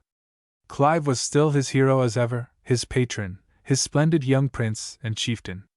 Who was so brave, who was so handsome, generous, witty as Clive? To hear Clive sing, as the lad would whilst they were seated at their work, or driving along on this happy journey, through fair landscapes in the sunshine, gave J. the keenest pleasure. His wit was a little slow, but he would laugh with his eyes at Clive's sallies, or ponder over them and explode with laughter presently, giving a new source of amusement to these merry travelers, and little Alfred would laugh at JJ's laughing, and so, with 100 harmless jokes to enliven, and the ever-changing, ever-charming smiles of nature to cheer and accompany it, the happy day's journey would come to an end. So they traveled by the accustomed route to the prettiest town of all places where pleasure has set up her tents, and there enjoyed themselves to the fullest extent. Among Colonel Newcome's papers to which the family biographer has had access, there are a couple of letters from Clive, dated Baden this time, and full of happiness, gaiety, and affection. Letter number 1 says, "Ethel is the prettiest girl here. At the assemblies all the princes, counts, dukes, etc., are dying to dance with her. She sends her dearest love to her uncle." By the side of the words "prettiest girl" are written in a frank female hand a monosyllable, "stuff," and as a note to the expression, "dearest love," with a star to mark the text in the note, are squeezed in the same feminine characters at the bottom of Clive's page the words, "That I do. E.N." In letter number 2, Clive, after giving amusing details of life at Baden and the company whom he met there, concludes with this: "Ethel is looking over my shoulder. She thinks me such a delightful creature that she is never easy without me. She bids me to say that I am the best of sons and cousins, and am, in a word, a darling do." The rest of this important word is not given, but goose is added in the female hand. Ethel takes up the pen. "My dear uncle," she says, "while Clive is sketching out of the window, let me write to you a line or two on his paper, though I know you like to hear no one speak but him. I wish I could draw him for you as he stands yonder looking the picture of good health, good spirits, and good humor. Everybody likes him. He is quite unaffected, always gay, always pleased, and he draws more beautifully every day." When these letters were received by the good colonel in India, we can well imagine the joy that warmed his fond heart.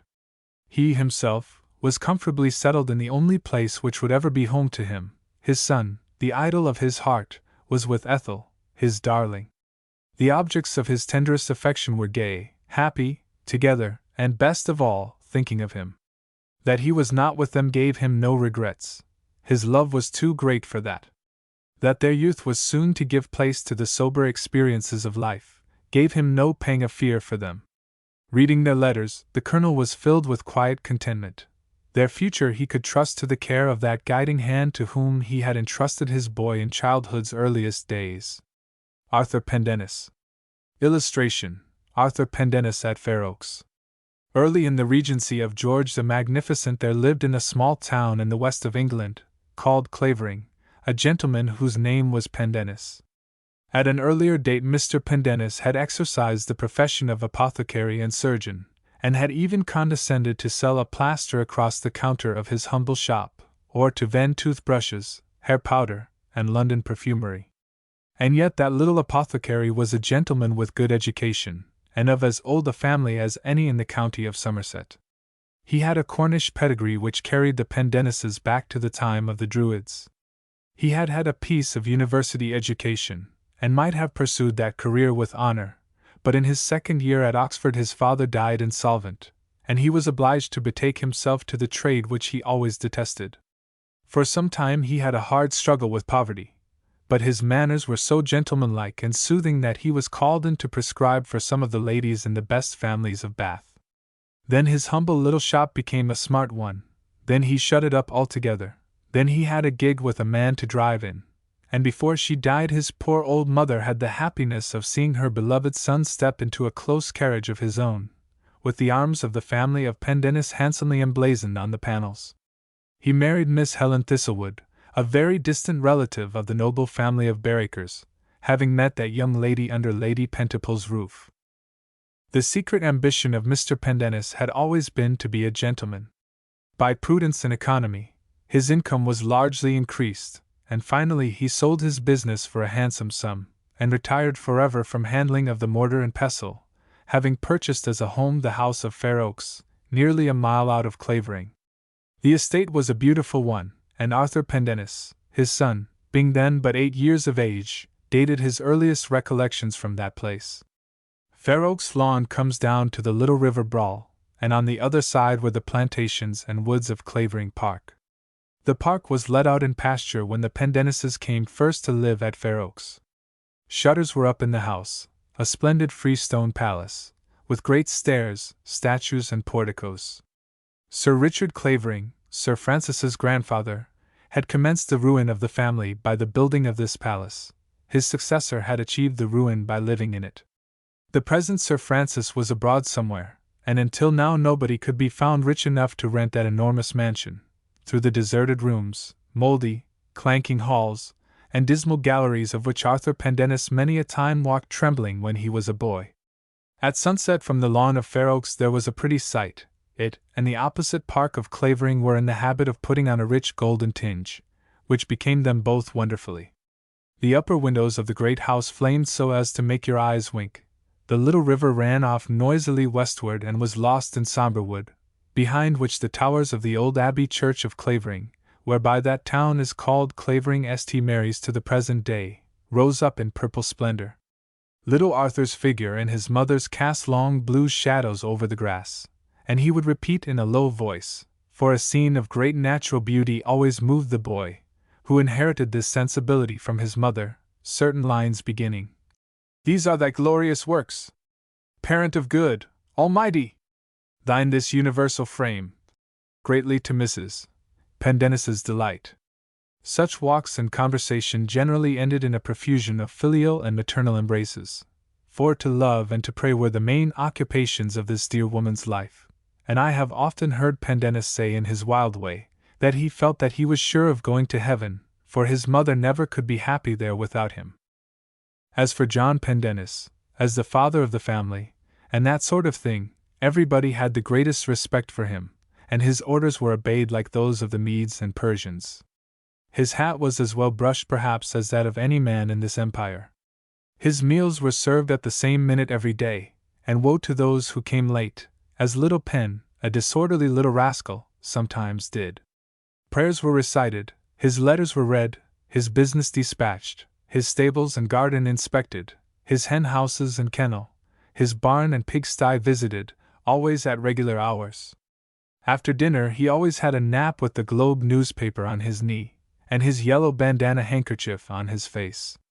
And so, as his dinner took place at 6 o'clock to a minute, and the sunset business alluded to may be supposed to have occurred at 7:30, it is probable that he did not much care for the view in front of his lawn windows, or take any share in the poetry and caresses which were taking place there. They seldom occurred in his presence. However frisky they were before, mother and child were hushed and quiet when Mr. Pendennis walked into the drawing-room, his newspaper under his arm. And here, while little Pen, buried in a great chair, read all the books on which he could lay hold, the squire perused his own articles in the Gardener's Gazette, or took a solemn hand at piquet with Mrs. Pendennis, or an occasional friend from the village. As for Mrs. Pendennis, she was conspicuous for her tranquil beauty, her natural sweetness and kindness, and that simplicity and dignity which purity and innocence are sure to bestow upon a handsome woman, and during her son's childhood and youth the boy thought of her as little less than an angel, a supernatural being, all wisdom, love and beauty. But Mrs. Pendennis had one weakness, pride of family. She spoke of Mr. Pendennis as if he had been the Pope of Rome on his throne, and she a cardinal kneeling at his feet, and giving him incense. Mr. Pendennis's brother, the Major, she held to be a sort of Bayard among majors, and as for her son Arthur, she worshipped that youth with an ardor which the young scapegrace accepted almost as coolly as the statue of the saint in St. Peter's receives the rapturous kisses which the faithful deliver on his toe. Notwithstanding his mother's worship of him, Arthur Pendennis's schoolfellows at the Grey Friars School state that as a boy he was in no way remarkable either as a dunce or as a scholar. He never read to improve himself out of school hours, but on the contrary devoured all the novels, plays and poetry he could get hold of. He never was flogged, but it was a wonder how he escaped the whipping post. When he had money he spent it royally in tarts for himself and his friends, and had been known to disburse 9 and 6pence out of 10 shillings awarded to him in a single day. When he had no funds he went on tick. When he could get no credit he went without, and was almost as happy. He had been known to take a thrashing for a crony without saying a word, but a blow ever so slight from a friend would make him roar. To fighting he was averse from his earliest youth, and indeed to physic, the Greek grammar, or any other exertion, and would engage in none of them, except at the last extremity. He seldom if ever told lies, and never bullied little boys. Those masters or seniors who were kind to him, he loved with boyish ardor. And though the doctor, when he did not know his Horace, or could not construe his Greek play, said that boy Pendennis was a disgrace to the school, a candidate for ruin in this world, and perdition in the next, a profligate who would most likely bring his venerable father to ruin and his mother to a dishonored grave, and the like, yet as the doctor made use of these compliments to most of the boys in the place, little Pen, at first uneasy and terrified by these charges, became gradually accustomed to hear them, and he has not, in fact, either murdered his parents or committed any act worthy of transportation or hanging up to the present day. Thus, with various diversions and occupations, his school days passed until he was about 16 years old, when he was suddenly called away from his academic studies. It was at the close of the forenoon school, and Pen had been unnoticed all the previous part of the morning till now, when the doctor put him on to construe in a Greek play. He did not know a word of it, though little Timmins, his form fellow, was prompting him with all his might. Pen had made a sad blunder or two, when the awful chief broke out upon him. "Pendennis, sir," he said, "your idleness is incorrigible and your stupidity beyond example. You are a disgrace to your school, and to your family, and I have no doubt will prove so in after life to your country. If that vice, sir, which is described to us as the root of all evil, be really what moralists have represented, what a prodigious quantity of future crime and wickedness are you, unhappy boy, laying the seed! Miserable trifler! A boy, sir, who does not learn his Greek play cheats the parent who spends money for his education. A boy who cheats his parent is not very far from robbing or forging upon his neighbor. A man who forges on his neighbor pays the penalty of his crime at the gallows. And it is not such a one that I pity, for he will be deservedly cut off, but his maddened and heartbroken parents, who are driven to a premature grave by his crimes, or, if they live, drag on a wretched and dishonored old age. Go on, sir, and I warn you that the very next mistake that you make shall subject you to the punishment of the rod. Who's that laughing? What ill-conditioned boy is there that dares to laugh?" shouted the doctor. Indeed, while the master was making this oration, there was a general titter behind him in the schoolroom. The orator had his back to the door of this ancient apartment, which was open, and a gentleman who was quite familiar with the place, for both Major Arthur, Pen's uncle, and Mr. John Pendennis had been at the school, was asking the fifth-form boy who sat by the door for Pendennis. The lad, grinning, pointed to the culprit against whom the doctor was pouring out the thunders of his just wrath. Major Pendennis could not help laughing. He remembered having stood under that very pillar where Pen the younger now stood, and having been assaulted by the doctor's predecessor years and years ago. The intelligence was passed round, in an instant, that it was Pendennis's uncle, and 100 young faces, wondering and giggling, between terror and laughter, turned now to the newcomer and then to the awful doctor. The major asked the fifth-form boy to carry his card up to the doctor, which the lad did with an arch look. Major Pendennis had written on the card, "I must take AP home. His father is very ill." As the doctor received the card, and stopped his harangue with rather a scared look, the laughter of the boys, half constrained until then, burst out in a general shout. "Silence!" roared out the doctor, stamping with his foot. Pen looked up and saw who was his deliverer. The major beckoned to him gravely, and tumbling down his books, Pen went across. The doctor took out his watch. It was 2 minutes to 1. "We will take the juvenile at afternoon school," he said, nodding to the captain, and all the boys, understanding the signal, gathered up their books and poured out of the hall. Young Pen saw by his uncle's face that something had happened at home. "Is there anything the matter with my mother?" he said. He could hardly speak for emotion and the tears which were ready to start. "No," said the major, "but your father's very ill. Go and pack your trunk directly. I have got a post-chaise at the gate." Pen went off quickly to his boarding-house to do as his uncle bade him, and the doctor, now left alone in the schoolroom, came out to shake hands with the major. "There is nothing serious, I hope?" said the doctor. "It is a pity to take the boy otherwise. He is a good boy, rather idle and unenergetic, but an honest, gentlemanlike little fellow, though I can't get him to construe as I wish.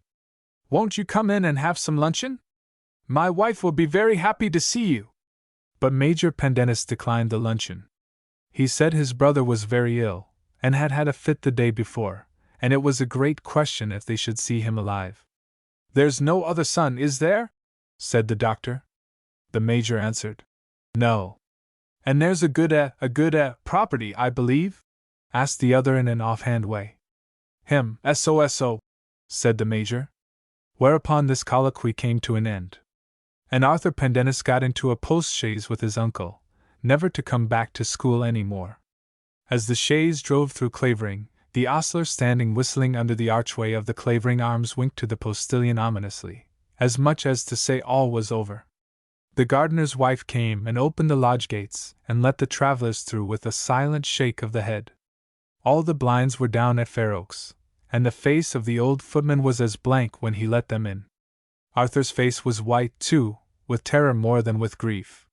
Whatever of warmth and love the deceased man might have had, and he adored his wife, and loved and admired his son with all his heart, he had shut them up within himself, nor had the boy ever been able to penetrate that frigid outward barrier. A little girl, who was Mrs.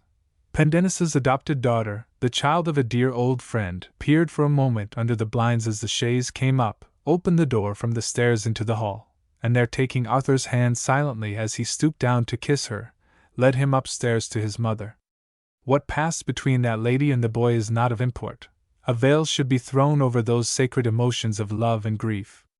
As for Arthur Pendennis, after that awful shock which the sight of his dead father must have produced on him, and the pity and feeling which such an event no doubt occasioned, I am not sure that in the very moment of the grief, and as he embraced his mother, and tenderly consoled her and promised to love her forever, there was not springing up in his breast a sort of secret triumph and exultation. He was the chief now and lord. He was Pendennis, and all round about him were his servants and handmaids. "You'll never send me away," little Laura said, tripping by him and holding his hand. "You won't send me to school, will you, Arthur?" Arthur kissed her and patted her head. No, she shouldn't go to school. As for going himself, that was quite out of the question. He had determined that his life should be all holidays for the future, that he wouldn't get up till he liked, or stand the bullying of the doctor any more, and made 100 such daydreams and resolves for the future. Then in due time they buried John Pendennis, Esquire, in the Abbey Church of Clavering St. Mary's, and Arthur Pendennis reigned in his stead. Arthur was about 16 years old when he began to reign. In person he had what his friends would call a dumpy, but his mamma styled, a neat little figure. His hair was of a healthy brown color, which looked like gold in the sunshine. His face was round, rosy, freckled, and good-humored. In fact, without being a beauty, he had such a frank, good-natured, kind face and laughed so merrily at you out of his honest blue eyes that no wonder Mrs. Pendennis thought him the pride of the whole country. You may be certain he never went back to school. The discipline of the establishment did not suit him, and he liked being at home much better. The question of his return was debated, and his uncle was for his going back. The doctor wrote his opinion that it was most important for Arthur's success in after life that he should know a Greek play thoroughly, but Penn adroitly managed to hint to his mother what a dangerous place Greyfriars was, and what sad wild fellows some of the chaps there were, and the timid soul, taking alarm at once, acceded to his desire to stay at home. Then Penn's uncle offered to use his influence with His Royal Highness, the Commander-in-Chief, to get Penn a commission in the Foot Guards. Penn's heart leaped at this. He had been to hear the band at St. James's play on a Sunday, when he went out to his uncle. He had seen Tom Ricketts, of the 4th Form, who used to wear a jacket and trousers so ludicrously tight that the elder boys could not forbear using him in the quality of a butt or cock-shy. He had seen this very Ricketts arrayed in crimson and gold, with an immense bearskin cap on his head, staggering under the colors of the regiment. Tom had recognized him and gave him a patronizing nod. Tom, a little wretch whom he had cut over the back with a hockey stick last quarter, and there he was in the center of the square, rallying round the flag of his county, surrounded by bayonets, crossbelts, and scarlet, the band blowing trumpets and banging cymbals, talking familiarly to immense warriors with tufts to their chins and Waterloo medals. What would not Penn have given to enter such a service? But Helen Pendennis, when this point was proposed to her by her son, put on a face full of terror and alarm, and confessed that she should be very unhappy if he thought of entering the army. Now Penn would as soon have cut off his nose and ears as deliberately and of malice aforethought have made his mother unhappy, and as he was of such a generous disposition that he would give away anything to any one, he instantly made a present of his visionary red coat and epaulets to his mother. She thought him the noblest creature in the world. But Major Pendennis, when the offer of the commission was acknowledged and refused, wrote back a curt and somewhat angry letter to the widow, and thought his nephew was rather a spoony. He was contented, however, when he saw the boys' performances out hunting at Christmas, when the Major came down as usual to Fair Oaks. Penn had a very good mare, and rode her with uncommon pluck and grace. He took his fences with great coolness and judgment. He wrote to the chaps at school about his top boots, and his feats across country. He began to think seriously of a scarlet coat, and his mother must own that she thought it would become him remarkably well, though, of course, she passed hours of anguish during his absence, and daily expected to see him brought home on a shutter. With these amusements, in rather too great plenty, it must not be assumed that Penn neglected his studies altogether. He had a natural taste for reading every possible kind of book which did not fall into his school course. It was only when they forced his head into the waters of knowledge that he refused to drink. He devoured all the books at home and ransacked the neighboring bookcases. He found at Clavering an old cargo of French novels which he read with all his might, and he would sit for hours perched on the topmost bar of Dr. Portman's library steps with an old folio on his knees. Mr. Smirk, Dr. Portman's curate, was engaged at a liberal salary to pass several hours daily with the young gentleman. He was a decent scholar and mathematician, and taught Penn as much as the lad was ever disposed to learn, which was not much. Penn soon took the measure of his tutor, who, when he came riding into the courtyard at Fair Oaks on his pony, turned out his toes so absurdly, and left such a gap between his knees and the saddle, that it was impossible for any lad endowed with a sense of humor to respect such a rider. He nearly killed Smirk with terror by putting him on his mare, and taking him a ride over a common where the county foxhounds happened to meet. Smirk and his pupil read the ancient poets together, and rattled through them at a pleasant rate, very different from that steady grubbing pace with which he was obliged to go over the classics ground at Grey Friars, scenting out each word and digging up every root in the way. Penn never liked to halt, but made his tutor construe when he was at fault, and thus galloped through the Iliad and the Odyssey and the charming, wicked Aristophanes. But he went so fast that though he certainly galloped through a considerable extent of the ancient country, he clean forgot it in after life. Besides the ancient poets, Penn read the English with great gusto. Smirk sighed and shook his head sadly both about Byron and Moore. But Penn was a sworn fire-worshipper and a corsair. He had them by heart, and used to take little Laura into the window and say, "Zuleika, I am not thy brother," in tones so tragic that they caused the solemn little maid to open her great eyes still wider. She sat sewing at Mrs. Pendennis's knee, listening to Penn reading to her without understanding one word of what he said. He read Shakespeare to his mother, and Byron and Pope, and his favorite, Lalla Rookh, and Bishop Heber and Mrs. Hemans, and about this period of his existence began to write verses of his own. He broke out in the Poet's Corner of the County Chronicle with some verses with which he was perfectly well satisfied. His are the verses signed Nepaddressed. To a tear, on the anniversary of the Battle of Waterloo, on St. Bartholomew's Day, etc., etc., all of which masterpieces Mrs. Pendennis kept along with his fur socks, the first cutting of his hair, his bottle, and other interesting relics of his infancy. His genius at this time was of a decidedly gloomy cast.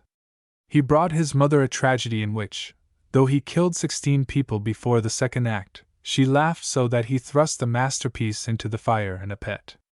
He also projected an epic poem in blank verse, and several other classical pieces of a gloomy character, and was altogether of an intense and sentimental turn of mind, quite in contrast with his practical and merry appearance. The sentimental side of his nature, fed by the productions of his favorite poets, and fanned by the romantic temperament of his tutor, soon found an object to kindle the spark into a blaze, and a most unfortunate blaze for Penn. While Mrs. Pendennis was planning her son's career and had not yet settled in her mind whether he was to be Senior Wrangler and Archbishop of Canterbury, or double first class at Oxford and Lord Chancellor, young Penn himself was starting out on quite a different career, which seemed destined to lead him in the opposite direction from that of his mother's daydreams, who had made up her mind that in time he was to marry little Laura, settle in London and astonish that city by his learning and eloquence at the bar, or, better still, in a sweet country parsonage surrounded by hollyhocks and roses close to a delightful, romantic, ivy-covered church, from the pulpit of which Penn would utter the most beautiful sermons ever preached. While these plans and decisions were occupying his mother's thoughts, Penn was getting into mischief. One day he rode into Chatteris to carry to the County Chronicle a thrilling poem for the next week's paper, and while putting up his horse at the stables at the George Hotel, he fell in with an old schoolfellow, Mr. Fokker, who after a desultory conversation with Penn strolled down High Street with him, and persuaded him not only to dine at the George with him, but to accompany him later to the theatre. Mr. Fokker, who was something of a sport, was acquainted with the troupe who were then acting at that theatre, and the entire atmosphere was so new and exciting to Penn that his emotional nature, which had been waiting for many months for a sensational thrill, responded at once to the idea, and later on to the applause of pit and gallery, and to the personal magnetism of the heroine of the play, one Miss Fotheringay. To Miss Fotheringay's attractions, natural and artificial, Penn responded at once, and sat in breathless enchanted silence through all the conversations and melodramatic situations of the mediocre performance. When the curtain went down he felt that he now had a subject to inspire his muse forever. He quitted the theatre in a state of intense excitement, and rode homeward in a state of numb ecstasy. Notwithstanding his sentimental mood, Penn was so normal in mind and body that he slept as soundly as ever, but when he awoke he felt himself to be many years older than yesterday. He dressed himself in some of his finest clothes, and came down to breakfast, patronizing his mother and little Laura, who wondered at his grand appearance, and asked him to tell her what the play was about. Penn laughed, and declined to tell her. Then she asked him why he had got on his fine pin and beautiful new waistcoat. Penn blushed and said that Mr. Fokker was reading with a tutor at Weymouth, a very learned man, and as he was himself to go to college he was anxious to ride over, and just see what their course of reading was. The truth was Penn had resolved that he must see Fokker that morning and find out all that was possible concerning the object of his last night's enthusiasm, and soon after breakfast he was on his horse galloping away towards Weymouth like a madman. From that time the lad's chief object in life was visiting the theatre, or Miss Fotheringay herself, to whom he had speedily received an introduction, and although she was a young woman not at all conversant with the social side of life with which he was familiar, she was nevertheless fascinating to Penn, who saw her always in the glamour of limelights and applause. It was not long before Mrs. Pendennis discovered the lad's new interest, which naturally disquieted her. Finally, however, for reasons of her own, she assented to Penn's suggestion that Miss Fotheringay was to appear as Ophelia in a benefit performance. "Suppose we were to go? Shakespeare, you know, mother. We can get horses from the Clavering Arms," he said. Little Laura sprang up with delight. She longed for a play.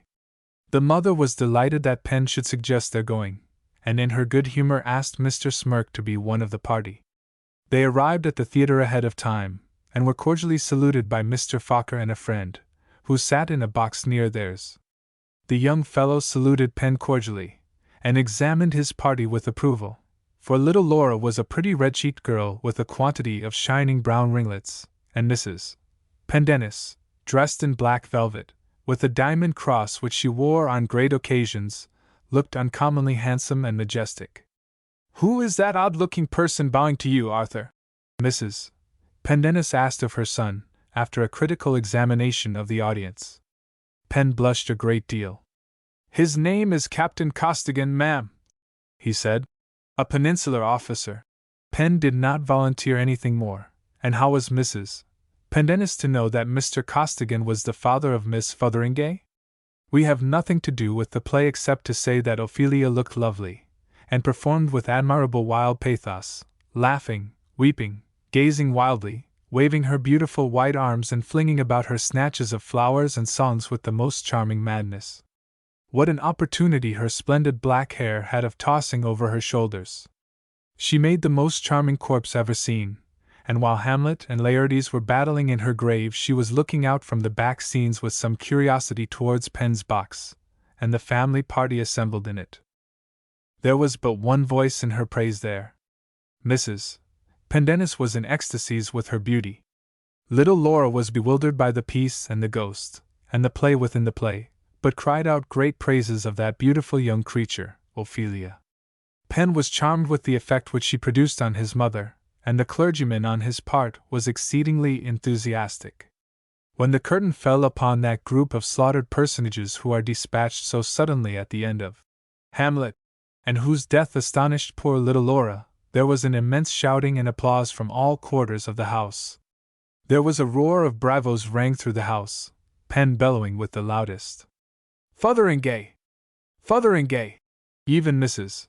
Pendennis began to wave about her pocket handkerchief, and little Laura danced, laughed, clapped, and looked up at Penn with wonder.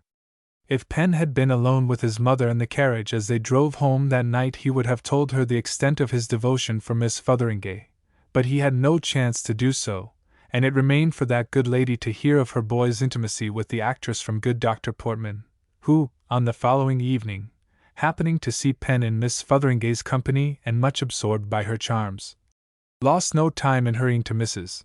Pendennis with the news. Now, although Mrs. Pendennis had been wise enough to appreciate Penn's infatuation, she had looked upon it as the merest boyish fancy, induced by the glamour of the stage, and did not dream that there was a personal intimacy behind it. She heard Dr. Portman's statement in horrified silence, and before she slept that night had dispatched letters to Major Pendennis demanding his immediate return from London to help her in the management of her son at this critical point in his youthful career. Although loath to leave London, Major Pendennis straightway came to Fair Oaks. He saw the situation at a glance, and after a prolonged conversation with Mrs. Pendennis he summoned Penn himself. That young man, having strung up his nerves, and prepared himself for the encounter, determined to face the awful uncle, with all the courage and dignity of the famous family which he represented. He marched into Major Pendennis's presence with a most severe and warlike expression, as if to say, "Come on, I am ready." The old man of the world, as he surveyed the boy's demeanor, could hardly help a grin at his admirable pompous simplicity, and having a shrewd notion that threats and tragic exultations would have no effect upon the boy, said with the most good-humored smile in the world, as he shook Penn's passive fingers gaily, "Well, Penn, my boy, tell us all about it." Helen was delighted with the generosity of the Major's good humor. On the contrary, it quite took aback and disappointed poor Penn, whose nerves were strung up for a tragedy, and who felt that his grand entrance was altogether balked and ludicrous. He blushed and winced with mortified vanity and bewilderment. He felt immensely inclined to begin to cry. I didn't know you were come till just now," he said. Is town very full, I suppose?" If Penn could hardly gulp his tears down, it was all the Major could do to keep from laughter. He turned round and shot a comical glance at Mrs. Pendennis, who, too, felt that the scene was at once ridiculous and sentimental. And so, having nothing to say, she went up and kissed Mr. Penn, while the Major said, Come, Penn, my good fellow, tell us the whole story." Penn got back at once to his tragic and heroical air while he told the story of his devotion to the charming Miss Fotheringay, to which the Major gave quiet attention, and then asked many practical questions, and made so many remarks of a worldly wise nature that the boy was obliged to give in and acknowledge the sound wisdom of them. And also before the interview was over he gave his mother a promise that he would never do anything which would bring shame upon the family, which promise given, the Major could contain his gravity at the situation no longer, but burst into a fit of laughter so infectious that Penn was obliged to join in it. This sent them with great good humor into Mrs. Pendennis's drawing-room, and she was pleased to hear the Major and Pen laughing together as they walked across the hall with the Major's arm laid gaily on Pen's shoulder. The pair came to the tea table in the highest spirits. The Major's politeness was beyond expression. He was secretly delighted with himself that he had been able to win such a victory over the young fellow's feelings. He had never tasted such good tea, and such bread was only to be had in the country. He asked Mrs. Pendennis for one of her charming songs. He then made Pen sing, and was delighted at the beauty of the boy's voice. He made his nephew fetch his maps and drawings, and praised them as really remarkable works of talent in a young fellow. He complimented him on his French pronunciation. He flattered the simple boy to the extent of his ability, and when bedtime came mother and son went to their rooms perfectly enchanted with him. Unwilling to leave his work half done, the Major remained at Fair Oaks for some time that he might watch his nephew's actions. Pen never rode over to Chatteris but that the Major found out on what errand the boy had been. Faithful to his plan, he gave his nephew no hindrance. Yet somehow the constant feeling that his uncle's eye was upon him made Pen go less frequently to sigh away his soul at the feet of his charmer than he had done before his uncle's arrival. But even so, and despite Pen's promise to his mother, the Major felt that if he were to succeed in permanently curing the lad of his interest in the actress, it would be well to have more help in achieving it. In pursuance of this aim, the Major went to Chatteris himself privately, sought out the actress's father, and presented to him the practical facts of his nephew's extreme youth and lack of money, as hindrances to his devotion going further. After a rather heated argument with Captain Costigan, that gentleman was made to understand the situation, and finally gave his promise so to present the case to his daughter, that she should herself write a letter to Pen setting forth her firm determination to have no more intercourse with him. Captain Costigan was as good as his word, and his letter to Pen was sent immediately. A few lines from Miss Costigan were enclosed. She agreed in the decision of her papa, pointed out several reasons why they should meet no more, and thanked him for his kindness and friendship. Major Pendennis had won a complete victory, and his secret delight at having rescued Pen from an unwise attachment was only equaled by his regret at the real suffering he was obliged to allow the lad to go through. After receiving the letter, Pen rushed wildly off to Chatteris, but in vain attempted to see Miss Fotheringay, for whom he left a letter enclosed to her father. The enclosure was returned by Mr. Costigan, who begged that all correspondence might end, and after one or two further attempts of the lad's, Captain Costigan insisted that their acquaintance should cease. He cut Pen in the street. As Arthur and Thackeray were pacing the street one day, they came upon the daughter on her father's arm. She passed without any nod of recognition. Thackeray felt poor Pen trembling on his arm. His uncle wanted him to travel, and his mother urged him, too, for he was in a state of restless unhappiness. But he said point blank he would not go, and his mother was too fond, and his uncle too wise, to force him. Whenever Miss Fotheringay acted, he rode over to the Chatteris Theatre and saw her, and between times found the life at Fair Oaks extremely dreary and uninteresting. He sometimes played backgammon with his mother, or took dinner with Dr. Portman or some other neighbor. These were the chief of his pleasures, or he would listen to his mother's simple music of summer evenings. But he was very restless and wretched in spite of all. By the pond and under a tree, which was his favorite resort in moods of depression, Pen, at that time, composed a number of poems suitable to his misery, over which verses he blushed in after days, wondering how he could have ever invented such rubbish. He had his hot and cold fits, his days of sullenness and peevishness, and occasional mad paroxysms of rage and longing, in which fits his horse would be saddled and galloped fiercely about the country, bringing him back in such a state of despair as brought much worry to his mother and the Major. In fact, Pen's attitude towards life and his actions at that time were so unlike what they should have been at his age that his proceedings tortured his mother not a little, and her anxiety would have led her often to interfere with Pen's doings had not the Major constantly checked her, fancying that he saw a favorable turn in Pen's malady, which was shown by a violent attack of writing verses, also spouting them as he sat with the home party of evenings, and one day the Major found a great book full of original verses in the lad's study. Also he discovered that the young gentleman had a very creditable appetite for his meals, and slept soundly at night. From these symptoms, the Major argued that Penn was leaving behind him his infatuation. Dr. Portman was of the opinion that Penn should go to college. He thought the time had come for the boy to leave his old surroundings, and besides study, have a moderate amount of the best society, too. Penn, who was thoroughly out of harmony with his present surroundings, gloomily said he would go, and in consequence of this decision not many weeks later the widow and Laura nervously set about filling trunks with his books and linen, and making all necessary preparation for his departure, writing cards with the name of Arthur Pendennis, Esquire, which were duly nailed on the boxes. At which both the widow and Laura looked with tearful eyes. A night soon came when the coach, with echoing horn and blazing lamps, stopped at the lodge gate of Fair Oaks, and Penn's trunks and his uncle's were placed on the roof of the carriage, into which the pair presently afterwards entered. Mrs. Pendennis and Laura were standing by the evergreens of the shrubbery, their figures lighted up by the coach lamps. The guard cried, "All right." In another instant the carriage whirled onward, the lights disappeared, and his mother's heart and prayers went with them. Her sainted benedictions followed the departing boy. He had left the home nest in which he had been chafing, eager to go forth and try his restless wings. How lonely the house was without him! The corded trunks and book boxes were there in his empty study. Laura asked leave to come and sleep in her aunt's room, and when she cried herself to sleep there, the mother went softly into Penn's vacant chamber, and knelt down by the bed on which the moon shone, and there prayed for her boy, as mothers only know how to plead.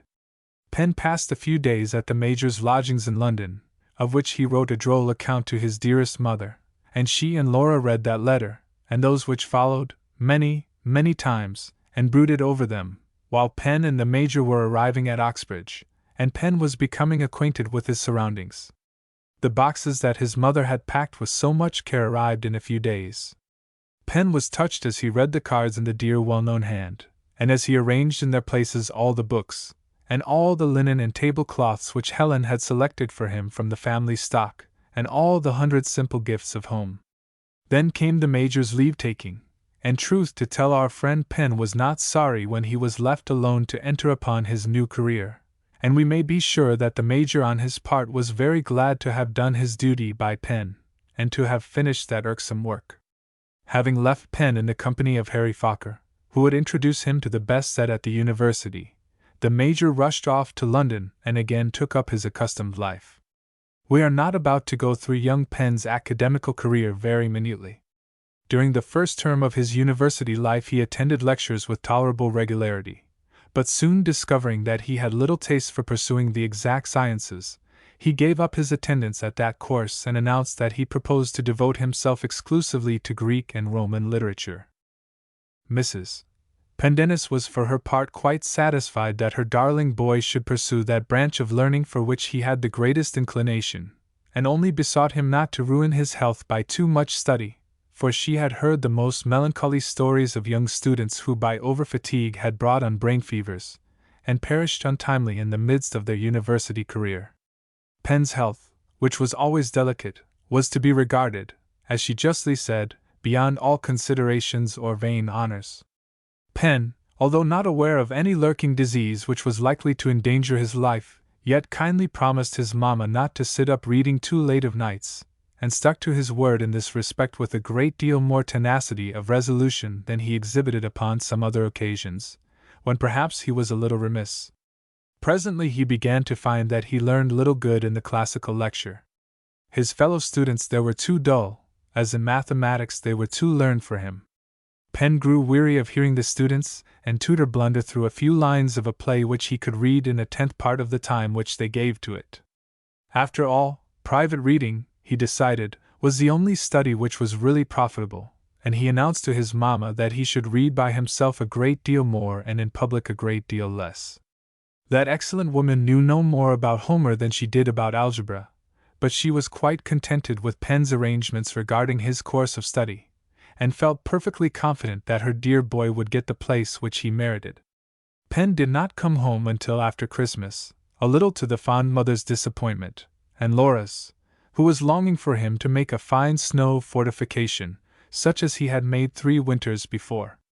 But he was invited to Logwood, Lady Agnes Fokker's, where there were private theatricals, and a gay Christmas party of very fine folks, some of whom Major Pendennis would on no account have his nephew neglect. However, he stayed at home for the last 3 weeks of the vacation, and Laura had the opportunity of remarking what a quantity of fine new clothes he brought with him, and his mother admired his improved appearance and manly and decided tone. He had not come home at Easter, but when he arrived for the long vacation he brought more smart clothes, appearing in the morning in wonderful shooting jackets, with remarkable buttons, and in the evening in gorgeous velvet waistcoats, with richly embroidered cravats, and curious linen. And as she pried about his room, she saw, oh, such a beautiful dressing case, with silver mountings, and a quantity of lovely rings and jewelry. And he had a new French watch and gold chain, in place of the big old chronometer, with its bunch of jingling seals, which had hung from the fob of John Pendennis. It was but a few months back Penn had longed for this watch, which he thought the most splendid and august timepiece in the world, and just before he went to college, Helen had taken it out of her trinket box and given it to Penn with a solemn and appropriate little speech respecting his father's virtues and the proper use of time. This portly and valuable chronometer Penn now pronounced to be out of date, and indeed made some comparisons between it and a warming pan, which Laura thought disrespectful, and he left it in a drawer in the company of soiled primrose gloves and cravats which had gone out of favor. His horse Penn pronounced no longer up to his weight, and swapped her for another for which he had to pay rather a heavy figure. Mrs. Pendennis gave the boy the money for the new horse, and Laura cried when the old one was fetched away. Arthur's allowances were liberal at this time, and thus he, the only son of a country gentleman, and of a gentlemanlike bearing in person, was looked up to as a lad of much more consequence than he really was. His manner was frank, brave, and perhaps a little impertinent, as becomes a high-spirited youth. He was generous and freehand with his money, loved joviality, and had a good voice for a song. He rode well to hounds, appeared in pink as became a young buck, and managed to run up fine bills in a number of quarters. In fact, he had almost every taste to a considerable degree. He was very fond of books of all sorts and had a very fair taste in matters of art, also a great partiality for fine clothes and expensive jewelry. In the course of his second year he had become one of the men of fashion in the university, and a leader of the faithful band who hung around him, and wondered at him, and loved him, and imitated him.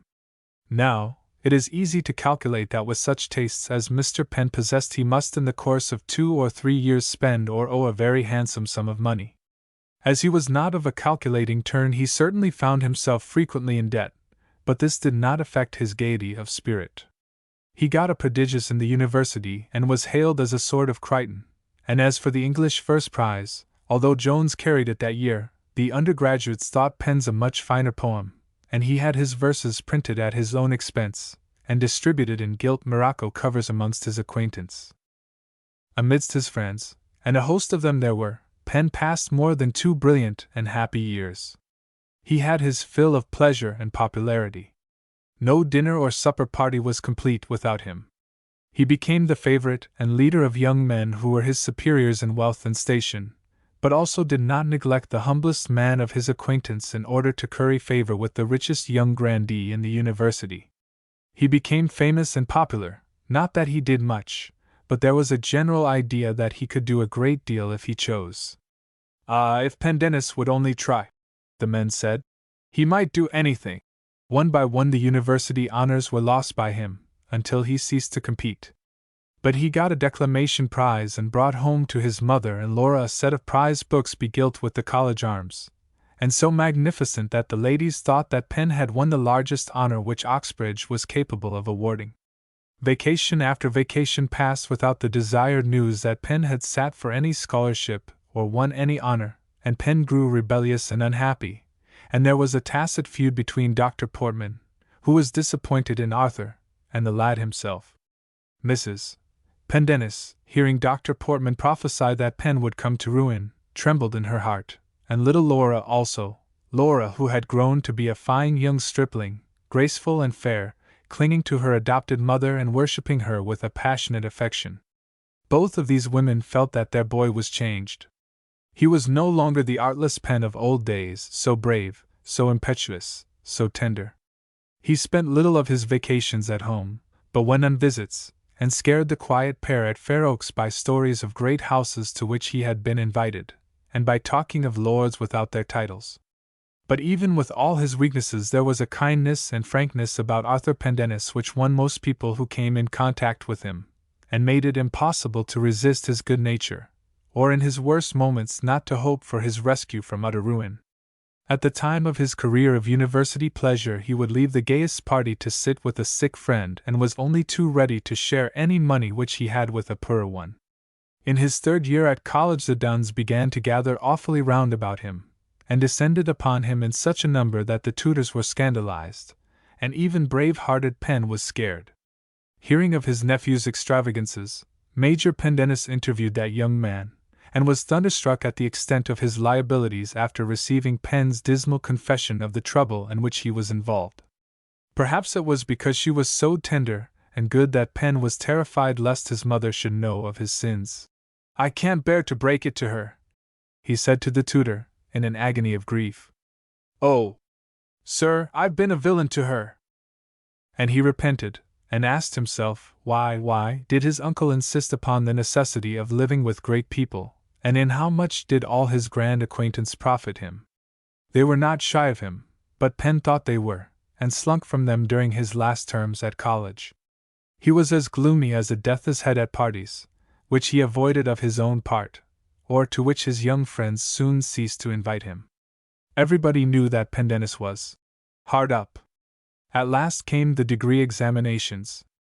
Many a young man of his year, whose hobnailed shoes Penn had derided, and whose face or coat he had caricatured, many a man whom he had treated with scorn in the lecture-room or crushed with his eloquence in the debating club, many of his own set who had not half his brains, but a little regularity and constancy of occupation, took high places in the honors or passed with indecent credit. And where in the list was Penn, the superb, Penn, the wit and dandy, Penn, the poet and orator? Ah, where was Penn, the widow's darling and sole pride? Let us hide our heads and shut up the page. The list came out, and a dreadful rumor rushed through the university, that Pendennis of Boniface was plucked. During the latter part of Penn's university career the Major had become very proud of Arthur on account of his high spirits, frank manners, and high, gentlemanlike bearing. He made more than one visit to Oxbridge and had an almost paternal fondness for Penn, whom he bragged about at his clubs, and introduced with pleasure into his conversation. He boasted everywhere of the boy's great talents, and of the brilliant degree he was going to take, as he wrote over and over again to Penn's mother, who for her part was ready to believe anything that anybody chose to say in favor of her son. And all this pride and affection of uncle and mother had been trampled down by Penn's wicked extravagance and idleness. I don't envy Penn's feelings as he thought of what he had done. He had marred at its outset what might have been a brilliant career. He had dipped ungenerously into a generous mother's purse, and basely and recklessly spent her little income. Poor Arthur Pendennis felt perfectly convinced that all England would remark the absence of his name from the examination lists, and talk about his misfortune. His wounded tutor, his many duns, the undergraduates, how could he bear to look any of them in the face now? After receiving the news of his disgrace he rushed to his rooms and there penned a letter to his tutor full of thanks, regards, remorse and despair, requesting that his name might be taken off the college books, and intimating a wish that death might speedily end the woes of the disgraced Arthur Pendennis.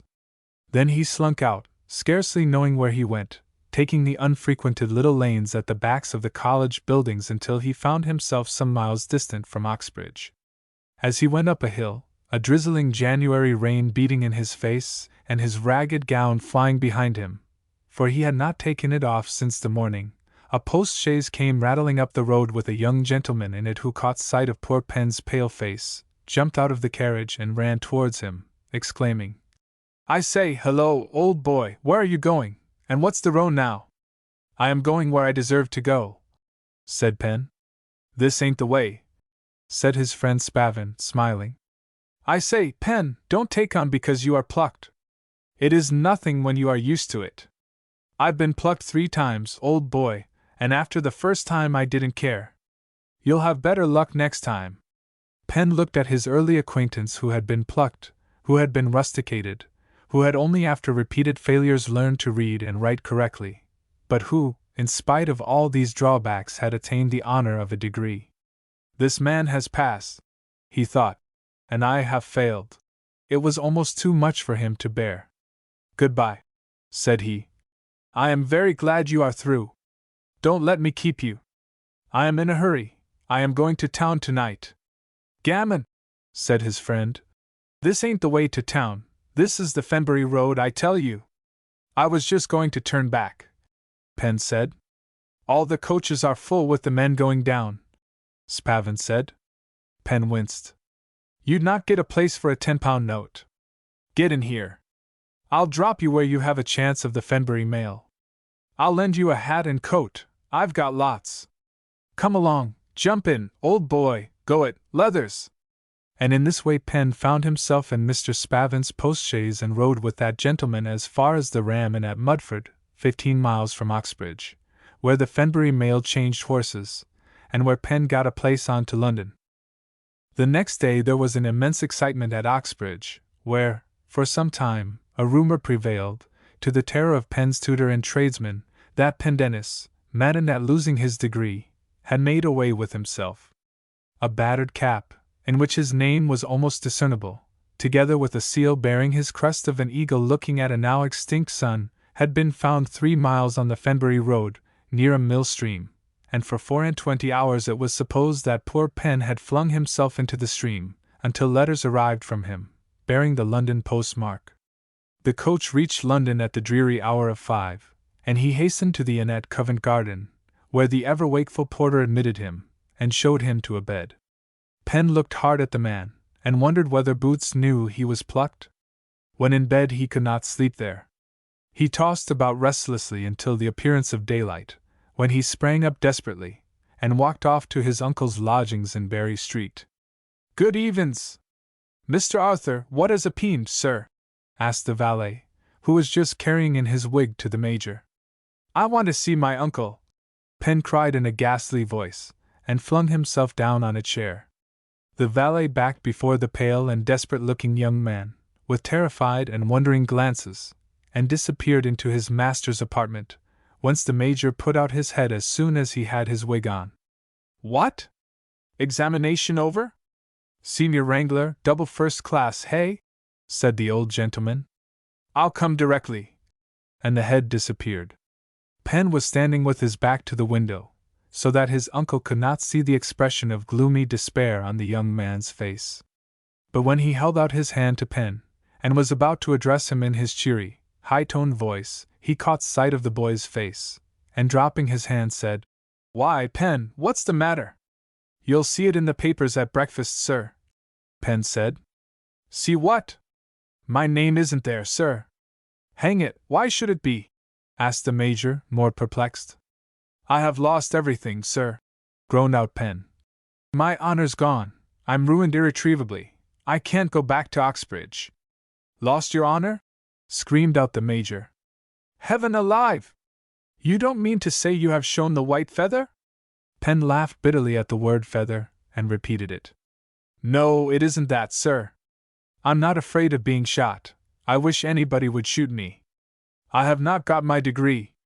I'm plucked, sir. The Major had heard of plucking, but in a very vague and cursory way, and concluded that it was some ceremony performed corporally upon rebellious university youth. I wonder you can look me in the face after such a disgrace, sir, he said. I wonder you submitted to it as a gentleman. I couldn't help it, sir. I did my classical papers well enough. It was those infernal mathematics, which I have always neglected. Was it done in public, sir? The Major said. What? The plucking? Asked the guardian, looking Penn anxiously in the face. Penn perceived the error under which his guardian was laboring, and in the midst of his misery the blunder caused the poor wretch a faint smile, and served to bring down the conversation from the tragedy key in which Penn had been disposed to carry it on. He explained to his uncle that he had gone in to pass his examination, and failed. On which the Major said that though he had expected far better things of his nephew, there was no great misfortune in this, and no dishonor as far as he saw, and that Pen must try again. Me again at Oxbridge, Pen thought. After such a humiliation as that? He felt that, except he went down to burn the place, he could not enter it. But it was when he came to tell his uncle of his debts that the other felt surprise and anger most keenly, and broke out into speeches most severe upon Pen, which the lad bore, as best he might, without flinching. It appeared that his bills in all amounted to about £700, and furthermore it was calculated that he had had more than twice that sum during his stay at Oxbridge. This sum he had spent, and for it he had to show, what? You need not press a man who is down, sir, Pen said to his uncle, gloomily. I know very well how wicked and idle I have been. My mother won't like to see me dishonored, sir, he continued, with his voice failing. And I know she will pay these accounts. But I shall ask her for no more money. As you like, sir, the Major said. You are of age, and my hands are washed of your affairs. But you can't live without money, and have no means of making it that I see, though you have a fine talent in spending it, and it is my belief that you will proceed as you have begun, and ruin your mother before you are 5 years older. Good morning, it is time for me to go to breakfast. My engagements won't permit me to see you much during the time that you stay in London. I presume that you will acquaint your mother with the news which you have just conveyed to me. And pulling on his hat, and trembling in his limbs somewhat, Major Pendennis walked out of his lodgings before his nephew, and went ruefully off to take his accustomed corner at the club, where he saw the Oxbridge examination lists in the morning papers, and read over the names with mournful accuracy, thinking also with bitterness of the many plans he had formed to make a man of his nephew, of the sacrifices which he had made, and of the manner in which he was disappointed. And he wrote a letter to Dr. Portman telling him what had happened and begging the doctor to break the sad news to Helen. Then the Major went out to dinner, one of the saddest men in any London dining-room that day. On receipt of the Major's letter, Dr. Portman went at once to Fair Oaks to break the disagreeable news to Mrs. Pendennis. She had already received a letter from Pen, and to the doctor's great indignation she seemed to feel no particular unhappiness except that her darling boy should be unhappy. What was this degree that they made such an outcry about, and what good would it do Pen? Why did Dr. Portman and his uncle insist upon sending the boy where there was so much temptation to be risked, and so little good to be won? Why didn't they leave him at home with his mother? Her boy was coming back to her repentant and tender-hearted. Why should she want more? As for his debts, of course they must be paid. His debts. Wasn't his father's money all his, and hadn't he a right to spend it? In this way the widow met the virtuous doctor, and all his anger took no effect upon her gentle bosom. As for Laura, Pen's little adopted sister, she was no longer the simple girl of Pen's college days, but a tall, slim, handsome young lady. At the age of 16 she was a sweet young lady indeed, ordinarily pale, with a faint rose tinge in her cheeks. Her eyes were very large, and some critics said that she was in the habit of making play with those eyes. But the fact is that nature had made them so to shine and to look, that they could no more help so looking and shining than one star can help being brighter than another. It was doubtless to soften their brightness that Miss Laura's eyes were provided with 2 veils in the shape of the longest and finest black eyelashes. Her complexion was brilliant, her smile charming, while her voice was so low and sweet that to hear it was like listening to sweet music. Now, this same charming Miss Laura had only been half pleased with Pen's general conduct and bearing during the past 2 years. His letters to his mother had been very rare and short. It was in vain that the fond widow urged how constant Arthur's occupations and studies were, and how many his engagements. It is better that he should lose a prize, Laura said, than forget his mother, and indeed, Mamma, I don't see that he gets many prizes. Why doesn't he come home and stay with you, instead of passing his vacations at his great friend's fine houses? There is nobody there that will love him half as much as you do.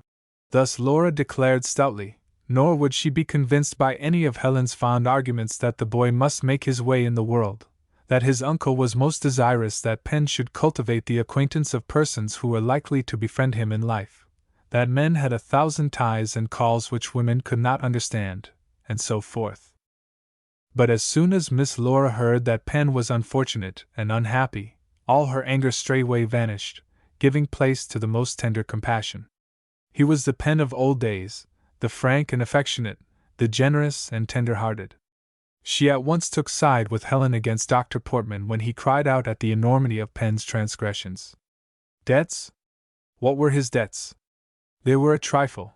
He had been thrown into expensive society by his uncle's order, and of course was obliged to live in the same manner as the young gentlemen whose company he frequented. Disgraced by not getting his degree? The poor boy was ill when he went for the examinations.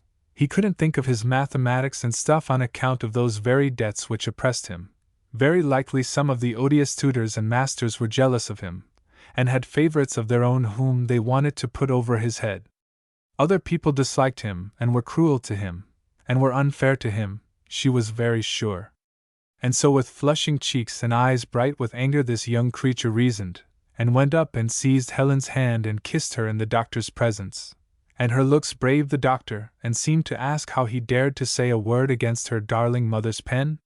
Directly the doctor was gone, Laura ordered fires to be lighted in Mr. Arthur's rooms, and his bedding to be aired, and by the time Helen had completed a tender and affectionate letter to Pen, Laura had her preparations completed, and smiling fondly, went with her mamma into Pen's room, which was now ready for him to occupy.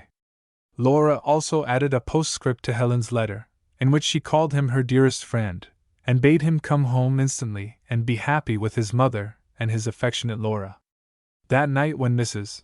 Pendennis was lying sleepless, thinking of Pen, a voice at her side startled her, saying softly, "Mamma, are you awake?" It was Laura.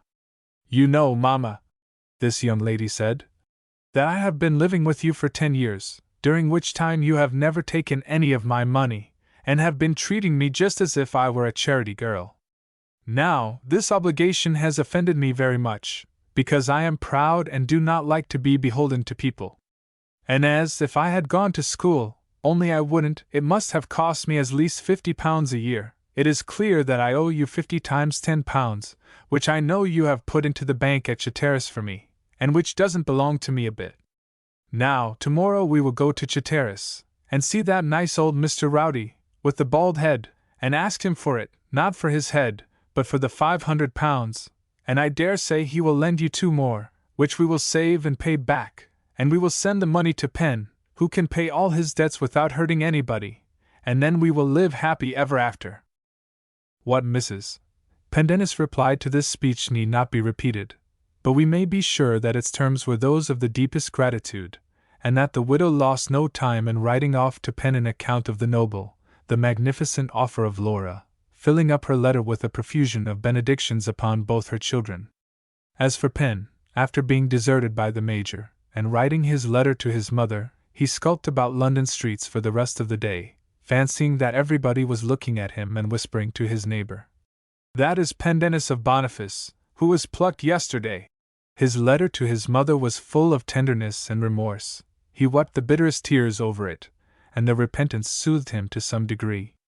On the second day of his London wanderings there came a kind letter from his tutor, containing many grave and appropriate remarks upon what had befallen him, but strongly urging Pen not to take his name off the university books, and to retrieve a disaster which everybody knew was owing to his own carelessness alone, and which he might repair by a month of application. On the third day there arrived the letter from home which Pen read in his bedroom, and the result of which was that he fell down on his knees, with his head in the bedclothes, and there prayed out his heart, and humbled himself, and having gone downstairs and eaten an immense breakfast, he sallied forth and took his place at the Bull and Mouth, Piccadilly, on the Chatteris coach for that evening. And so the prodigal came home, and the fatted calf was killed for him, and he was made as happy as 2 simple women could make him. For some time he said no power on earth could induce him to go back to Oxbridge again after his failure there, but one day Laura said to him, with many blushes, that she thought, as some sort of reparation, or punishment on himself for his idleness, he ought to go back and get his degree if he could fetch it by doing so, and so back Mr. Pen went. A plucked man is a dismal being in a university, belonging to no set of men there and owned by no one. Pen felt himself plucked indeed of all the fine feathers which he had won during his brilliant years, and rarely appeared out of his college, regularly going to morning chapel and shutting himself up in his rooms of nights, away from the noise and suppers of the undergraduates. The men of his years had taken their degrees and were gone. He went into a second examination, and passed with perfect ease. He was somewhat more easy in his mind when he appeared in his bachelor's gown, and could cast aside the hated badge of disgrace.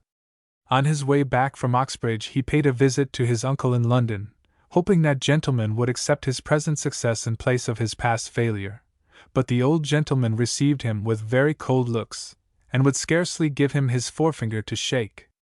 He called a second time, but the valet said his master was not at home. So Penn went back to Fair Oaks. True, he had retrieved his failure, had won his honors, but he came back to his home a very different fellow from the bright-faced youth who had gone out into college life some years before. He no longer laughed, sang, or rollicked about the house as of old. He had tasted of the fruit of the awful tree of life which from the beginning had tempted all mankind, and which had changed Arthur Pendennis the light-hearted boy into a man. Young he is, of course, and still awaiting the development which life's deeper experiences are to bring, but nevertheless he is not again to taste the joy, the zest, or the enthusiasm which come to careless boyhood. Arthur Pendennis is now a competitor among the ranks of men striving after life's prizes, and this narrative of his boyhood ends. Caroline. Illustration: Miss Caroline and Becky. Since the time of Cinderella the First there have been many similar instances in real life of the persecution of youth by family injustice and cruelty, and no case more strikingly similar than that of Miss Caroline Brandenburg Gann, whose youthful career was one of monotonous hardship and injustice until the arrival of her fairy prince. The story is a short one to relate, but to live through the days and months of 16 unhappy years seemed an eternal process to the young heart beating high with hopes which must constantly be stifled, and give place to bitter disappointment. But to go back for a moment to the time when Louis XVIII was restored a second time to the throne of his father, and all the English who had money or leisure rushed over to the continent. At that time there lived in a certain boarding-house at Brussels a lady who was called Mrs. Crabbe, and her daughter, a genteel young widow, who bore the name of Mrs. Wellesley Maccarty. Previous to this Mrs. Maccarty, who was then Miss Crabbe, had run off one day with a young ensign, who possessed not a shilling, and who speedily died, leaving his widow without property, but with a remarkably fine pair of twins, named Rosalind Clancy and Isabella Finnegan Wellesley Maccarty. The young widow being left penniless, her mother, who had disowned the runaway couple, was obliged to become reconciled to her daughter and to share her small income of £120 a year with her. Upon this, at the boarding-house in Brussels the two managed to live. The twins were put out, after the foreign fashion, to nurse, and a village in the neighborhood, and the widow and her mother maintained a very good appearance despite their small income, and it was not long before the widow Maccarty married a young Englishman, James Gann, Esq., of the great oil house of Gann, Blubbery, and Gann, who was boarding in the same house with Mrs. Crabbe and her daughter. These ladies, who had their full share of common sense, took care to keep the twins in the background until such time as the widow Maccarty had become Mrs. Gann. Then on the day after the wedding, in the presence of many friends who had come to offer their congratulations, a stout nurse, bearing the two chubby little ones, made her appearance, and these rosy urchins, springing forward, shouted affectionately, "Maman! Maman!" to the great astonishment and bewilderment of James Gann, who well nigh fainted at this sudden paternity so put upon him. However, being a good-humored, soft-hearted man, he kissed his lady hurriedly, and vowed that he would take care of the poor little things, whom he would also have kissed, but the darlings refused his caress with many roars. Soon after their marriage Mr. and Mrs. James Gann returned to England and occupied a house in Thames Street, City, until the death of Gann, Sr., when his son, becoming head of the firm, mounted higher on the social ladder and went to live in the neighborhood of Putney, where a neat box, a couple of spare bedrooms, a good cellar, and a smart gig made a real gentleman of him. About this period, a daughter was born to him, called Caroline Blandenbig Gann, so named after a large mansion near Hammersmith, and an injured queen who lived there at the time of the little girl's birth. At this time Mrs. James Gann sent the twins, Rosalind Clancy and Isabella Finnegan Wellesley McCarty, to a boarding school for young ladies, and grumbled much at the amount of the bills which her husband was obliged to pay for them, for, although James discharged them with perfect good humor, his lady began to entertain a mean opinion indeed of her pretty young children. They could expect no fortune, she said, from Mr. Gann, and she wondered that he should think of bringing them up expensively, when he had a darling child of his own for whom to save all the money that he could lay by. Grandmamma, too, doted on the little Caroline Brandenburg, and vowed that she would leave her £3,000 to this dear infant, for in this way does the world show its respect for that most respectable thing, prosperity, and little Caroline was the daughter of prosperous James Gann. Little Caroline, then, had her maid, her airy nursery, her little carriage to drive in, the promise of her grandmamma's money, and her mamma's undivided affection. Gann, too, loved her sincerely in his careless, good-humored way, but he determined, notwithstanding, that his stepdaughters should have something handsome at his death, but for a great but. Gann and Blubbery were in the oil line. Their profits arose from contracts for lighting a great number of streets in London, and about this period gas came into use. The firm of Gann and Blubbery had been so badly managed, I am sorry to say, and so great had been the extravagance of both partners and their ladies, that they only paid their creditors 14 halfpenny in the pound. When Mrs. Crabbe heard of this dreadful accident, she at once proclaimed James Gann to be a swindler, a villain, a disreputable, vulgar man, and made over her money to the Misses Rosalind Clancy and Isabella Finnegan McCarty, leaving poor little Caroline without a cent of legacy. Half of £1,500 allotted to each twin was to be paid at marriage, the other half on the death of Mrs. James Gann, who was to enjoy the interest thereof. Thus did the fortunes of little Caroline alter in a single night. Thus did Cinderella enter upon the period of her loneliness. After James Gann's failure his family lived in various uncomfortable ways, until at length Mrs. Gann opened a lodging-house in a certain back street in the town of Margate, on the door of which house might be read in gleaming brass the name of Mr. Gann. It was the work of a single smutty servant maid to clean this brass plate every morning, and to attend to the wants of Mr. Gann, his family, and lodgers. In this same house Mr. Gann had his office, though if truth be told he had nothing to do from morning until night.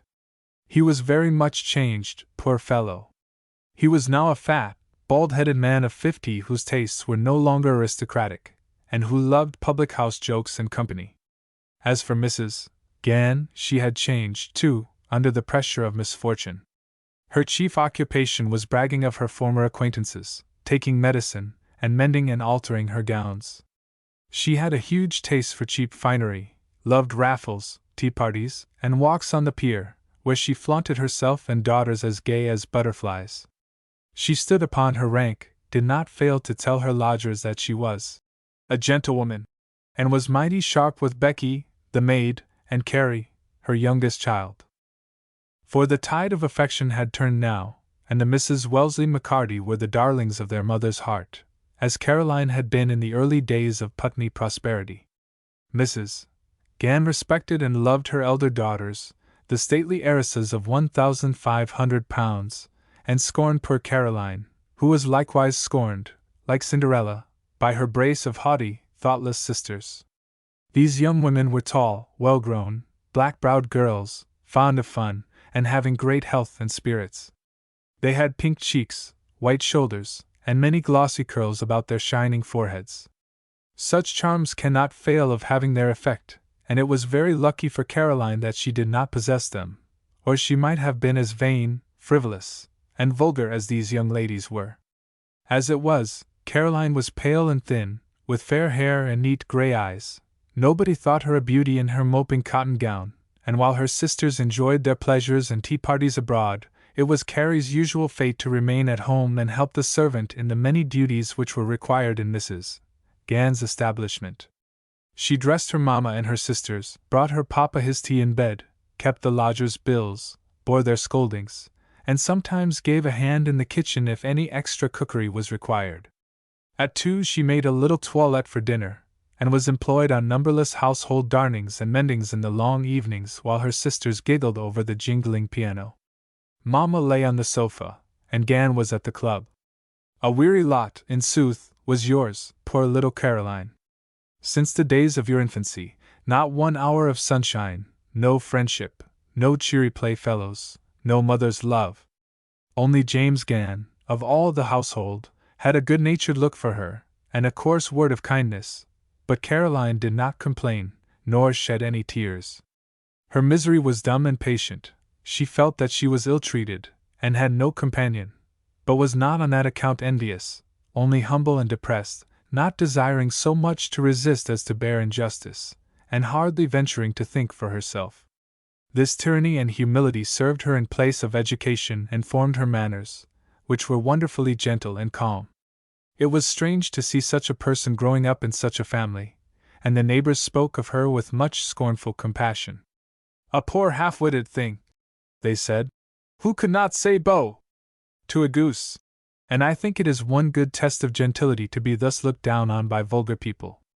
I have said that Miss Caroline had no friend in the world except her father, but one friend she most certainly had, and that was honest Becky, the smutty maid, whose name has been mentioned before. A great comfort it was for Caroline to descend to the calm kitchen from the stormy back parlor, and there vent some of her little woes to the compassionate servant of all work. When Mrs. Gan went out with her daughters, Becky would take her work and come and keep Miss Caroline company, and if the truth must be told, the greatest enjoyment the pair used to have was in these afternoons, when they read together out of the precious, greasy, marble-covered volumes that Mrs. Gan was in the habit of fetching from the library. Many and many a tale had the pair so gone through.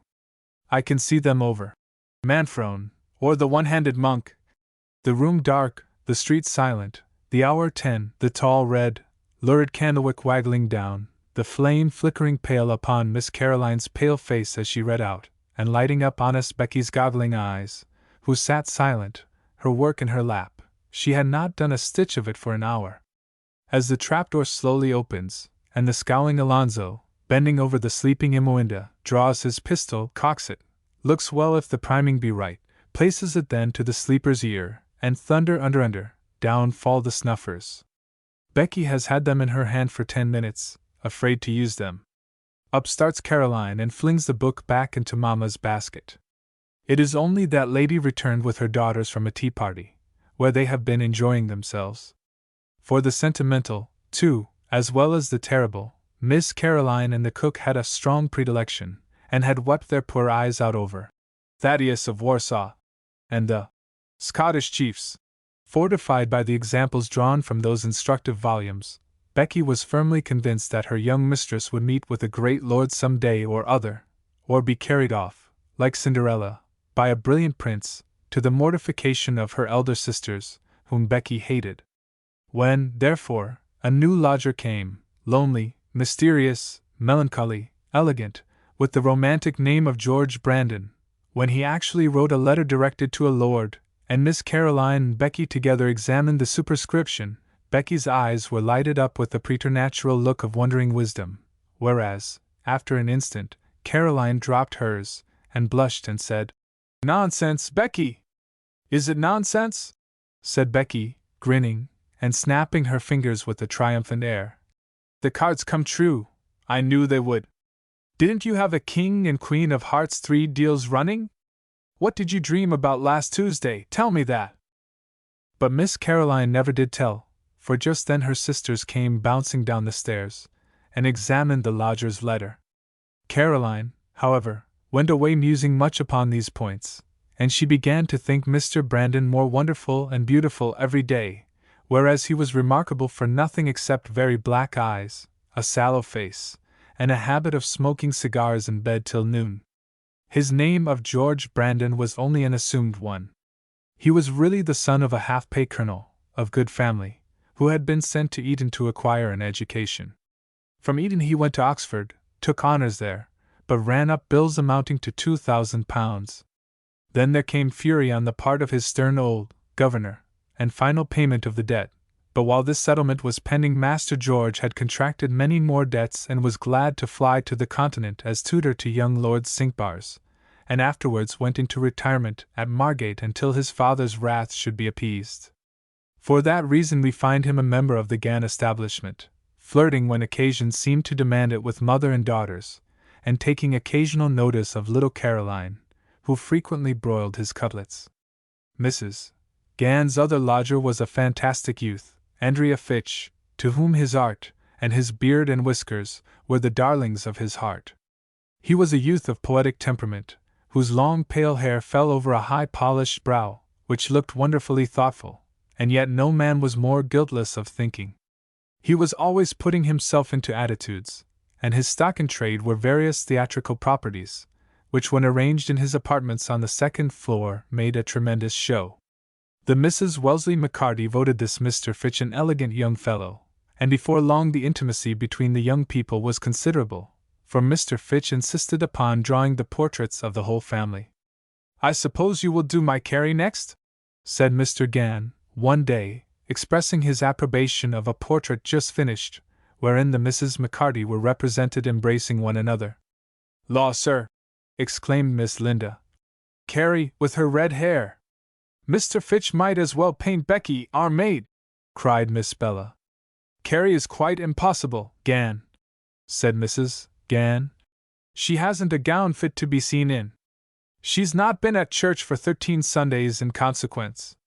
"And more shame for you, ma'am," said Mr. Gan, who liked his child. "Carrie shall have a gown, and the best of gowns." And jingling 23 shillings in his pocket, Mr. Gan determined to spend them all in the purchase of a robe for Carrie. But alas, the gown never came. Half the money was spent that very evening at the tavern. "Is that young lady your daughter?" asked Mr. Fitch, surprised, for he fancied Carrie was a humble companion of the family. "Yes, she is, and a very good daughter too, sir," answered Mr. Gan. "Fetch and Carrie I call her, or else Carrie Van, she is so useful. Ain't you, Carrie?" "I'm very glad if I am, Papa," said the young lady, blushing violently. "Hold your tongue, miss," said her mother. "You are very expensive to us, that you are, and need not brag about the work you do, and if your sisters and me starve to keep you, and some other folks," looking fiercely at Mr. Gan, "I presume you are bound to make some return." Poor Caroline was obliged to listen to this harangue on her own ill conduct in silence. As it was the first lecture Mr. Fitch had heard on the subject, he naturally set down Caroline for a monster. Was she not idle, sulky, scornful, and a sloven? For these and many more of her daughter's vices Mrs. Gan vouched, declaring that Caroline's behavior was hastening her own death, and she finished by a fainting fit. In the presence of all these charges, there stood Miss Caroline, dumb, stupid, and careless. Nay, when the fainting fit came on, and Mrs. Gan fell back on the sofa, the unfeeling girl took the opportunity to retire, and never offered to rub her mamma's hands, to give her the smelling bottle, or to restore her with a glass of water. Mr. Fitch stood close at hand, for at the time he was painting Mrs. Gan's portrait, and he was hastily making towards her with his tumbler, when Miss Linda cried out, "Stop! The water is full of paint!" and straightway burst out laughing. Mrs. Gan jumped up at this, cured suddenly, and left the room, looking somewhat foolish. "You don't know, Ma," said Miss Linda, still giggling. "She's always fainting." "Poor dear lady," said the artist. "I pity her from my inmost soul. Doesn't the immortal bard observe how sharper than a serpent's tooth it is to have a thankless child? And is it true, ma'am, that young woman has been the ruin of her family?" "Ruin of her fiddlestick," replied Miss Bella. "Law, Mr. Fitch, you don't know Ma yet, she is in one of her tantrums." "What, then, it isn't true?" cried simple-minded Fitch. To which neither of the young ladies made any answer in words, nor could the little artist comprehend why they looked at each other, and burst out laughing. But he retired pondering on what he had seen and heard, and being a very soft young fellow, most implicitly believed the accusations of poor dear Mrs. Gan for a time. Presently, however, those opinions changed, and the change was brought about by watching closely the trend of domestic affairs in the Gan establishment. After a fortnight of close observation, the artist, though by no means quick of comprehension, began to see that the nightly charges brought against poor Caroline could not be founded upon truth. "Let's see," mused he to himself.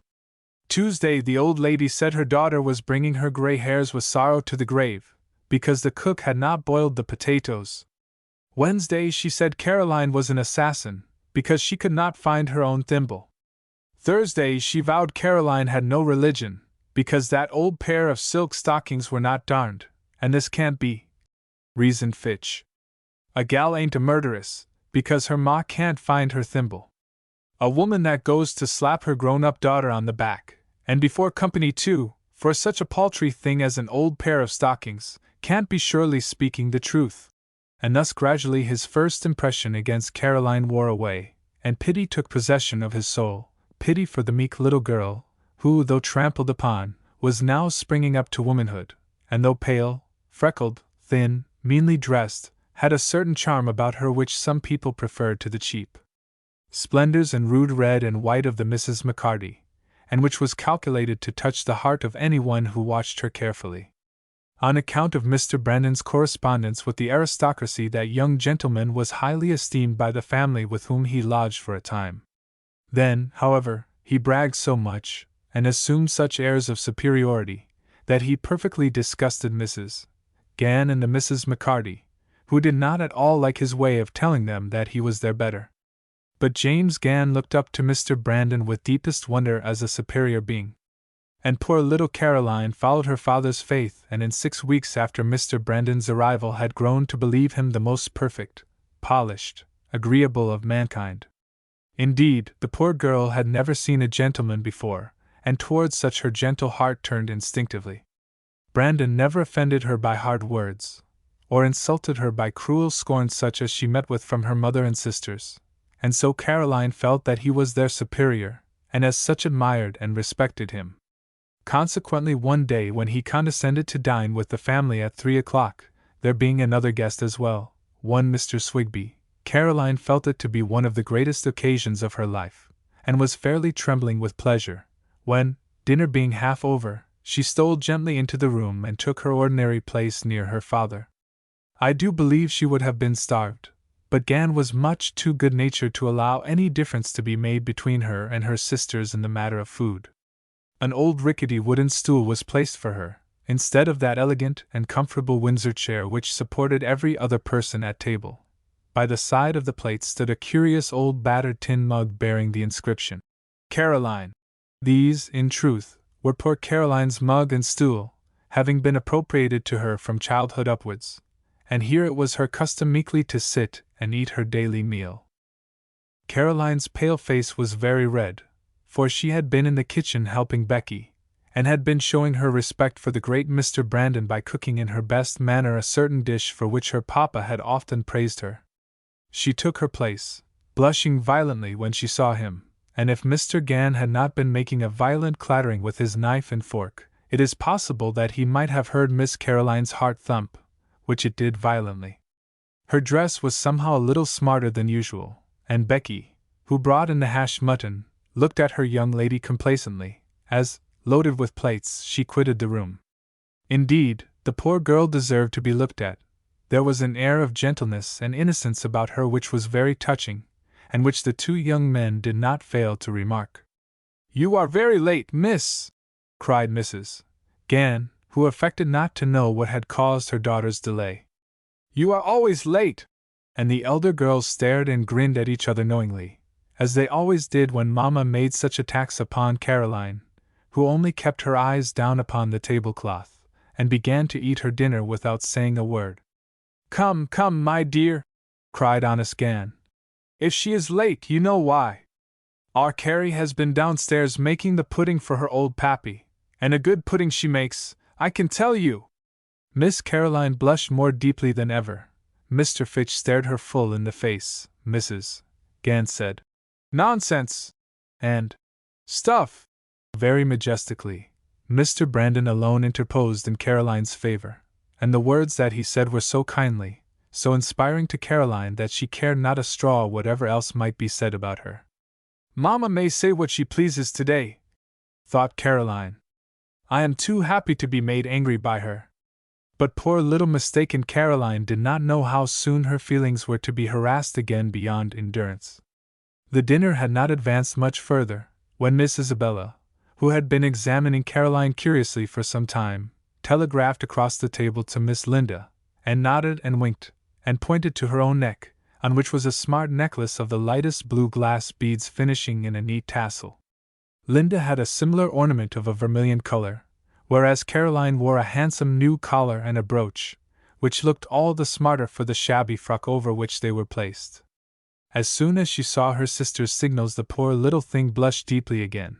Down went her eyes once more, and her face and neck lighted up to the color of Miss Linda's sham cornelian. "What's the gals giggling and ogling about?" asked Mr. Gann innocently. "What is it, my darling love?" asked stately Mrs. Gann. "Why, don't you see, Ma?" said Linda. "Look at Miss Carey! I'm blessed if she hasn't got on Becky's collar and brooch that Sims the pilot gave her." The young ladies fell back in uproarious fits of laughter, and laughed all the time that their mamma was declaring her daughter's conduct unworthy a gentlewoman, and bidding her leave the room and take off those disgraceful ornaments. There was no need to tell her. The poor little thing gave one piteous look at her father, who was whistling, and seemed indeed to think the matter a good joke, and after she had managed to open the door, down she went to the kitchen, and when she reached that humble place of refuge first pulled off Becky's collar and brooch, and then flung herself into the arms of that honest maid, where she cried and cried till she brought on the first fit of hysterics that ever she had had. This crying could not at first be heard in the parlor, where the company were roaring at the excellence of the joke, but presently the laughter died away, and the sound of weeping came from the kitchen below. This the young artist could not bear, but bounced up from his chair and rushed out of the room, exclaiming, "By Jove, it's too bad!" From the scene of merriment he rushed forth and out of the house into the dark, wet streets, fired with one impulse, inspired by one purpose, to resist the tyranny of Mrs. Gann towards poor Caroline, to protect the gentle girl from the injustice of which she was the victim. All his sympathies from that moment were awakened in Caroline's favor. As for Mr. Brandon, whom Caroline in the depths of her little silly heart had set down for the wondrous fairy prince who was to deliver her from her present miserable condition, he was a man to whom opposition acted ever as a spur. Up to this time he had given little or no thought to the young girl with the pale face and quiet manner, but now he was amused, and his interest was awakened by the indignation of Mr. Fitch. He was piqued also by the system of indifference to his charms indulged in by Caroline's older sisters, and determined to revenge himself upon them for their hardness of heart by devotion to Caroline. As he wrote in a letter that very day, "I am determined through a third daughter, a family Cinderella, to make her sisters quiver with envy. I merely mean fun, for Cinderella is but a little child. I wish I had paper enough to write you an account of a Gann dinner at which I have just assisted, and of a scene which there took place, and how Cinderella was dressed out, not by a fairy, but by a charitable kitchen maid, and was turned out of the room by her indignant mamma for appearing in the maid's finery." This, and much more, Mr. Brandon, who at once turned his attention to being excessively kind and polite to our humble Cinderella.